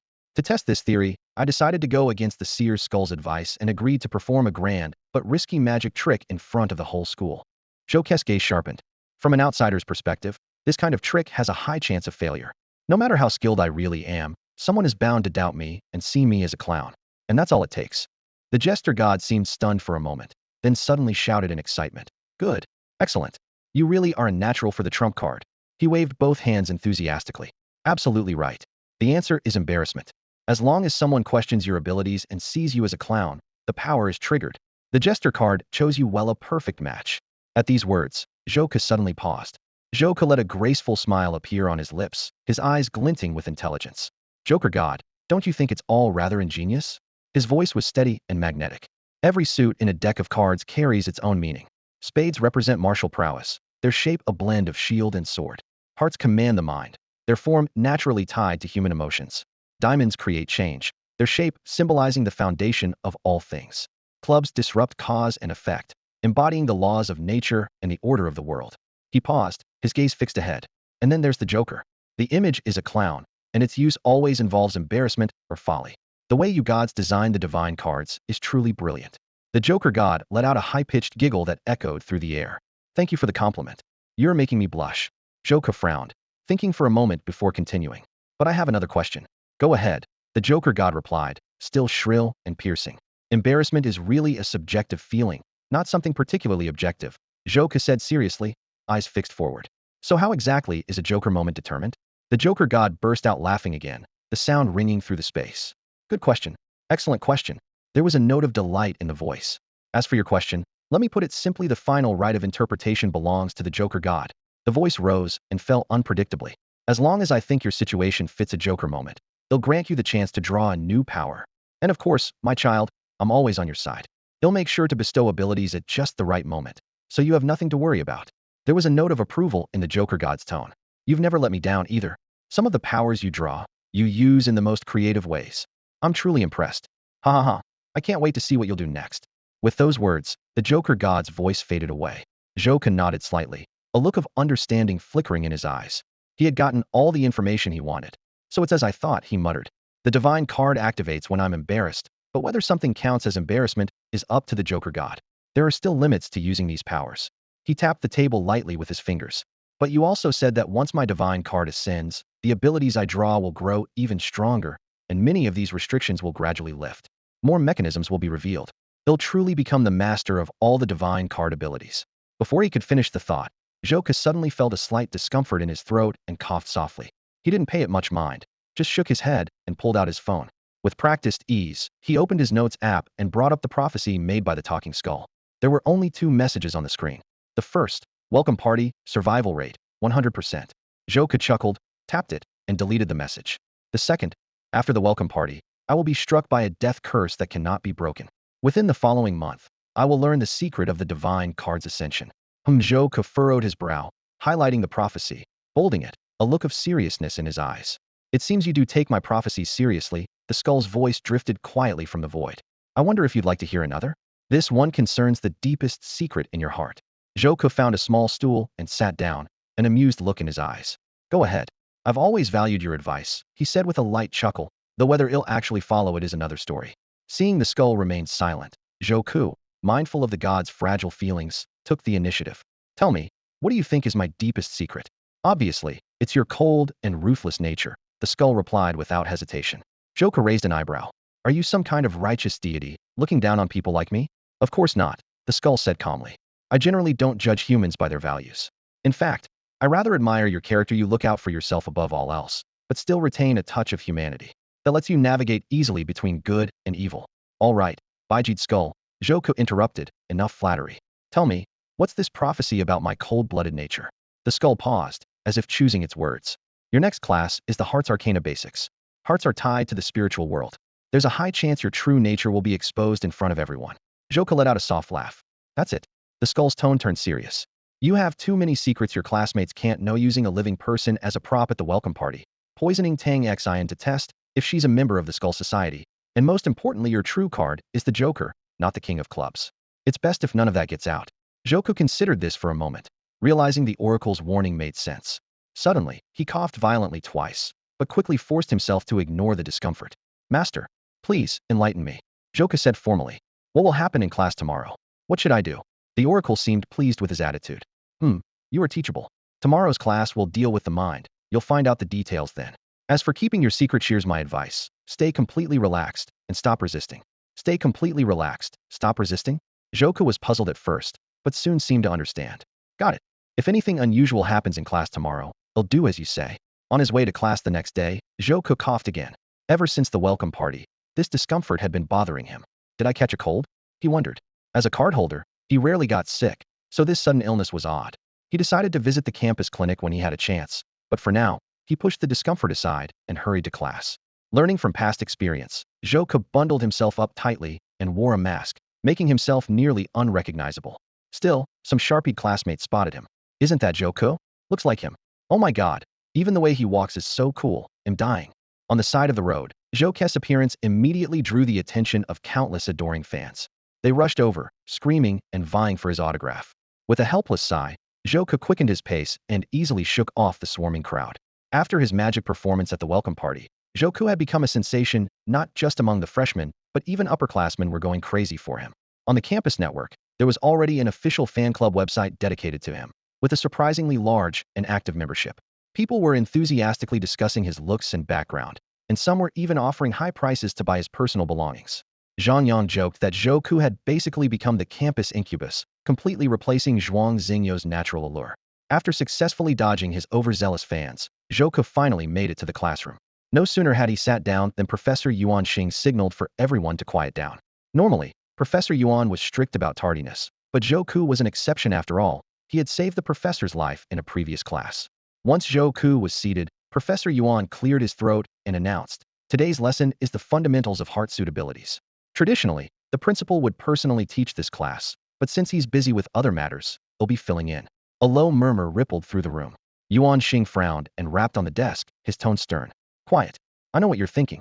You're wondering if it's appropriate for a spade suit master like me to be teaching a heart suit class, aren't you? The room instantly fell silent, all eyes turning to the professor. He glanced around to make sure he had everyone's attention before continuing. Yes, my expertise is in the spade suit, but I'm more than qualified to teach young students like you. With that, Professor Yuan took a crystal-clear orb from beneath the lectern and placed it gently on the desk. Can anyone tell me what this is? The class fell silent. Seeing no one answer, Professor Yuan added, like last time, your performance in this class will be graded. Those with the highest scores will receive a reward. As soon as he finished speaking, Yiling Tian immediately raised his hand. Professor, that's a magic artifact, an artificial divine card. By channeling the appropriate magical energy into it, it can temporarily mimic the abilities of the corresponding divine card. However, its effects are limited, and many people can't use it effectively. For them, it's no different from an ordinary glass ball. Yuan Xing nodded. Very good. As expected of the student ranked third in magical energy in this class. It seems you all have a good grasp of last lesson's material. Yiling Tian flashed a self-satisfied smile, but the professor quickly followed up with another question. However, I mentioned a particular point last time, one I didn't emphasize. Does anyone remember what it was? The room fell silent again. Some students even stared down at their desks, avoiding eye contact. Zhouke glanced around, a small smile playing at his lips, then confidently raised his hand. Professor, are you referring to mana resonance? Zhouke replied calmly. A low murmur spread through the classroom, and most students looked confused. Noticing this, Zhouke quickly continued.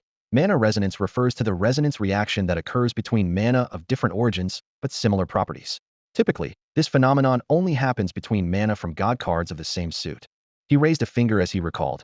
Take last class as an example. We used a crystal ball infused with the mana of the two of spades for our attack practice. It was clear that students holding god cards of diamonds or hearts struggled to control the crystal ball effectively. Zhouke's voice was clear and steady. In contrast, students with spade god cards could easily harness the crystal ball's power, especially those with the two of spades, who could maximize its potential. This is a classic example of mana resonance. As soon as he finished speaking, the atmosphere in the classroom shifted, and understanding dawned on most students' faces.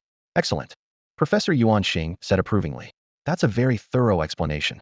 Zhouke, you get 10 extra points for class participation.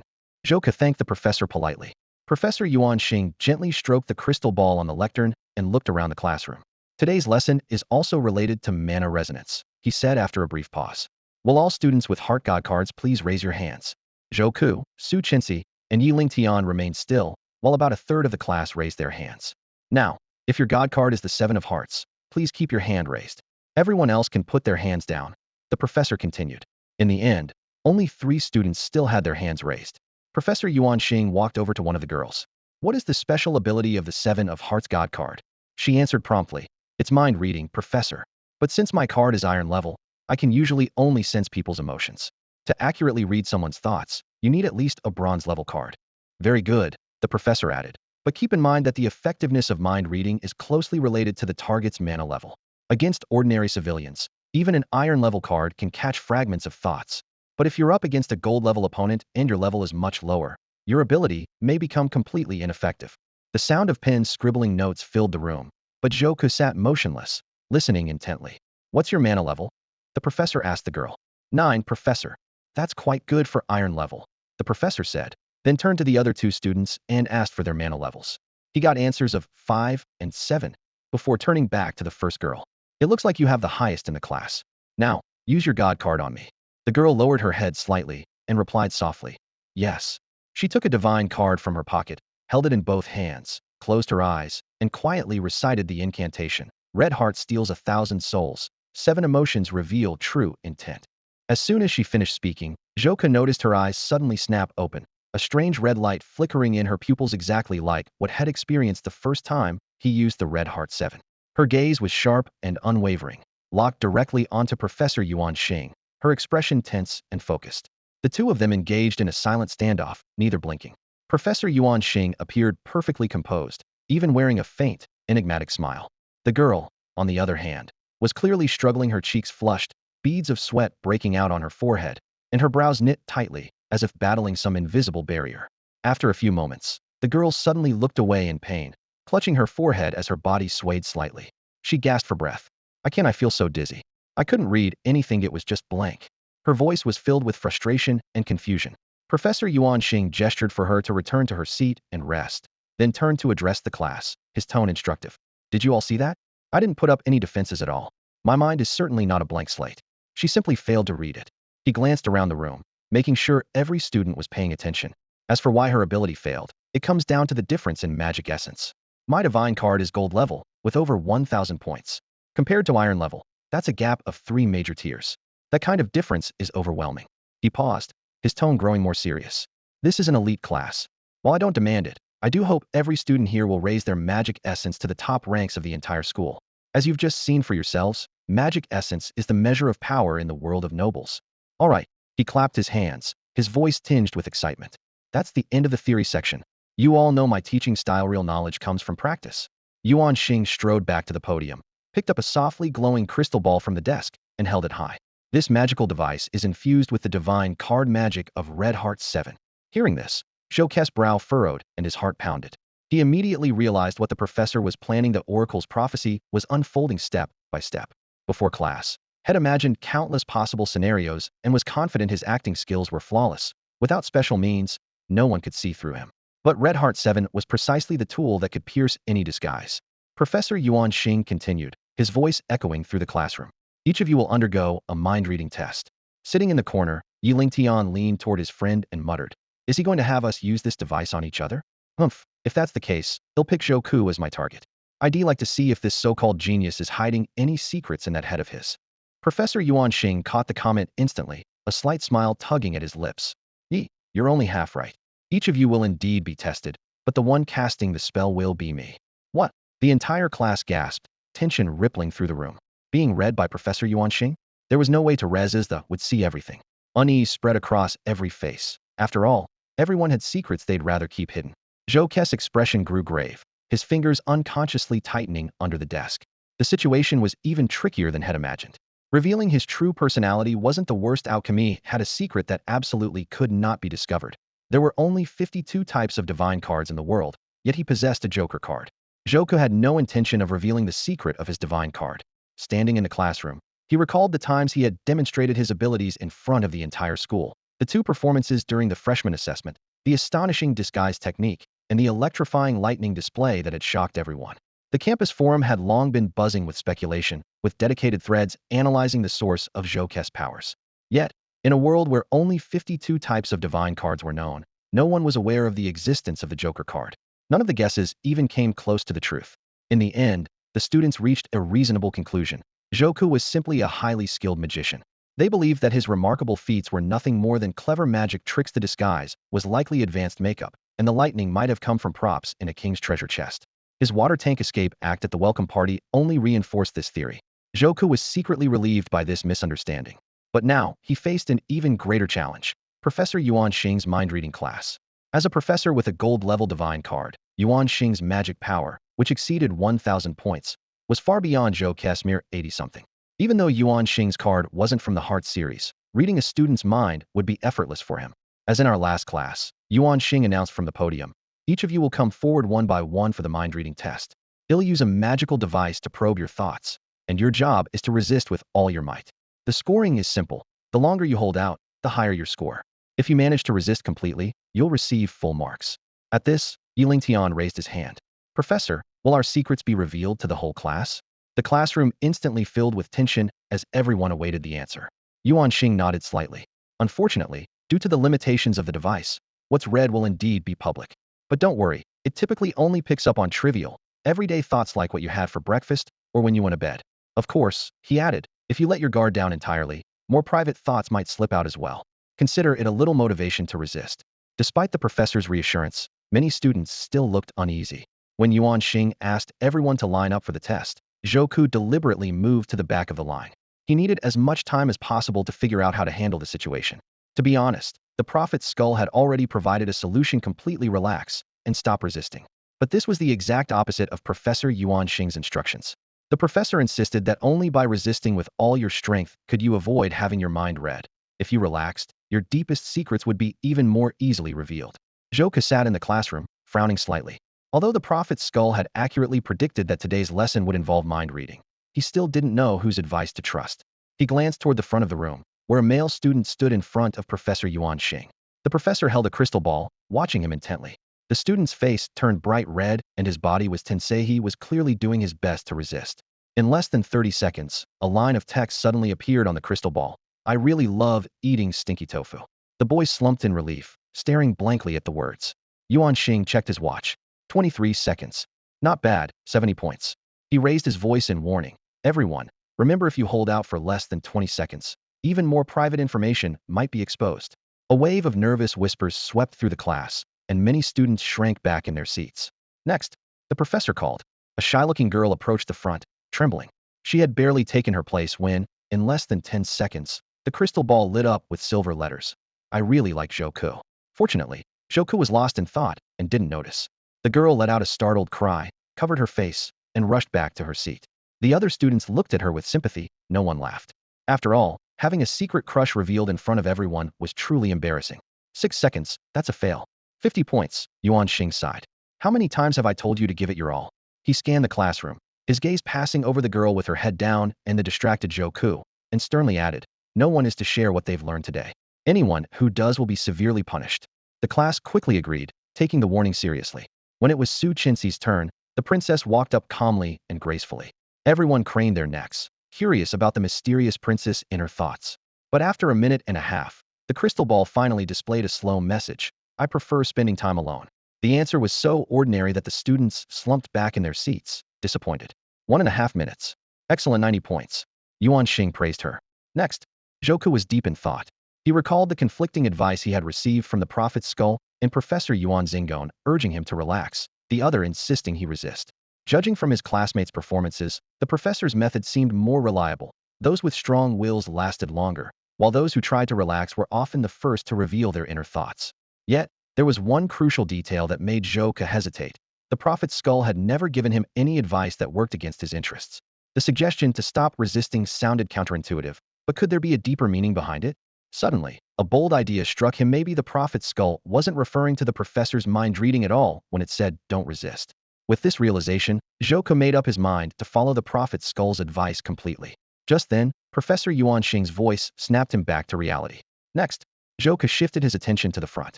This round was for Yi Lingtian, the privileged young master from a wealthy family. Seeing Yi Lingtian's usual confident expression, Zhou didn't have high expectations for someone born with a silver spoon who seemed to have faced little hardship. But then he reconsidered. Yi Lingshan's magical aptitude was undeniably impressive, and perhaps it was unfair to judge him too quickly. The test began. Professor Yuan Xing activated the magical crystal orb, his eyes flashing red as he fixed his gaze on Yi Lingtian. Yi Lingshan's expression instantly turned serious. Lips pressed tight, brow furrowed, fists clenched, his whole body tense. 30 seconds passed, and the crystal orb showed no reaction. A full minute went by, and Yi Lingtian remained motionless. When the time hit 1 minute and 30 seconds matching Su Chenxi's record, Yi Lingtian was still holding strong. Professor Yuan Xing's expression grew increasingly grave as he intensified his spell. At the 2-minute mark, Yi Lingtian began to tremble all over, cold sweat pouring down his face. Pain etched across his features, but he gritted his teeth and didn't make a sound. Finally, at the 3-minute mark, Yi Lingtian could hold on no longer. He staggered, steadying himself against the wall with one hand while pressing the other firmly to his forehead. Professor Yuan Xing glanced at his watch, his face full of astonishment. 3 minutes. A bronze-level divine card, and you managed to withstand my serious spellcasting for 3 whole minutes. 99 points. As soon as the professor finished speaking, the crystal ball emitted a stream of silver threads, which formed words in the air. I think Zhou Ku is really despicable because he stole my spotlight at school. But he doesn't deserve to die. This unusual message plunged the entire room into silence. Zhou Ke's eyes narrowed as he immediately noticed something different. The thought revealed from Yi Lingshan's mind consisted of 2 complete sentences, unlike the brief thoughts shared by the other students. According to the professor's earlier explanation, the longer the mind reading lasted, the less important the information would be. Yet this message was loaded with meaning. Yi Lingtian was stunned when he saw his thoughts displayed for everyone, but after a deep breath, his shoulders visibly relaxed. Noticing the curious stares around him, he let out a cold laugh. What are you looking at? It's true, I do think Zhou Ku is awful. But think about it, someone as talented as him has caught the attention of the Skull Society. My father always said, anyone targeted by the Skull Society only ends up one way dead. He shot Zhou Ku a disdainful glance. With his so-called magical talent, people call him gifted by the heavens. That's exactly why I think he shouldn't die. Any objections? The other students quickly shook their heads, but Zhou Ku caught onto a crucial detail in Yi Lingshan's words, the Skull Society. Linking this to Yi Lingshan's earlier attempt to avoid mind reading, and now the thoughts that had been exposed, a bold suspicion began to form in Zhou Ke's mind. Could Yi Lingtian have ties to the Skull Society? Did he know some inside information? Professor Yuan Xing made no comment on Yi Lingshan's explanation and simply reiterated the rule against revealing others' secrets. Finally, it was Zhou Ke's turn. He walked slowly onto the platform, gazing at the crystal-clear ball, and gently closed his eyes. Following the advice of the Prophet's skull, he decided to completely relax and offer no resistance. The moment Professor Yuan Xing lifted the crystal ball and channeled magic power into it, a wave of excruciating pain suddenly tore through Zhou Ke's body. This agony wasn't caused by the men dreading it, was a hidden problem that had existed ever since the welcome party. He had been holding on, refusing to visit the school infirmary, waiting for this very moment. As soon as he let his guard down, it felt as if a wild beast was tearing him apart from the inside, his blood burning through every vein. Boom. The professor, along with the crystal ball, was thrown into the air by a powerful force, landing heavily after tracing an arc and rolling twice before barely managing to get up. He clutched his waist in pain, muttering in disbelief. How could magical power go out of control like this? When he looked up at Zhou Ku, his pupils contracted sharply, and a deep fear appeared on his face. Zhou Ku was hit by a wave of intense dizziness. His senses quickly dulled, and everything before his eyes seemed to be veiled in a thick fog. The classroom spun around him, the walls tilting backward, or was it simply that he was falling? The startled cries of his classmates faded, muffled as if coming from behind a thick pane of glass. He saw countless anxious faces swimming in and out of focus, but he couldn't react. The cold floor pressed against his back, and warm blood welled up in his mouth and spilled out. The mind-reading test came to an abrupt halt. His classmates crowded around in panic, their voices a jumble of confusion. No one could say what had just happened. A flicker of confusion crossed Professor Yuan Xing's face. That shouldn't be possible. This artifact only contains the magic essence of a 7 of hearts show. Could it be dangerous? What's wrong with Zhou Ku? Is this another prank? I don't think so. Do you smell blood? Scattered whispers filled the classroom. Professor Yuan Xing knelt beside Zhou Ku, searching his memory. Suddenly, his face drained of color. No, it's a blood curse. The term meant nothing to most students, though Su Chenxi frowned thoughtfully, resting her chin on her hand. Without hesitation, Professor Yuan lifted Zhou Ku, whose lips were still stained with blood and whose arm hung limply at his side. Class is dismissed early. I'm taking him to the infirmary, he announced loudly. A student raised a hand. Professor, couldn't a few of us take him? No need to interrupt class, right? Yuan Xing spun around, his voice sharp with anger. A blood curse. Do you even know what that is? Everyone, return to your seats. No one is to speak a word about Zhou Ke fainting. With that, he rushed out of the classroom, muttering under his breath, if word of a blood curse gets out, the whole school will panic. The students looked at each other in confusion. Most had no idea what a blood curse was, but the professor's reaction made it clear that something serious had happened. They slowly filed out of the classroom, not noticing the crystal ball artifact in the corner, which flickered briefly and displayed a line of silver text. I've killed 4 people, and I enjoyed every second of it. In Yuan Xing's arms, Zhou Ke's lips curled into a faint smile. He really did feel terrible, and the blood was real, but the fainting was an act. It worked, he thought to himself.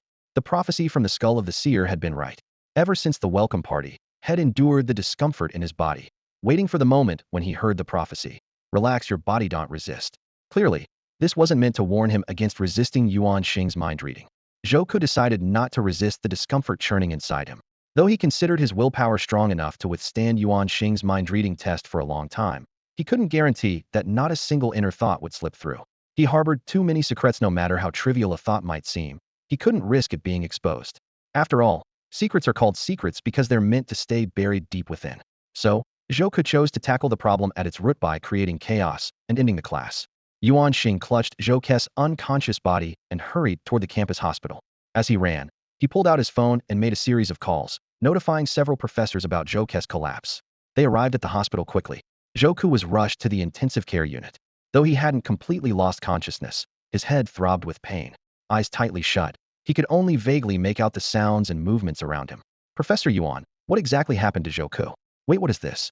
Zhou Ke barely recognized Professor Chen Yun's anxious voice. I had no other choice. I had to get him to the hospital as quickly as possible. Yuan Xing sounded helpless. But this can't be happening. Chen Yun's voice was filled with disbelief. I agree, it shouldn't be possible. But this illness off all people, it struck Zhou Ke. The Skull Society again. Damn it. Chen Yun's tone grew heavy. Zhou Ke is just an ordinary student. Why do they keep targeting him? I don't know. We can never truly understand what those terrorists are thinking. They finally got what they wanted. A heavy silence settled over the room. After a moment, Yuan Xing spoke again. In your opinion, how much time does Zhou Ke have left? Chen Yun replied, her voice full of sorrow. If he's lucky, a month at most. If things take a turn for the worse, he might not make it through the night. Another silence followed. Then Chen Yun spoke again, her voice choked with emotion. Zhou Ke is a student I brought in myself. I really like this kid. The magic tricks he showed me were amazing, and he's so likable. Honestly, when he was first targeted by the Skull Society's assassins, I had a feeling. With them after him, he never stood a chance. It was only a matter of time. Yuan Xing was quiet for a while before he said, you knew he was doomed from the start, yet you still convinced the board to admit this ordinary kid against all odds. Chen Yun's voice grew faint. I still remember the first time I showed him the divine cards, the wonder and longing in his eyes. I've been quietly watching him, seeing him go from knowing nothing about our world, full of curiosity, to slowly finding his place. She paused, as if steadying herself. But I never imagined it would end like this. Yuan Xing let out a long sigh. At least, as a commoner, he got to experience the world of divine cards and supernatural powers before he died. Maybe that's some small comfort. Chen Yun asked, unwilling to accept it. Isn't there really any way to save him? Yuan Xing shook his head. The blood curse is the most vicious, most evil of all curses. The mortality rate is 100%. That's why it's also called the unbreakable death curse. At that, Zhou Ke's heart sank. Had known something was wrong with his body, but hadn't understood the specifics. Now he finally realized the truth. The unbreakable death curse. The prophecy of the seer's skull had come true once again. But that's impossible, Professor Chen Yun said, her voice tinged with confusion. She sat beside the hospital bed, speaking softly as she analyzed the situation. The blood curse has a 100% fatality rate, but as a death curse, the conditions to cast it are extremely strict. How did Zhou Ke fall victim to it? Professor Yuan Xing stood nearby, his brow furrowed. I don't understand it either. When Zhou Ke collapsed, I was stunned for several seconds. But his symptoms matched the blood curse exactly, coughing up blood, fainting, a sudden drop in body temperature, and a continuous loss of magical energy. No matter how unbelievable it seems, there's no doubt it's the blood curse. Chen Yun shook her head, her fingers tapping lightly on the edge of the bed. What's most baffling is that very few people in history have ever died from this curse. The key to the blood curse is that it only works if the victim actively cooperates. This conversation woke Zhou Ke, who had been pretending to sleep. Forcing his heavy eyelids open, he struggled to keep his eyes on the two professors. Both were clearly surprised. After exchanging a quick glance, Chen Yun quickly masked her sorrow. Professor, what's wrong with me? Zhou Ke asked weakly, feigning ignorance. Yuan Xing opened his mouth, then looked to Chen Yun. You should tell him. Chen Yun managed a faint smile. It's nothing serious. Just rest for a few days, and you'll be fine. Don't put too much pressure on yourself. Zhou sighed softly, choosing to be honest. Actually, I overheard some of your conversation just now. Seeing the professor's startled expressions, he continued. About the blood curse, the death curse that can't be cured. Ask whatever you want, Chen Yun replied, her voice tinged with helplessness. Is there really no way to cure it? Zhou looked her in the eye. Does this mean he'll definitely die in a month? A flash of pain crossed Chen Yun's eyes. You don't need to attend classes these days. Eat whatever you like. The school hospital will do its best to make you comfortable and won't try any aggressive treatments. Stay positive, maybe a miracle could happen. Her gentle answer made everything clear. Staring at the pale ceiling, Zhou asked quietly, I want to understand the true nature of the blood curse. Why does it require the victim's cooperation? I'll answer the first part, Professor Yuan Xing said. This curse is similar to HIV. It's a spell that attacks the body from the inside out. Those who are afflicted by the blood curse will gradually lose their vital energy, and their lives will slowly fade away. Professor Yuan Xing's voice echoed through the room. The victim will lose all strength and mobility over time. At most, they might survive a month, but in some cases, death can come in as little as a day. So how exactly is the blood curse cast? What do I need to do to cooperate? Zhou asked urgently. Yuan Xing shook his head, his brow furrowed. This is an extremely malicious, forbidden technique. Only the Skull Society knows the exact method. But I do know one crucial step. He paused. As its name suggests, the curse requires blood willingly given by the victim. Zhou's expression froze. Chen Yun immediately noticed his reaction and asked anxiously, What is it? Did something come to mind? Zhou stared up at the ceiling, his voice low. I've given it before. What? Both professors exclaimed in shock. I said, I once willingly gave my blood to the Skull Society. Zhou replied, his tone eerily calm. That's impossible. The professors pressed him. Why would you do that? When did this happen? Zhou spoke slowly. Professors, are you familiar with the Skull Society's motto? The professors exchanged a tense, meaningful glance. Yes, they replied. But it's a dangerous taboo, never speak of it. For a greater purpose. Zhou murmured to himself, then suddenly turned to Chen Yun. Professor Chen, you must remember the test on my first day. That day, I encountered an assassin from the Skull Society. A test was called Russian roulette. Chen Yun's face went pale, as if recalling something terrifying. Are you saying they started setting things in motion even back then? The test required us to place something red on the table, Zhou continued. But there was nothing red in the entire room. The only red thing I could provide was blood. Chen Yun was too shocked to respond, and Yuan Xing's frown only deepened. They tricked me into giving my blood willingly, Zhou said after a pause. I still don't know what their ultimate goal is, but they're willing to spend years, even decades, meticulously planning to achieve it.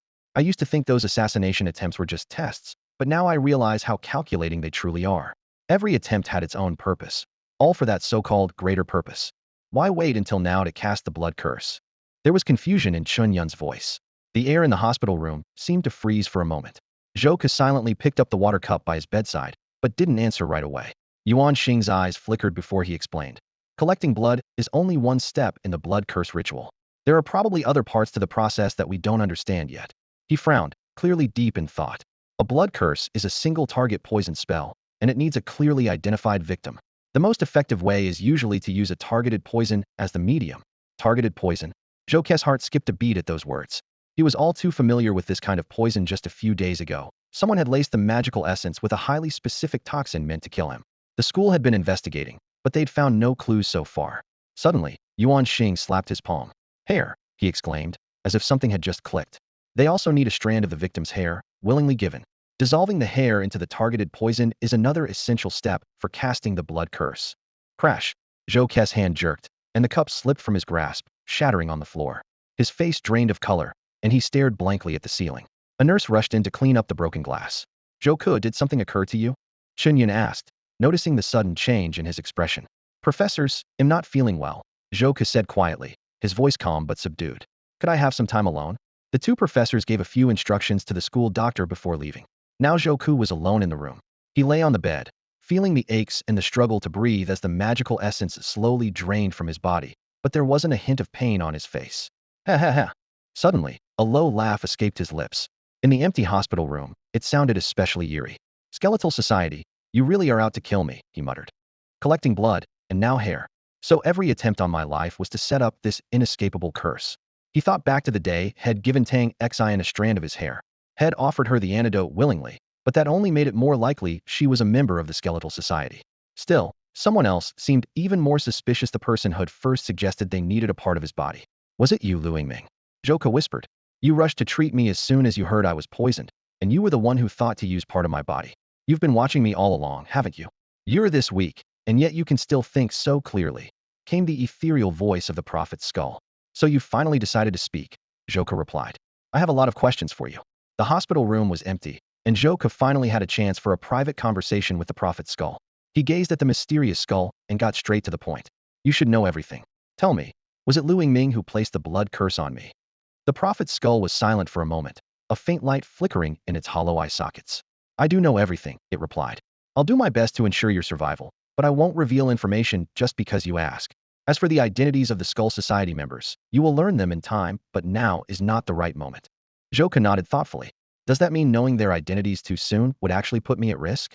You're very perceptive, the prophet's skull said softly. Although Joka still harbored some doubts about the prophet's skull, he knew this mysterious entity's prophecies had never been wrong, and every suggestion was worth considering. Thank you, Baijid Skull. Following your advice and giving up resistance, I did achieve 2 goals. The prophet's skull continued.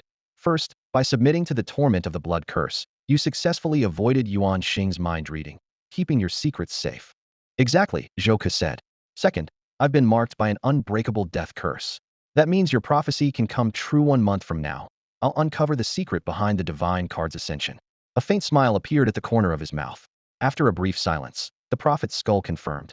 Yes, everything is proceeding as expected. I owe it all to your guidance, Joka said, coughing softly before changing the subject. You promised to keep me alive, right? The blood curse isn't going to kill me, is it? If you do nothing and just lie in bed waiting to die, the blood curse will become a true death curse. Even with your strong constitution, your magic will be drained within half a month, and you'll die bleeding from every orifice. Joka realized the prophet's skull was trying to scare him, so he played along, feigning panic. That's terrifying. Prophet, what should I do to avoid such a miserable end? The prophet's skull answered as if it had expected the question. For ordinary people, the blood curse means a certain death. But for a god, it's a different story. You need a special item to sustain your life. Joka immediately caught the key point. Lethal to humans, but harmless to gods. Are you saying that what can save me is a relic left behind by a god? That's right. Only that divine relic can save you. So, great prophet, can you tell me what it is and where I might find it? To be honest, Joka didn't expect a straightforward answer. He was prepared for the skull of the prophet to tell him something vague, like you must discover it for yourself. But, to his surprise, the prophet didn't evade the question and answered directly. It's a relic left by the god of diamonds, called the four-edged stone. The four-edged stone? Joka raised an eyebrow, a thoughtful look flashing in his eyes. The name certainly seemed fitting for the god of diamonds. After all, the diamond suit in playing cards is literally a four-sided gem.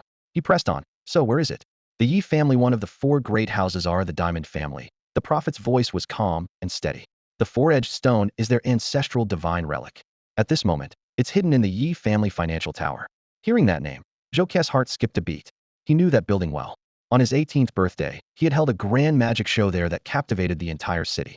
Now, knowing the four-edged stone was inside, his mind was set. He smiled lightly, his gaze firm. It seems that tonight, they'll be playing the master thief, breaking into the Yi family financial tower for a spectacular diamond heist. No matter what, he had to get the four-edged stone. It was not only his only hope of breaking free from the blood curse, but also a crucial step toward collecting all the divine relics and ascending to godhood. Thank you, prophet. Joka bowed his head slightly, genuine gratitude in his voice. By the way, I think you're the most powerful of all 14 divine relics. Oh, there was a hint of curiosity in the prophet's tone. Think about it, you're all-knowing, aren't you? You even know where all the other relics are. So, if I get you, it's like having all the relics at once. Joke's voice carried a playful edge. Don't get any ideas, the prophet replied, as calm as ever. I'm not as powerful as you think. I'm telling you about the four-edged stone simply because you need it to survive. Joka stood up and carefully put on his coat. You're heading out now? Planning to break into the tower and steal the four-edged stone tonight? The prophet asked, with a hint of warning. What else? The longer I wait, the weaker I become. Joke's tone was calm, but his urgency was obvious. Since that relic is my only shot at survival, I need to act fast.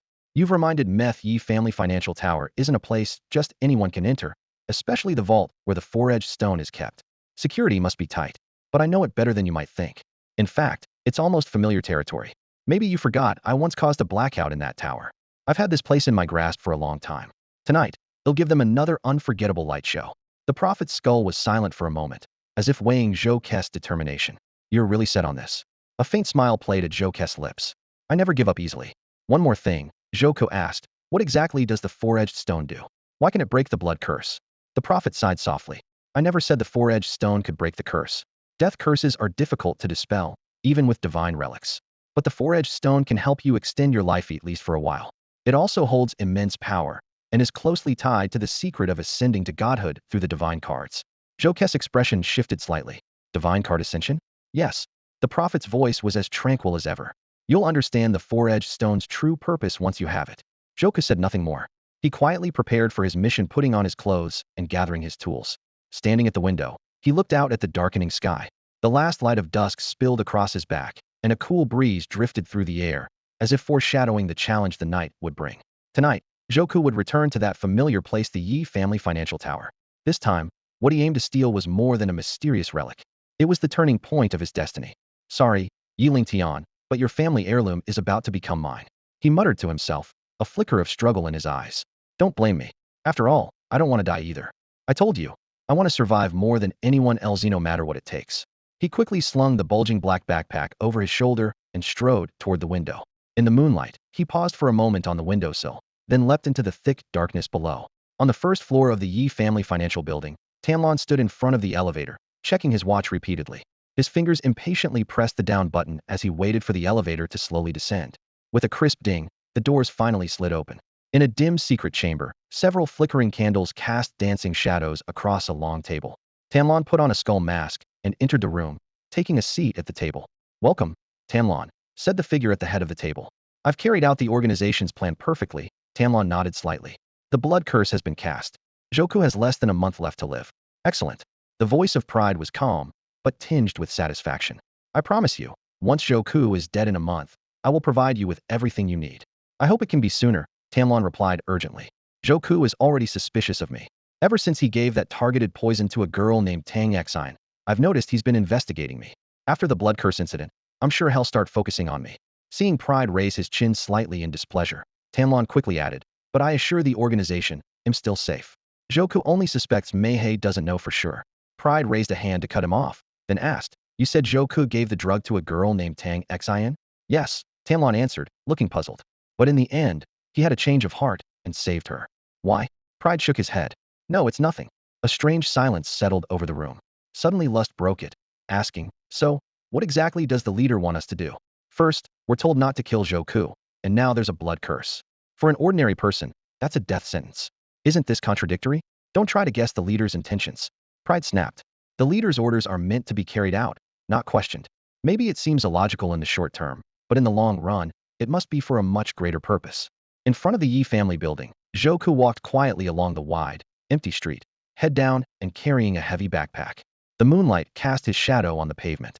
As he drew closer to the entrance of the financial building, he paused to study his reflection in the tempered glass. His black baseball cap was pulled low, nearly covering his eyebrows, and a cotton mask covered the lower half of his face, leaving only a pair of alert eyes that constantly scanned the surroundings. Satisfied that no one would recognize him in this getup, Joku gave a small, approving nod and stepped into the building's first floor. The lobby was spacious, designed to welcome visitors. Joku slipped silently into the shadows of a corner, pressing himself against the wall. He pretended to be waiting for someone, but his sharp gaze was already taking in every detail: the layout of the lobby, the flow of people. Just then, a company employee in a suit, looking exhausted, headed for the exit.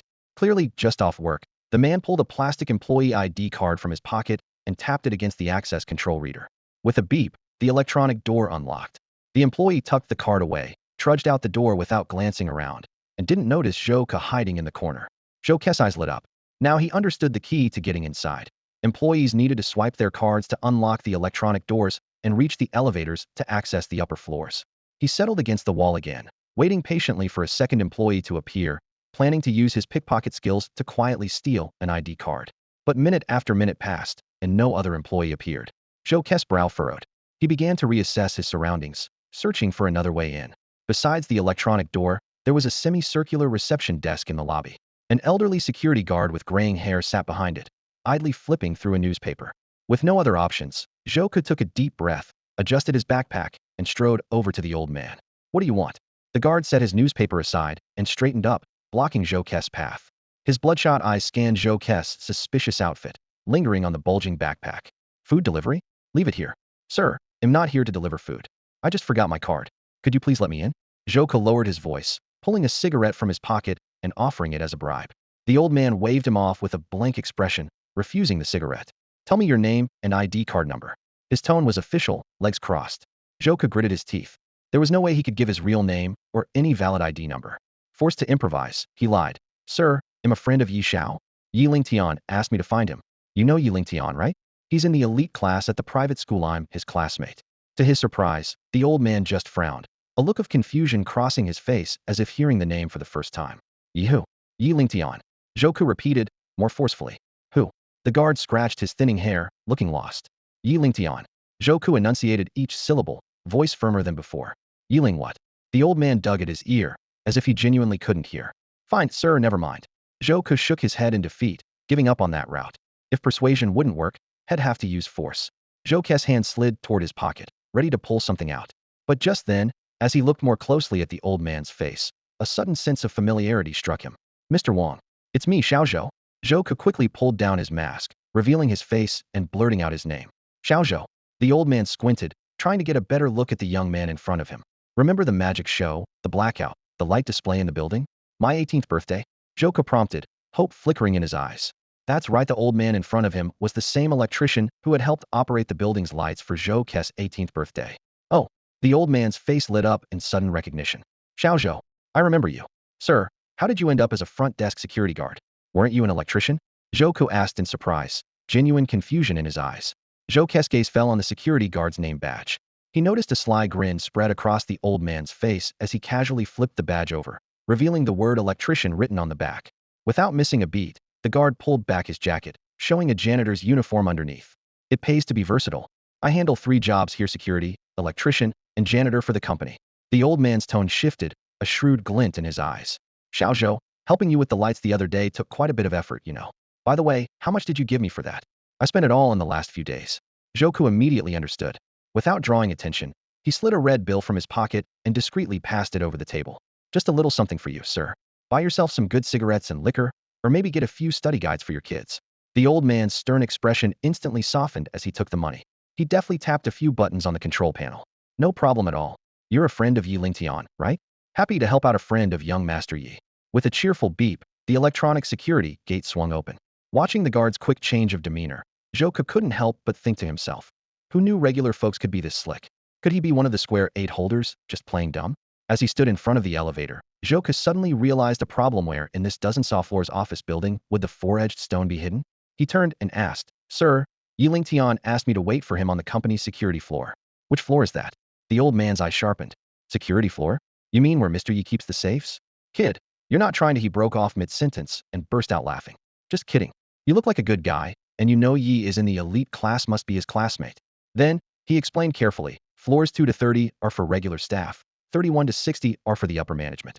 Anything above that is restricted. I've never even been up there myself. You'll have to ask around when you get there. After thanking the guard, Zhouku made his way to the elevator, deciding to check out the 61st floor first. He put on his mask and pressed the button to go up. The elevator arrived quickly, but as the door slid open, he was caught off guard. A person was already inside, standing tall with a prominent nose and a square badge pinned to his chest. It was Yi Lingtian. As Zhouku stepped into the elevator, he happened to brush past Yi Lingtian. The moment they passed each other, Yi Lingtian suddenly stopped in his tracks, his eyes following Zhouku and scrutinizing his outfit. Zhouku was bundled up tightly from head to toe, so there was no way Yi Lingtian should have recognized him. Still, Yi Lingtian frowned, a flash of displeasure flickering in his eyes. Zhouku's heart skipped a beat. He wondered, could Yi Lingtian really recognize me even in this getup? Yi Lingtian pressed his lips together before speaking slowly. Are you a delivery guy? There was a hint of uncertainty in his tone. Huh. Zhouku almost blurted out. No, I'm a thief. He looked down at his so-called deliverman uniform and thought, do I really look that much like a delivery guy? Even Yi Lingtian thinks so? That old man said the same thing. Maybe they really believe it. Just then, Zhouku's divine token suddenly warmed up, signaling a change. His heart jumped as he realized what was happening. This was an embarrassment moment.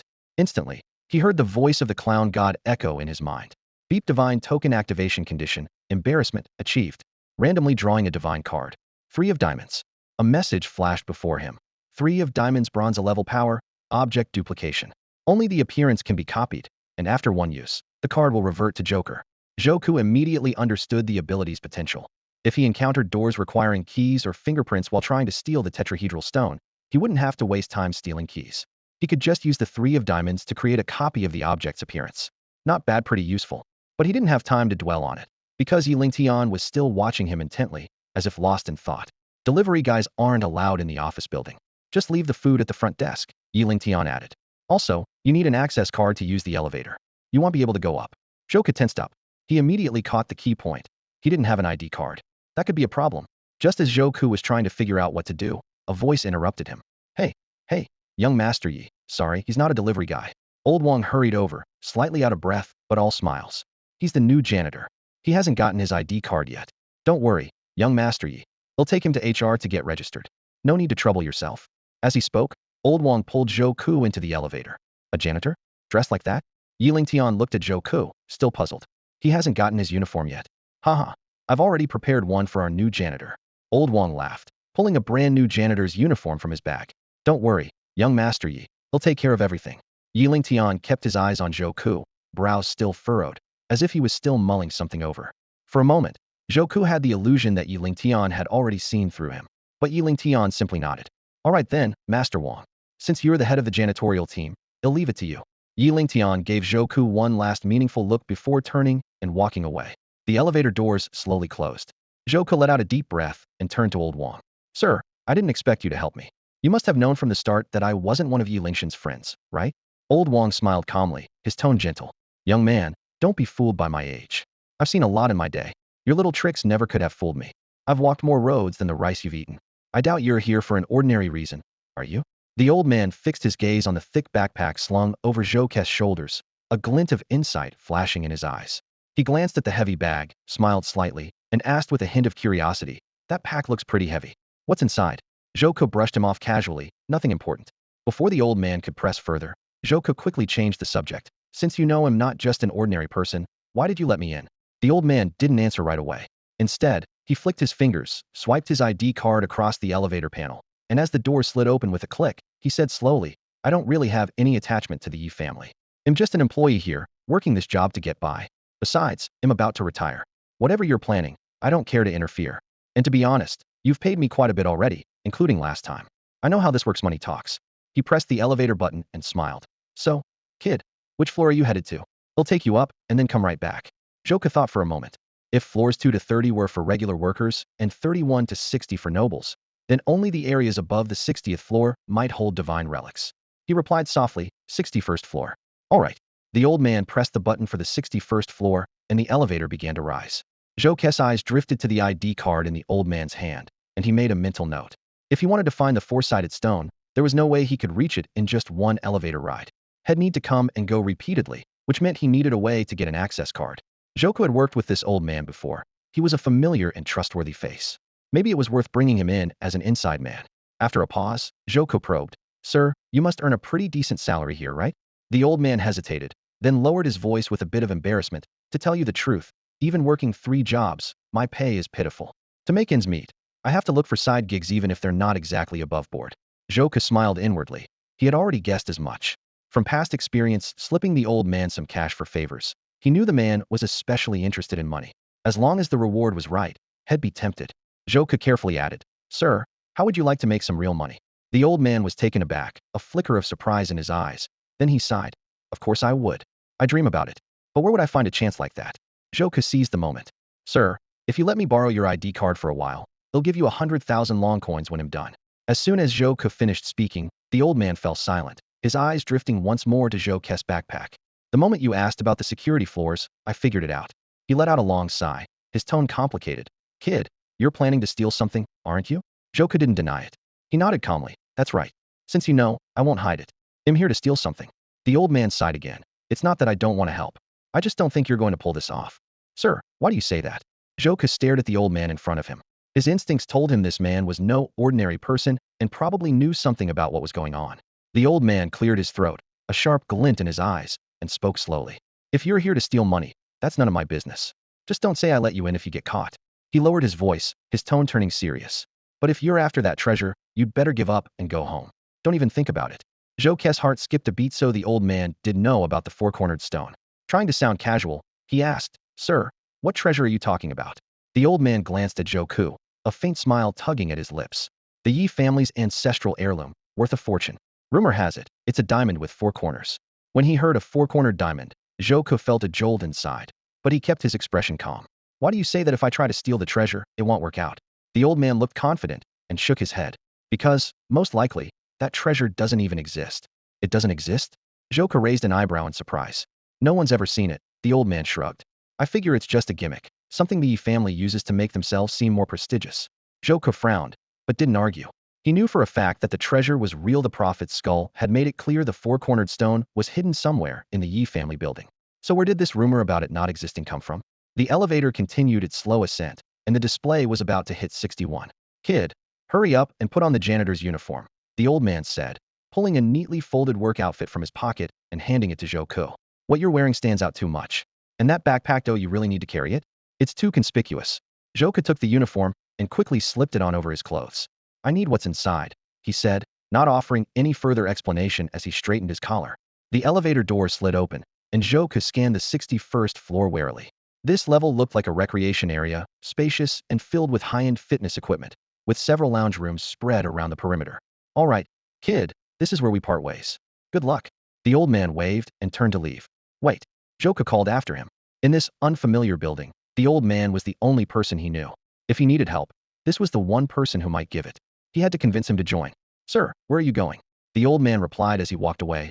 Oh, I'm headed to the power room. You should know, I'm also in charge of the electricity here. The other day, when you needed help with that magic trick, I shut down the lights in the whole building. Worked like a charm. No one suspected a thing. Zhouke's eyes lit up and he hurried after him. Sir, can I take a look? As he spoke, he discreetly slipped a bill from his pocket and handed it to the old man. The old man's face broke into a grin as he took the money, walking along and twirling the bill between his fingers. Why not? Come on, kid. He leaned in, his eyes glinting with curiosity. So, are you really here to steal something? Not the treasure you mentioned, just money. Zhouke replied immediately, though it was a lie. He was only interested in the 4-cornered stone, and he could tell the old man only cared about cash. The old man slowed, a hint of hesitation in his eyes. If I help you, will you really give me a cut? Absolutely. Zhouke patted his chest. It's not our first deal. Don't you trust me by now? The old man seemed to wrestle with himself for a moment, then finally made up his mind. You promised me 100,000 long coins, right? That's right. That's not enough. The old man shot back, eyes gleaming with greed. The Yi family's loaded. I bet a single antique vase in their safe is worth at least 1 million. Deal. Whatever you get, I get half. Zhouke agreed without hesitation, and the two shook hands to seal their pact. The unlikely duo, one after money, the other eyeing the gemstone shad, just formed a temporary partnership in crime. They soon arrived at the power control room. Before them was a large operations screen covering the entire wall, crowded with icons representing virtual circuit breakers. Zhouke paused, studying the display thoughtfully. Is this the system that controls all the building's lights? He asked. That's right. The old man replied proudly, pointing to the most prominent button in the center of the screen. This is the master switch. Swipe your card and press it, and the whole building goes dark. He gestured to the smaller buttons surrounding it. These control the lights for each floor and room individually. Zhouke's eyes lit up. Can you set the lights to turn off on a timer? Of course. Let me show you. The old man demonstrated the process with practiced ease. Zhouke picked it up quickly, programming the lights to shut off in 2 hours. Kid, why do you want the lights off in 2 hours? The old man asked, curiosity getting the better of him. A mysterious smile played on Zhouke's lips. Once the plan is done, I want to give my performance a grand finale using the Yi family financial building as the stage. More of your magic tricks, huh? The old man said, not quite understanding, but nodding anyway. With the lighting program set, Zhouke turned his attention to gathering intel. Do you know which floor is most likely to have the vault? The old man thought for a moment, then slapped his forehead. Right. The 65th floor is where the executive conference room is. That's where Mr. Yi holds his meeting. Lots of confidential stuff gets discussed there. You might overhear something useful. He hesitated. But I don't have clearance for that floor. You need a fingerprint to get in. What about the stairs? They're only open if the elevators are out of order, otherwise, they're off limits. Zhouke stroked his chin, deep in thought. When he heard fingerprint, his eyes began to gleam. A moment later, he looked up, a confident smile spreading across his face. I know how to get a fingerprint. At the restroom entrance, Zhouke bent over, mopping the floor in a janitor's uniform.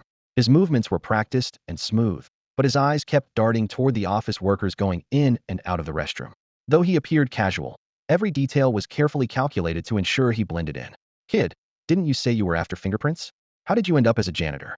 The older man beside him swept the floor mechanically, lowering his voice in confusion. Zhouke didn't look up, his hands never pausing as a faint smile tugged at his lips.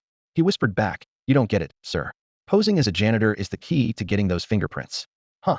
The old man's face was full of question marks, his broom slowing for a split second. Joke's gaze was sharp, scanning every employee entering or leaving the restroom. Nothing escaped his notice. He explained quietly, to get fingerprints for the 65th floor, I first need to figure out who actually has access. Only those with high enough clearance are worth targeting. If I go through all this trouble for some random office worker's fingerprint, it's useless. That's why we're here by the restroom beat, watching who comes and goes. We can figure out who holds the real power. What? The old man was incredulous. He stopped sweeping and leaned closer. You mean you can tell who has access to the 65th floor just by watching them use the restroom? He scratched his thinning white hair, frowning. What's the logic here? Are you saying the higher-ups even use the bathroom differently from the rest of us? Joke's face remained calm, but his eyes were locked onto every employee leaving the restroom. These people all wore sharp suits and looked impressive. There was no way to judge their status by appearance alone. It's hard to tell who's who just from how they dress. Even among the higher-ups, there are levels. Clothes alone can't tell you who the real decision-makers are. Joke's mop arced smoothly across the floor. But I don't judge by clothes. Just then, his gaze settled on a well-dressed woman. Her nails were neatly manicured. An expensive watch flashed on her wrist. After washing her hands, she didn't use the hand dryer instead. She simply flicked the water off her hands and hurried away. Joke quietly said to the old man, see that woman? She probably doesn't have high-level clearance. She's likely middle management, not our target. The old man squinted, puzzled. Why? All I saw was that she didn't use the hand dryer. You're not basing your judgment on that, are you? He hesitated, then added, whether someone dries their hands or not doesn't say much. Some regular workers like to use the dryer, and I've seen managers just flick their hands dry and leave. Isn't it just personal habit? Can you really tell their status from that? Joke nodded, still mopping. Your right-handing habits don't reveal much. That's not what I'm looking at. As he spoke, Joke's eyes suddenly sharpened and his body tensed. A slim, casually dressed man exited the men's room, whistling as he strolled to the sink. He washed his hands slowly. Then, instead of using the hand dryer, simply shook off the water droplets onto the sink. Joke was about to look away when the man made a subtle movement, pinched the hem of his shirt between his thumb and index finger, using the fabric to dry those two fingers. A glint flashed in Joke's eyes. His mop paused for just a second before he resumed his work as if nothing had happened. The old man noticed the unusual gesture and frowned slightly. The man in front of him wiped his hands on his clothes, looking nothing like a high-ranking executive. Before he could say anything, Joke urgently lowered his voice and reminded him, Sir, that's him. That's our target. The old man was momentarily stunned, blinking in confusion. Sensing this, Joke quickly leaned in and whispered, Sir, is anyone watching the security cameras right now? Young man, I'm the security guard on duty today, the old man replied with a smile and a shake of his head. This is right outside the restroom. There aren't even any cameras here. You can relax. As he spoke, he eyed Joke curiously. Why do you ask all of a sudden? What are you planning? I need your help, Joke said calmly, though his eyes grew sharp. After quickly scanning the area to make sure no one was around, he silently approached the target from behind and delivered a precise chop to the man's shoulder. The man collapsed without even making a sound. Sir, help me get him into the elevator, Joke called out as he hoisted the man's arm, prompting the still-dazed old man to action. Oh right, coming. The old man snapped back to attention, grinning with excitement. This is thrilling. We look just like secret agents. Working together, they dragged the unconscious man to the elevator. Joke pressed the button for the upper floors. When the doors opened and he saw the elevator was empty, they pulled the man inside. Joke then lifted the man's right hand and straightened his index finger. Young man, the old man asked, puzzled. He looks pretty young. Are you sure he can access the 65th floor? Will his fingerprint really work? Don't worry, Joke replied confidently, pressing the man's finger to the scanner. A clear beep sounded, and the light turned green. Access granted. The old man stared in amazement. Impressive. Hardly anyone can get to the 65th floor. How did you know he was the one? Joke smiled and explained. It was simple. First, he wasn't wearing an employee badge. Second, he clearly uses his fingerprint often. You know, wet fingers can't pass fingerprint scans because the water fills in the ridges. He didn't wait for his hand to dry naturally, specifically wiped his index finger on his clothes. What does that tell you? It means he uses his fingerprint to get in a lot? The old man guessed thoughtfully. Exactly, Joke confirmed. The old man broke into an admiring smile. You've got some real skills, young man. You remind me of someone. Who? The old man gazed off into the distance, his expression softening. My son. Joke was momentarily taken aback, looking at the old man with a puzzled expression. Your son? He asked. The old man let out a soft sigh, his gaze drifting into the distance with a hint of melancholy. He continued, Young man, even though you're not a friend of Yi Ling Tian from the Yi family, you're still a student at a noble school in Longhua, aren't you? That means you're considered a noble yourself, right? Zhou wasn't a noble, but he didn't bother explaining that he was just an ordinary civilian who'd somehow managed to get into a school for the elite. He simply nodded, accepting it without protest. Sir, from what you're saying, is your son also a student at one of those noble schools? Joko asked casually. The old man gave a bitter smile and shook his head, his voice tinged with resignation. That's impossible. I'm just a poor commoner. Dragons give birth to dragons, phoenixes to phoenixes. A rat's son will only know how to burrow holes in this life. He paused, a trace of sadness flickering in his eyes. A commoner's son will always be a commoner. But my son was a lot like you, sharp, observant, and quite clever. Joko raised an eyebrow, a little confused. Sir, you look to be in your 50s, right? That means your son must be in his 20s or 30s by now. The old man glanced at him, his eyes suddenly deep and distant. He would be, if he were still alive. Joko was taken aback, then patted the old man on the shoulder, as if understanding the pain behind his words. Sir, it seems you have your own story to tell. The conversation trailed off, leaving an awkward silence between them. They stood quietly in the elevator, Joko watching the floor numbers light up in succession.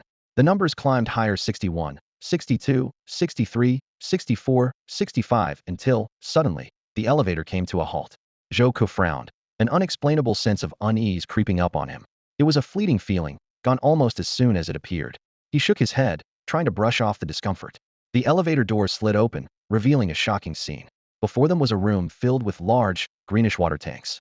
Inside, countless naked, grotesquely twisted bodies floated in the murky water. Blades spun constantly in the tanks, their edges skimming the surface with a sickening, grating noise. Some of the blades even sparked with electricity, as if certain tanks had been rigged with live wires, shredding the bodies inside into unrecognizable pulp. The entire floor was filled with these grisly tanks and mangled corpses, making every corner feel even more sinister. A word flashed through Joke's mind, juicer. Except, these weren't for fruit, they were for living people. The old man was clearly stunned by the horrific sight, his mouth agape as he stood frozen in place. Joku, however, stepped forward without hesitation, his tone calm. Sir, is this your first time seeing something like this? The old man finally snapped out of his daze and hurried to catch up, his voice trembling with agitation. Of course. What on earth is the Yi family doing here? This is murder. Completely illegal. No wonder only top executives' fingerprints can access this floor. Joku walked to the end of the corridor, staring at the bodies floating in the tanks.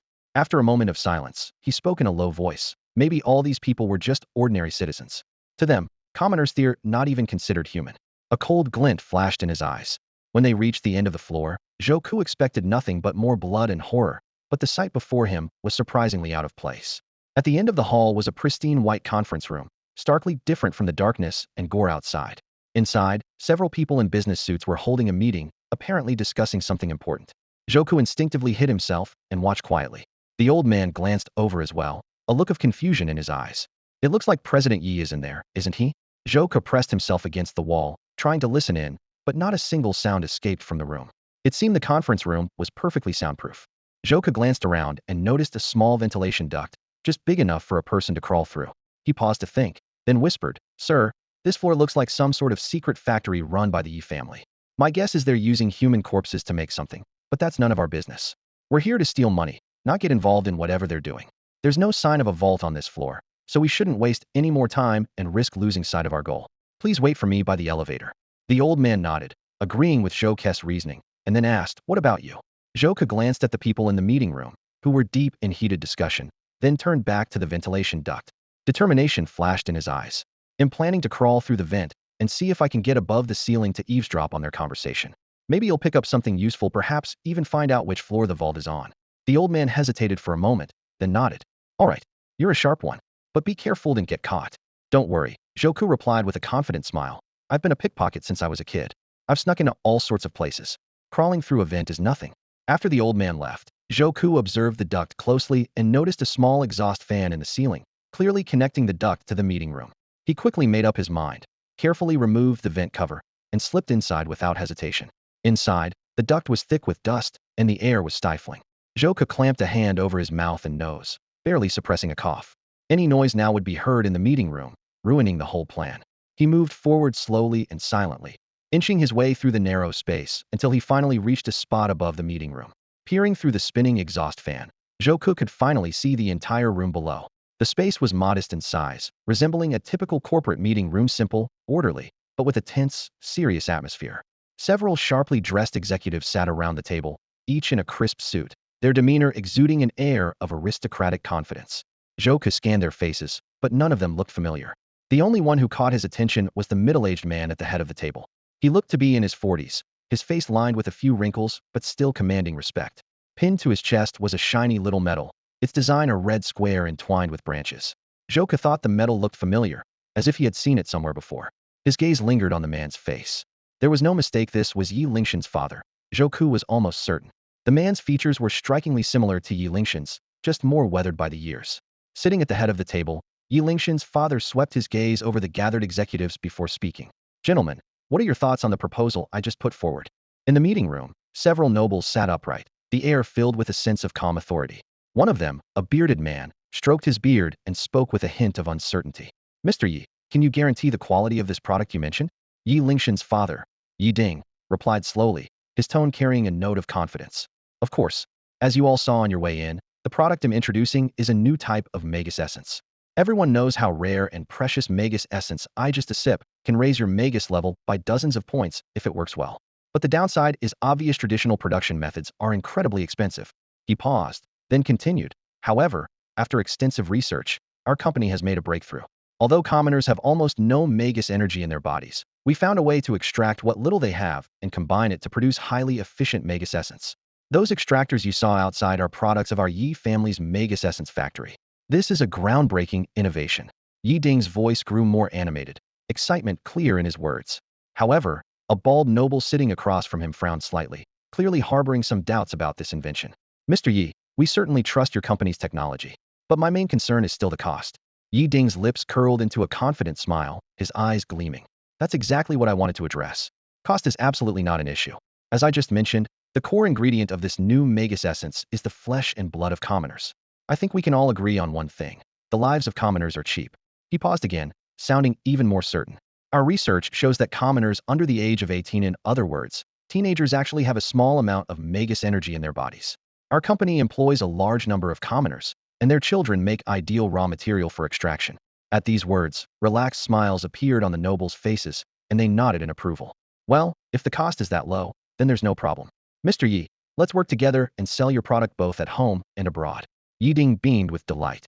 He immediately stood up, retrieved a bottle of champagne from the corner of the room, and said enthusiastically, in that case, let's celebrate.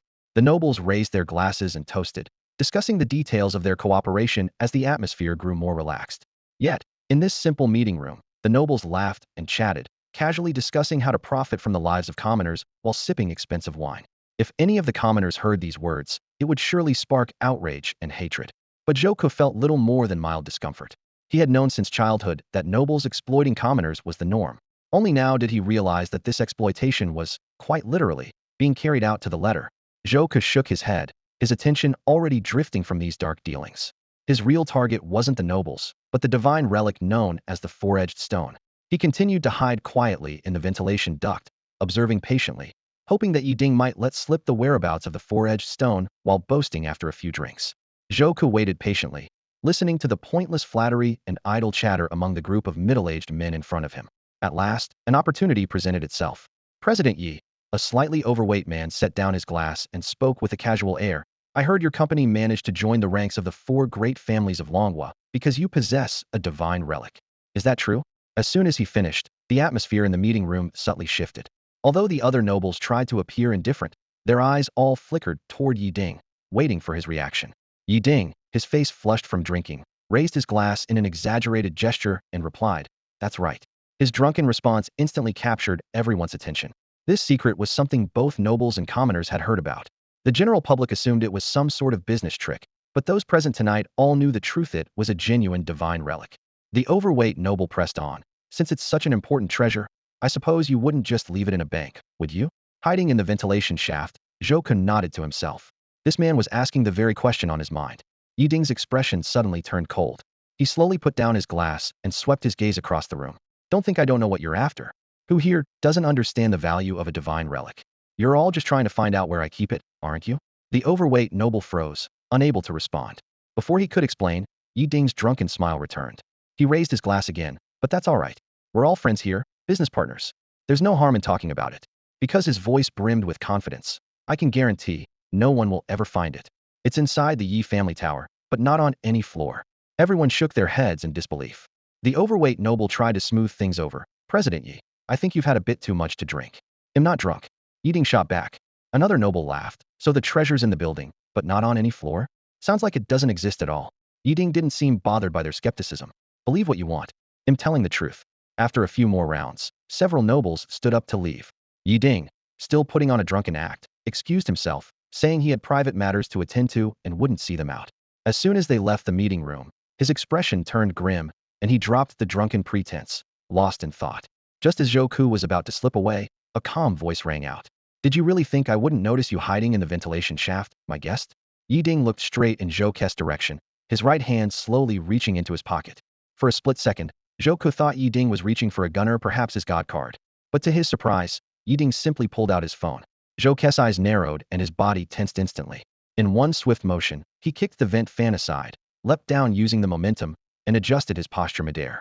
With precise aim, he delivered a sharp kick that sent Yiding's phone flying out of his hand. Drawing a weapon wouldn't have been a big deal. Zhou Ku was confident he could escape before Yiding had a chance to react. But he absolutely couldn't let Yiding call for backup. He was here on a covert mission. If no one noticed him, he might just manage to steal the divine relic and make it out alive. If security got involved, things would be very different. As soon as he landed, Zhou Ku stomped down on the phone, crushing it to pieces. Shards of metal and plastic scattered across the floor, making sure Yiding couldn't call for help.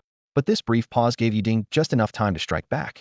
Though Yiding didn't appear to be armed, he suddenly let out a low growl and charged at Zhou Ku like a coiled spring unleashed. With a heavy thud, Zhou Ku took a hard blow to the chest, pain ripping through his body. He crashed backward into a wine cabinet. The glass door shattered, expensive bottles tumbled down, and liquor splattered everywhere, filling the air with a strong aroma. Yiding looked every bit the businessman, but his strength was shocking. Then again, as one of the four great nobles, his magical essence was bound to be high. Even if Yiding held the diamond card, not the combat-oriented spade, his physique alone was superior to Zhou Ku's. Worse still, Zhou Ku was weakened by a blood curse, his body frail and sluggish, no match for Yiding now. In the hand-to-hand struggle, Zhou Ku quickly fell behind. Seizing the opportunity, Yiding wrapped a single hand around Zhou Ku's throat, pinning him to the wall. Zhou Ku coughed, his throat compressed, oxygen slipping away as he struggled to breathe. The sudden exertion only made the blood curse flare up, sending sharp pain radiating through his body. When it rains, it pours. Zhou Ku's vision blurred, his senses dulled, and Yiding's face twisted and distorted before him, contorted with a cruel grin. There was a strange glint in Yiding's eyes. You've got a decent look for a janitor, kid, perfect material for the juicer. He snarled, his voice buzzing in Zhou Ku's ears. Let's see what happens to nosy children who listen in on grown-ups. Yiding's grip tightened, his knuckles turning white, veins standing out on his hand. Funny, you don't seem like an ordinary civilian. Yiding muttered, squeezing harder, his fingers digging into Zhou Ku's skin. Even better, looks like your magic levels are pretty high. Just your corpse alone could fill an entire bottle with essence. He clicked his tongue, a twisted smile on his face. Imagine it, your body, soaking in disinfectant, sliced to bits by sharp blades, piece by piece. Zhou Ku felt his strength draining away, darkness creeping in at the edges of his vision, his mind slipping toward unconsciousness. No, he couldn't die here. More than anyone, Zhou Ku wanted to survive. Suddenly, his eyes sharpened with determination, a desperate, ruthless resolve flashing in his gaze. With the last of his strength, he fumbled among the broken shards behind his back. His fingertips brushed against something solid and blunt. Without hesitation, he grabbed it. With a loud crack, Zhou Ku swung the object with all his might, smashing it against Yiding's head. Yiding let out a guttural scream, releasing his grip and dropping to his knees, clutching his head in pain. Blood seeped between his fingers. The blood curse still raged through Zhou Ku's body, every nerve screaming in agony, but he forced himself to keep fighting.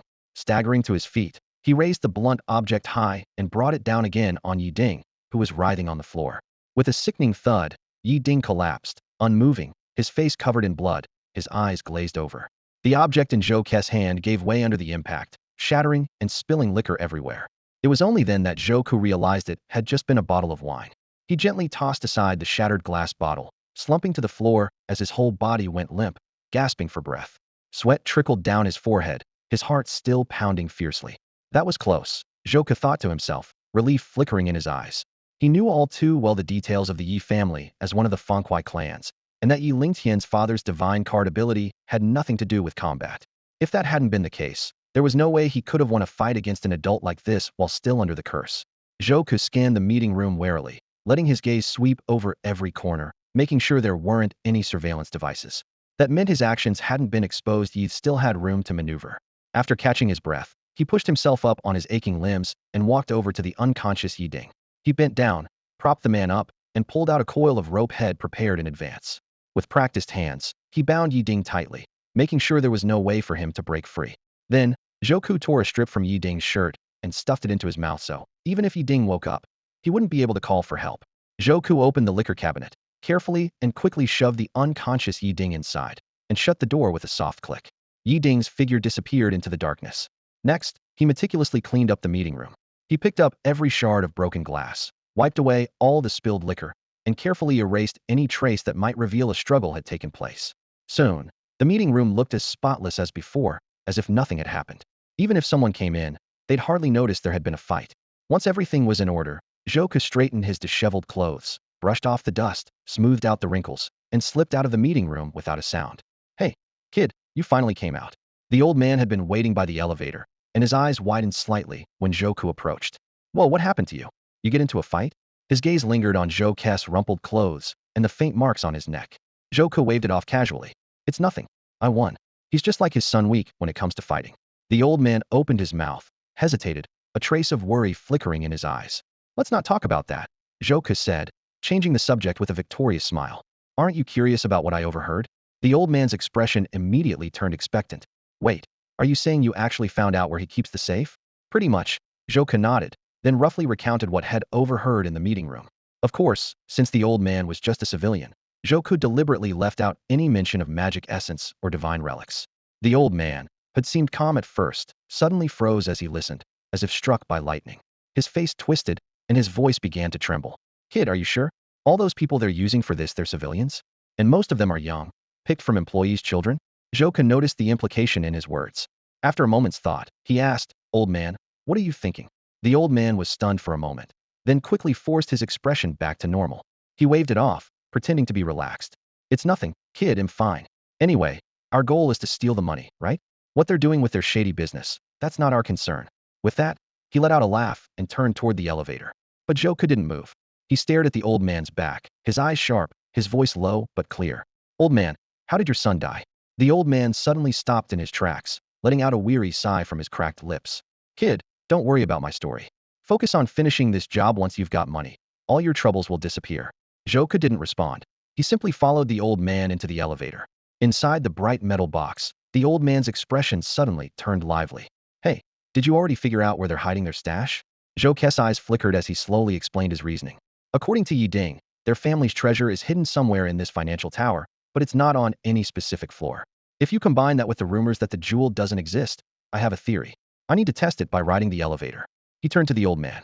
"When we came up from the 60th floor, did you notice anything unusual?" "Unusual?" The old man scratched his graying hair. "Didn't notice anything special." Zhouku glanced at his watch and pressed the button for the 60th floor again. The elevator began to descend, numbers flickering on the display. 65, 64, 63, 62, 61, 60. His eyes darted between his watch and the floor indicator until the elevator chimed at their destination. "Why are we back here?" the old man asked in confusion.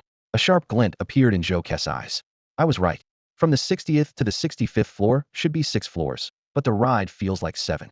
With his heightened senses, Zhouku had noticed something odd. Between the 64th and 65th floors, the display changed more slowly, and the elevator took noticeably longer than between other floors. This led him to a bold conclusion. There's a hidden floor between 64 and 65, a 64.5th floor. That's where the jewel is stashed. That's why people say it's not on any floor." The old man's eyes widened. "Kid, that sounds crazy. Sometimes elevators just slow down for no reason." "No," Zhouku shook his head. "There are 2 more key clues. First, you mentioned that the stairs are usually closed off, which is odd for a busy office tower. Second, why does the 65th floor require fingerprint access? It's not just to cover up that secret juice factory. The real reason is, the floor beneath 65 isn't actually 64. Fingerprint authentication was a security measure implemented by the Yi family to prevent anyone from damaging the floor of the 65th level and accessing this hidden floor. Let me think this through." The old man rubbed his nose, his brows tightly furrowed as he started counting on his fingers. After a moment, he looked up, still a bit skeptical. "Kid, I get what you're saying, and it does make sense. But isn't this all just speculation? Maybe there isn't a hidden floor at Aller. If there is, it could just be an unfinished, abandoned level." Zhouku had anticipated this doubt. A faint smile played on his lips. "You're right, sir, it's just my theory. But the best way to test a hypothesis is to try it out. Why don't we go see for ourselves?" The old man opened his mouth to speak, and Zhouku gestured for him to continue. Even if this 64.5th floor exists, and it's really hiding gems, vaults, and treasures like you said, how are we supposed to get in? We can't just smash through the ceiling of the 64th floor or drill a hole in the 65th. That would make too much noise. What if someone notices? Joka chuckled. Had already thought of this. For ordinary people, building a completely sealed secret floor would be pointless. But for a family like the Yi clan with supernatural abilities, it made perfect sense. As a member of the Fenghui family, yes, people probably used Fenghui 5's teleportation powers to get in and out of the space. Although Zhou didn't possess the wall-phasing ability of Fenghui 5, he had another plan: a direct and effective approach. Sir, try to think outside the box. Sure, we need to break in from the outside, but that doesn't mean we have to go from above or below. Seeing the old man's puzzled look, Zhou didn't explain further. Instead, he quietly led him into a small, empty recreation room. Through the floor-to-ceiling windows, Zhou looked up at the glass facade above. Then he pulled out a length of rope from his pocket and tied it securely around his waist, unlike the one head used to bind Yiding. This rope had a small black grappling hook attached to one end. The old man's eyes widened in realization. Kid, you're not thinking of. Scaling walls is basic training for any master thief, Zhou replied with a smirk. We're not going in from the top or the bottom, but the side. Before he finished speaking, he dashed toward the window and leapt out. Crash! The glass shattered behind him, fragments scattering like stars. The icy wind at 200 meters above the ground cut into his lungs like blades, jolting every nerve in his body awake. For a moment, time seemed to freeze. The sound of breaking glass was swallowed by the roar of the wind. In the moonlight, a lone figure hung in midair, his coat snapping in the gale. Below him, the city glowed with neon lights. Above, the vast starry sky stretched endlessly. Zhou flicked his hook with effortless grace, and as the wind howled around him, he whispered softly, "The show begins now." The cold wind bit into his bones. Zhou stepped lightly along the exterior of the building, gripping the safety rope tightly as he slowly climbed upward. More than 200 meters above the ground, anyone with a fear of heights would probably faint at a single glance downward. But Zhou moved with practiced ease, as if this were nothing out of the ordinary. Hidden by the cover of night, he inched his way up until he reached the space just above the 64th floor and below the 65th. Looking through the glass of the 64th floor, he saw a typical office interior, nothing out of place. The 65th floor, however, was a stark contrast. Rows of menacing, human-powered juicers were lined up in neat formation. Only the space between these two floors was completely empty, a void within the building. So this is the building's only hidden floor, the 64.5th floor, Zhou confirmed to himself. Crash! Glass shards rained down as Zhou pushed off with his feet, smashing through the window of the 64.5th floor and leaping inside with agility. Landing lightly, he immediately got up and slipped into a corner, scanning his surroundings with caution. It was pitch black inside, not a single light in sight. Zhou quietly took out his phone and switched on the flashlight. In the faint beam, the hidden floor looked exactly as he expected, almost completely bare, the walls unfinished and exposing raw concrete and steel. Clutching his phone, Zhou moved forward, scanning the empty expanse. The entire floor was deserted except for a small box on a platform in the center. That must be where the four-edged stone is kept, Zhou thought, holding his breath as he cautiously approached the platform. Up close, the small box was exquisitely crafted, its surface adorned with intricate openwork carvings. Suppressing his excitement, Zhou carefully examined the area around the box. In movies, boxes like these were usually surrounded by elaborate security systems or booby traps. But after a thorough check, he found nothing of the sort. Could it really be this simple? Is the four-edged stone just sitting in this box? Zhou was puzzled, but quickly put his doubts aside. For someone with a divine token, even the most advanced security systems would be useless. The hidden 64.5th floor was itself the ultimate protection for the four-edged stone, and now, that secret was his. Without further hesitation, Zhou reached out and opened the box. Inside, it was completely empty. His first thought was that someone had beaten him to it, but he quickly dismissed the idea. The inside of the box was thick with dust, as if nothing had ever been stored there. Just as he was lost in thought, the box suddenly emitted a cold, mechanical voice. If you seek what you desire, reveal the truth of this object. You have 3 attempts remaining. In that instant, Zhou understood this was the four-edged stone security device, a cleverly disguised lock. Traditional codes could be cracked, so the Yi family had chosen this riddle instead. The meaning was clear. To find the four-edged stone, he had to state its true nature. Yiding would surely know the answer to this question. But Zhou had no time to run back and interrogate Yiding, forcing him to reveal the answer. Any delay could lead to chaos. So, Zhou had to solve this problem on his own. The truth of the four-edged stone. Zhou frowned, his mind racing. The first thing that came to mind was the widely circulated rumor. The four-edged stone didn't exist at all. Both that old man and the nobles who had meetings with Yiding once believed this.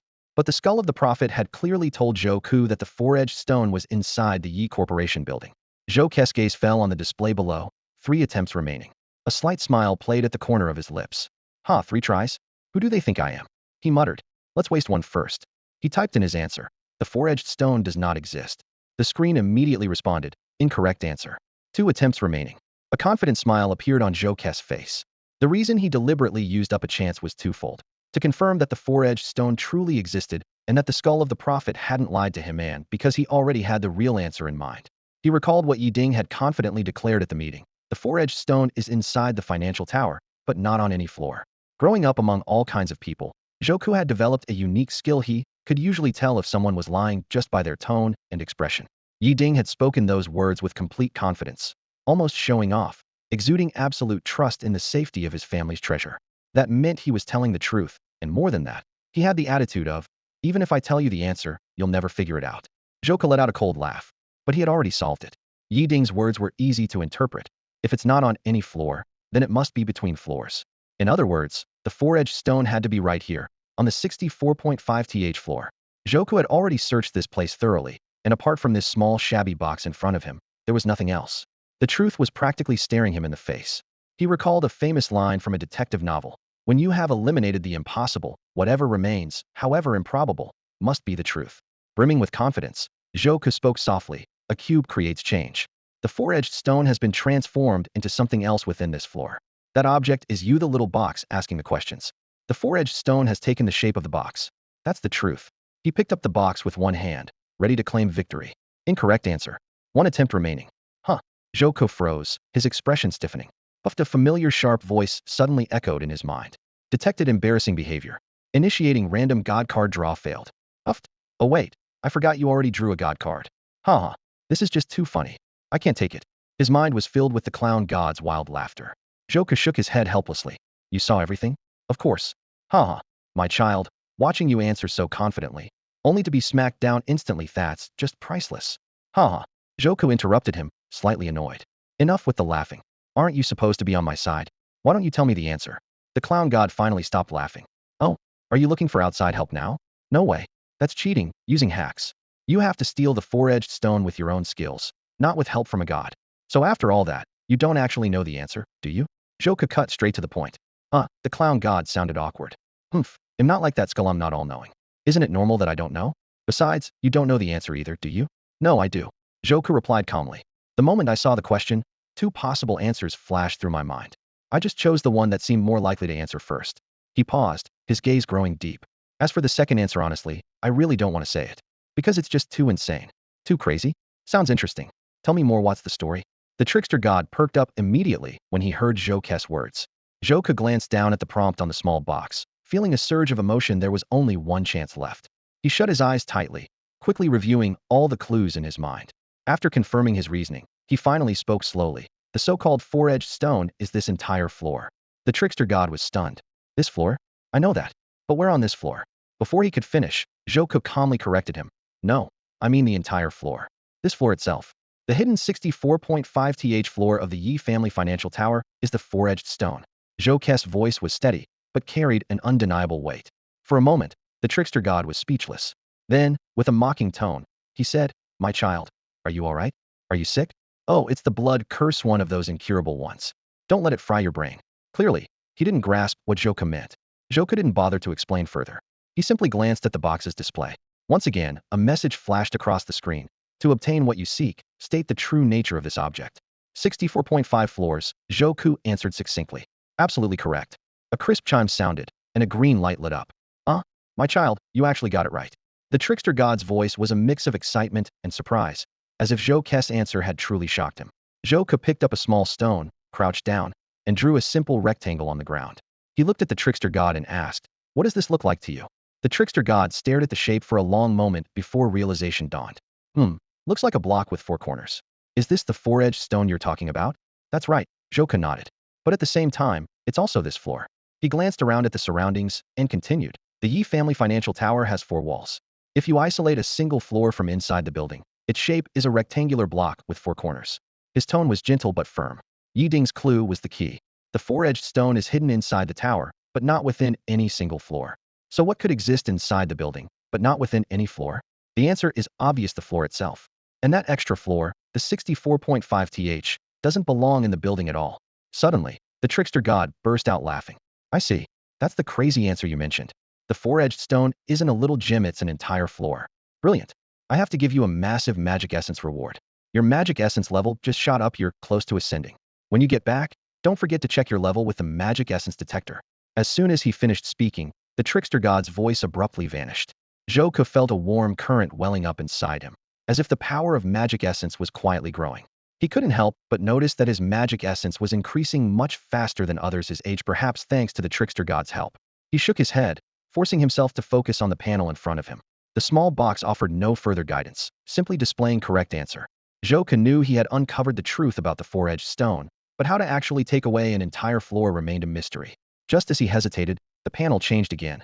Correct answer. The requested item will now be provided. The four-edged stone is about to return to its original form. Return to its original form? A sudden sense of dread washed over Zhou Ke. This isn't good. Before he could react, the entire building began to shake violently. Zhou Ke sprang up, lunging toward the outer wall of the 64.5th floor. With a deafening roar, it felt as if the entire floor was being torn apart by some tremendous force. Zhou Ke noticed that the entire outer wall of the 64.5th floor was slowly contracting, as if a giant hand was closing in on him. He immediately picked up his pace, his footsteps nearly sparking against the floor. Boom! With a thunderous crash, dust billowed and chunks of debris rained down from the ceiling, pounding the ground with heavy thuds. The whole 64.5th floor was being compressed by some invisible force, rapidly shrinking within seconds. It was already half its original size. If he didn't make it out the window before it closed completely, he'd be crushed into pulp. Luckily, the wall was closing in from his direction. Gritting his teeth, Zhou Ke sprinted with all his might, quickly reaching the outer wall. The rope was still firmly hooked to the edge of the building, completely undisturbed. He leaped, his body twisting in midair as he dove toward the window, grabbing the rope with perfect precision. In the next instant, he slid down, plummeting straight along the rope. By now, the 64.5th floor had been compressed to the size of a large water tank. Out of the corner of his eye as he dropped, he saw the entire floor continuing to collapse in on itself. 64th floor, 63rd, 62nd, 61st. The floors blurred past in a dizzying rush. Zhou Ke aimed for the gaping hole head kicked open in the floor-to-ceiling window of the 61st floor. With a swing of his arms, he used the rope's momentum to arc sideways, then yanked hard, launching himself cleanly through the opening and into the room. Inside the small lounge on the 61st floor, Old Wang was lounging on the sofa, puffing on a cigarette and flipping through a racy magazine with a lewd grin. He was completely engrossed when suddenly a figure covered in dust leapt in through the window. Startled, he jerked upright and hastily shoved the magazine behind his back. "Kid, why are you covered in dust?" Before Zhou Ke could answer, a violent rumble echoed from upstairs. The floor trembled slightly, and dust drifted down from the lampshade. Boom! Old Wang jolted and sat up straight, exclaiming, "What's going on? Kid, did you just blow up the building?" "Something like that," Zhou Ke replied calmly. By now, the 64.5th floor had been fully compressed into a diamond-sized block. The floor above suddenly dropped to fill the gap, but the building didn't tilt or collapse. Instead, it remained as upright as ever, as if this strange structural change had been anticipated from the very beginning. Removing the 64.5th floor allowed the floors above and below to fit together perfectly. Steadying himself, Zhou Ke quickly set about retrieving the rope hanging outside the window, working efficiently and methodically. In no time, he had it coiled up. At the end of the rope, a small black hook was clasped around a transparent crystalline dazzling diamond. The diamond was shaped like a four-sided block, its surface as smooth as glass. On closer inspection, its sparkling exterior looked remarkably similar to the glass curtain walls of the Yi family financial tower. Zhou Ke carefully detached it and tucked it safely into his jacket. Old Wang's eyes lit up with excitement. "Kid, is that the Yi family's treasure? Was there anything else in that floor?" "No," Zhou Ke replied crisply. A flicker of disappointment crossed Old Wang's face. He muttered, "I thought there'd be some cash in there." "Oh well." But soon, he noticed Zhou Ke's actions and raised an eyebrow. "Hey kid, you always stash things in your clothes. Why not use your backpack? That black bag looks pretty heavy, why don't you use it? What's inside, anyway?" His tone shifted, full of suspicion as he eyed Zhou Ke. Zhou Ke was carefully winding the rope around himself, silent. Old Wang's question hung in the air, a suspenseful note left unanswered. Zhou Ke didn't want to answer directly, so he acted mysterious, pointing to the black bag slung over his shoulder and whispering, "This? Inside are some amazing tools we'll need soon." The old man looked puzzled and shook his head. "You young people these days, your way of talking gets harder to understand every year." Either way, the job was done. Glancing at the contents of the bag, the old man muttered, "This thing must be the Yi family's heirloom, right? I bet it'd fetch a good price on the black market." Joka nodded knowingly. "Don't worry, sir. Once we get out safely, just like we agreed, whatever it sells for, you'll get half." His tone was full of confidence. The old man nodded, already calculating in his mind. This young man was impressive. Anyone who could steal something this valuable clearly had skill. Before they could chat more, a blaring alarm shattered the silence. Beep, beep, beep. The alarm echoed throughout the building as red lights flashed. Joka frowned, realizing trouble had come. "I knew this was coming." The commotion from stealing the quadrangular stone had clearly alerted security. "We need to get out now, there's no time." He spoke as he ducked down and dashed toward the elevator. The old man hurried after him, breathless. "Kid, do you have an escape plan?" Joka replied briskly, "Relax. I never go into anything unprepared. I planned everything before I came. Stealing the treasure isn't enough for a master thief. Getting away safely is what counts." The two of them slipped into the elevator just before the guards arrived. Panting, the old man asked, "Kid, do we really need to run this far?" "Actually, I'm the head of security here. Those guards listen to me. Maybe I can talk our way out." Joka gave a faint smile. The commotion was too big. "We stole the Yi family's treasure. Everyone knows by now. The guards must have been notified. You're probably already a suspect."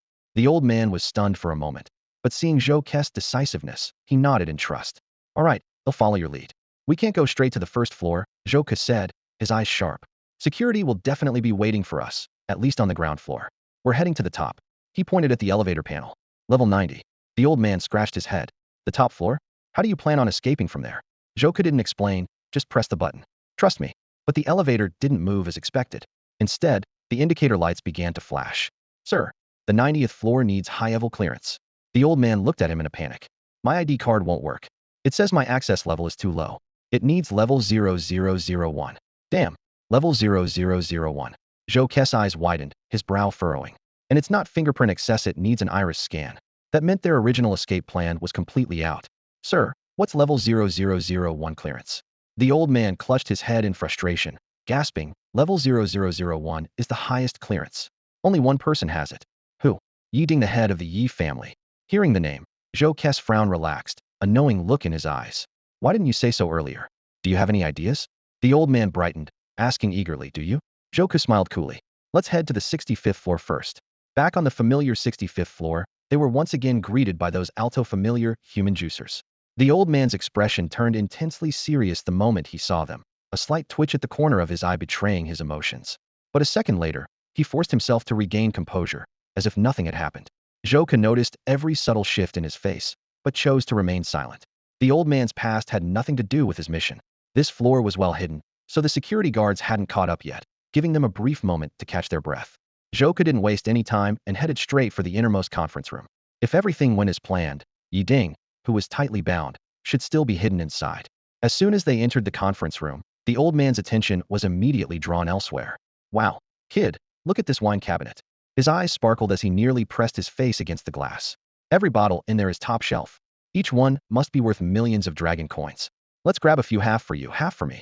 He seemed to have completely forgotten that a whole team of security guards was still searching for them, his focus entirely on those expensive bottles. Joka was about to turn him down, but then a better idea came to mind. "How about this, sir?" Joka said after a brief pause. "To make things fair, after we finish this job, all the wine is yours. He'll just take the gemstones. All the wine I can carry, just for me?" The old man looked stunned, his eyes growing even wider. Joka nodded, confirming the deal. "Deal." The old man was overjoyed, stuffing the fancy bottles into his pockets and jacket with the practiced ease of a professional thief. "Kid, help me grab a few more, will you?" Joka sighed, picking up just one bottle to hang from his belt. The old man had helped him a lot as the head of security during their infiltration, so Joka figured the wine was a fair reward. "Look at you, just taking one bottle," the old man said, puzzled as he stuffed away more wine. "What's so mysterious about that black bag of yours? Whether it's gemstones or fine wine, you'd rather carry them on you than put them in your bag." Joka kept up his air of mystery. "My bag's already full, and trust me, it'll come in handy when the time comes." "You're a real enigma, kid," the old man shook his head. "Back in the lighting control room, you were up to all kinds of weird tricks. Now you're lugging around that black bag and still won't say what's inside." "Never mind. Young people your age love their secrets, I get it." After collecting the wine, Joka was about to open the inner cabinet when he noticed the old man watching him curiously and immediately stopped. "Sir, could you please wait outside for a moment? He'll be out in just a bit." "More secret business?" "Sure, he'll play along." The old man didn't mind, humming a little tune as he left the conference room with his arms full of wine. Once Zhou was sure the old man couldn't see from this angle, he quickly pulled out his divine card. As a civilian, the old man couldn't witness the use of divine card abilities, a rule Zhou knew well. Had been saving this power for the right moment, and now was the time. He quietly opened the inner wine cabinet. Inside, Yiding was still struggling, tightly bound and gagged with tape, only able to make muffled noises. The moment he saw Zhou, terror filled his eyes, and he thrashed violently, trying to get away. Security could find them on the 65th floor at any moment. Dragging Yiding to the elevator would take too much time, and since the iris scanner only needed an eye, Zhou decided to just copy one. Divine card, block 3, duplication. It was finally time to use it. Zhou raised his card and pointed it at Yiding. The man struggled even harder, writhing and staring, his mouth making indistinct sounds of pleading. He had no idea what Zhou was about to do, his face etched with fear. That's right. Open your eyes wider and look right at me, Zhou murmured. Block transforms all things 3 forms, shadow engraved. In the next instant, a perfectly round, pale eyeball appeared in Zhou's palm. After Zhou obtained the eyeball, he paid no attention to Yiding's desperate gaze and deftly shoved him back into the wine cabinet. With that, all preparations for their escape were finally complete. He quietly slipped out of the conference room. Turning a corner, he was met with a bizarre scene. Grandpa Wang stood motionless in front of a massive juicer, staring intently at the naked body of a young boy floating in disinfectant inside the machine. Suddenly, the blades at the bottom of the juicer whirred to life. In an instant, the boy, who had been still moments before, snapped his eyes open and lunged toward Grandpa Wang like a fish out of water. Grandpa Wang stumbled back as the boy slammed into the glass wall, pounding on it in a frenzy. The blades continued to spin relentlessly, their buzzing filling the room. In the blink of an eye, the boy still showing signs of life was shredded into a mess of crimson flesh, turning the disinfectant a deep red. Grandpa Wang's fists clenched involuntarily, his face growing grim. But as soon as he noticed Zhou's presence, he quickly put on his usual friendly expression. Hey there, all done? Did you get the method to unlock the iris scanner? Let's get out of here, he said, lowering his head and heading toward the elevator. Wait, Zhou's calm voice called out from behind. Grandpa Wang froze in his tracks. You're not just an ordinary worker, are you? Zhou said slowly. What are you talking about? My identity doesn't matter. Let's go? Grandpa Wang replied without turning around, his voice trembling slightly. Standing his ground, Zhou pieced together all the details he had observed. If I'm not mistaken, you don't really care about the money. Security chief, cleaning supervisor, head electrician, you've held so many positions. But it's clearly not just for the paycheck, is it? He noticed Grandpa Wang's slight trembling, but the old man remained silent. I think you've been doing all this for your son, Zhou continued. He either went missing or was taken by the Yi family. Your real motive for working with me to investigate the building and search for the safe was to uncover the truth behind your son's death. Today, you finally witnessed it for yourself was shredded by these juicers and turned into merchandise for the nobles. Slowly, Grandpa Wang turned around, his face etched with sorrow, age, and a trace of unmistakable guilt. Zhou frowned slightly, gazing at the old man. The old man began to speak slowly, his voice raspy, as if every word was being forced out from deep in his throat. Kid, after spending some time with you, I can tell you're really smart, you seem to know everything. But there's one thing you've got completely wrong. There was a hint of helplessness in his words, even a touch of pain, and his eyes flickered with complicated emotions. His expression slowly twisted, as if he was about to cry. I'm not as capable as you think, really. I'm just an ordinary man, greedy for money. His shoulders trembled slightly, and his voice started to shake. But I couldn't help it. I really couldn't. I don't know if you're from a noble family or just a regular guy, but clearly, you don't understand how hard it is for people at the very bottom. Sure, it's a modern world now, all this high-tech stuff everywhere, but that's all for the rich and powerful. To them, people like us aren't even worth as much as livestock. His gaze turned blank, as if he was lost in memories of a bitter past. Back in the day, more than 10 years ago in the Dragon Kingdom, things were nothing like they are now. Life was so hard that we couldn't even get a single meal, didn't even have a roof over our heads. My kid's mother left us too. As he spoke, he gave a bitter smile, full of self-mockery and despair. In those darkest days, Master Yiding came to me. He said if I sold him my son, he'd give me some money and even a job. Tears welled up in his eyes, but he fought them back. I had no choice. I was starving to death. If I couldn't find something to eat, I would have ended up eating my own son. That was my only lifeline. At this point, his smile grew twisted and his emotions grew more intense, his voice choked with grief. You're still young. You don't know how tough things were back then. You think the Yi family forced me to give up my son? You're wrong. I sold him off like an animal. Don't think I'm crazy back then. Plenty of people wanted to sell their children, but they didn't even have a way to do it. Zhou listened quietly, each word from the old man cutting into his heart like a knife. After a long silence, Zhou finally asked, Did you know what they were going to do with your son? The old man's eyes froze for a moment. He lowered his head, as if lost in the past. He slowly sat down on the floor, trying to calm himself. I didn't know. How could they tell me? They said my son had some special talent. I thought maybe they'd put him to work as a child laborer or something. I never imagined. His voice dropped lower, filled with even more pain. But as the years went by and I never heard from my boy, I started to suspect something. His face twisted in agony, as if his emotions were about to overflow. How could I have known? They were going to drain him for his flesh and blood. He was my son, me, only flesh and blood. He was precious to me, but to those nobles, he was just a pile of meat, raw material for their drinks. He covered his face in anguish, as if his heart had been stabbed, his body trembling. All I got in exchange was a few meals and a lousy job. To them, the life of a commoner is worth even less than an animal. The old man crouched on the cold floor, tear stains still visible on his face, his body shaking. Joka stood there in silence, watching him. He wasn't the one who had lived through it, so he couldn't truly understand the old man's pain, nor did he know how to offer comfort. All he felt was a heavy, wordless empathy, like the realization that the person you care about most in the world could mean nothing to someone else, could even be treated like livestock. Joka sighed and was about to say something when he caught sight of the elevator display out of the corner of his eye. 62, 63, 64. Someone was taking the elevator up to their floor. Joku reacted quickly, darting behind a juice machine's water tank, pressing his body against the cold metal surface. Sir, hide now. Someone's coming up, he urged in a low, urgent voice, eyes fixed on the elevator's flickering numbers. Mr. Wong stood frozen, his gaze shifting between the glowing elevator display and Joku, who was concealed in the shadows. He didn't move an inch, as if rooted to the spot. Mr. Wong, what are you doing? Hide quick. Joka raised his voice, sweat beading on his forehead. Only then did Mr. Wong snap out of his daze, shaking his head as if waking from a dream. But his feet seemed glued to the floor. His lips moved slightly, and he whispered, Kid, they're coming up by elevator. That's also our only way out. If we just hide, they'll find us eventually. Joka frowned, unable to grasp his meaning.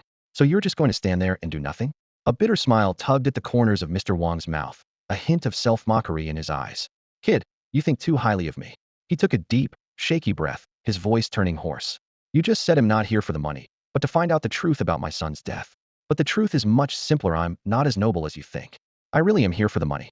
His fingers trembled uncontrollably, his voice dropping even lower. And the reason my son ended up as minced meat, it's because I wanted that bit of money. Shame was written all over his face, his jaw clenched tightly. Honestly, I feel like I've lost all my dignity. Joka blinked a few times, trying to comfort him. Mr. Wong, everyone's made mistakes in the past.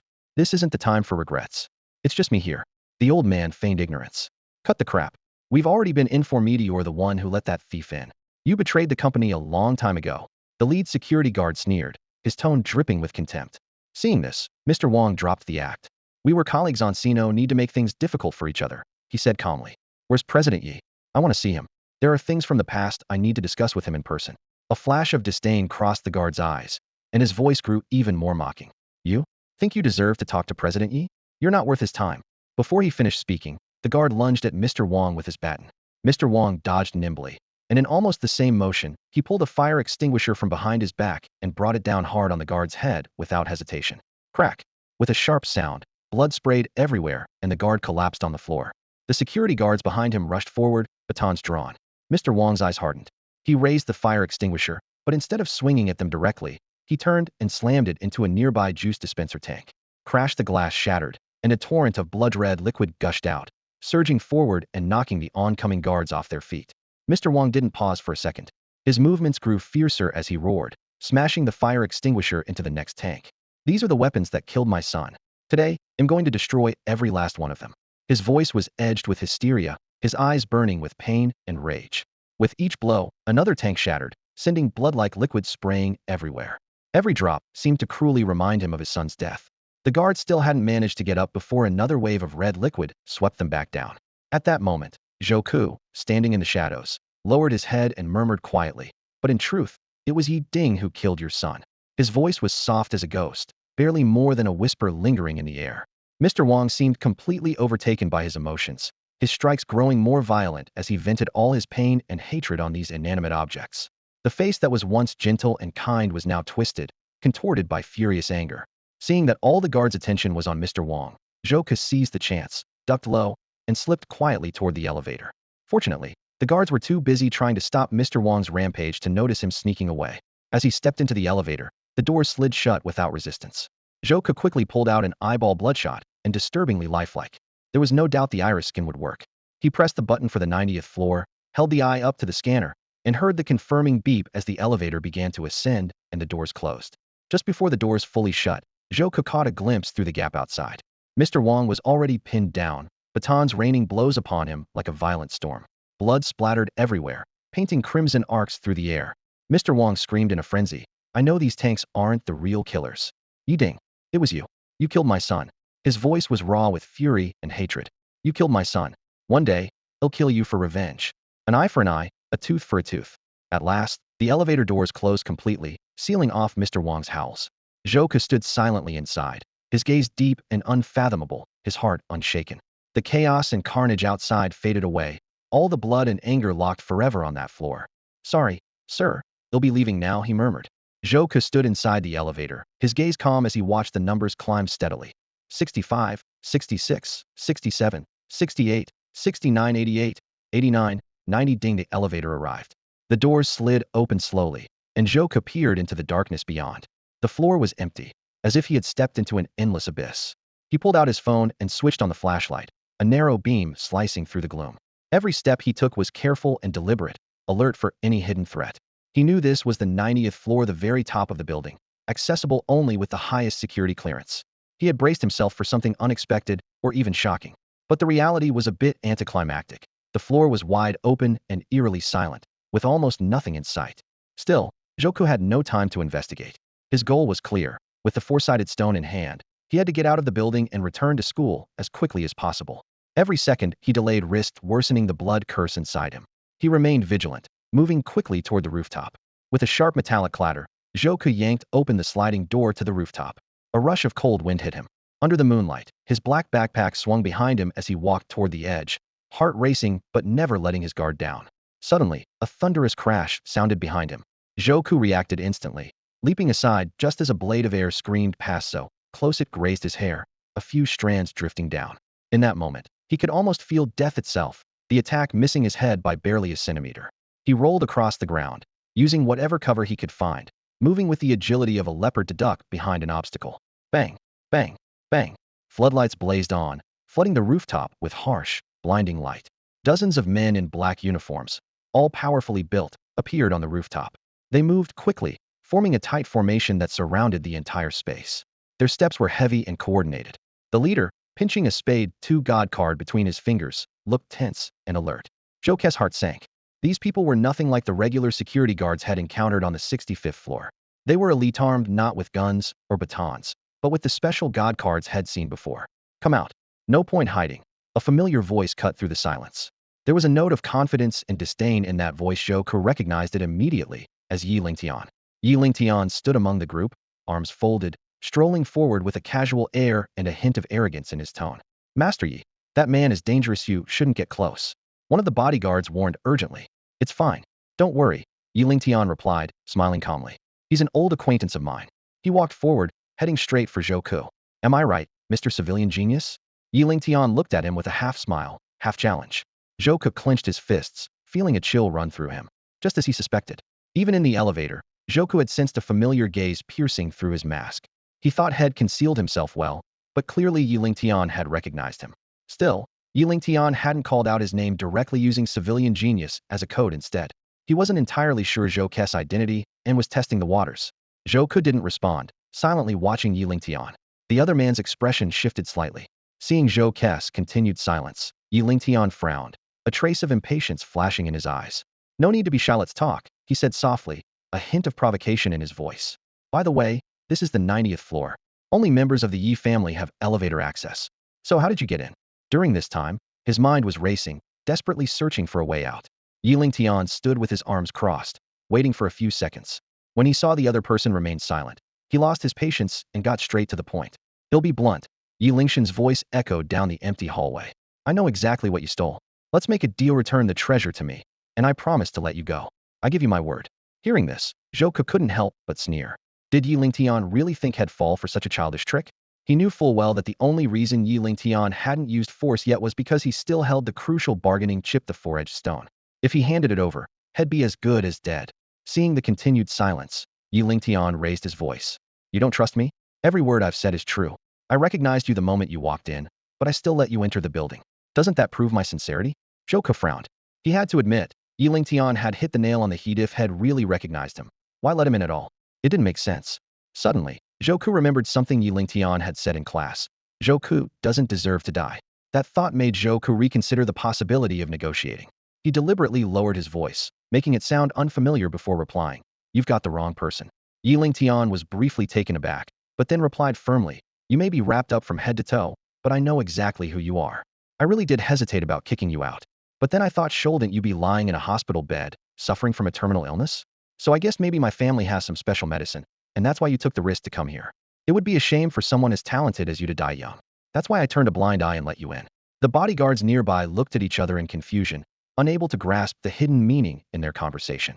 Suddenly, Yi Lingshan's voice boomed, but I never expected you'd steal my family's heirloom. If you'd stolen money or medicine, I could have pretended not to notice. But this treasure is different. It's the most important legacy of my family. He raised his right hand. This is your final warning. He'll count to 3. If you don't hand over the gem, he'll order my men to attack. If that happens, your illness won't be what kills you, you'll die right here. 3, 2, 1. Just as Yi Lingshan's hand was about to fall, a sharp shout rang out. Wait. Zhou Ke slowly stood up from behind cover, holding a gun in his left hand and raising the 4-edged stone in his right. Anyone who tries anything, he'll shoot and shatter this diamond right now. Yi Lingshan's face changed instantly.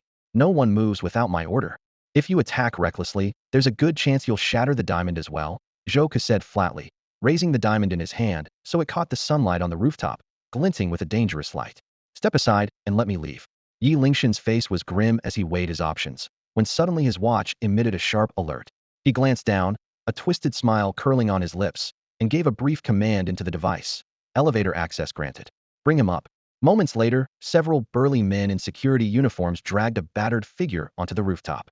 Zhou Ke instantly recognized the bloodied facete was the old man. His face was streaked with blood, one eye swollen nearly shut, his broken nose bent at an unnatural angle, making him almost unrecognizable. Kid, the old man managed a strained smile, revealing a mouthful of broken teeth. You see? I didn't run. I have no regrets. I gotta be a hero, even if just this Ansaha. Yi Lingtian sneered, drawing a sharp knife and pressing it against the old man's wrinkled neck.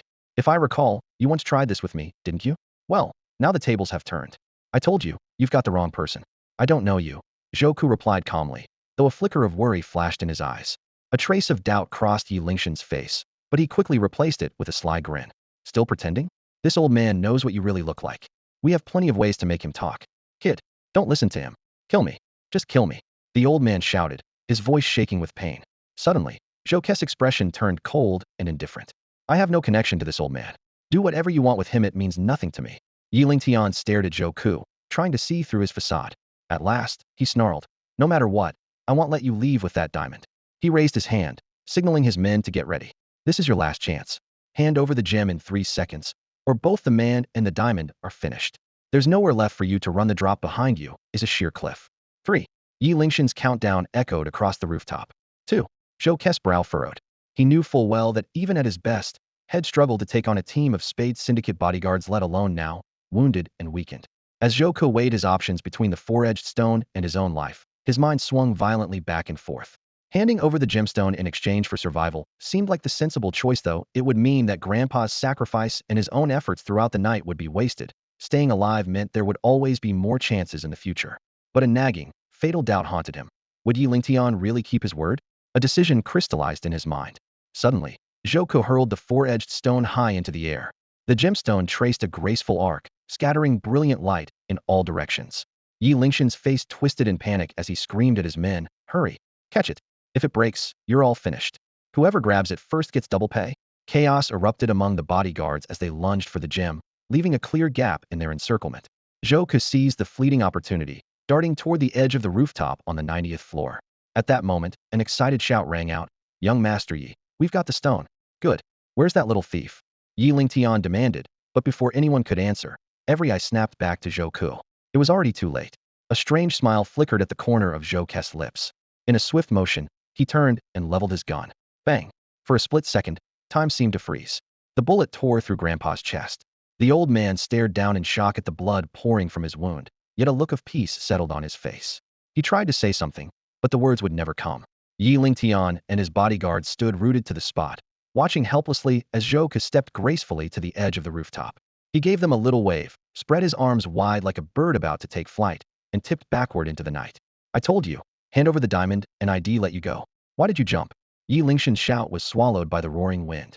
As Zhou Ku plummeted, he reached for the inconspicuous pull ring on his backpack. Wind howled past his ears as he whispered, "Grandpa, you always wanted to know what was in this bag. I really wish you could see it." With a sharp sound, the parachute snapped open above him. Zhou Ku's fall was abruptly arrested, and he began to drift gently toward the ground. Zhou Ku landed quietly in the distance, standing still under the flickering streetlights. His face was expressionless as he stared at the top floor of a distant building, where a few shadowy figures could be seen moving about. He lowered his head slightly, his empty hands at his sides, his expression as cold and hard as steel. Boom. The summer sky changed in an instant as dark clouds surged in like a tide, blanketing the horizon. A deep rumble of thunder exploded overhead, signaling an imminent downpour. Crack! Another bolt of lightning split the sky. Birds in the distant forest, startled by the thunder, flapped their wings and scattered, their cries echoing in the air.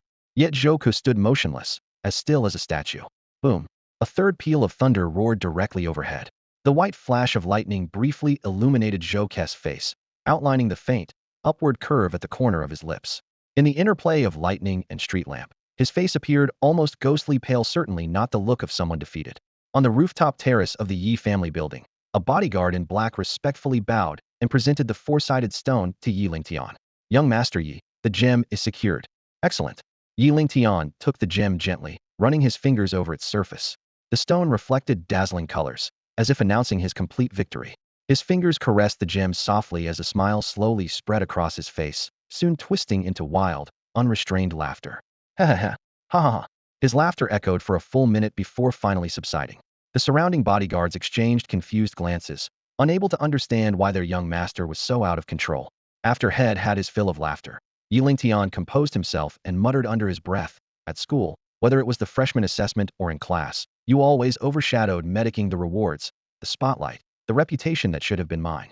But this time you lost. You failed completely and irreversibly. You couldn't steal the four-sided stone. In this contest, I am the victor. I, Yi Lingtian, am the ultimate winner. Ha ha. Ha ha ha." Drip. A cold raindrop suddenly fell on Yi Lingshan's upturned face, jolting him out of his moment of triumph. He wiped his cheek and looked up at the sky. The clouds had thickened, thunder rolled ominously within them, and a thunderstorm was about to break. Just when I wanted to savor my victory over my nemesis, this damn weather has to ruin my mood. Thunderstorms always come without warning. In a blink, the rain intensified, pouring down in sheets. "Young Master Yi, the rain's coming down hard. Let's get inside." The bodyguards hurried to shield him with umbrellas. "All right." Yi Lingtian shook his head and turned to head indoors. Suddenly, a furious, agonized scream erupted from the direction of the elevator, the voice strikingly familiar. Yi Lingtian paused, turning toward the sound. He saw Yi Ding clutching one side of his face, his features twisted in pain as he rushed toward the rooftop. Yi Lingtian immediately stopped and bowed. "Father." "Good evening, Chairman Yi." The bodyguards lined up and bowed in unison. Yi Ding strode forward, flinging open the rooftop door with a resounding crash. He stormed over to Yi Lingtian, radiating anger. Yi Lingtian quickly held out the four-sided stone with both hands. "Father, I've protected this treasure for the family. I have not brought shame to our family name. I have not disgraced the Yi surname." Yi Lingtian allowed himself a faint smile, lowering his head as he waited for his father's praise. Rain continued to pour down, drenching his shoulders. Yi Ding covered his left eye with one hand, not even glancing at the four-sided stone on the ground. "Where is that thief?" he barked, his voice harsh. "He got away," Yi Lingtian replied, slightly confused. "But that doesn't matter. The treasure is back in our hands." Yi Ding let out a furious roar, the sound so powerful it nearly shattered Yi Lingshan's eardrums. As Yi Lingtian looked up at his father's twisted expression, a sharp slap struck his face before he could react. The bodyguards around them bowed their heads in fear, none understanding the reason behind Mr. Yes' rage. Yi Lingtian staggered from the blow, his cheek burning with pain. A surge of indignation rose within him, but he forced it down. Thunder rumbled, and the rain grew heavier. Through the blurred curtain of water, Yi Lingtian spoke coldly. "Father, it was just a thief who escaped. Is that really worth all this? I managed to protect the treasure." "Protected it?" Yi Ding's voice grew even more agitated. "Who was that thief? Do you know him? Tell me now." Yi Lingtian rubbed his aching cheek, his expression dark. "I don't know him. Does it really matter? Is it more important than the gemstone?" "Of course the gemstone is most important. It's worth more than your damn life." Yi Ding had completely lost the composure of a seasoned businessman, seeming like a different person altogether. His words cut deep, wounding Yi Lingtian to the core.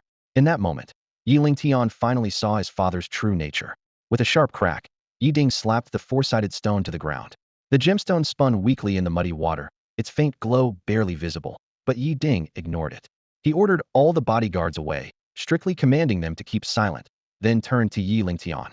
This stone, it's a fake. A fake. Yi Lingtian looked up in shock. How can you tell? Yi Ding's voice was laced with uncontrollable fury. How do I know? Because that thief forged it right in front of me. His words trailed off as he slowly lowered the hand covering his left eye. Yi Lingtian's eyes widened in horror. His father's left eye socket was empty and bleeding, an injury that should have left anyone unconscious if not for the support of magical energy. Blood, mixed with rain, trickled down his cheek. A deafening clap of thunder split the sky, lightning illuminating Yi Ding's face. His single eye blazed with hatred and madness. Thunder rumbled in the distance as torrential rain poured down. A young man stood in the downpour, with nothing to shield him, letting the storm wash over his body. A flash of lightning split the night sky, illuminating his face for a brief moment. Despite its pallor, there was a trace of elegance and confidence there. His lips curled in a subtle smile that stood out sharply in the electric light. Zhouke lowered his head, feeling around inside his clothes. Hidden within were 3 trophies, and now his fingers found the first something slender and cold. With a soft chuckle, he shook his head and carefully pulled out a pristine bottle of red wine. As he gazed at the bottle in his hand, the grinning face of Old Wang appeared in his mind. He could almost hear that raspy, energetic voice, so unlike that of an old man. Kid, once we pull this off, remember our deal. You take the cash and the diamonds, he'll just take the wine. Heh. With a snap, Zhouke twisted off the cap and raised the bottle high, pointing it toward the Yi family tower, in the direction where Old Wang had fallen. Rain hammered against the glass, water streaming down and seeping into the bottle's mouth. This wine, worth perhaps millions, was now undrinkable. But Zhouke didn't care. He kept the bottle raised. Old Wang, do you remember? He said. I told you that you weren't just an ordinary security guard, that you were here for revenge, for your son. But you insisted you were just a greedy old man. Zhouke paused, closing his eyes. I overestimated you. But actually, I have to confess something, Zhouke continued. Ever since I was a kid, I've had a knack for reading people. The first time we worked together, I saw it in your eyes, the hunger for money, but also the desire to escape your past. I guessed you'd done something for money in your youth that you regretted for life. That's why I said those things, hoping to awaken your conscience and push you toward revenge. It also bought me time to reach the rooftop. Zhouke kept the bottle raised, motionless, aiming it toward the spot where Old Wang had fallen. I'm sorry I had to end your life in the end. Part of it was self-preservation. You'd seen my face, you knew my name. I couldn't risk you giving me away. And you heard it yourself. If they caught you alive, you'd be tortured. To them, the lives of ordinary people mean nothing. Rather than let you die in agony or as a traitor, better that you go out as a hero for a greater cause. His hand slowly tilted the bottle. We had a deal. I'd take the diamonds, you take the wine. I keep my word. This one's for you. With that, he poured out the wine. The crimson liquid mixed with the rain, releasing a rich aroma into the storm. The ground was suddenly stained with red puddles, a brilliant hue belonging to the ordinary. A crimson tableau, painted by the heroism of everyday people. The heavy rain continued to pour relentlessly. Zhouke's fingers fumbled along the inside of his jacket until he found a small, moist, and springy object. Carefully, he took it out and examined it in his palm, his second trophy of the night. Suddenly, Old Wang's anguished cry echoed in his mind. Yi Ding, you killed my son. You killed my son. One day you'll take an eye for an eye, a tooth for a tooth. Sir, Zhouke murmured softly, it's not that I don't want you to kill Yi Ding. But even if you kill one Yi Ding, there will always be countless more. The rich can't all be killed. Exploitation can't be wiped out. He paused, then continued. But Yi Ding committed crimes, and crime deserves punishment. In that, I agree with you when it comes to evil. Suddenly, Zhouke clenched the trophy tightly and raised it high. An eye for an eye. He slowly opened his palm, revealing a blood-streaked eyeball rolling gently in his hand. A tooth for a tooth. With a sudden force, he crushed the eyeball in his palm. See, I didn't get this with any divine relic, he said with a cold smirk, letting the rain wash away the filth from his hand, but with a dagger. Since I didn't use the square 3 god relics copying ability on the eyeball, he reached into his jacket again and pulled out his third trophy, a hard, 4-sided object. Under the flickering glow of lightning and streetlights, the 4-sided stone gleamed brilliantly. There's a trick I often perform, Zhouke said with a light laugh. It's called the switcheroo. Your 4-sided stone? It was swapped out from one of your skyscraper's floors. That floor was the backbone and pillar of your building. I replaced the real thing with a fake. Isn't that symbolic? He broke into laughter. Ye family, did you really think I'd just hand back the divine relic after getting my hands on it? To me, this whole operation was just another magic show. And don't forget, I set up a light show in your building's control room, set to start in 2 hours. Looks like it's about time. With a snap of his fingers, the Yi family's skyscraper plunged into darkness. Then, window after window lit up in sequence, forming a massive clown face. It was a perfect recreation of the magic he performed on his 18th birthday, only this time. The display was even more dazzling. Under the shimmering lights, countless passers-by looked up in awe. Standing in the pouring rain, Zhou whispered, "The magic show has reached its grand finale." Thunder rumbled and rain pounded down. The young man stood tall in the storm, letting the wind and rain lash against him. A bolt of lightning illuminated his pale yet confident face. The corners of his mouth curled high in a bold smile, and the trophy he held aloft sparkled brilliantly in the electric light. Summer weather can change in the blink of an eye. The heavy rain came and went quickly, and the campus was now shrouded in the darkness of a rain-washed night. Zhou moved nimbly between the buildings, and with just a few leaps, he was back at the campus hospital. He slipped inside the ward through the window with effortless grace. Once inside, Zhou took a long, hot shower and carefully put away his gear. He stretched lazily and was just about to lie down on the hospital bed when a faint voice spoke up. "Back already, I see. Oh, Prophet Skull, you're still awake?" Zhou coughed awkwardly, sounding a little guilty. "You went on this little heist without me?" There was a hint of displeasure in the Prophet Skull's tone. Zhou hurried to explain, "Well, I couldn't carry too much with this outfit on. Next time, I promise I'll bring you along." "So how did it go?" the Prophet Skull asked. Feeling mischievous, Zhou put on a pitiful face. "Oh, great Bijit Skull, I almost made it. I had the tetrahedron in my hands and was about to escape, but then I got surrounded by a bunch of guards. In the end, I had to return what I took just to get away." "Are you putting on a show for me again?" the Prophet's Skull interrupted. "Have I not told you I can foresee everything? I see it all. Then why ask?" Zhou shot back. The Prophet's Skull was momentarily speechless, then continued in a more serious tone. "In any case, congratulations on obtaining another divine relic. You're one step closer to collecting all 14 on your path to godhood. Many relics haven't even been discovered by humans yet. Owning just one is rare. You now have two. That's all thanks to your intel and guidance." "I appreciate it, Bijit Skull," Zhou said, taking out the tetrahedron for a closer look. True to its name, this relic of the cube god resembled a symbol, but instead of being pure red, its surface was divided into 4 sections by cross-shaped ridges, each glowing faintly in blue, orange, red, and black. "So, how does this relic help cure the blood curse on me?" Zhou asked. "Hold the tetrahedron tightly with both hands and focus on its energy," the Prophet's Skull instructed. Zhou did as told, concentrating on the relic in his hands. Instantly, a strange sensation swept over him.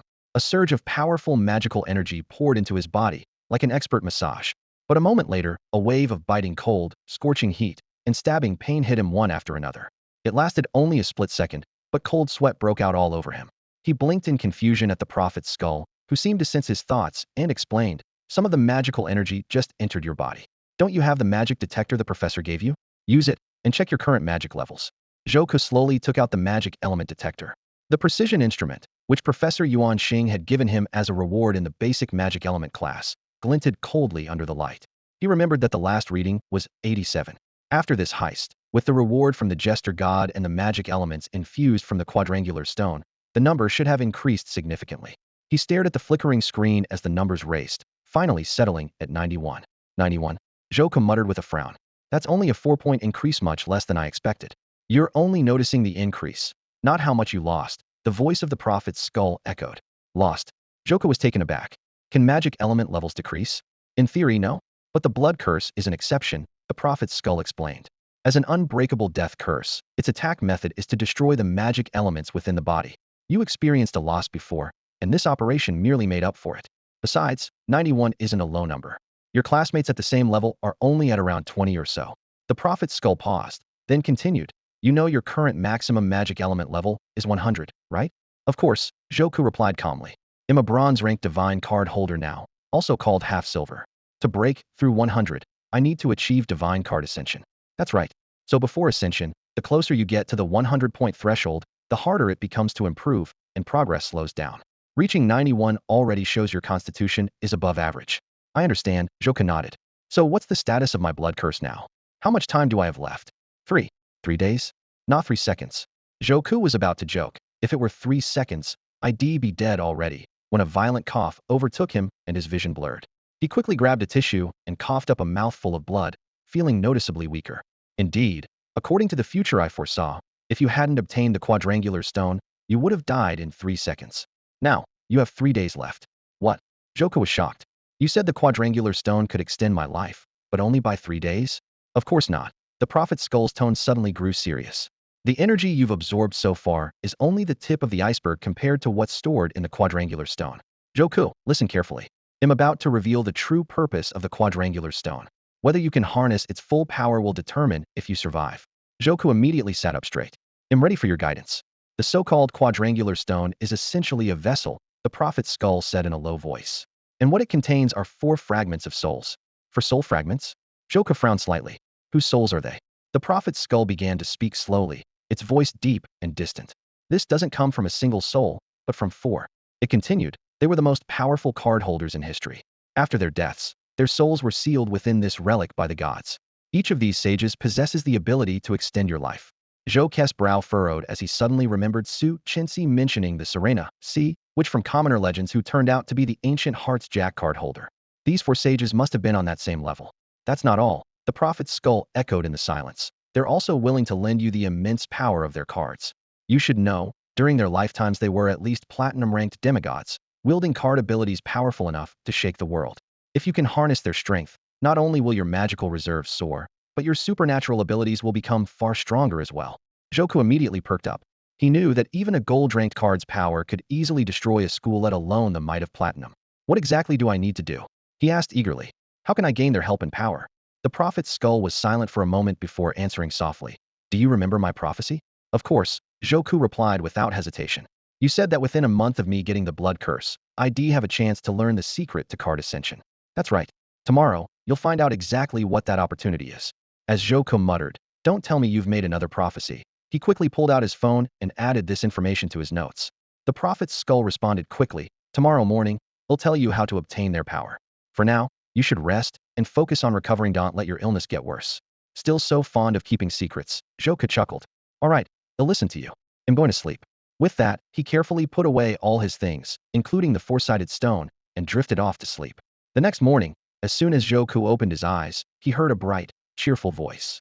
Joku, you're awake. He slowly propped himself up and saw a short girl with a ponytail standing by his bed. Tang Xian, what are you doing here? The whole campus network is talking about it. They said you fainted in class yesterday. Tang Xian rattled off quickly.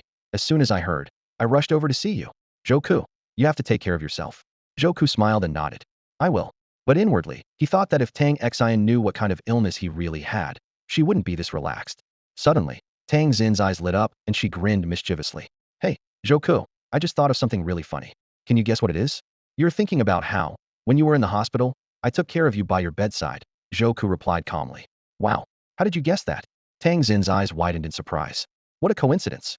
Just a few days ago, I was in the hospital from poisoning and you looked after me. Now it's your turn to be in the hospital bed.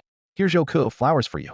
Tang Xian walked into the hospital room, holding a large bouquet of flowers in both hands and wearing a warm smile. Get well soon.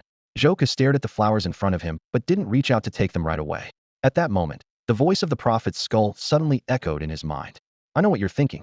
Joku paused, realizing the deity had now mastered the ability to communicate directly with his consciousness. You're suspicious that Tang Xian is a member of the Skull Society and wants to harm you again, the prophet's skull said, cutting straight to the heart of Joku's doubts. Is she? Joku asked silently. I've told you before, knowing things in advance won't do you any good. Please stop asking. Then let me ask differently, are the flowers safe? Yes. With that reassurance, Joku immediately accepted the bouquet. Thank you, Tang Xian. Tang Xin's eyes lit up. You're welcome. As Joku was about to place the flowers on his bedside table, he noticed it was already piled high with all kinds of gifts, flowers, fruit, presents, and greeting cards. Huh. Tang Xian, did you bring all these? Tang Xian stepped closer to take a look, flipping through the gift cards with a slight frown. No, not at all. Joku, I didn't realize you had so many fans. Joku checked the notes attached to each gift. Every single one was signed by someone he didn't know, both men and women, with most messages wishing him a speedy recovery. Tang Xian rubbed her face.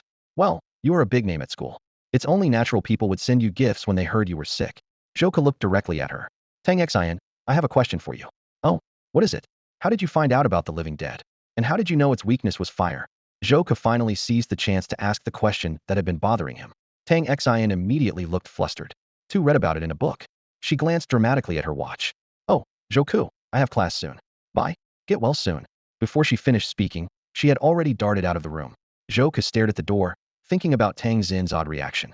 She might not be a member of the Skull Society, but there was definitely some kind of connection. Taking a deep breath, Joku lay back down. Since the prophet's skull said it wasn't the right time to know the assassin's identity, he decided to set the matter aside for now. He was about to ask about how to use the four-sided stone to extend his life when he heard the school doctor shouting in the hallway, "Only one visitor at a time. Line up. Don't rush." Next, Joker quickly stuffed the prophet's skull back into his bag. As the door creaked open, a familiar figure hurried into the room. A figure rushed in and threw himself onto the hospital bed, tears already welling up in his eyes. "Joker, how could this happen to you?" Zhang Yang sobbed, wiping his tears and crying out in a panicked voice. "I heard you even coughed up blood. Oh no, don't tell me you have some sort of terminal illness." Joker frowned and pushed Zhang Yang off him with obvious irritation. "You're about to get snot all over my bed." Zhang Yang froze for a second, then obediently stood up straight. He absent-mindedly touched under his nose and blinked, protesting, "I don't have any snot." "Joker, you're tricking me." Then he quickly returned to his worried look. "So, what exactly is wrong with you?" "Please, nothing serious. Me genius roommate can't have anything bad happen to him." Of course, Joker couldn't tell him the truth. He just brushed it off lightly. "It's nothing serious. He'll be discharged in a few days. Don't worry." To Joker's surprise, Zhang Yang didn't press further and accepted the answer right away. "That's a relief." He managed a small smile. "Oh, and I brought you some snacks." As he spoke, he pulled out several large bags of snacks from his backpack and dramatically laid them out one by one. Looking at the mountain of snacks piling up in front of him, Joku sighed helplessly. "I had a feeling you'd bring food. Too bad. I probably shouldn't eat much junk while I'm sick." "Just sneak some when the nurse isn't looking," Zhang Yang said as he filled the entire bedside table with snacks. Suddenly, his attention was caught by the other gifts around the bed. "Whoa, how come you've got so many gifts?" He scanned them quickly and was surprised to realize, "Looks like they're all from girls." "No surprise. My genius roommate is so popular at school. If I'd known you got so much stuff, I wouldn't have bothered bringing snacks." Zhang Yang's expression shifted from surprise to envy. Joker cleared his throat, looking a little embarrassed. "Anyway, thanks for coming to see me. It's not just me, there's a line waiting outside." Zhang Yang added suddenly. "But the nurse said we have to come in one at a time, so the rest are waiting their turn." "Who is it?" Joko asked, a hint of curiosity in his voice. "You'll see when they come in." Zhang Yang tapped his nose and grinned mysteriously. Then, he suddenly leaned in close, a knowing smile on his face, and pulled out his phone, showing Joko the screen. "Hey, Joko, take a look at this. Was this you're doing?" Joko looked at Zhang Yang's phone. It was the top story on every news site. Breaking. Yi family financial tower broken into by thief. The article described in detail how, at 11 p.m. last night, the Yi family's financial center hosted an unexpected light show. A giant clown face illuminated the building for 5 minutes straight. According to the report, thieves had broken into the lighting control room. Insiders revealed that the thief was fully covered and couldn't be identified, but acted with incredible audacity, damaging much of the Yi family's factory equipment and even injuring Yi Ding, the family head, in the left eye, before making a daring escape past security. The public speculated that the thief was after the Yi family's rumored heirloom, but Yi Ding insisted nothing was stolen. Police are still investigating the thief's identity. After reading the article, Zhouke's expression didn't change at all. He asked calmly, "That's an interesting story. What about it?" Zhang Yang put on his mysterious look again. "This thief, could it be you?" Zhouke didn't answer directly. Instead, he asked smoothly, "Why would you think that?" Zhang Yang pointed at the part about the light show. "I remember the Yi family had a light show prank before. That was your handiwork, wasn't it? So when I saw this news, you were the first person I thought of." "So was it you?" Zhouke rubbed his forehead, sounding exasperated. "Zhang Yang, I suggest you eat more fish from now on." "Why?" Zhang Yang scratched his head, confused. "It's good for your brain," Zhouke replied simply. "Huh." Zhang Yang looked even more puzzled, clearly not understanding what Zhouke meant. Zhouke coughed twice more and collapsed weakly onto the hospital bed. A hint of helplessness appeared on his pale face. "Look at me, I'm so sick I can barely stand. How am I supposed to sneak into a building in the middle of the night? Besides, the campus clinic is locked after hours. Am I supposed to climb out the window? And the news already reported that the Yi family didn't lose anything. If I really did it, what would I be doing there in the middle of the night? For fun?" This string of rhetorical questions left Zhang Yang momentarily speechless. He scratched his head awkwardly. "Yeah, you're right. That was a pretty dumb question." Then, with concern, he added, "Get some rest and come back to the dorm as soon as you're better. I get scared sleeping alone at night." As soon as Zhang Yang left the room, another figure entered gracefully. It was Su Chenxi, her long silver hair shimmering softly under the hospital lights. She sat gently by the bed, her expression unusually grave. Zhouke was a little surprised. "Su Chenxi, I didn't expect you to visit me too." Her demeanor was completely different from the previous visitor. Sadness flickered in her eyes as she spoke softly. "If I don't see you now, I might not get another chance." That made Zhouke sit up straight immediately. "What do you mean by that? You make it sound like I'm about to die." Su Chenxi's gaze shifted slightly. "Aren't you? Professor Yuan Xing said you've been cursed with the blood hex. Most students might not know what that means, but I do." The blood hex is the deadliest weapon of the Skull Society. No one has ever survived it for more than a month. Seeing the sorrow on Su Chenxi's face, as if she were saying goodbye, Zhou Ke decided to tell a white lie. Actually, Professor Yuan Xing made a mistake. He's not a medical professional, after all. The campus doctor said it's just a regular cold. He'll be discharged soon. Relief washed over Su Chenxi's face. Is that so? I'm glad to hear it. I hope you get well soon. She reached into her bag and pulled out a collection of exquisite magic props. These are a gift for you. Zhou Ke instantly recognized they were all high-end items, things a broke student like him could only dream of owning. My father says you should always give gifts that suit the recipient. I know you love magic, so I went to the local market and picked these out. I don't know much about them, so I just chose the most expensive ones, Su Chenxi explained. Thank you, these are really thoughtful. I love them, Zhou Ke said sincerely. When Su Chenxi tried to place the gifts on his bedside table, she noticed it was already crowded with all kinds of care packages. She paused for a moment. Zhou Ke, it looks like a lot of girls have brought you gifts. Su Chenxi picked up the most eye-catching bouquet, took a gentle sniff, and her eyes lit up with delight. These flowers smell wonderful. Zhou Ke, leaning against the hospital bed, spoke in a weak but calm voice. Those were a gift from Tang Xian. Tang Xian. Su Chenxi immediately turned around, her eyes widening slightly, with a hint of tension in her voice. Is she a girl? Who is she? She's a friend of mine, my teammate during the freshman assessment, Zhou Ke explained. You've probably seen her before. Su Chenxi propped her chin on one hand, gazing out the window, as if searching her memory. I think I remember her, vaguely. Suddenly, her eyes brightened as she looked up. Oh, speaking of the freshman assessment, something else just came to mind. I think you'll be interested. Zhou Ke turned to her, his gaze attentive. Go on. Su Chenxi sat back down by the bed, leaning in slightly. The registration for the Elite Cup is about to start in the next few days. This year, the event is going to be more grand than ever. They say it will last an entire month. A month? Zhou Ke immediately caught the key detail, his brow furrowing almost imperceptibly. The prophet's skull had once said that the secret of the divine card's ascension would be revealed a month after being cursed. And now the Elite Cup would also last a month. That couldn't be a coincidence. Seeing Zhou Ke deep in thought and not responding, Su Chenxi asked, Zhou Ke, since your illness isn't life-threatening, will you sign up for the Elite Cup once you're discharged?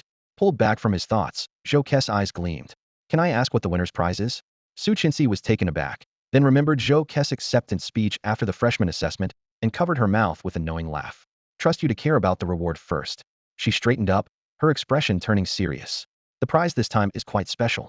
The winning club will receive a notebook. A notebook? Zhou Ke's voice rose with interest, and he unconsciously sat up straighter. What kind of notebook? What's inside? Su Chenxi shook her head. I don't know much. Apparently, it's very old, written by an ancient figure with a high-level divine card. If you want to know what's in it, you'll have to win it first. She paused, tapping the edge of the bed lightly with her fingers. The Elite Cup is much more competitive than the freshman assessment, so naturally, the prize should match its prestige. I suspect whatever's written in that notebook is extremely important. Zhou Ke nodded. I see. Combining this with the prophet's skull's prophecy, he had a good idea of what the notebook might contain. It likely held the secret to the divine card's ascension. The thought sparked a strong desire in him to obtain it, and his fingers tightened unconsciously around the bedsheet.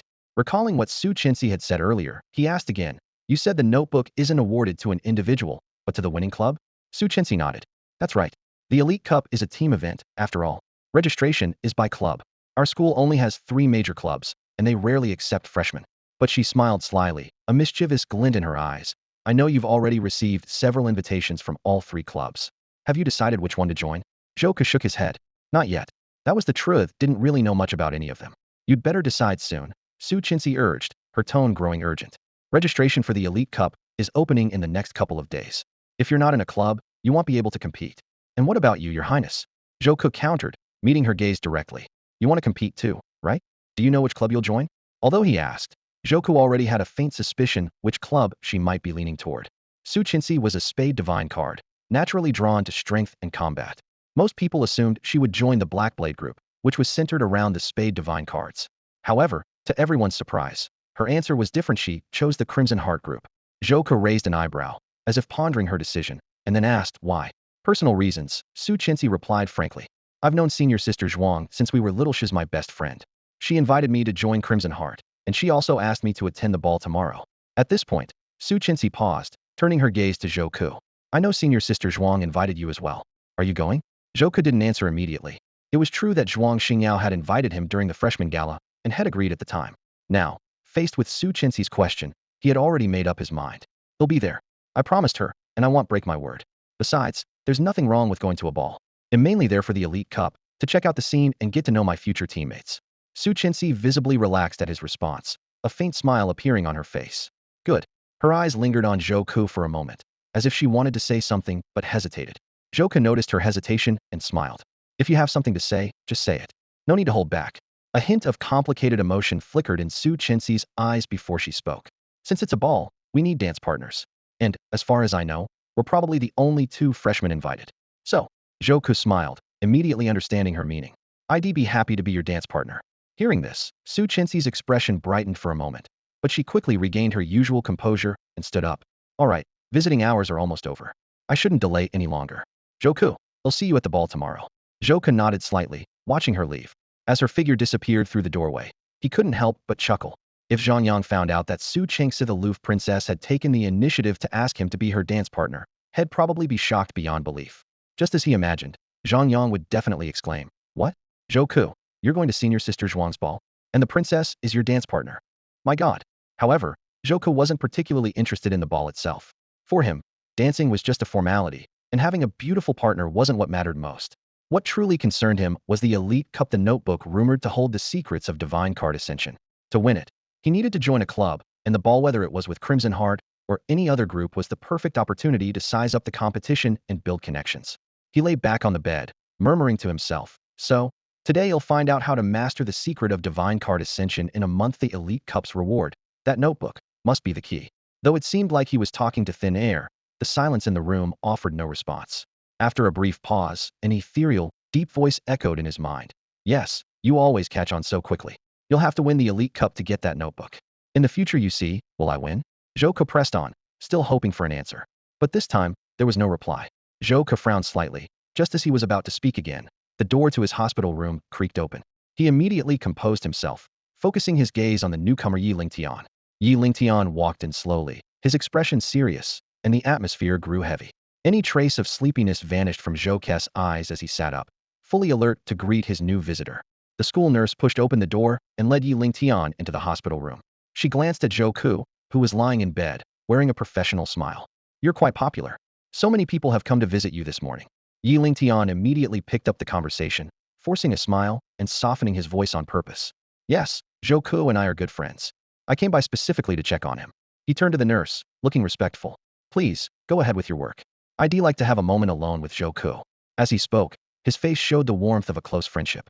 But when his gaze shifted to Zhou Ku on the bed, his brows lifted in a challenging way, and a flash of coldness appeared in his eyes. Zhou Ku frowned, his facial muscles tensed, making it clear he wasn't welcoming this visit at all. The nurse, however, seemed completely oblivious to the tension in the room. She just nodded. All right, they'll leave you two alone then. She turned to leave, closing the door behind her. As soon as the door clicked shut, Yi Lingshan's expression changed instantly. The smile vanished, replaced by a cold, stern look. Zhou Ku didn't say a word, just stared at him unblinkingly. The air between them felt frozen. Zhou Ku knew this was a silent standoff. According to the news reports, the Yi family wasn't aware of the thief's identity, which meant Yi Lingtian hadn't told Yi Ding that he was the thief. Zhou Ku had been completely covered during the theft, never revealing his face, so it was possible Yi Lingtian couldn't be absolutely sure either. In this silent confrontation, whoever spoke first would be at a disadvantage. Eventually, Yi Lingtian broke the silence. Don't you have anything to say? I do, Zhou Ku replied crisply. I don't remember us being close enough for you to visit me in the hospital. Yi Lingtian was visibly taken aback for a second, then smirked coldly. Still playing dumb? Don't you already know exactly why I'm here? Zhou Ku's face remained expressionless, his eyes calm and steady. He understood Yi Lingtian was still probing, answering questions with more questions, never mentioning the four-sided stone, just waiting for Zhou Ku to slip up. Zhou Ku saw right through the tactic. He decided to keep up the act and deliberately change the subject. Are you here because of the Elite Cup?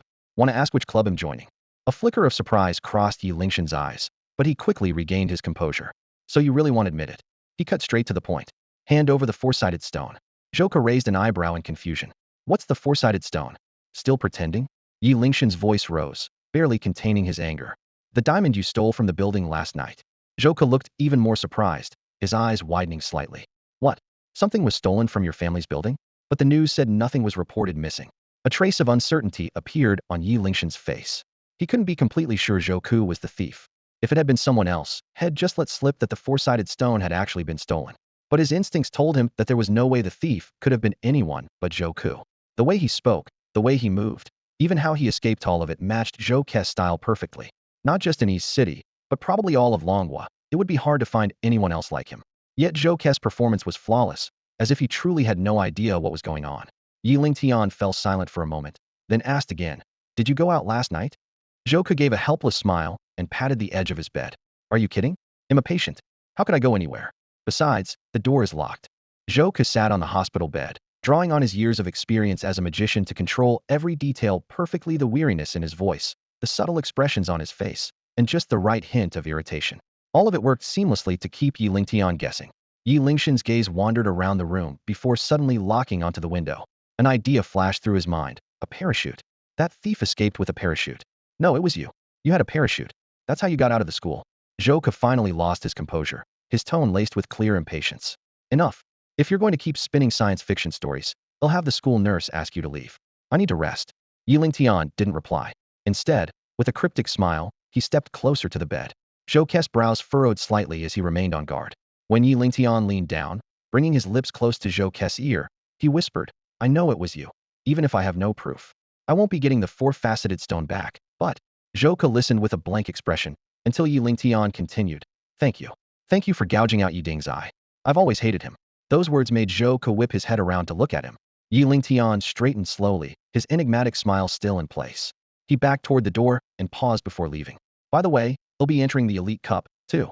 I won't be joining your club. I want to be your rival and defeat you myself. See you at the Elite Cup." Once all the visitors had left, Zhou Ke lay back on the bed and murmured, "Hey, Prophet, your prediction came true again. You said I'd learn the secret of the Divine Card's ascension within a month, and the Elite Cup's prize is awarded exactly a month from now. Does that mean I'm guaranteed to win?" The Prophet's skull responded quickly. "Let me be clear, I only see probabilities. There's a good chance you'll get that notebook in a month if you live that long." Zhou Ke chuckled softly. "That's what I wanted to ask.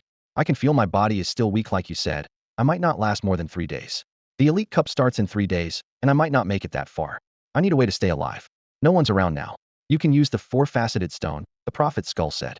Zhou Ke took out the stone and watched the 4 colors of light flickering across its surface. "You said there are 4 souls in the four-faceted stone, and each can help me extend my life?" "Yes, but you'll have to earn their favor and prove your strength before they'll help you." "How do I do that?" Zhou Ke asked immediately. The Prophet's skull answered in a low tone, "By passing the trials they've prepared for you." Zhou Ke raised his eyebrows and nodded knowingly, fully aware that there's no such thing as a free lunch. If he wanted their help, he'd have to prove his own worth and ability first. They were the examiners, and he was the candidate. The point of the trial was to provide a satisfactory answer to the challenges they set. "Yes, you always think quickly," Zhou Ke said softly, his tone calm and confident. "I don't think you'll let these sages down. If I pass one of their trials, how many days will be added to my lifespan?" He murmured to himself. 7 days. The voice from the Prophet's skull was as steady as ever, without a hint of emotion. 7 days. Not a lot, but better than nothing, Zhou Ke muttered, a faint smile appearing on his lips. "They'll take the trial now. So what will you do?" the Prophet's skull asked. Zhou Ke looked up at the four-sided stone, which glowed with 4 different colors: blue, orange, red, and black. "Do you see those 4 colors?" the Prophet's skull continued. "They represent the 4 sages. Choose one, and imagine that light as an ocean, then immerse yourself in it." Zhou Ke nodded lightly to show he understood. He fixed his gaze on the blue glow, took a deep breath, and slipped into a meditative state, trying to merge himself into the sea of blue light. As the light in front of him rippled, he felt his body enveloped by a gentle warmth, and the world around him began to blur. A few seconds later, Zhou Ke opened his eyes again and found the hospital room had vanished. Looking around, he realized he was now in an unfamiliar room, its walls painted a cold, gray shade. The place looked like an old hotel suite. The chandelier on the ceiling swayed gently, creaking as it moved. The dim light flickered, and a chill hung in the air. In the center of the room stood a simple wooden table. On it lay a yellowed piece of paper with a few bold lines written on it. "Beginner's trial. What is my name? This trial can be attempted multiple times until you succeed." Zhou Ke read the lines and immediately understood had entered the test set by one of the sages. He thought over the information carefully. First, beginner's trial suggested this was just a warm-up, not too difficult, and more of a preparation for tougher challenges ahead. As for what is my name, the question was clear. He needed to discover the name of the sage who set the test. This trial was likely about exploration and investigation, and the note that it could be repeated confirmed that, offering some room for error. If this is just the beginner's trial, the later ones will probably be much harder, maybe even requiring a perfect run, Zhou Ke thought, frowning slightly. Just then, a familiar voice spoke near his ear. Zhou Ke, what are you thinking about? Why did you suddenly zone out?" Zhouke snapped back to himself and looked at the person in front of him, the familiar long hair and that slightly silly voice. He paused, then spoke. Zhang, what are you doing here? Did you enter the trial too? Zhang looked a bit confused, staring back at him. Trial? What trial? Something felt off to Zhouke. Zhang Yang's appearance was nothing like he remembered. He didn't look like a noble, now his clothes were plain and even a little rough. Zhouke dropped his smile and grew serious. Zhang Yang, I have a few questions for you. Zhang Yang was a little surprised, but nodded anyway. Why so serious all of a sudden? Go ahead. Instead of answering right away, Zhouke fixed his gaze on Zhang Yang, watching every shift in his expression. What's your divine token? Divine token? Zhang Yang was stunned. What's a divine token? Just as Zhouke expected, Zhang Yang seemed to have no idea. So how did we meet? Zhouke pressed on. Zhang Yang froze, clearly having no idea what Zhouke was getting at. Where did we go to school? Where did we last see each other? And why were you looking for me then? Zhouke fired off 3 questions in quick succession. Zhang Yang, sitting across from him, frowned and started counting on his fingers. Hold on, let me think, he said, looking thoughtful. We've known each other since we were kids, right? I think we first met when we were little, but I can't really remember. That answer was clearly wrong. Zhouke and Zhang Yang had actually met for the first time during the freshman assessment at Shanpai Academy. So, where did we go to school? Zhouke pressed. We both graduated, didn't we? Why are you asking something so weird? Zhang Yang looked genuinely confused. This was another incorrect answer, since they were both still students at Shanpai Academy. What about the last time we met? It was just yesterday. I went to your place to hang out, Zhang Yang replied casually. Wrong again. Their last meeting had been in a hospital room, where Zhang Yang was visiting Zhouke. As Zhouke stared at the face in front of him, a perfect replica of his room, he began to realize what was going on. I see you're not real, are you? What do you mean, not real? Zhang Yang scratched his head. Zhouke, you're acting really strange today. After a quick analysis, Zhouke saw through the truth. This Zhang Yang was an NPC created by the trial's master, one of the sages, based on his memories. It's nothing. Zhouke changed the subject. What are we doing right now? Where are we? Are you sure you're okay? Zhang Yang looked at him with concern. This is my house. We're watching TV. Only then did Zhouke notice the old-fashioned cathode ray television in front of them, not the modern flat screens he was used to. Looking around, the room's decor gave off a vibe from the late 1970s or 80s. So what do you think? Is this videotape any good? Zhang Yang asked with a grin. Videotape? The word caught Zhouke off guard. Taking in the room and the way they were watching, he quickly realized this must be a setting from the late 20th century. The Zhang Yang in front of him was just an ordinary person, with no knowledge of Shanpai. This was likely a memory from the sage, designed to help solve the mystery of the trial master's identity. I heard. Zhang Yang lowered his voice. Everyone who watches this tape ends up cursed. What? Just then, a few dull claps of thunder rumbled outside the dim window. Zhang Yang leaned in, his voice full of suspense. It's a cursed videotape. Anyone who watches it loses their life force bit by bit. After that, they only have 7 days left to live. 7 days? Zhouke's expression flickered, a strange look passing through his eyes. Wasn't that exactly how much time he had left after clearing the trial? Lightning split the night sky outside, followed by a heavy rumble of thunder. The dim lamp wavered, casting an eerie glow over the room. Lowering his voice and putting on a mysterious tone, Zhang Yang began his story. They say that anyone who watches this videotape gets a call from a woman at midnight. She only says one thing: you will die in 7 days. As soon as he finished, Zhang Yang suddenly shouted, "Ah!" clearly trying to startle Zhouke. But Zhouke just stared at him, his face expressionless, with even the hint of a smile at the corner of his lips. Something's not right, Zhouke. Zhang Yang scratched his head, looking puzzled. Aren't you the most easily scared? Usually, you're terrified of ghost stories. What's gotten into you today? Zhouke gave him a speechless look. It's not scary at all. These things are just made up. In his mind, the fact that Head managed to extend his life from 3 days to 7 by passing the trial was nothing short of a windfall. Hey, don't think I'm just telling ghost stories. Zhang Yang hurried to explain.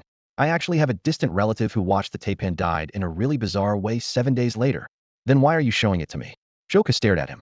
Well, Zhang Yang quickly added, they say if you share the tape with someone else, the curse is lifted.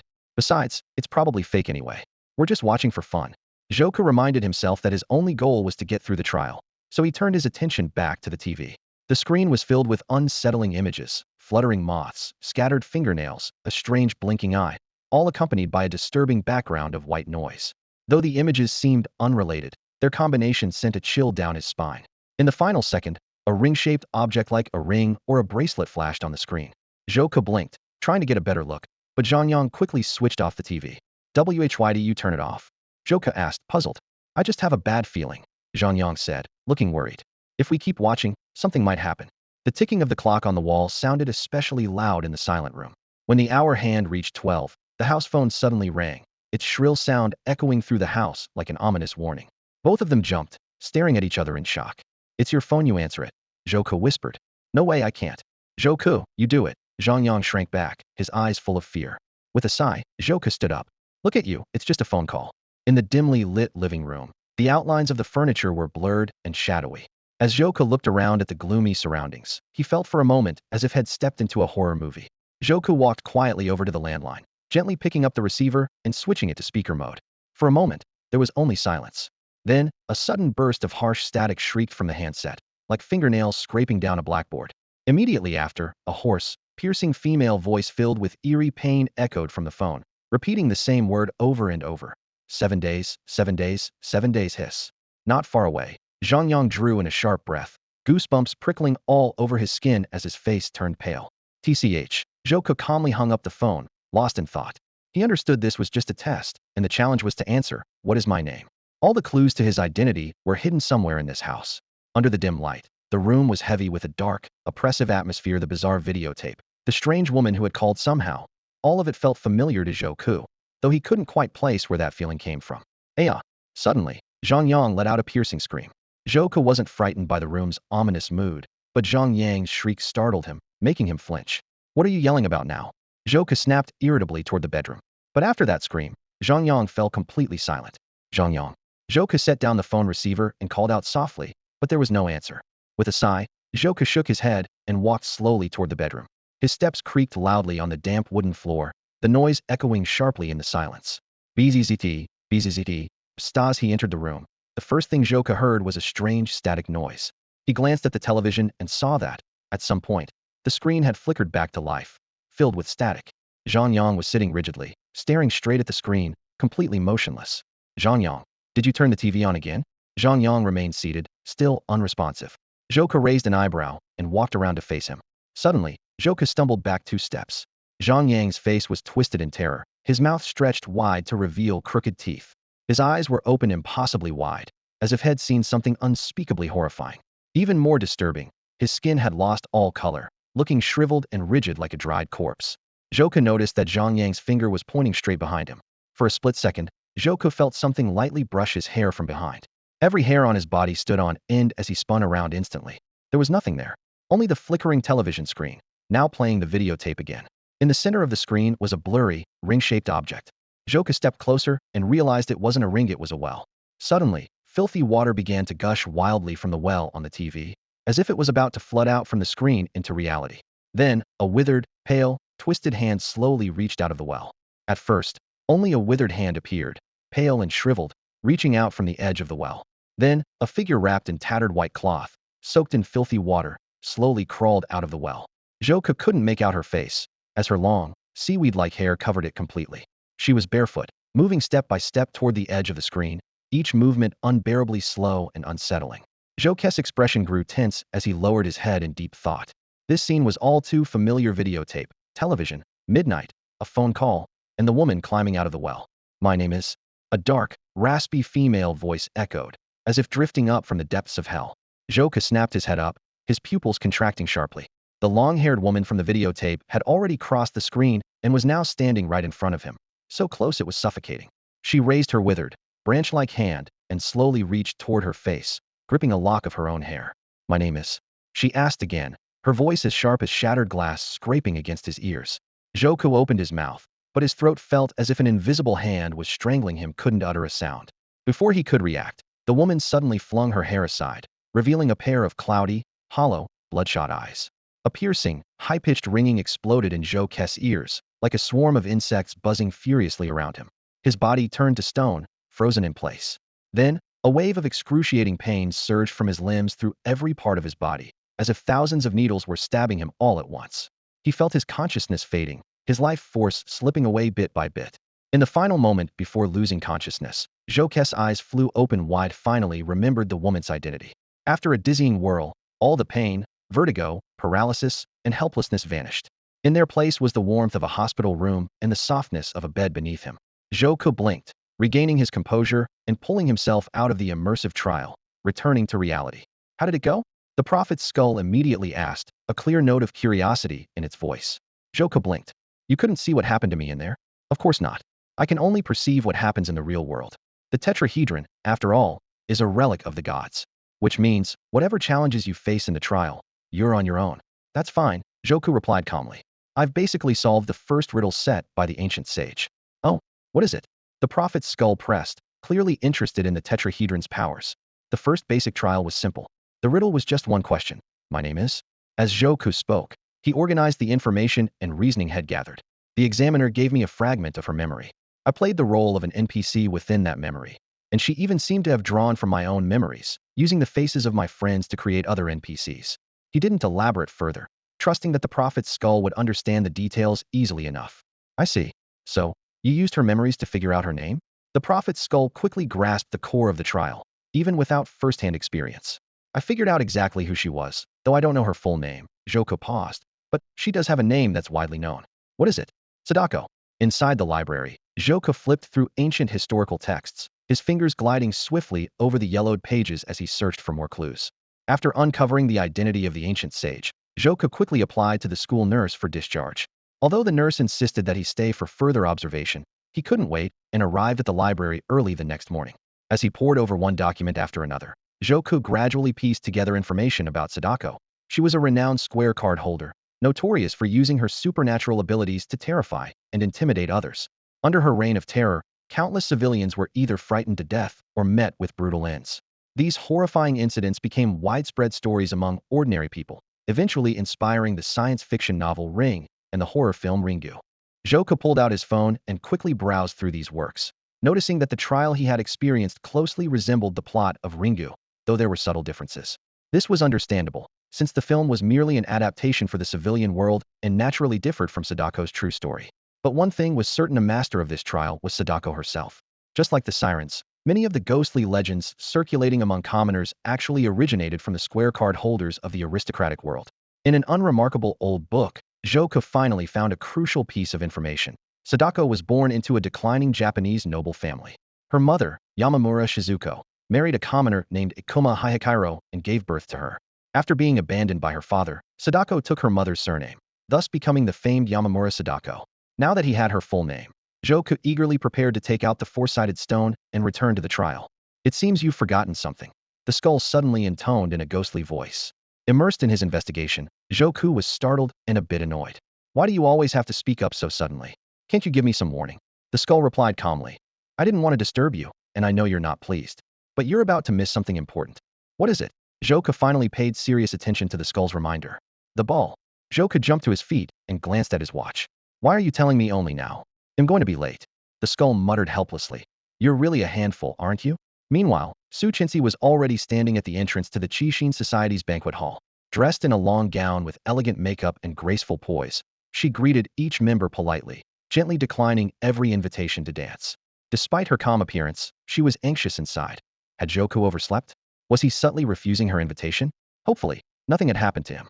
She shook her head to clear away these thoughts, sighed softly, and turned to enter the ballroom alone. Just as she pushed open the door, a familiar, clear voice rang out behind her. Your Highness, I'm sorry I'm late. She turned lightly, and that dazzling figure filled her entire view. Joku, dressed in an elegant black and white tuxedo, slowly made his way towards Suchinsi at the entrance of the ballroom. As he passed, guests turned to look, their eyes filled with admiration and envy, but Joku remained composed, walking with unhurried confidence. When he reached Suchinsi, he saw her standing with her head slightly bowed, a faint trace of sadness clouding her delicate features. Your Highness, I'm sorry I'm late, Joku said softly. Startled, Suchinsi looked up at him, her gaze fixing on him in surprise. Joku stepped to her side and waved his hand gently in front of her. Shall we go in? Yes, Suchinsi replied, quickly regaining her usual calm and graceful demeanor. Together, they walked side by side into the ballroom. Meanwhile, inside the Yi family financial tower, Tanlon was taking a specially designed elevator to an emergency meeting. The sudden gathering broke the skull's usual routine, filling him with suspicion. Thanks to his relationship with Yiding, he could come and go from the building as he pleased, but he still had no idea what the meeting was about. The elevator required a special ID card to operate. With a soft beep, the metal door slid open. Tanlon stepped into the familiar dimly lit conference room and found his seat at the long table. Looking around, he saw that Pride was, as always, seated at the head of the table, while Lust was completely absorbed in admiring her perfectly manicured nails, not even glancing his way. Other members arrived one after another, coming from all over the world through portals prearranged by the skulls. Everyone addressed each other only by code names, with their true identities shrouded in mystery. Tanlon didn't know if any of the others had ever met the leader, or if they were truly loyal to the organization. But he knew exactly why he had joined the reward the leader had promised. To him, this wasn't disloyalty, but a practical choice. After all, only self-interest lasts forever, not friendship. The thought made Tanlon chuckle quietly to himself. Perhaps it was simply for the sake of personal gain. Maybe that was exactly why he had been given the code name Greed. As the chair legs scraped harshly against the floor, the last core leader of the Skeleton Society Sloth finally took his seat. At that moment, the chief leader, Pride, loosened his neck a little and swept his gaze over the assembled members before speaking in a slow, deliberate tone. I know many of you have doubts. Today is not our usual meeting day. He paused, cleared his throat twice, and continued in his gravelly voice. The leader's plan has encountered an unexpected problem. Tension immediately thickened the air. Everyone's attention was fixed on Pride. He went on. According to the leader's plan, Joku was already under the blood curse, should not have survived. His death was scheduled for yesterday. Pride paused again, his expression turning even graver. But he's alive and well, completely unharmed. The atmosphere in the room grew heavier, and the members could almost hear each other's breathing, their eyes filled with unease. Pride fell silent for a moment, then spoke in a low voice. The blood curse should have torn him apart yesterday, yet he's still alive and kicking. He turned slightly, his gaze landing on Greed. Greed, Joku survived because you gave him a new divine relic, the tetrahedral stone, didn't you? Greed was taken aback, completely unprepared for such a direct accusation. He instinctively lowered his head and replied hastily. If that's what you say, then it must be true. Wrong. Pride spat out the word coldly. Though his tone was soft, it carried a chilling authority. You're mistaken. Pride continued slowly. The real reason the leader's plan went awry isn't the blood curse, nor the tetrahedral stone. The root cause lies with you, Greed. His words struck the room like a bolt of lightning. The atmosphere froze instantly, and the other members of the Skeleton Society all drew in sharp breaths, their eyes boring into Greed like daggers. Feeling the heat and intensity of their stares, Greed's heart raced. His voice turned dry and strained. I have never betrayed the organization. I have always followed the leader's orders, always obeyed your commands. Pride regarded him coldly, his tone still icy. I never said you betrayed us, but you've entertained the thought of betrayal. The leader knows everything, nothing escapes him. As his most trusted subordinate, he has shared a great deal with me, so I know it all as well. Pride's gaze seemed to pierce straight through Greed's soul as he continued. You haven't betrayed us yet, but you're teetering on the edge, tempted by the possibility. This is your Warninga reminder to your conscience. The leader asked me to tell you. When it comes to traitors, he shows no mercy. Greed's face went pale. He shot to his feet and rushed to the long table, pressing his forehead to the cold surface, his eyes full of despair and guilt. I would never betray you. He'll prove my loyalty to the leader. Pride waved him back to his seat. Words are meaningless. According to my sources, Joku is currently attending a ball. This is our opportunity. He paused, then continued. There's a new task, and you're the one who must carry it out. Greed leaned forward eagerly, making it clear he would carry out any task to the letter. Pride didn't respond right away. Instead, he slowly pulled a small, dark gold box from inside his coat. The box was no bigger than a palm, with no visible lock, but a chilling black skull was stamped on its surface. Pride gave a slight nod, and Greed immediately bowed low, accepting the box with both hands in a show of respect. This box was entrusted to me by the boss, Pride explained. He wants it delivered to Joku before the end of his ball. I'm assigning this task to you. Greed examined the box in his hands. Are we allowed to open it? You can try, Pride replied with a faint, knowing smile. I give you permission. With permission granted, Greed bowed again. He supported the box with one hand and tried to open it, but despite its lack of a lock, the box wouldn't budge, as if it had been welded shut. He froze for a moment in surprise. What's inside the box? No idea, Pride answered, shaking his head slowly. The boss didn't say, but he did mention that only Joku can open it. My guess is, since Joku survived the blood curse, the boss has decided to handle things himself. Whatever's in this box, it's probably his trump card. At these words, everyone in the Skull Society looked up, surprise flickering in their eyes. The boss is going to act personally? Pride ignored their reactions, waving his hand dismissively. That's enough. The task is set. Greed, you can leave now and deliver the gift from the Skull Society to Joku. Remember, be quick. Greed bowed one last time and slipped away into the shadows, taking the box with him. Meanwhile, the ballroom was bustling with guests. The space was decorated in Western style, with a brilliant crystal chandelier at the center.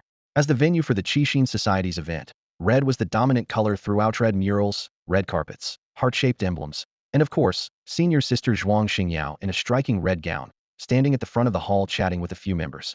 With a soft click, the ballroom doors swung open. Zhuang Xingyao turned to see Zhou Ku and Su Qinxi entering side by side. Zhou Ku moved with calm confidence, while Su Qinxi stayed close at his side. Instantly, all eyes in the room were drawn to the pair. Their presence commanded attention for good reason. Both had looks that rivaled celebrities and were dressed in the most elegant formal attire. But it was their identities that truly set them apart. Su Qinxi was the princess of the Su family, one of the four great houses in Longhua, and the sole heir to the throne. Zhou Ku, though born a commoner, was the only student ever admitted on special terms and held the rarest playing card in Longhua K of clubs. Not to mention all the titles and achievements had earned since starting school freshman champion, the sole winner of the 3 major entrance exams, the one who escaped the Skull Society's pursuit, known owner of a divine relic, the star of the freshman gala, and top of the campus popularity rankings. Any one of these honors would be enough to make someone the center of attention at the academy, but all of them belonged to Zhou Ku alone. At the ball, quite a few senior students unaffiliated with the Qixing Society had been invited. Their whispers were clearly audible. I heard the Qixing Society invited 2 freshmen to join this year. I didn't believe it at first. Who would have thought it'd be those 2? Is the Qixing Society really that influential? President Zhuang Xingyao is incredible. She actually managed to recruit both Zhou Ku and Su Qinxi. Zhou Ku ignored the chatter around him, moving forward in silence, with Su Qinxi following close behind. In truth, he had no desire to stand out. He had a clear goal for attending the ball, to prepare for the upcoming Elite Cup, whether by meeting potential teammates or gathering information. Unfortunately, wherever he went, it was as if a spotlight follow-ed instantly became the center of attention, making it nearly impossible to collect information discreetly. Su Qinxi, on the other hand, seemed completely used to this level of attention. She maintained her signature composed smile, nodding politely to those around her. Zhou Ku scanned the crowd, searching for the host of the event. Senior Zhuang Xingyao was seated prominently at the front of the ballroom, her gaze shifting between him and Su Qinxi. Standing beside her was a tall young man. Zhou Ku noticed that when Zhuang Xingyao, like everyone else, turned her attention toward them, the young man's expression darkened slightly. He leaned over and whispered something to her. Zhuang Xingyao's face remained expressionless, but she gave the faintest nod in response. "Hey, what are you looking at?" A childish voice snapped Zhou Ku out of his observation. He couldn't immediately locate the source until he looked down. "Over here." A short boy grinned up at Zhou Ku, squinting as he smiled. "A kid," Zhou Ku muttered under his breath, not expecting the boy to hear. "What did you just call me?" "Kid. I'm your upperclassman. I'm just a bit short, that's all. You're killing me here." The boy looked genuinely annoyed but took a deep breath to calm himself. Then he extended a hand. "Nice to meet you. You must be the 2 freshmen the president mentioned. I'm Yu Xingxing, 2nd year, member of the Qixing Society." Yu Xingxing? Zhou Ku thought privately that the name suited the tiny upperclassman, though he kept the disrespectful thought to himself. Both Zhou Ku and Su Qinxi shook hands with the boy, who looked more like an elementary schooler than a college student. "So, what were you looking at just now?" Yu Xingxing followed Zhou Ku's line of sight. "Oh, isn't that President Zhuang and Vice President's son?" Suddenly, he put on the air of an experienced upperclassman. "You 2 probably aren't too familiar with the Qixing Society members yet, right? Well then, let your senior here give you an introduction." He put special emphasis on the word senior, clearly eager to remind them he wasn't a child. Zhou Ku's interest was piqued after all. Understanding the Qixing Society's lineup was one of his main reasons for coming tonight. "Please, go ahead, senior." Yu Xingxing seemed quite pleased with being called senior. He smiled, nodded, and gently shook his head before saying casually, "Junior, I know you came to our dance because of the Elite Cup. But let me remind you, even though the Qixing Society has a lot of members, only a handful will actually qualify for the Elite Cup." He flashed a playful grin. "So, you'll need to know how to win over the top leaders of the Qixing Society if you want to avoid taking unnecessary detours." Zhou Ku offered a faint smile, but didn't respond directly. He wasn't interested in currying favor with those in charge, and he hadn't even decided if he wanted to join the Qixing Society at all. Still, to gather more information, he played along and said, "Senior, I really want to improve. Please give me some advice." A look of satisfaction appeared on the little senior's face, as if his eyes were saying, "Junior, you really know how things work." After a brief pause, he grew a bit more serious and began introducing the key figures of the Qixing Society to Zhou Ku. The number 1 figure in the Qixing Society is, of course, Chairwoman Zhuang Xingyao. She's the only gold-ranked divine card holder in the entire school and the heir to the Hongxin family, one of the 4 great families. More importantly, she led our society to win the last Elite Cup championship. Yu Xingxing spoke with obvious pride.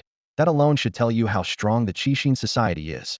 If you want to compete in the Elite Cup after joining, the only way is to earn Zhuang's approval. He paused, squinting slightly. "But I heard it was Chairwoman Zhuang who personally invited you, so it looks like you've already passed the first hurdle."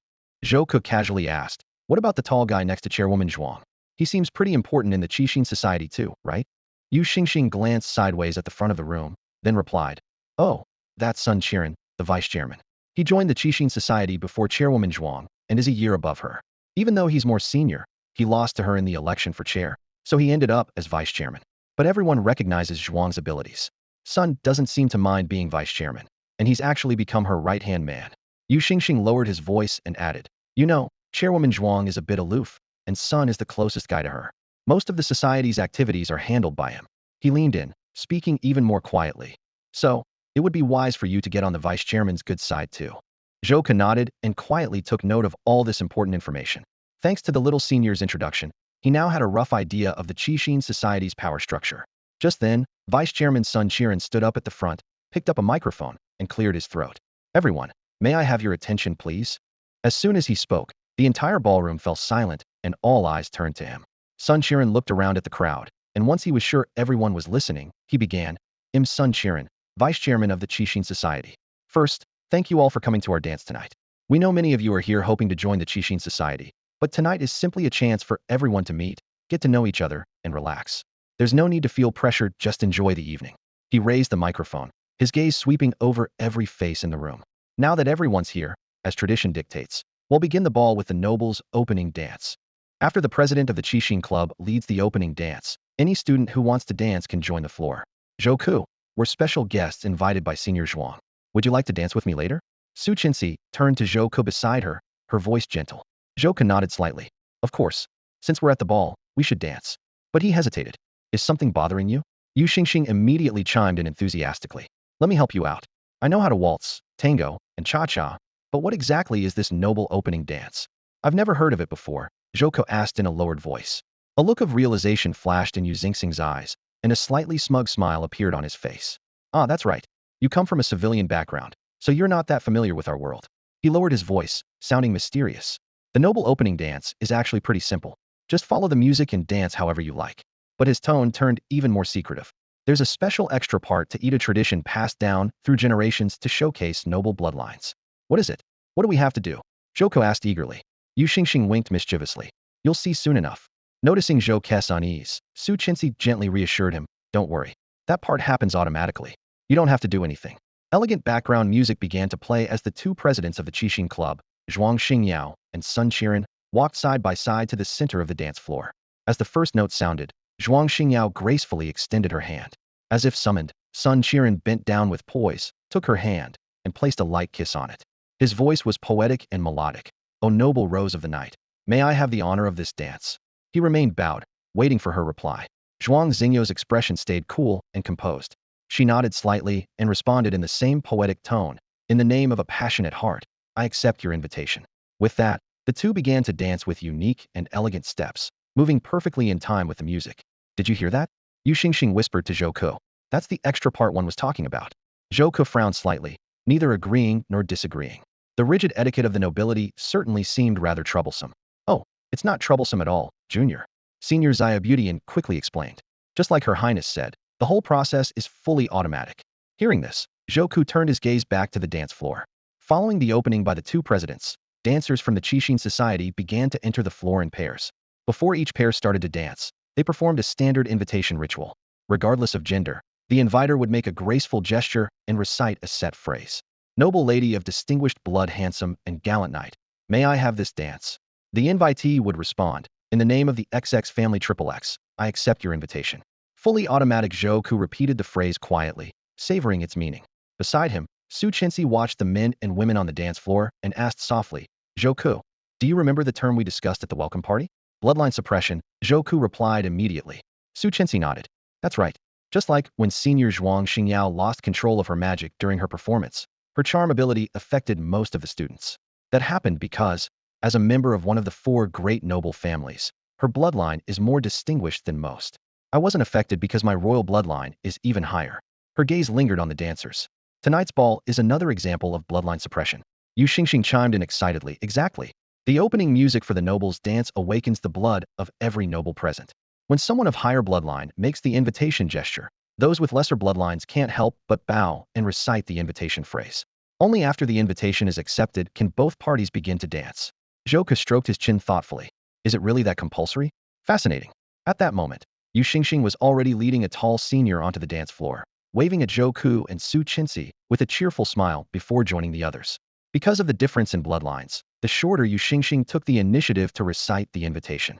Although their height difference made their dancing look a bit comical and drew laughter from the onlookers, Yu Xingxing didn't mind at all, completely absorbed in the elegance of the dance. Zhou Ku, should we go dance too? Su Qinxi turned to him and asked. Of course, Zhou Ku agreed without hesitation. The idea of music compelling nobles to bow and recite lines intrigued him, wanted to experience it for himself. With that, the two of them walked toward the dance floor together, their steps steady and graceful. Zhou Ku and Su Qinxi were the star guests of the evening, and their arrival immediately drew every eye in the ballroom. The two of them stood face to face in a quiet corner of the dance floor. Though this was Zhou Ke's first time attending such an extravagant aristocratic ball, he carried himself with remarkable composure.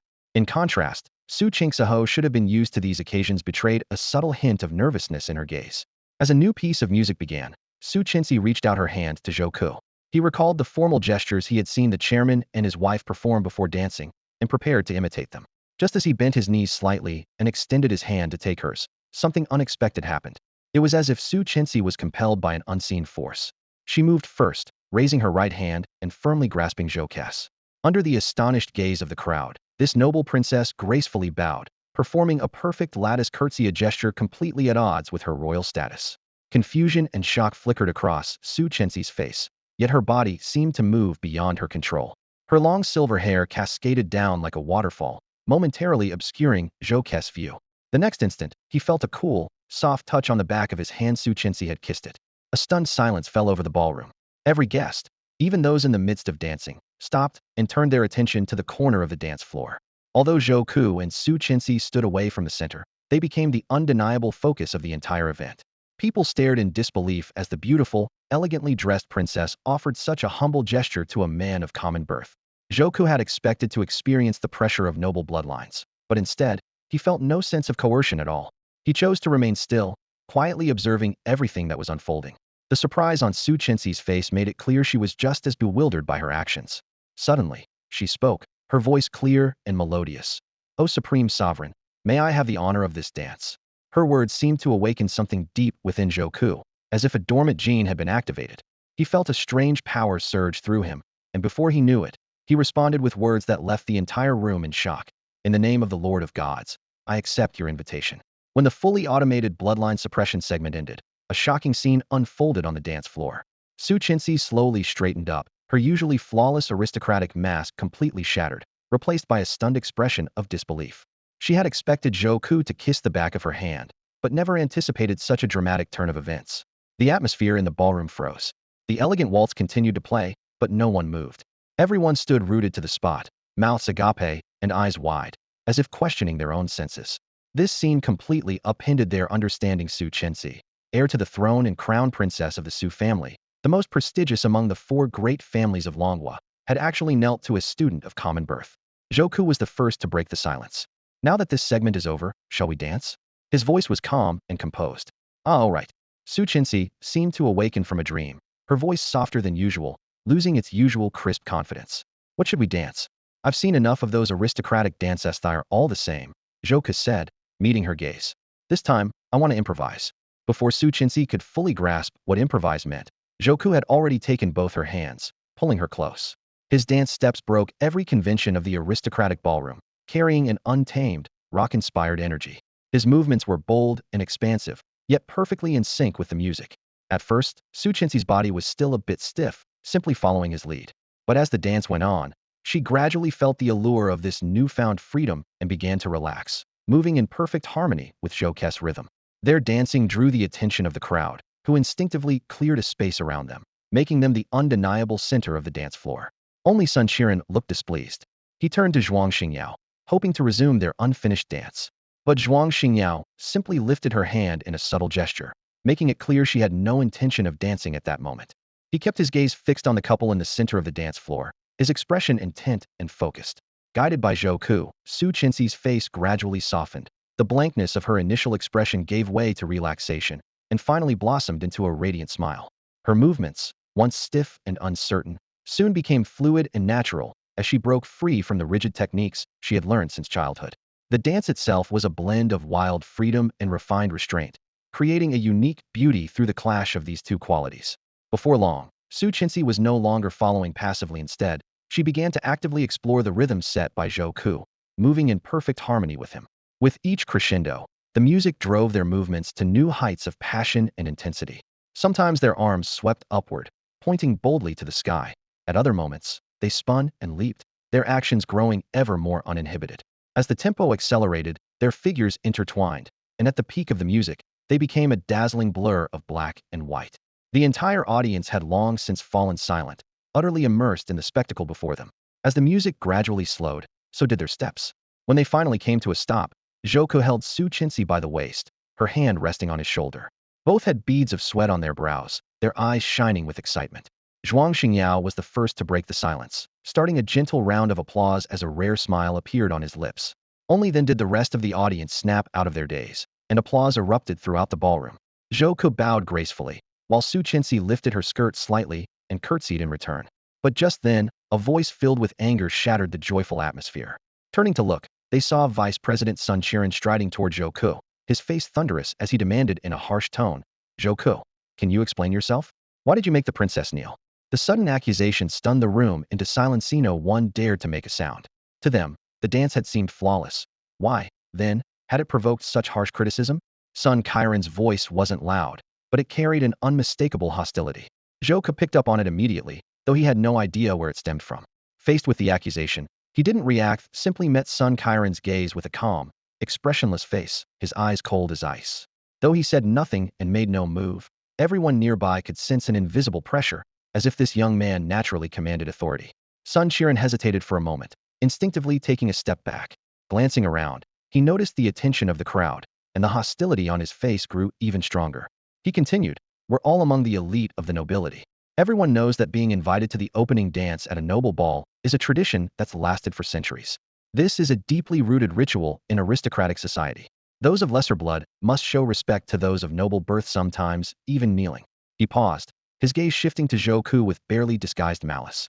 "Everyone here knows that royal blood is the most exalted in Longhua, but Zhouke is just an ordinary commoner." His words dripped with provocation and disdain. "So tell me, what right does a commoner have to make our princess kneel?" All eyes turned to Zhouke, clearly curious about Sun Qiren's challenge. They wanted an answer after all. It was an unusual situation.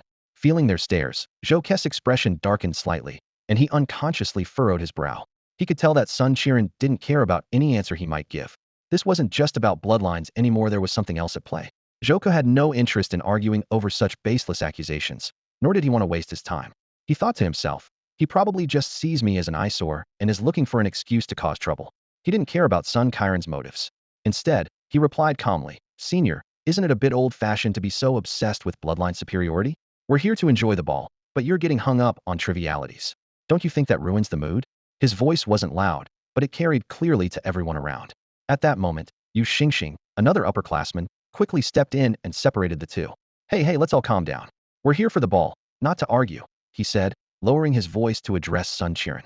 "Vice President, Zhouke is just a freshman.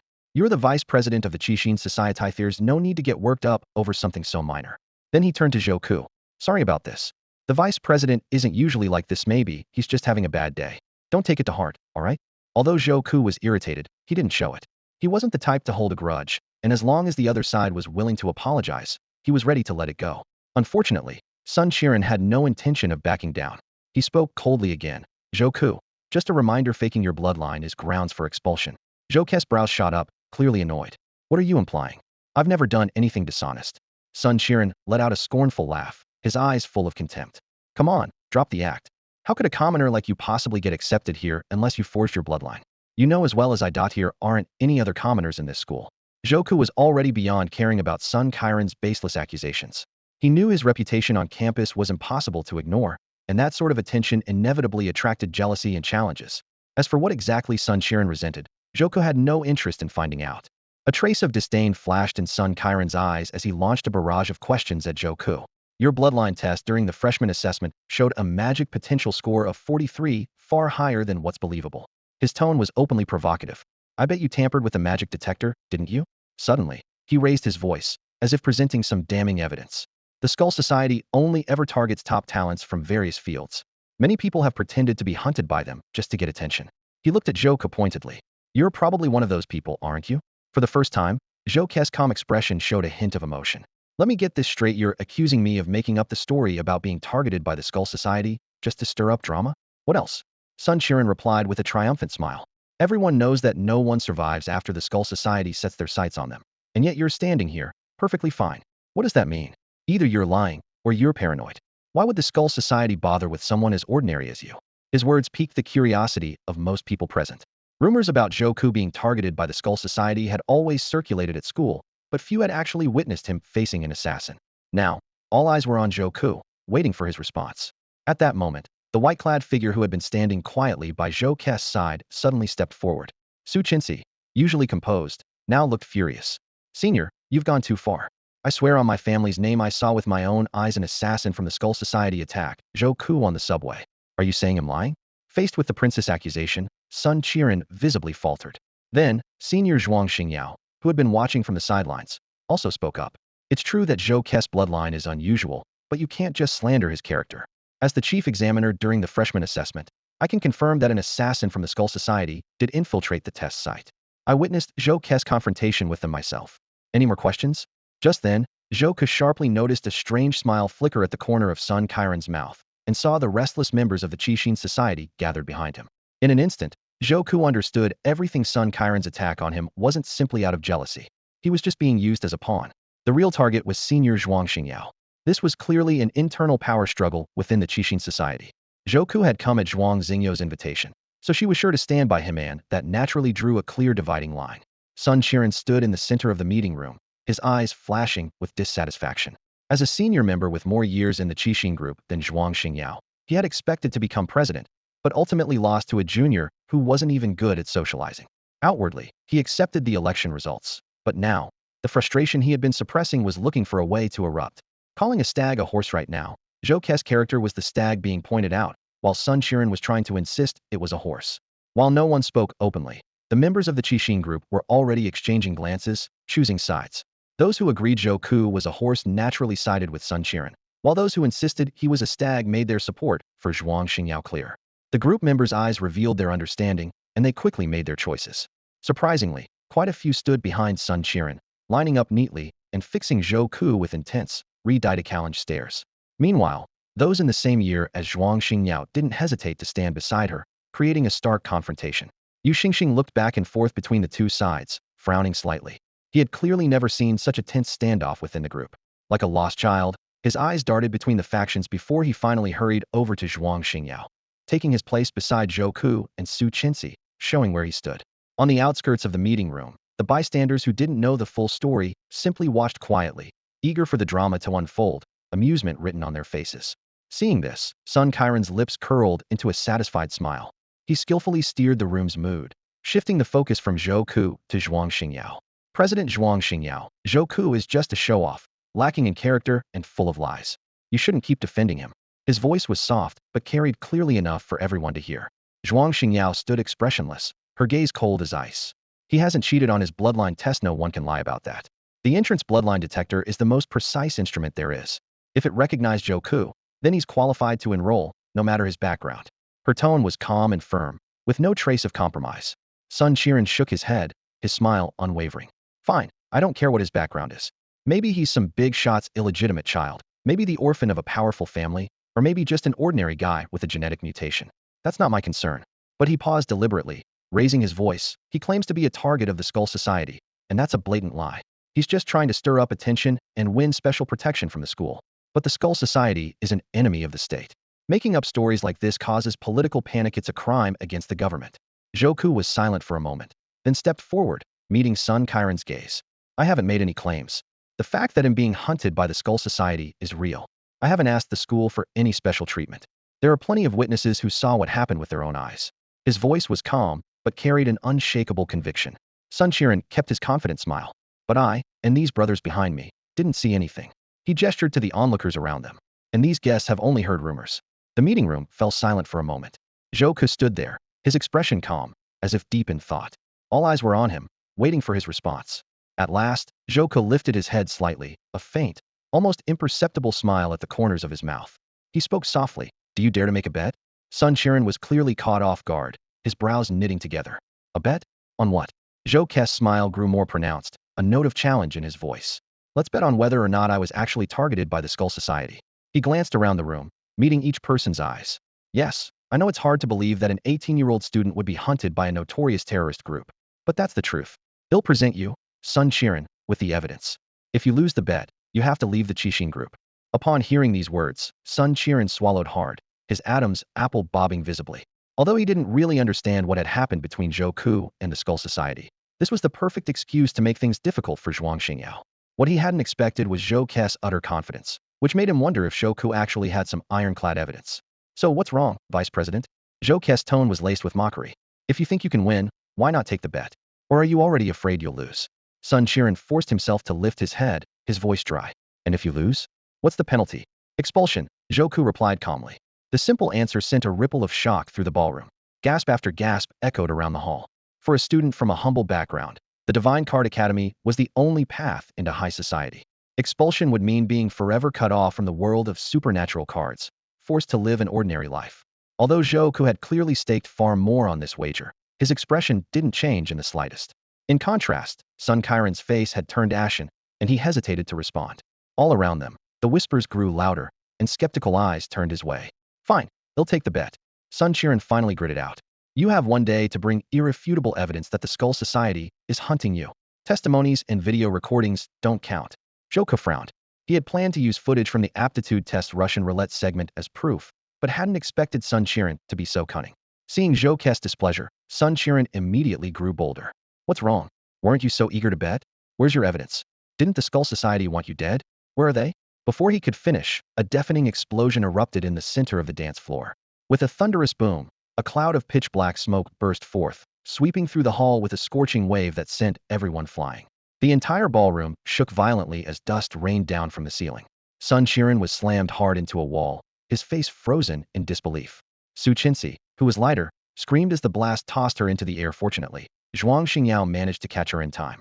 Amid the chaos, only Zhou Ku remained unmoved, standing firm where he was.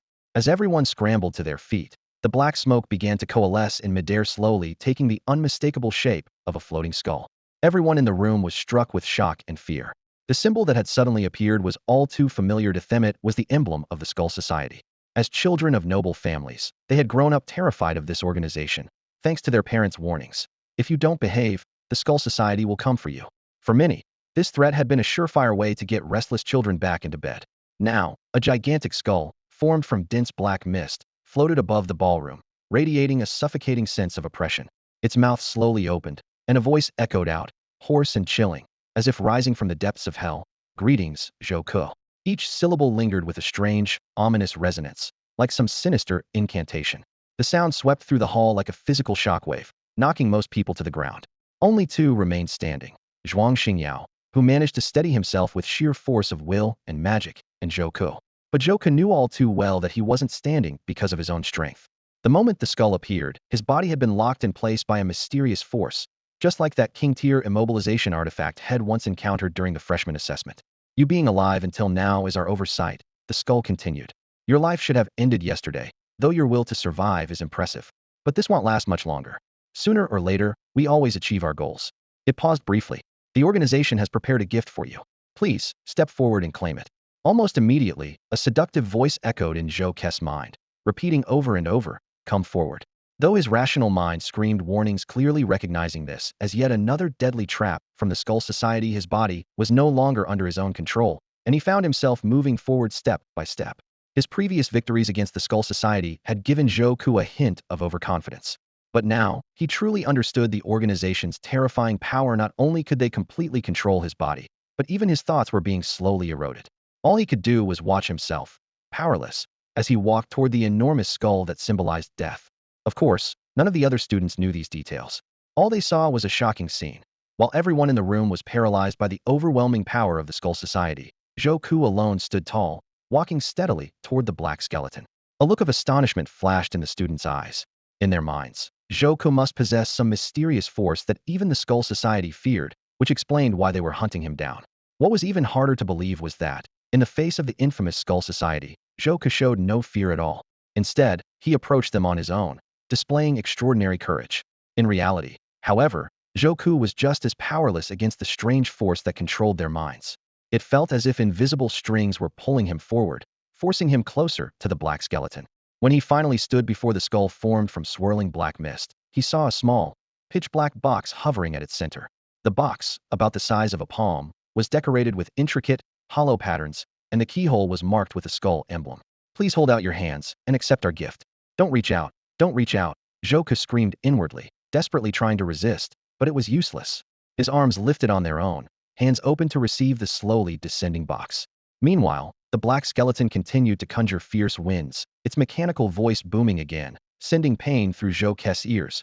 "We apologize for contacting you in this way. You are our enemy, and we have sworn to kill you, by any means necessary. Our battle may end in a month, or it may last countless years. But no matter what, we will persist. After all, this is all for." At this point, everyone in the room realized what was coming next. A chill swept through them, for this was the most terrifying phrase in the aristocratic world, the signature slogan of the Skull Society. "For a greater cause." That is all. Cinder, codename Greed Affiliation, Skull Society. As those final words fell, panic spread among the students. The small box landed squarely in Zhou's hands. Bracing himself for the worst, he felt only a cool metallic touch and a slight weight. Suddenly, the wind stopped. The black mist and the skull vanished instantly, and the oppressive force that had held everyone down disappeared as well. Zhou regained control of his body, only to realize he was drenched in cold sweat. Holding the black box, he turned to look at the others, who were sprawled across the hall. Senior sister Zhuang Xingyao was dusting herself off, while helping Su Qinxi to her feet. Though the Skull Society's attack hadn't left any physical damage in the hall, the shock and terror of what had happened was now deeply etched into everyone's memory. Everyone was silent and stunned, slowly picking themselves up from the ground and staring blankly at Zhou. Zhou stood where he was, at a loss for words under the weight of their gazes. The turn of events was completely unexpected. Hadn't been killed as he feared. Instead, had received a mysterious gift from the Skull Society. Even more surprising, the sudden attack by the Skull Society had inadvertently solved a major problem for Zhou. Had been troubled by how to win his bet with Sun Qiren, which required neither witnesses nor evidence. Now, the Skull Society had made things crystal clear. Their signature black skull symbol, their well-known motto, and the display of their overwhelming power all served as undeniable proof that the attack had come from them. Most importantly, they openly admitted that Zhou was their target. Just like that, Zhou had effortlessly won his bet with Sun Qiren. As everyone snapped out of their shock, they turned to look at Sun Qiren. He had just gotten to his feet, his expensive suit now dusty, but at this moment, he couldn't care less. His lips moved as if to speak, but he couldn't find the words and closed his mouth once more. After a few failed attempts, he finally let out a long sigh and shook his head in resignation. A bet is a bet. He'll leave the group. He slowly removed his Qixin Society badge and walked heavily over to Zhuang Xingyao, handing it to him. Zhuang Xingyao took the badge without expression, not even glancing at Sun Qiren as he turned away, his attitude icy and indifferent. With a bitter look, Sun Qiren shuffled forward, then couldn't help but look back, scanning the faces of those who had once supported him, hoping someone might urge him to stay. But not a single person met his eyes. Everyone quickly distanced themselves from him. "The exit's over there," Zhuang Xingyao said coldly. Finally accepting the reality, Sun Qiren left the ballroom in defeat. As soon as he was gone, everyone's attention shifted to the small black box in Zhou's hand. "Zhou, you should throw that box away." "Yeah, that's from the Skull Society. They said they want to kill you. There could be poison gas in there, or maybe a bomb." People started crowding around, all talking at once, urging him to get rid of it. Zhou was silent for a moment, then looked up, his voice soft but firm. "I don't want to throw it away. The Skull Society said this is a duel. I'm out in the open. They're in the dark. I've always been on the defensive." He raised the black box above his head. "This is the only thing of theirs I've ever gotten my hands on. I want to use it to find clues about who they are and turn the tables." After the ball, Zhou and Su Qinxi walked back to the dorm together. Zhou gripped the small black box tightly, eyes fixed straight ahead, walking with determination. Su Qinxi kept sneaking glances at his profile, clearly wanting to say something but holding back. "You seem to have a question for me," Zhou said quietly, still looking forward. "I do," Su Qinxi admitted honestly. "I have a lot of questions." "Go ahead. When I first entered this world of nobility, I asked you so many questions. Now it's my turn to answer if you consider it returning the favor." Su Qinxi took a deep breath and finally voiced the question she was sure was on everyone's mind. "I think what I want to know is what most of our classmates are curious about. Why is your bloodline considered superior to mine?" Zhou blinked slowly, responding in a calm tone. "Are you talking about that extra part before the dance?" "Honestly, I'm not too sure myself, but I have a few guesses." "What are they?" Su Qinxi pressed, her eyes bright with curiosity. "Maybe it's just a special rule among nobles, and it doesn't apply to commoners," Zhou replied casually. It wasn't what he truly thought, but it was enough to satisfy the princess's question for now. But Su Qinxi wasn't convinced. She frowned slightly and said, "But if you don't have noble blood, I wouldn't feel the pressure of your lineage." Zhou, do you remember anything about your family? Faced with this sensitive topic, Zhou seemed unfazed. "I'm an orphan. My parents died when I was young. I grew up alone, and I've forgotten most things about them." "Really?" Su Qinxi tilted her head in thought, then seemed to make up her mind. "I have an even bolder guess." "What is it?" Zhou looked at her with interest. Su Qinxi took a deep breath and said, word by word, "You're my brother." "What?" Zhou was stunned, thinking he must have misheard. "You're my brother," Su Qinxi repeated, her tone more insistent. "Do you have any siblings?" Zhou asked. "No, I'm an only child. My father only has me." Su Qinxi shook her head.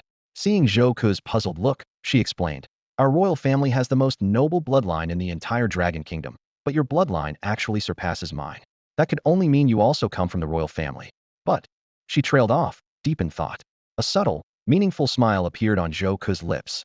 "I do have a reasonable explanation, but you might not like it." "Let's hear it," Su Qinxi said, lifting her chin. "Your father had an affair." "I'm his illegitimate son," Zhou said matter-of-factly. Su Qinxi's eyes widened in shock, but soon she began to seriously consider the possibility. "That's impossible," she muttered to herself. "My father and mother are very close." Then, as if something occurred to her, she looked up and said, "Besides, everyone in our family, even distant relatives, has silver hair. But yours is black." Zhou chuckled. "Of course I was joking. Princess, you take things too seriously."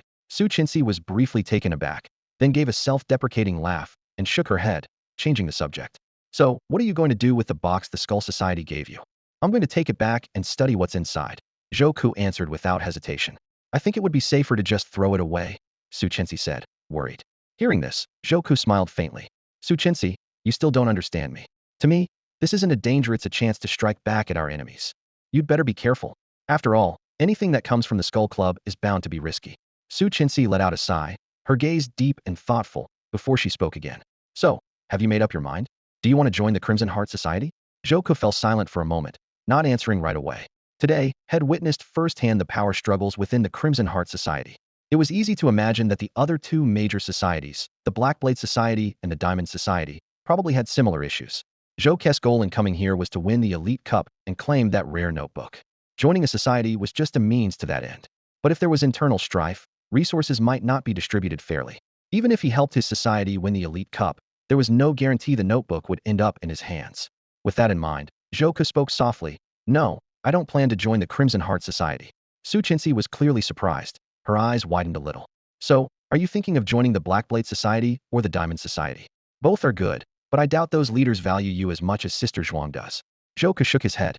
"Su Qinxi, you misunderstood." A flicker of confusion passed through her eyes, but Zhou didn't elaborate. Instead, he went on, "I'm not planning to join either of the other two societies, either." Su Qinxi's expression grew even more bewildered. "You're not going to compete in the Elite Cup?" She lowered her head, lost in thought, then looked up again, surprise in her eyes. "Wait, could it be that you're—" Zhou nodded, a faint smile on his lips. "That's right. It's just as you think." He tilted his head back slightly, looking up at the sky, and continued, "You know, there are 4 suits in the Divine Cards, but only 3 major societies at school. The Black Blade Society represents spades, the Crimson Heart Society represents hearts, and the Diamond Society represents diamonds." He gave a quiet laugh. "But my divine card is the clubs." As he spoke, he moved his right hand, and a plum blossom suddenly appeared in the air. With a gentle flick of his finger, its petals danced away on the wind. "You probably don't know," Zhou's voice was gentle but firm. "There's a saying, the fragrance of plum blossoms comes from bitter cold." He paused, his gaze distant. "I come from humble beginnings, but through my own efforts, I've managed to shine in the eyes of the world. Plum blossoms bloom in the harshest cold, standing proud amid snow and wind, spreading their subtle fragrance. In many ways, I'm just like the plum blossom." He stepped into the moonlight, gently crushing the petals in his hand before scattering them into the air. The petals swirled in the breeze, like shooting stars streaking across the night sky. Zhou opened his arms slightly and murmured, "I'm going to apply to start my own society at Skola Society of the Plum Blossom." Back at his dorm, Zhou checked the latest posts on the campus forum. The first headline caught his eye. Shocking news. The noble princess kneels to a commoner genius at the Crimson Heart Ball. Is it true? Isn't it the rule that those of lesser blood must kneel to those of higher blood at noble balls? Someone questioned. "I can confirm, it's true. I was there. Yeah, I saw it too, and I heard their vows. This is wild." "What did they say?" Su Qinxi called Zhou the Supreme King, and Joku called himself Lord of the Gods. Sounds pretty epic. Can anyone explain what those titles mean? I don't get it. Maybe King refers to Joke's club King Divine card? But as for Lord of the Gods, I've never heard that title before. The post was like a stone thrown into a calm lake, stirring up waves of speculation. Was Joke's bloodline really higher than Suchensi's? Joku was browsing the trending posts on the campus forum, frowning as he read through the heated discussions on his screen. The top trending topic was all about his performance at the dance. Students were debating. Joku is just an ordinary student. So how does he know all those aristocratic etiquette phrases so well? I bet he's the king's illegitimate son. Maybe he's a foreigner? No way. Have you ever seen a foreigner who looks so much like a local? Uninterested in these pointless speculations, Joku swiped to the second trending post. The headline jumped out at him. Shocking. The Skull Society strikes again. Their next target is. The comments section was already in chaos. This time is different. The Skull Society member who calls himself Greed announced in public that he was going to give Joku a gift. I heard it was a small box. Who knows what's inside? He even accepted it and said he'd use the box to find out Greed's real identity.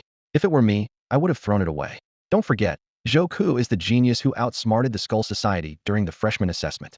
After closing that post, Joku tapped on the third trending topic, which was about Sun Qiren, the vice president of the Qixin Club, announcing his resignation. Apparently, at the dance, Sun Qiren had tried to embarrass Joku but ended up being humiliated himself, forcing him to step down. However, Sun Qiren also stated that he wouldn't give up on competing in the Elite Cup and would be joining another club instead. The comments were buzzing. He's just trying to challenge President Zhuang's authority. That's why he went after Joku. Now there's no way Joku will join the Qixin Club. I really want to know which club he'll choose. Stop freaking out here. Joku put down his phone, amazed at how quickly campus gossip spread. Everything that happened that afternoon was all over the forum by evening. He turned his attention to the mysterious black box on his desk. The skull emblem on its lid glinted with a chilling light under the dim lamp, sending a shiver down his spine. Joku picked up the small box and examined it closely. He frowned slightly, recalling every word the black mist skeleton Greed had said when handing him the box, searching for any useful information. The self-proclaimed bearer of the god card Greed had displayed overwhelming power, not only manipulating others' bodies, but also forcing Joku to accept this mysterious box. The surface of the box was smooth, with no sign of a keyhole, and it looked as if it would open easily. Taking a deep breath, Joku's instincts warned him that the skeleton might have placed something deadly inside if they wanted to kill him. The masquerade would have been the perfect moment. He carefully applied pressure with 4 fingers. There was a click, but the lid didn't budge, as if it had been welded shut. Suddenly, silver threads appeared above the lid and formed a line of text. Opens when mana level reaches 101. The moment he saw these words, Joku's pupils contracted, and a barely contained excitement flashed in his eyes. He knew exactly what a mana level of 101 meant. It was a threshold only attainable by a silver-inked god card. The Skeleton Society actually believed he could achieve ascension before his death. What are your real intentions? Joku muttered. What is this so-called greater goal? As he was lost in thought, a clear, ethereal voice suddenly interrupted him. Ahem, sorry to break in, but there's something I need to remind you. Can't you stop sneaking up on me? Joku put the box away, sounding a bit exasperated. I don't want to disturb you either, the seer's skull replied calmly. But you seem to be forgetting something crucial, something that's a matter of life and death. How important? As important as your own life, the tetrahedron stone. Don't forget, you only have 1 day left to live. Why didn't you say so earlier? Joku exclaimed in shock. The seer's skull sighed. Sometimes I really do feel helpless. Joku waved his hand dismissively and took out the tetrahedron stone. Doesn't matter, I've already solved the beginner's trial. He was about to focus on the blue segment Sadako's trial when the seer's skull spoke again. Wait, I've seen 2 possible futures for you in the Elite Cup. The seer's skull's voice grew distant and haunting. The tetrahedron stone can extend your life, but the souls of the sages can also grant you power. If you perform well in the trials, you might receive their divine blessing, which could directly determine your outcome in the Elite Cup. In the first future, you're unprepared and don't receive the sage's help. You suffer a crushing defeat in the Elite Cup, and your standing at school plummets afterward. That sounds pretty grim, Joku muttered. Joku asked calmly, and what about the second possibility? The prophet's skull spoke in a distant, ethereal tone, as if narrating a vision of the future unfolding before their eyes. In the second scenario, you're standing above everyone else, at the very top. You unleash a spectacular and powerful divine card ability, putting on a performance that stuns the entire school. He paused. It's like something out of a blockbuster movie. I wish you could see it for yourself. A slight smile played at the corner of Joku's lips. I don't want to just see it. I want to make it happen. He stroked his chin thoughtfully and summarized. So you're saying, if I get on Zinzi's good side, she might lend me her divine card power? There was a barely concealed excitement in his voice. And with that, I could win the Elite Cup in a truly dazzling fashion? At the very least, it would give you a huge advantage in the competition. Zhouke's curiosity about Xinxi's divine card ability grew even stronger. Spectacular and powerful, what could it be? In movies from the ordinary world, Xinxi was like a superhero with countless abilities. Resurrection, teleportation, mind control. The prophet's skull seemed to read Zhouke's thoughts. Those are all made up, exaggerated for the screen. This legendary figure is a divine card bearer, and like all of them, she can only have one ability. But her card's rank is extremely high, and its effect is incredibly strong. As for what it actually does, you'll find out if you manage to win her favor. Got it. I'm pretty good at making girls happy. Making a ghost girl happy shouldn't be too different. Zhouke waved his hand dismissively, then focused his attention once more on the blue facet of the tetrahedron, letting himself sink in. The world spun around him. Dim, flickering lights. The wind howled outside the window, sounding like the wails of ghosts. That familiar atmosphere of horror. He was back in Xinxi's trial. The same lines of text appeared before his eyes. Beginner's trial. What is my name? You may attempt this trial as many times as needed until you pass. Zhouke smiled to himself. This time, he was a second-round player. Zhouke, why are you suddenly smiling? It's kind of creepy. The familiar voice of Zhang Yang rang out once again. Zhouke glanced at him. Good, the same familiar NPC. Since it was his second run, Zhouke felt completely confident. Looking at the slightly nervous Zhang Yang, he felt a playful urge. Oh, I was just thinking of something funny. What is it? Zhang Yang's curiosity was piqued. Zhouke leaned in, lowered his voice, and spoke with the air of someone telling a ghost story. You know, there's a rumor about a cursed videotape in this world. Huh. Zhang Yang swallowed nervously, as if remembering something. Zhouke continued. They say anyone who watches this tape will be haunted by a curse. Then, at midnight, they'll get a call from a ghost. On the other end, there's a woman's raspy voice, repeating the same sentence over and over. You only have 7 days left to live. Crack. A muffled thunderclap boomed outside the window. In an instant, Zhang Yang shuddered. A flash of lightning pierced the room like a sharp blade, illuminating Zhouke's face at just the right moment. At that exact second, Zhouke hooked his pinkies into the corners of his mouth and pulled them up in an exaggerated motion, making a clownish, twisted grin. His smile distorted and his face ghostly pale. Yeah, a ghost. Zhang Yang screamed, tumbling off the bed and flailing his arms wildly. Zhouke watched his friend's frantic reaction, feeling a rush of satisfaction from his prank. He reached out and pulled Zhang Yang to his feet, a triumphant smile on his lips. Look at you, so timid. It's just a ghost story, completely fake. There's no such thing as ghosts. Zhang Yang was still trembling, his fingers clutching the bedsheet as he struggled to sit up again. His voice was shaky, his eyes darting around the room. No, ghosts are real. Because I've heard the exact same story from other people. His expression was even more terrified than before, beads of sweat forming on his forehead. Oh, Zhouke raised an eyebrow, teasingly. Maybe it's just a really popular ghost story? No, it's not just a story, it's real. Zhang Yang swallowed hard, his voice trembling even more. Because I got my hands on the videotape from the story. And I watched it. Today is exactly the 7th day since I saw it.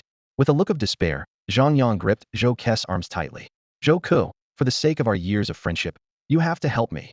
You're just an NPC, but you talk exactly like the real Zhang Yang. Zhouke thought to himself, feeling a bit exasperated. He kept his face blank and asked, let me guess, the way to save you is for me to watch the tape too? Zhang Yang nodded desperately, hope flickering in his eyes. But didn't you just say that anyone who watches the tape gets cursed? Are you trying to drag me down with you? Zhouke replied calmly, watching Zhang Yang's reaction closely.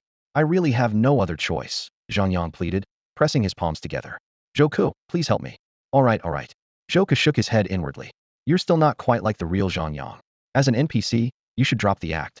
The real Zhang Yang would never sacrifice a teammate and risk himself to save others. What? Zhang Yang looked completely confused, his brows furrowed.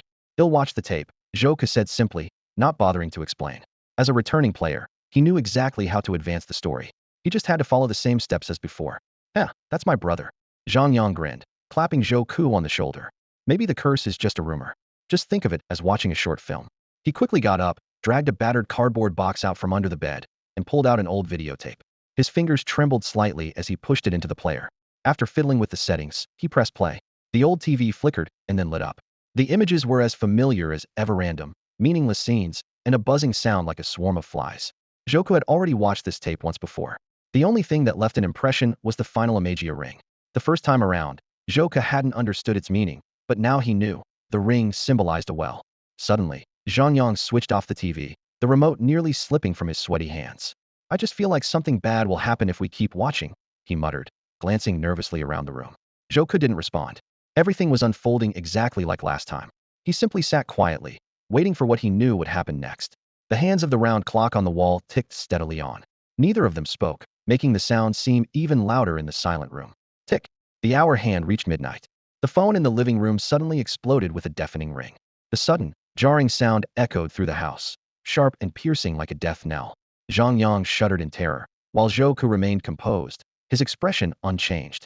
The two exchanged a silent glance, communicating without words.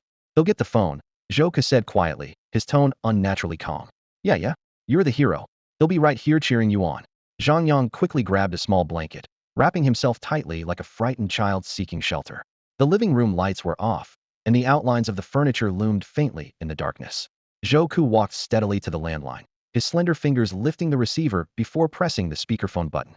Instantly, that unnerving sound filled the room, the screech of fingernails scraping a chalkboard, followed by a raspy, shrill, and eerily feminine voice moaning painfully, repeating the same words. 7 days, 7 days, 7 days, hiss. Not far away, Zhang Yang gasped sharply, goosebumps erupting across his skin as if an invisible chill had swept over him. TSK. Zhou Ke calmly hung up the phone, a knowing look flashing in his eyes. Perfect. Everything is unfolding just like the first round. Ah! Zhang Yang suddenly let out a piercing scream. Zhou Ke, as if expecting this, turned and walked unhurriedly toward the bedroom. His footsteps creaked on the slightly damp wooden floor, the sound unsettling in the silence. Bzzzt, bzzzt, bzzzt. Entering the room, Zhou Ke first noticed the crackling of static. The television had somehow turned itself back on, the screen flickering with static, casting an eerie glow in the corner of the room. Zhang Yang sat motionless, staring blankly at the screen, as if frozen in place by some unseen force. Zhou Ke raised an eyebrow. He understood that Zhang Yang was already gone, leaving behind only an empty shell. Zhou Ke stood quietly, his gaze fixed on the TV, waiting for his examiner to appear. The flickering static resumed where it had left off, continuing to play that disturbing videotape. In the center of the screen hung the familiar ring symbol. Suddenly, a strange thought flashed through Zhou Ke's mind. Sadako's first appearance in the ordinary world was in a sci-fi novel called Ring World. This ring keeps showing up cold. It means something special? Is it connected to Ring World? The ring on the screen slowly morphed into a deep, dark well. In an instant, filthy water began gushing out of the television, droplets splattering onto the floor. A withered, pale, twisted hand silently reached out from the well. At first, it was just the hand. Then, a figure wrapped in tattered white cloth, soaking wet, began to crawl out. Her face was completely obscured by long, tangled hair, hiding any expression.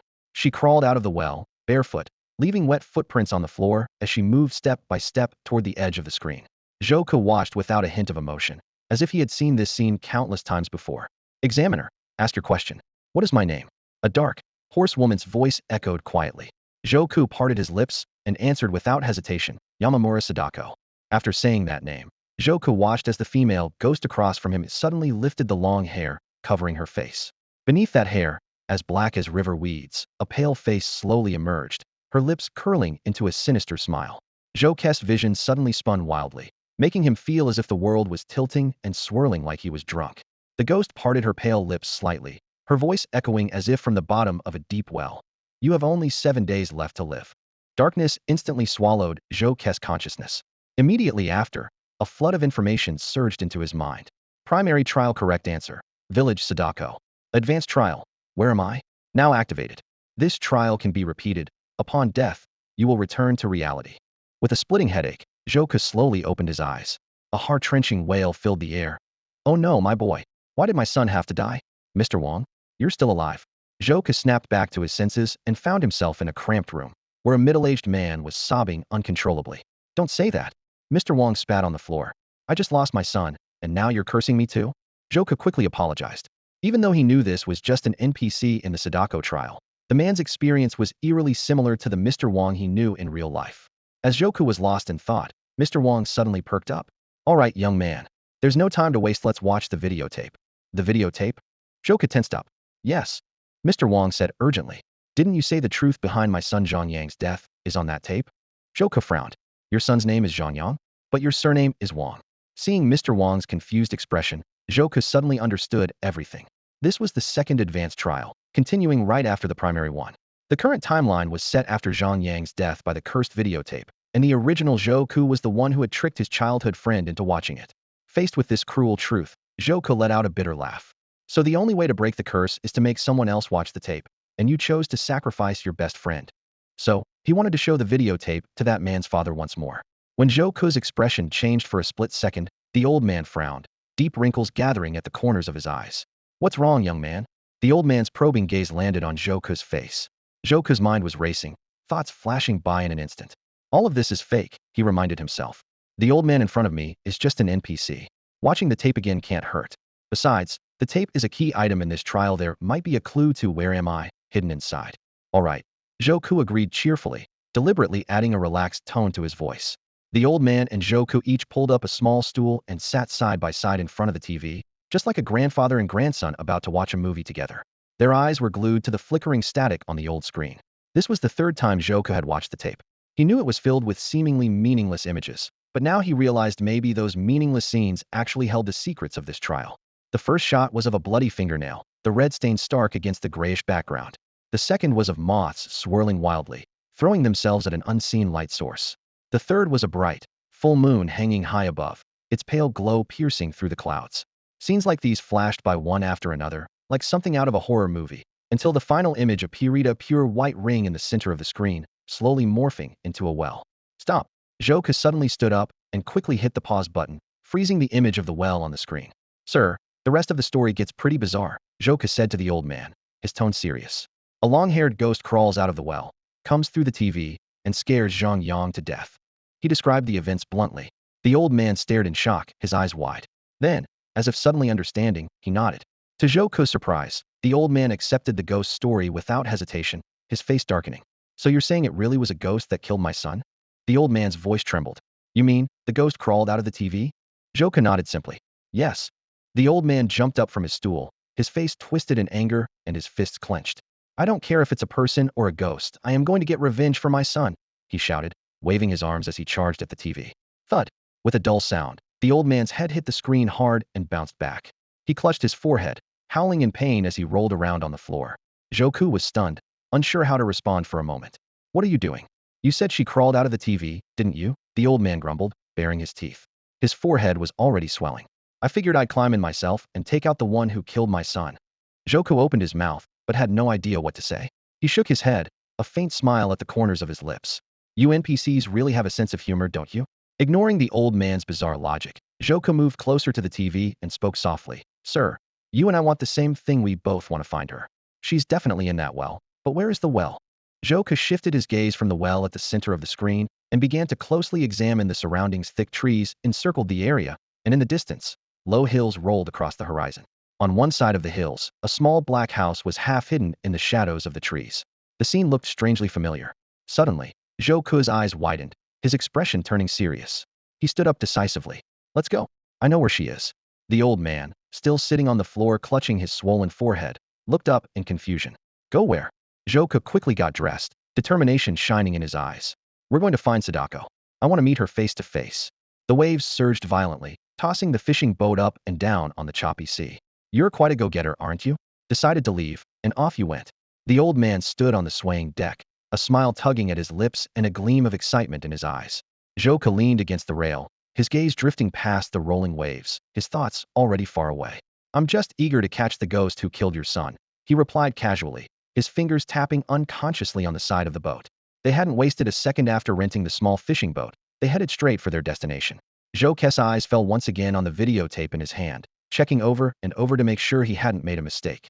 The familiar seaside vista behind that old well, the outline of a black warehouse halfway up the hill, every detail matched the location from the final round of the freshman assessment exactly. After some investigation, Zhou Ke learned that the island was called Heishui Island. Once he pinpointed it on the map, he acted immediately, unwilling to lose a single moment. As dusk settled in, the fishing boat pressed on. In the distance, the island's silhouette emerged, mysterious and eerie in the fading light. Sadako, I've come to play, Zhou Ke murmured with a playful smile. Just then, the sky changed abruptly. Thick clouds rolled in like a tide, blotting out the last rays of sunlight. The wind picked up sharply, and the waves began to roar. A series of waves battered the boat, making it lurch violently, as if it might capsize at any moment. The old man's face turned pale in an instant. This is bad, kid. We've hit rough weather. He clutched at his gray hair in frustration.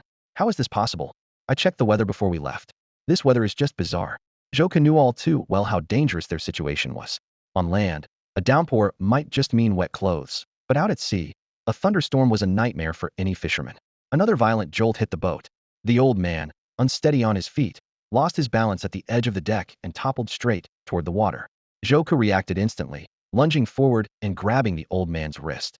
Half of the old man's body was already dangling above the sea, and he screamed in terror, "Don't let go, kid. Please. Don't worry, sir. I couldn't let go even if you asked me to."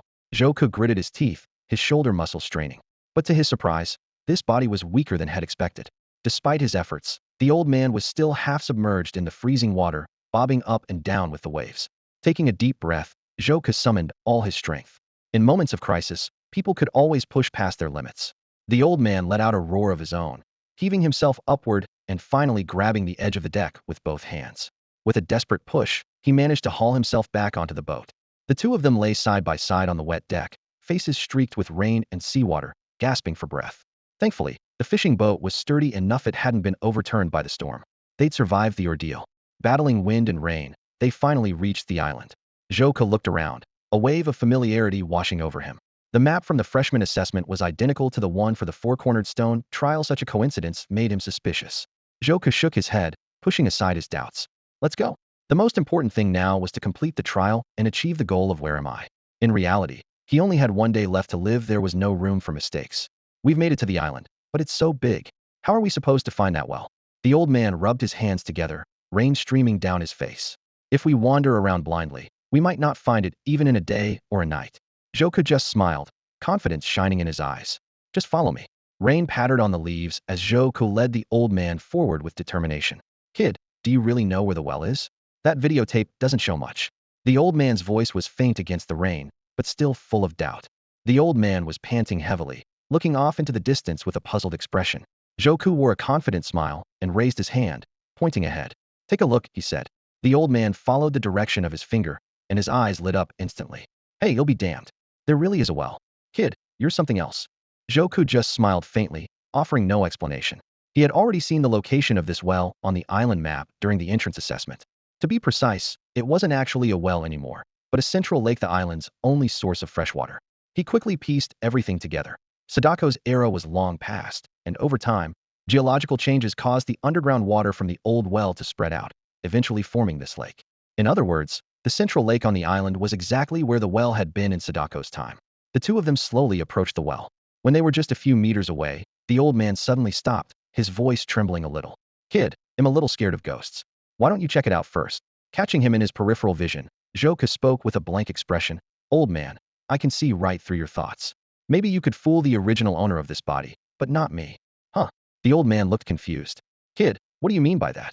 Zhouke's smile returned as if nothing had happened. It's nothing, old man. You and your son really are alike, both pretty timid. With that, he strode toward the well. The well before him was exactly as it appeared in the videotape. The stone walls were covered in moss that glowed faintly green, looking abandoned and neglected. A cold wind swept by, making Zhouke shiver. He bent down, picked up a stone of moderate size, and tossed it into the well with a chuckle. Careful, ghost lady, I hope this doesn't hit your head. Even though the atmosphere was eerie, he still managed to joke. 1 second, 2 seconds. After a long pause, a dull splash echoed up from below. Zhouke couldn't help but be impressed. This well was deep. He leaned over the edge, trying to get a better look. Suddenly, everything changed. A powerful shove struck him from behind. Zhouke felt his body lose balance in an instant, the world spinning as he tumbled into the well. Wind howled past his ears, and damp mist hit his face. Just before crashing into the water, he caught a glimpse of the old man's twisted, ferocious face through the mouth of the well. You think I'm an idiot? There's no such thing as ghosts. The old man's enraged voice echoed down the shaft. You're lying, it was you who killed my son. You're the murderer. I finally found the chance to get rid of you safely. All that time pretending with you wasn't for nothing. With a heavy splash, Zhouke hit the frigid water at the bottom of the well. Through the shrinking opening above, he saw a massive stone being slowly pushed into place. The old man was sealing him in for good. As the moonlight faded away, Zhouke floated in the dark, icy water, his limbs spread out. Waves of pain shot through him, and his consciousness began to blur, but a strange smile appeared on his face. Thank you for your help, old man, Zhouke whispered. A hoarse voice sounded in the darkness. Where am I? You're right here, Zhouke replied. The air was dark and damp, the sound of rushing water filling his ears. The moment Zhouke finished his answer, a line of silver text appeared before his eyes, shimmering faintly. Advanced trial content. Where am I? Completed. At that instant, the once hoarse and chilling voice suddenly changed, turning into a girl's clear, bell-like laughter that echoed at the bottom of the well. You did perfectly, even better than I expected. I'll give you the reward you wanted. The voice paused, then continued. Normally, the trial would end here, but I really don't want to let you go. So, I've unlocked the final, ultimate trial just for you. Want to hear about it? Joka lay at the bottom of the pitch-black well, his clothes soaked through by the icy water. He let out a soft laugh into the endless darkness around him. Maybe next time, Sister Shinzi. I just remembered there's something more important I need to do in the real world. He let himself sink fully into the frigid water, feeling the biting cold seep into his bones. As the chill washed over him, his consciousness faded, and he was swallowed by darkness. The world spun. The cold, damp, oppressive environment of the well vanished. In its place was the familiar sight of his school dorm room, his bed, his desk, the faint light filtering in through the window. Everything felt real again. Joka stretched his stiff limbs, immediately noticing a significant change in himself compared to before he entered the trial. It was completely different. Previously, the blood curse had left him weak and foggy, as if he had a terrible flu. Now, although that sensation still lingered faintly, it had lessened considerably. It felt as if fresh energy had been poured into his body. Trying to contain his excitement, Joka called out quietly, "Prophet, are you asleep?" "I'm not human. I don't sleep," the prophet's skull replied, its voice carrying a subtle trace of fatigue. "Good. That's what I hoped," Joka said, barely able to contain himself. "Quick, check for me how many days do I have left." The prophet's skull was silent for several seconds, the air seeming to freeze. At last, it spoke softly. "You did it. That sage really likes you. She's granted you 7 days of life. You won't die tomorrow." "Nice work," Joku replied with a relaxed, confident smile. "Piece of cake. Can you tell me what you went through?" the prophet's skull asked, curiosity in its tone. "Earning the favor of such a powerful sage isn't easy," Joku teased. "Even a goddess like you can't see through everything, huh?" He leaned back against the headboard and began to explain. "The sage was Sister Shinzi. I didn't meet her in person, but I completed the task she set for me perfectly. I've gotten familiar with her trial style. She wants me to play out scenarios, essentially, role play. I have to flawlessly reenact what should have happened in the scene she provides." He paused, tapping his fingers against the bed frame before continuing. "Of course, I did my homework ahead of time and looked into Zenzi's background. The trial this time was where am I? Jinzi was betrayed by her own father and drowned in a well. So, I had to recreate that moment in the trial. This kind of trial is actually pretty interesting," the prophet's skull murmured, as if pondering. "It's like uncovering a hidden past." There was a brief silence before the prophet's tone turned hesitant. "I can clearly see your lifespan has been extended to 7 days. But you still haven't received her power. Remember, if you can't gain this sage's ability, you'll be crushed in the elite cup." "I know," Joku replied calmly. "At the end of the trial, she said she'd arrange an ultimate test for me. But I didn't agree right away." "I understand. After all, you have more important things to take care of." Joku chuckled softly, then slowly drew his short sword from his pocket. The blade gleamed coldly in the dim dorm light. His fingers gently traced the plum blossom pattern, feeling the subtle raised lines beneath his fingertips. "Yes," he said softly, "the Elite Cup is about to begin. Before that, I want to start a club of my own." The next day, Joka walked into the professor's office. As soon as Chunyin saw him, her eyes widened in surprise. "Joka, how did you get discharged?" "Your health." "Professor," Joka interrupted her calmly, "I'm fine. The blood curse doesn't seem to have much effect on me."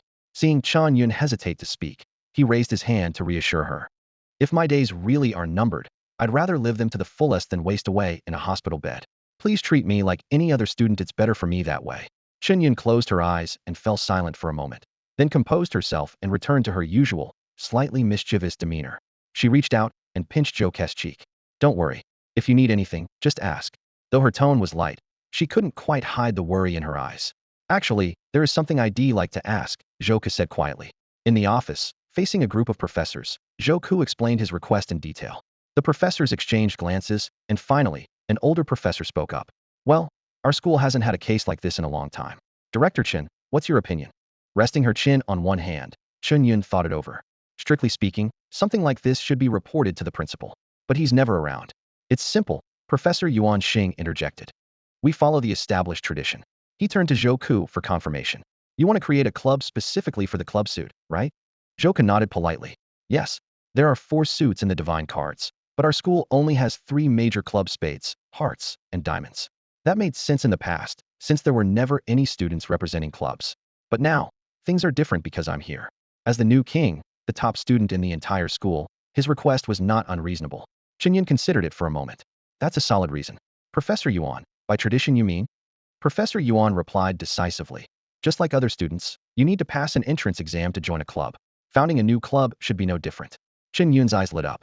That's a great idea. Zhou agreed as well. I'm willing to accept any form of assessment. It was a fair arrangement and would prevent other students from questioning why a freshman could start a club right away. Passing an official evaluation would silence any objections. But Chen Yun's excitement quickly faded. She frowned. But what kind of test should we give you? Zhou responded quickly, a hint of confidence in his voice. Any test is fine. I believe I can handle it. Professor Chen Yun shook her head gently, her gaze soft. Zhou, you're my favorite student. Of course I believe in your abilities. But we only have 3 types of exams. These tests measure strength, spirit, and adaptability to spade, heart, and diamond suits. Normally, to pass each test, you need a divine card that matches the suit. But your card doesn't fit any of these. We don't have any tests for the club suit here. Zhou lowered his head, falling silent for a moment, his brow furrowed in thought. His mind raced through possibilities like rapidly spinning gears. After a brief pause, he looked up, determination shining in his eyes as he faced the professors. I believe that even if my card doesn't match, I can still pass the other tests. Professor Chen Yun's eyes widened slightly, clearly surprised by Zhou's confidence, but she nodded. Please wait a moment while we discuss this. Zhou nodded lightly and sat on the sofa, patiently waiting as the professors exchanged opinions. The air was thick with tension. From time to time, the professors glanced at each other, flipped through the school's regulations, and spoke in low voices. Snippets of conversation reached his ears. Is this really possible? I doubt he can do it. Maybe we can relax the requirements a bit. After all, a new club could bring fresh energy to the school. Soon, the professors reached a decision. Professor Chen Yun spoke. Zhou, hey, race what we've decided. Since your divine card's abilities don't fit our current exams, we've agreed to lower the requirements. You may attempt any one of the spade, heart, or diamond tests. If you pass any of them, you'll be allowed to register and start your own club according to the school rules. She paused, her expression turning more serious. However, since these tests don't relate to your card's abilities, you'll still face significant challenges. Are you sure you want to proceed? Zhou nodded without hesitation. I only need to pass one of the 3 tests. That shouldn't be a problem for me. They'll follow the school's arrangements. With that, the assessment officially began. Zhou followed Professor Chen Yun to a slightly old and spacious office. All right. Professor Chen Yun pulled a helmet from a pile of miscellaneous items and connected it to a nearby computer. You've used this many times before. It's the same exam helmet from your freshman assessment. The test is already loaded. Good luck. She offered him an encouraging smile. Zhou nodded and quietly put on the helmet. The familiar sensation of being transported washed over him. He quickly regained his senses and found himself standing in a vast virtual testing ground. The area was empty except for a massive, deep chasm running through the center of the room. The gap was about 10 meters wide and appeared bottomless. He approached the chasm cautiously and peered down, seeing raging flames below, the firelight as fierce and terrifying as hell itself. Beep. Suddenly, a notification sounded. Zhou looked up as a display screen lit up before him. A mechanical voice announced the test instructions. Club Assessment Spade Test. Hell's Chasm. The candidate must cross this 10-meter wide abyss and reach the exit on the other side within the time limit to pass. The method is up to you. Zhou clenched his fists, his eyes sharpening with focus. The test had begun, and this challenge would determine whether he could forge a new future. Be aware of your surroundings. Zhou silently repeated the reminder, his eyes alert as he scanned the room. As the countdown began, a thunderous roar echoed through the air. Flames beneath the cracks slowly but relentlessly rose, their orange-eared glow making the entire examination room even brighter. At this rate, the fire would soon consume the whole space. In the surveillance room outside the exam hall, Professor Chen Yun stared intently at the live feed on the screen, her knuckles turning pale from gripping the table. She was prepared if Zhou couldn't pass the test, she would trigger an emergency transfer before the flames reached him. A crisp knock broke the silence. Come in, Chen Yun replied without turning her head. Li Hanfeng entered, a stack of forms in his hand and a spring in his step. Professor, I finally found you. I'm here to submit the registration forms for the Elite Cup. This time, we have to win back what we lost to the Qixin team. Chen Yun gestured casually toward the corner of the desk. Just leave them there. As Li Hanfeng set the documents down, his gaze landed on the screen. His eyes widened in shock. Wait, isn't that Zhou? Hold on. This exam room, isn't this the same test I took when I joined the Black Blade Society? He choked on his own saliva, coughing violently. Chen Yun handed him a glass of water and patted his back. Calm down. Zhou is trying to start his own club. What? Li Hanfeng nearly spat out his water. He's forming his own club? Once he collected himself, a confident smile appeared on his face. He's in for a rude awakening. Each of these 3 exams requires a specific divine card ability. He's a club's major, which doesn't even match the requirements. No matter how talented he is, it won't help. Chen Yun smiled slightly. Don't be so quick to judge. This Spades assessment is tough for him, but the next Hearts and Diamonds exams focus more on intelligence. Given Zhou's sharp mind, He might just surprise us. Huh. Professor, let's wait and see. I bet he won't even pass the first stage. Li Hanfeng declared confidently. Inside the exam room, the flames had climbed even higher, and the heat forced beads of sweat onto Zhou Ke's forehead. He quickly recalled the key part of the prompt. Pay close attention to your surroundings. After another glance around, a knowing smile appeared at the corner of his lips. So that's it. That's all for today. Thank you so much for watching. I hope you guys enjoyed. If you wish to have another part of this recap, please give us at least 1,000 likes. Please don't forget to comment and subscribe to our channel for more content like this. Until next time.